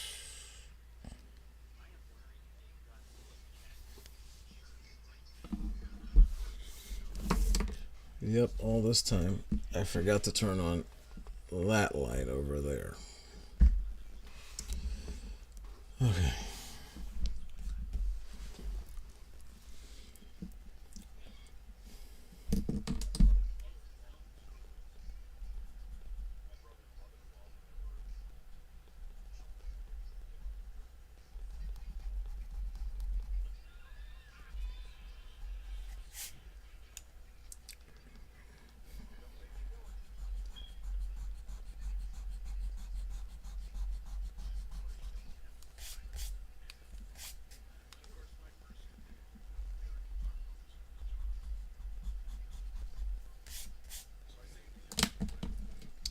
Let's put the pit thing back.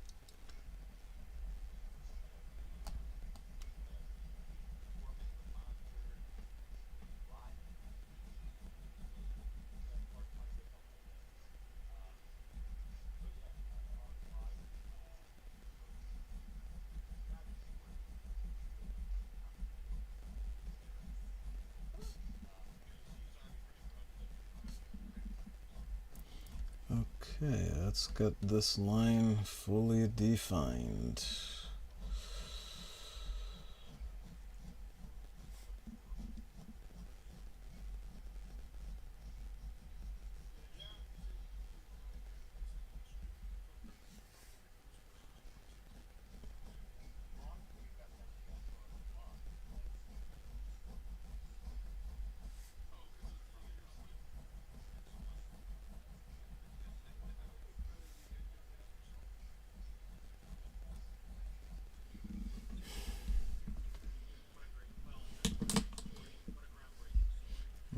Let's erase some more.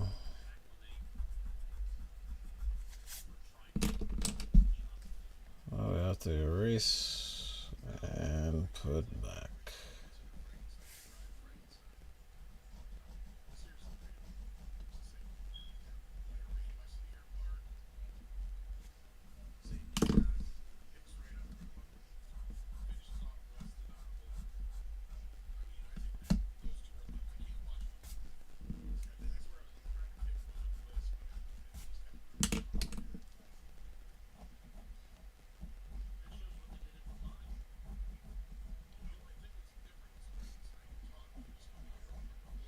Has to be wide enough. Have to lose the lines for the circles, but it's fine. Those will have to be remade anyway. If I keep them, which I think I am. Just have to figure out quite what to do.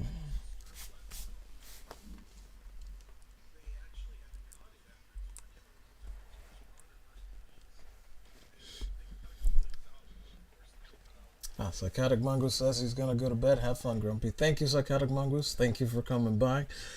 Enjoy your bedtime. Enjoy your sleep. Get whatever you can of it. All right. Take care of yourself. Have a great night, man.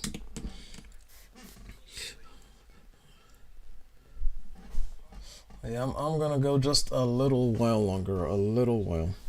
Let me see if I can conquer the last bits of this other mountain here. And then I'm going to start making prep to go to bed.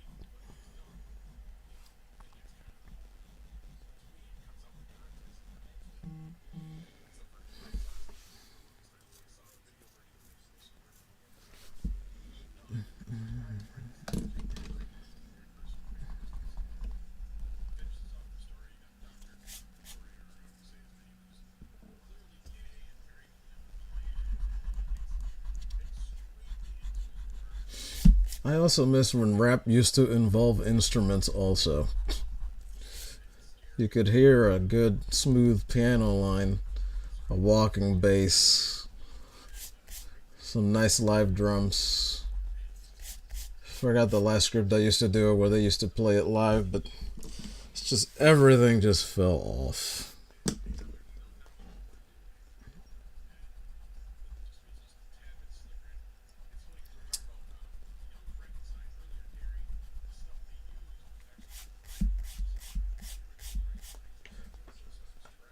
Psychotic Mongoose says this stream is relaxing. I'm glad to hear that. That is part of the point. I don't want to relax you so much that you go to sleep, but but that means that it is in part doing its job, because it is Draw and Chill with Grumpy Old Ninja.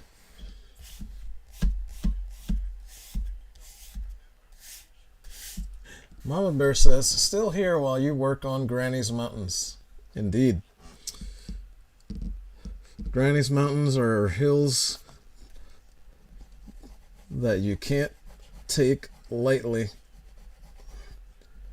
You want to climb that, you better be ready. Don't mess around. Although I'm not entirely sure if I'm still on the mountain part right now. It's all good. And I think that's what we'll do. We'll make this sort of like a black thing and put a dividing line between all these, right? And so this will be pearls on the Pearl of Apocalypse. Granny goodness. Mads, can you imagine? What do the Furies look like in this world where this is happening? Oh, they must be pretty jealous.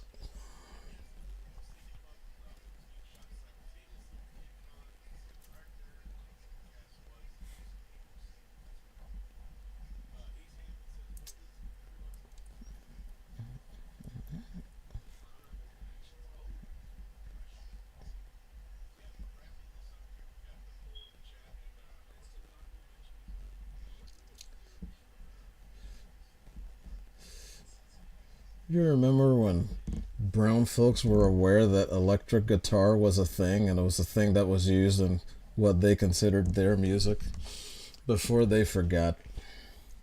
I remember. You know who else remembers? South Park.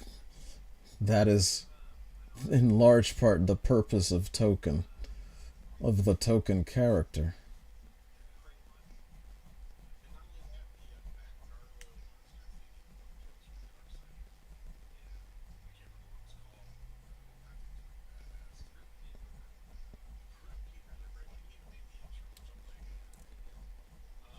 Adjust sizes.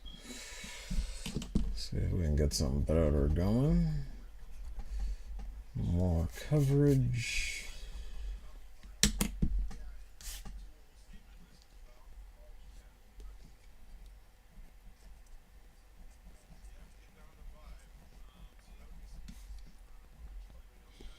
So this can be a sort of patented leather sort of area here instead of fabric, which means we can make some shiny, because the light is still coming from here. I forgot to put this here.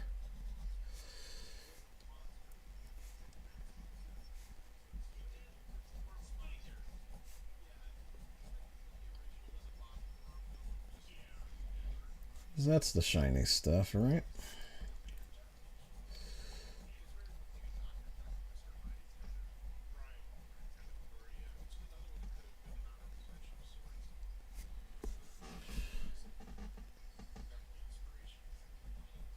And make this a little bit thinner.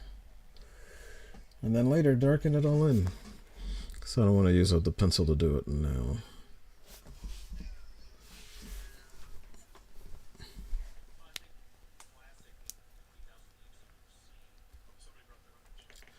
Mama Bear says night to Mongoose, and then LOL, one step at a time, Grumpy. That is correct, one step at a time, but one step at a time, that's the only way you can climb.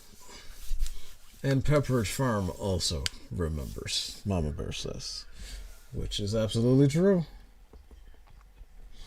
Oh, wait. I forgot I gotta make her the mandible claw fangs.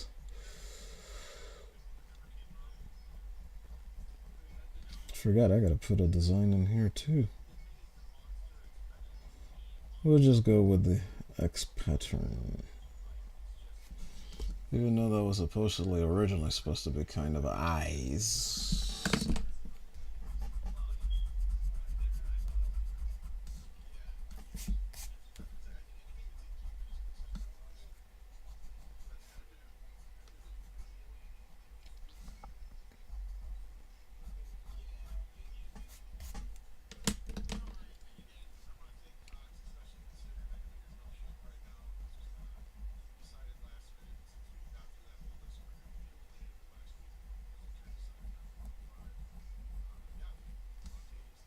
Okay, now we can do it.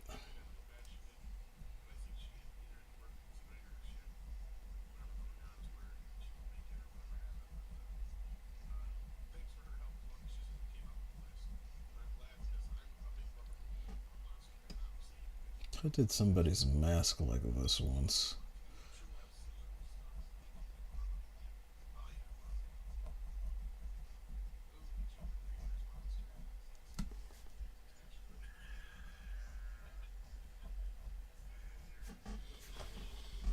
Okay, there we go. Now that that's settled in.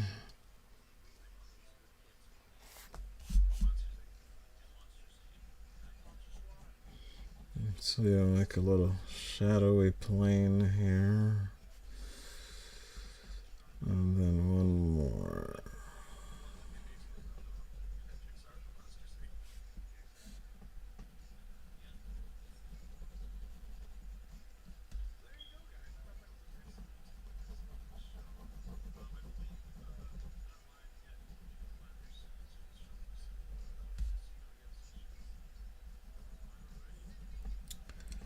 Alrighty, good.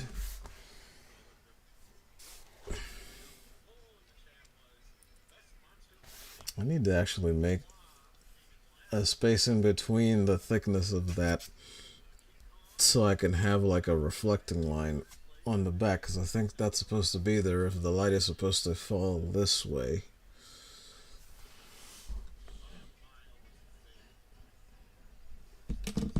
Oh yeah, this too.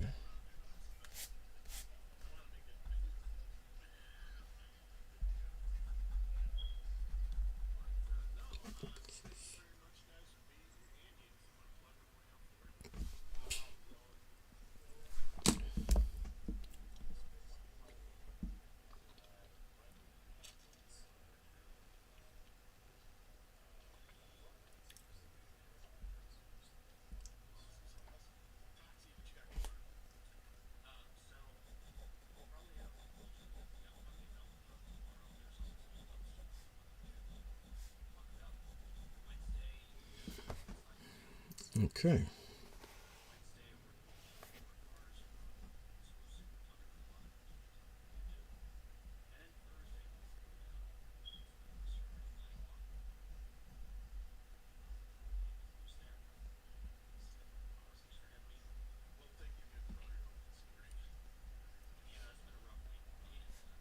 I think it's studs that I was thinking of when I saw this, but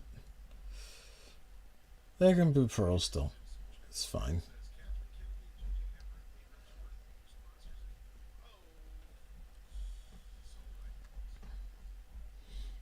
And so I'm gonna have to put a little squiggle on all of them to make it look like some kind of light is coming off of them.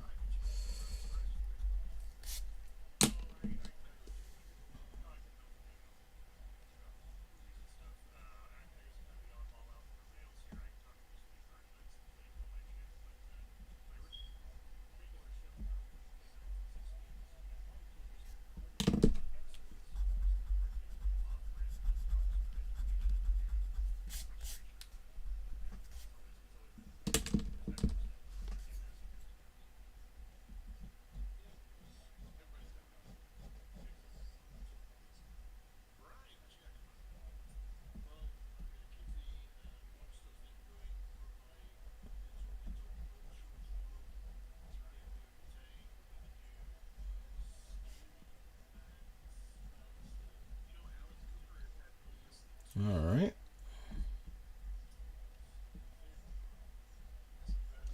This is starting to feel like that mermaid I was trying to do months ago. Oh.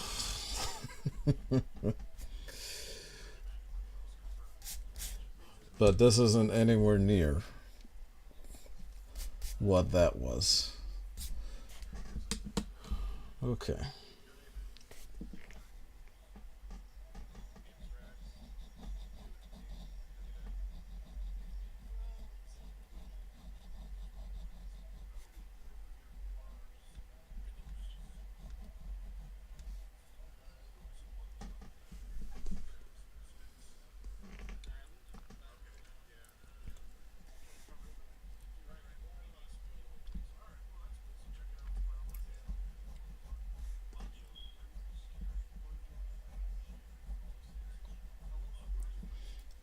Okay.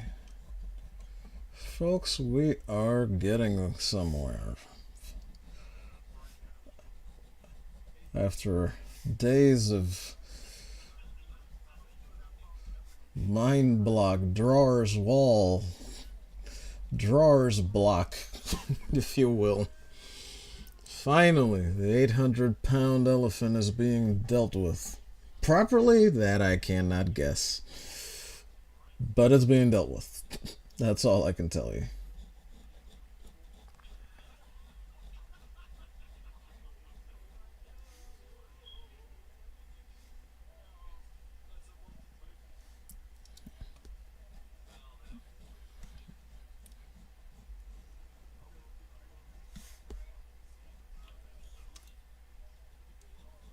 I ain't gonna see it all the way up there.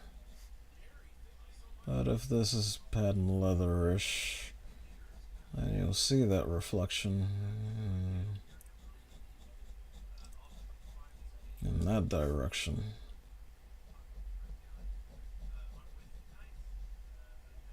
What was I doing now? Oh, yeah. Yeah.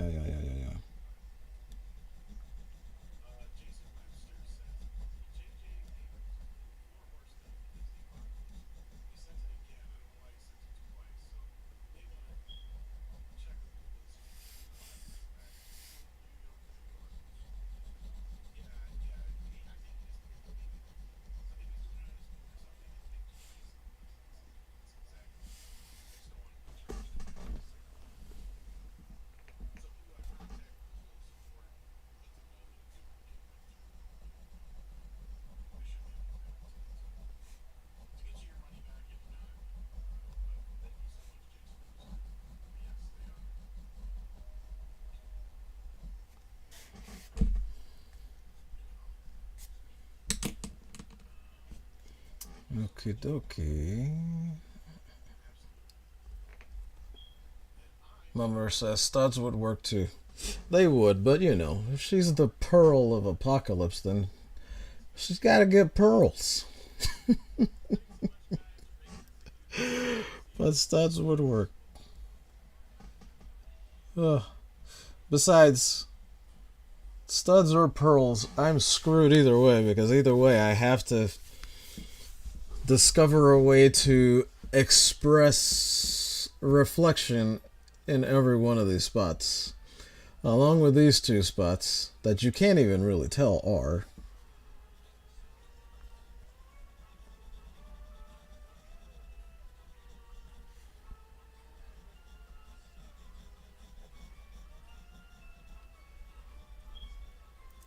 Can't tell what the heck all of these lines are actually doing.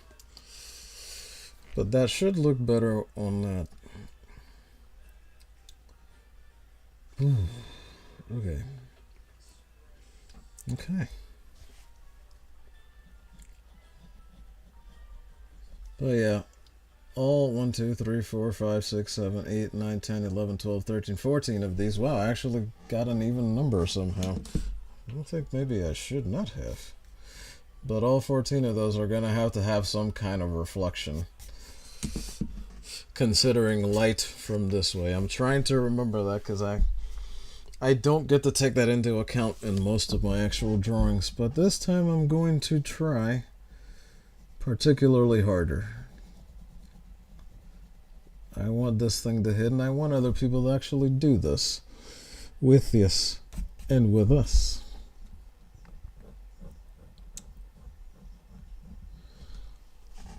Presentation is important, despite our need for it not to be. But it is. Can't shake it.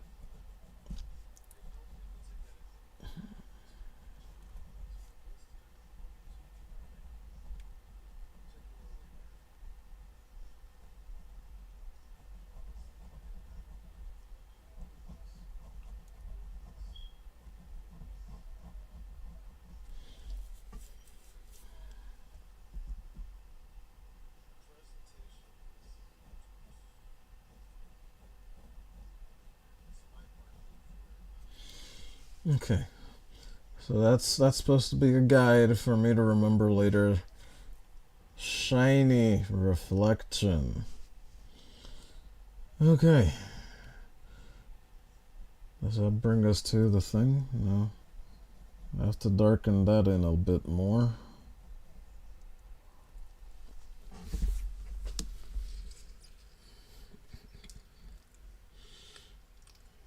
Mama Bear, how am I going to deal with these fire pits? They all seem wrong now with that Ugh, it all seems wrong. But I need to have them done. Alright, anyway. Let's darken in some of... Let's get over there.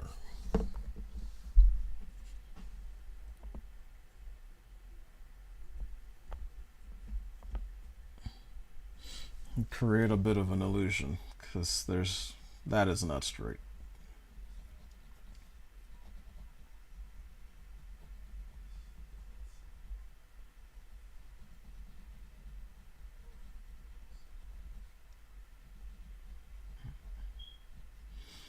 I know he doesn't have fingerless gloves, but I might just make him a different color. Kind of like how the dark side from the Justice Lord. Was it the Justice Lords? Good Lord, I can't even remember which one it was. But yeah, seriously, man, she's trying to figure that out too. Oh Lord. How am I going to deal with these things? I just don't know. Or is it something I saw here? Yeah.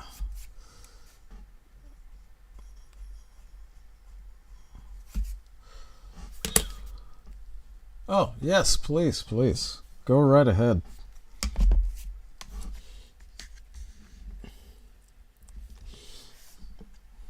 Yeah.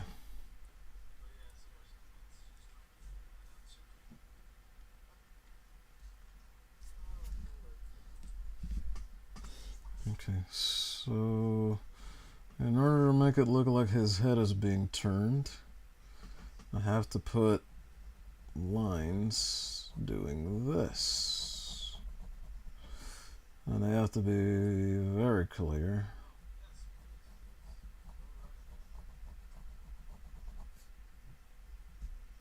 This is how I was doing them on that Ripper drawing. Icing.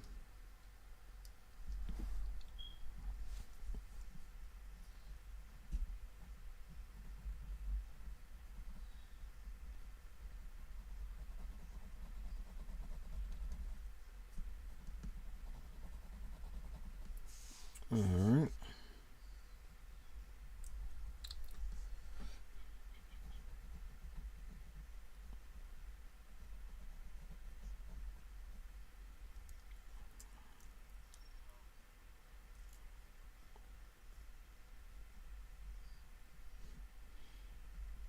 Maybe a shorter one up here. And I tried to do this with my samurai character. I got completely out of control. I'm not good at understanding where these lines are supposed to actually stop. I'm barely aware that they exist.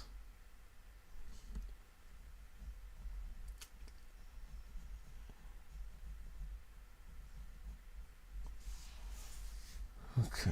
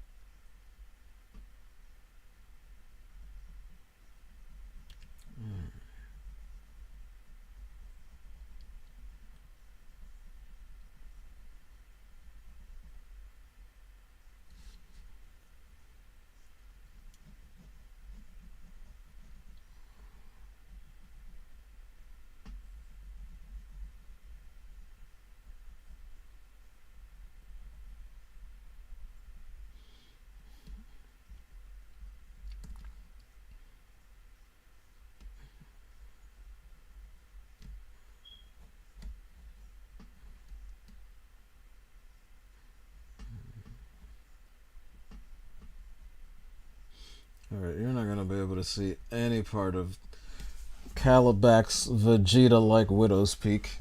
He technically has like 3 of them up there on that giant forehead of his.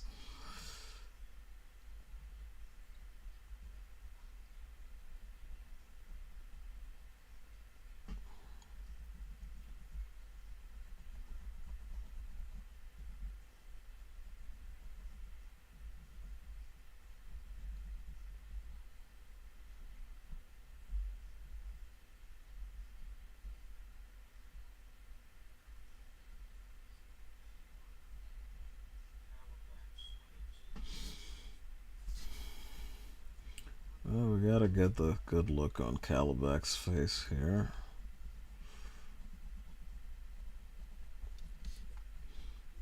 High cheekbones on that guy.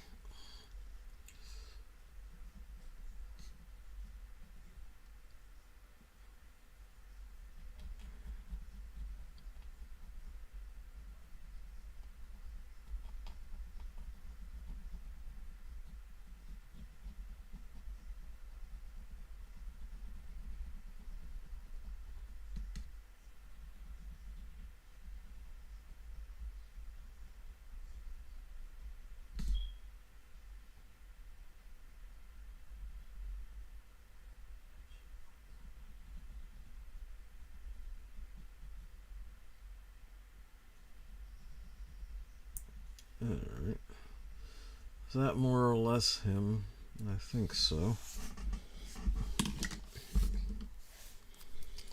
Okay. Let's get rid of some more of these pesky lines, because those aren't the ones that show the action, right?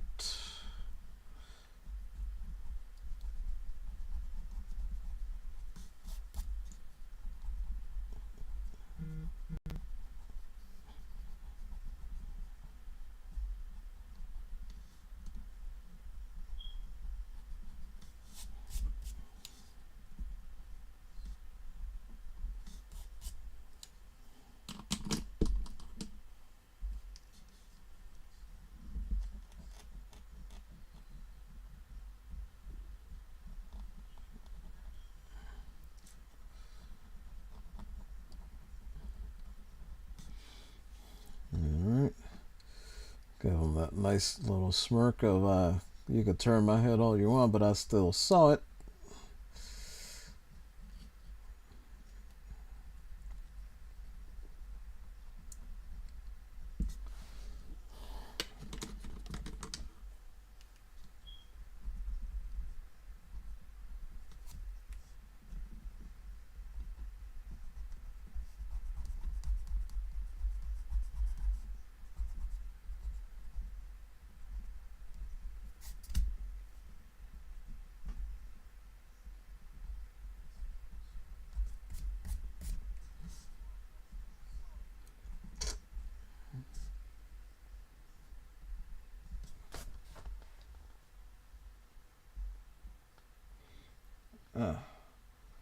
Late tonight the culture is coming. It should probably already started by now. It did. About time he came back. Okay.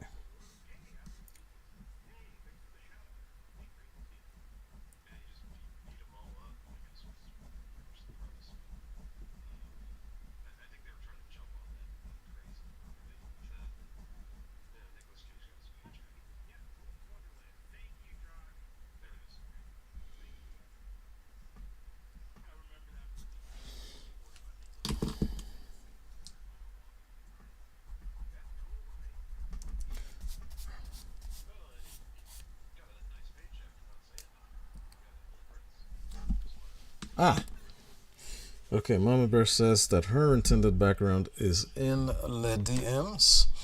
Give me a moment. Let me see if I can bring it up on this machine.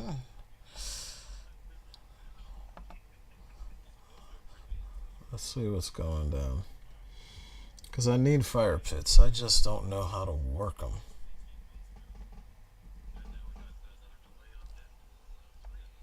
Oh, you have something else in there too. Okay. Alright, let me see the fire pit.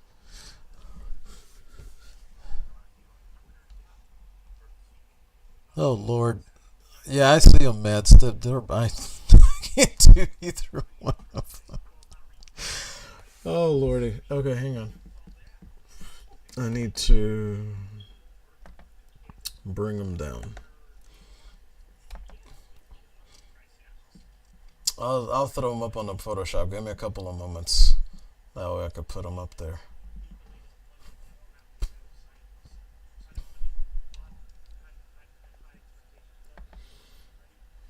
I'm going to have to save them in a slightly unconventional place.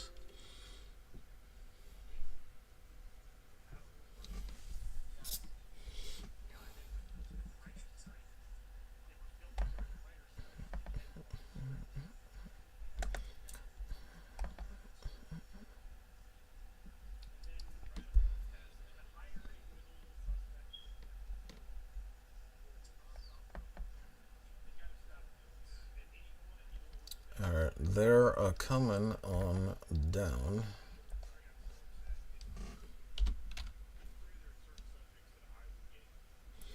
So here.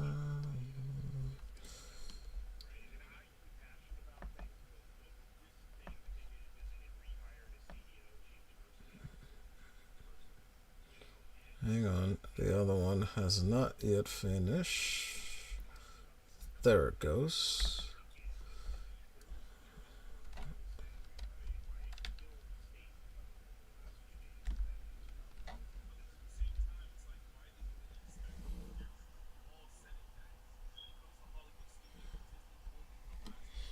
Okay.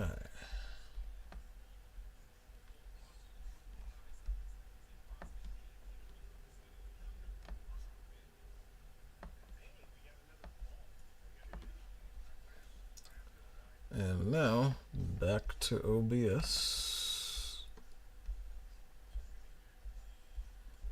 Close you. And take you off.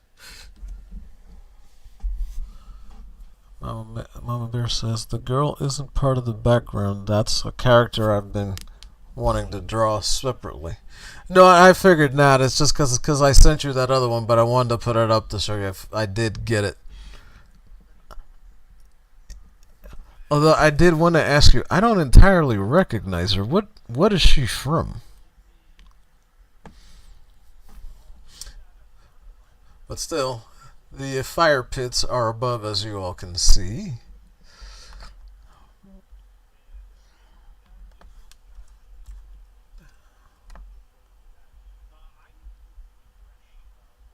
Yeah, that is scary. I wouldn't want to be anywhere near that place. But yeah, I guess I was just focusing on the bottom ones. I think that the deal with them is that they become so big that they literally spout fire into the atmosphere of the planet. Now that's kind of how they do it, but that's why I'm not completely sure how to deal with this thing.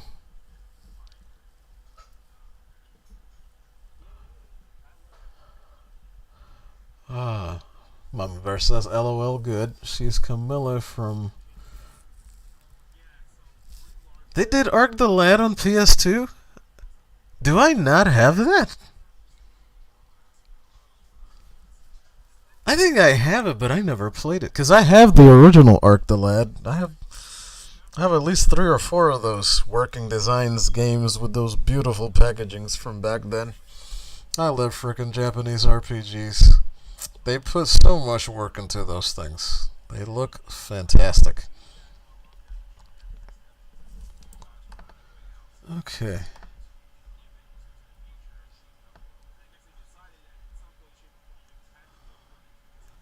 Okay, so I never played it, but I know I have that game.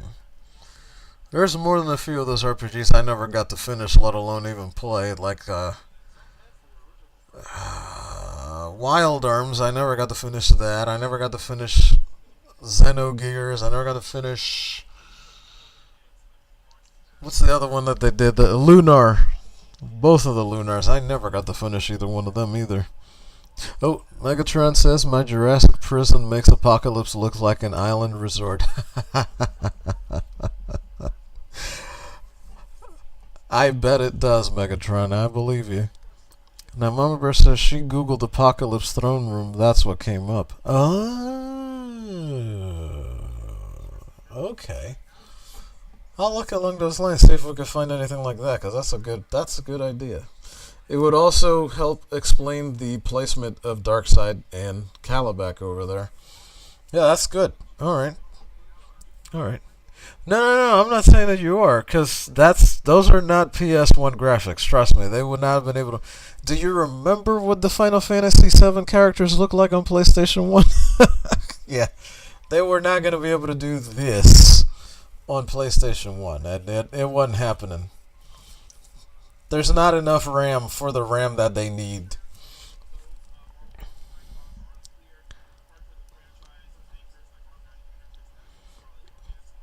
Arc the Lad Twilight. Yeah, that would basically be Arc the Lad 2 or 3. I think there were 2 or 3 of those games. But yeah. Yeah, that's cool. We gotta find that. I gotta play that. But my PlayStation 2 is taking an extended vacation right now, so I'm not sure. But okay. Let me rename that. Apocalypse Throne Room. That way I'll know what where the heck did I leave them? There we go.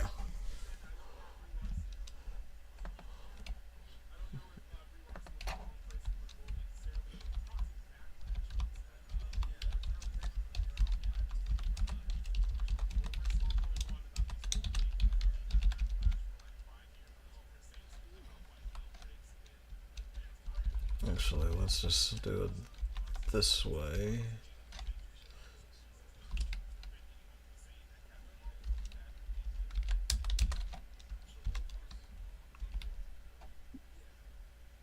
Okay. What is this girl's name again? Camilla. You know what else I never got to finish? Shadow Hearts. I like that one.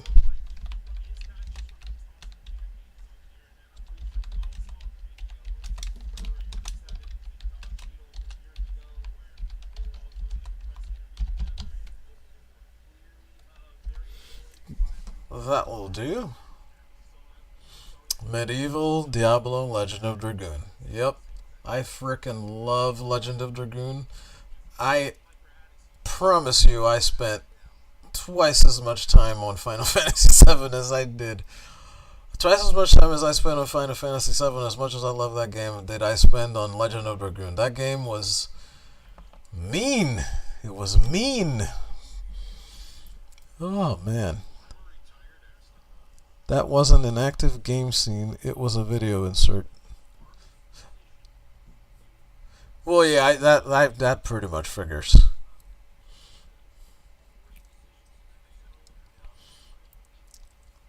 I forgot to account for that thing stretching the model. I think that's why I went that extra wide on her. Because in the Photoshop, you can clearly see she's much longer. But that's not what I'm looking at. Because I'm seeing this. And this is not the same. And also, that monitor that I have up there to the left, it comes up in like messed up resolution. So I can't use everything for that like I'd like to.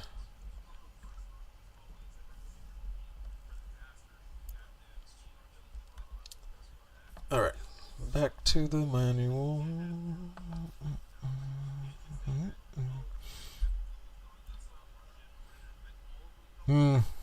Levitts. Yeah, yes. See, they don't do moments like that in video games anymore, man. Now you just get The Last of Us and people expect you to emotionally attach yourself to that like it's really a thing, which it just isn't.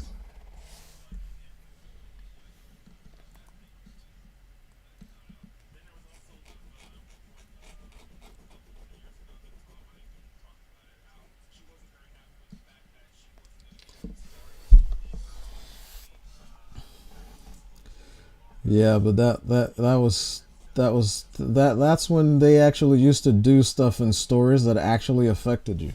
Because the thing about Japanese RPGs at the time, before I rediscovered some of the American ones I'd lost from PC, is that it was like reading a freaking storybook. That's what I love about JRPGs so much. Like, it was literally an interactive storybook where you can experience all the powers of the heroes and all of that stuff, and you just didn't get that from here, from this side of the world. They just sort of lost their love for it, and they've never gotten it back. Now, there are some nice folks that tried to do a thing recently that was pretty cool. Not Octopath Traveler, which that actually was nice also.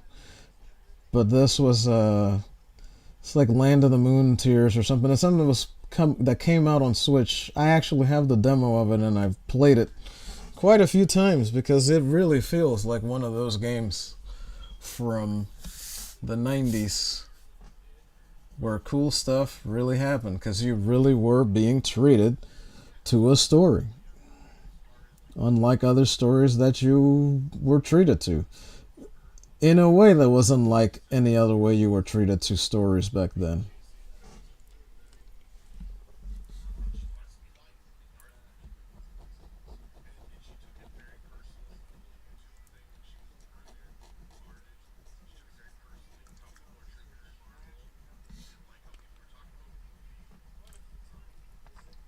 Alright, here we go. Is this thing charged yet? Not quite. It's getting there though.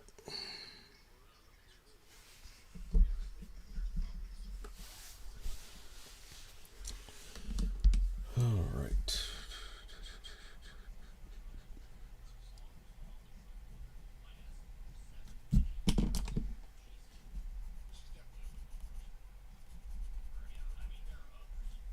That's what I was talking about earlier. I only want to get rid of a few of the lines because I still need that eyeball.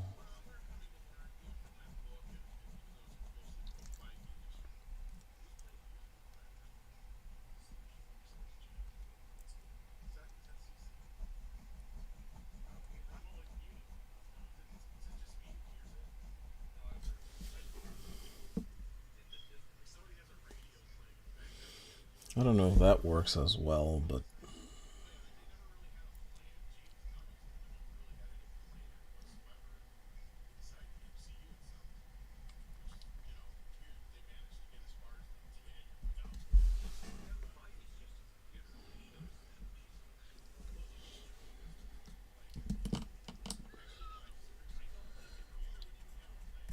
yeah, them's was the days. I mean, for crying out loud, they even had some great stuff on Sega CD and Sega Saturn, by which I mean Panzer freaking Dragoon. There's a game I never beat, and I haven't been able to find my copy of them forever, so I'm gonna have to purchase one because I have not been able to find those emulated for sure. I know they're around, but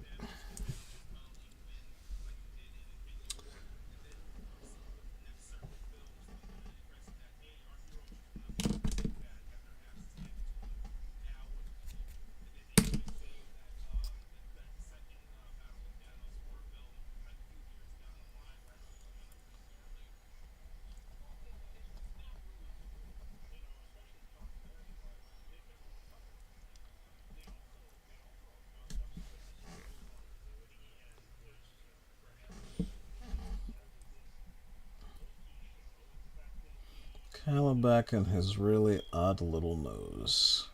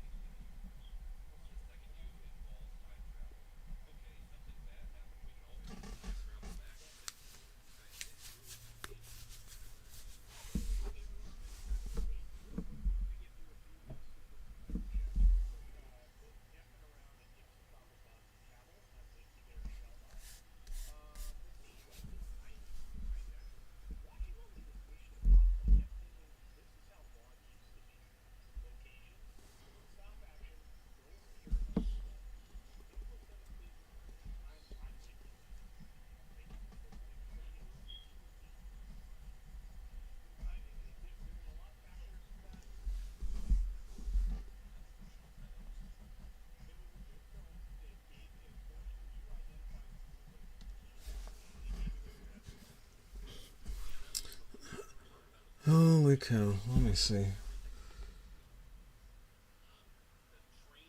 What was the other? I can't remember. There was another big RPG I was playing back then. Brave Fencer Musashi was another one that was a lot of fun. I tell you, one I couldn't even touch, and I got it sitting over there where the Bloody Roar and other stuff was. Is if you ever played a game on Genesis called Landstalker, that guy also got to make another game later called Alundra or Alundra. I'm not sure how to exactly pronounce it. I think it's Alundra.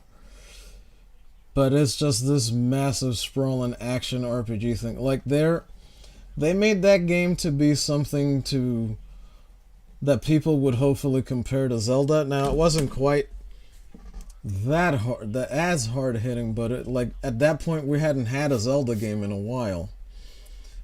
And that game is a ton of fun even now. I can still go back and play it because every time I play it and beat it, I always forget the answers to the puzzles for some reason. I don't know how that works that way, but it does. But yeah, there was an action RPG on PlayStation 1 called Alundra. It's Alundra. The main character is an elf with purple hair. They even had like different shiny versions of the covers for the game. Because I wound up with 2 copies of it because I've always intended to sell one, but I never have done it. And that game is so freaking hard, but it's worth just diving into because it is quite the challenge. And it's not going to be at all forgiving. You gotta get in there and do it, which is a lot like how Landstalker is. It's asymmetric 3/4 view, top down view, so you can't quite tell, like whether there's 3D and they're playing around with platforming, you can't quite tell where you're going to land. So I can't play that game on anything that's not a Genesis pad. Oh, Member says Champions from Norath was another favorite, but I never owned it. I got to play it with friends, but I never owned a copy. I need to actually track that down. There were games that were slightly similar to that were made for Xbox.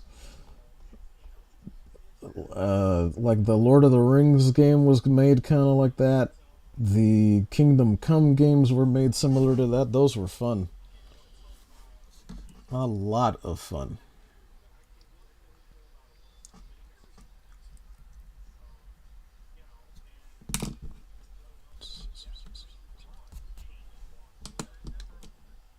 Holy cow. Where is the rest of this? Well, either way, we have to solidify and declare that this line is staying here.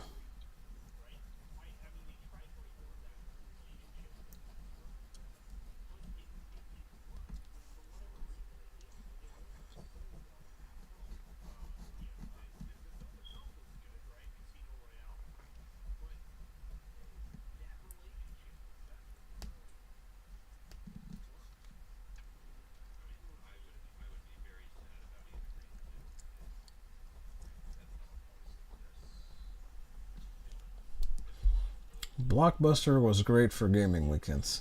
Now there's another one I can't go with you on because we didn't really do. My mom used to just outright buy movies all the time, and even though we used to game like a lot, we never had like a butt ton of them. But the ones that we did were good. Like we didn't really actually used to go rent games that much. We would just get some at Christmas and play them all year, and then some of our friends would come over with some of theirs, and we would do that way. But the way I got to play things like Metal Gear and other games of the day on regular Nintendo were through said Blockbuster gaming weekends, because my friends would be able to do that.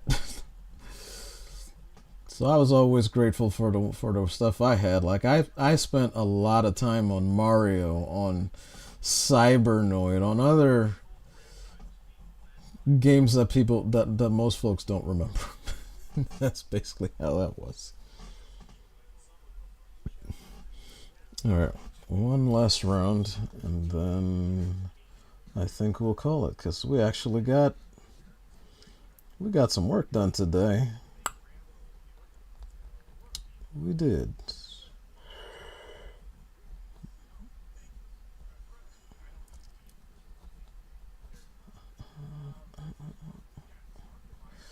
All right. Come on. Make the curve do the thing.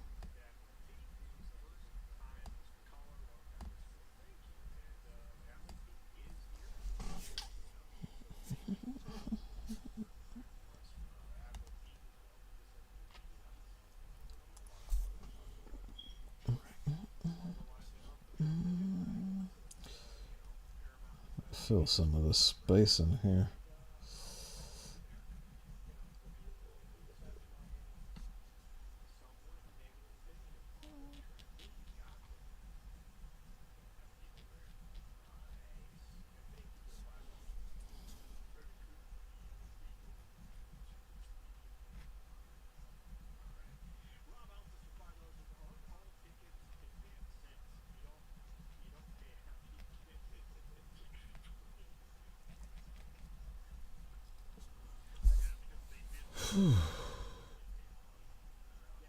Wow, is that right? Yikes. Okay. Still have to darken other things in, but folks, I think that's the end of the line for today. We actually got some stuff done. Woo. Watch it now.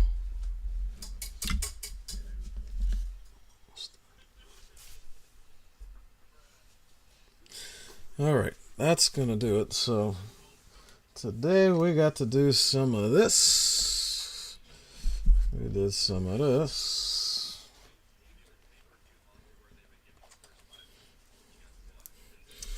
And some of this. And we answered the big question, so most of Granny, oh my goodness, is actually done. As far as lines to follow with ink. But I have to find out what I'm going to ink with. Lord have mercy. I forget to think of how big this paper is when considering how daunting that task is.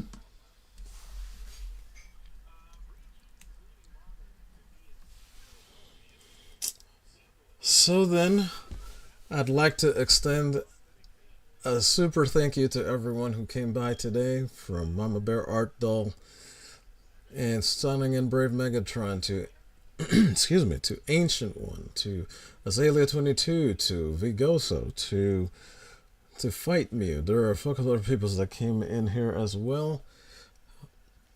Dadman Walking 55 was hanging out too. So I'd like to say thank you to all of you folks. I bid you all a fun and fantastic rest of this new week that we just started. Stay safe out there, and remember these things from the CFF Nation and from its Prime Minister of Education. 1, never stop drawing like I did. It costs you too much.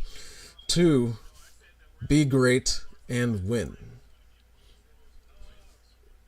And you all stay safe out there. Have a fantastic rest of your night. Bye-bye.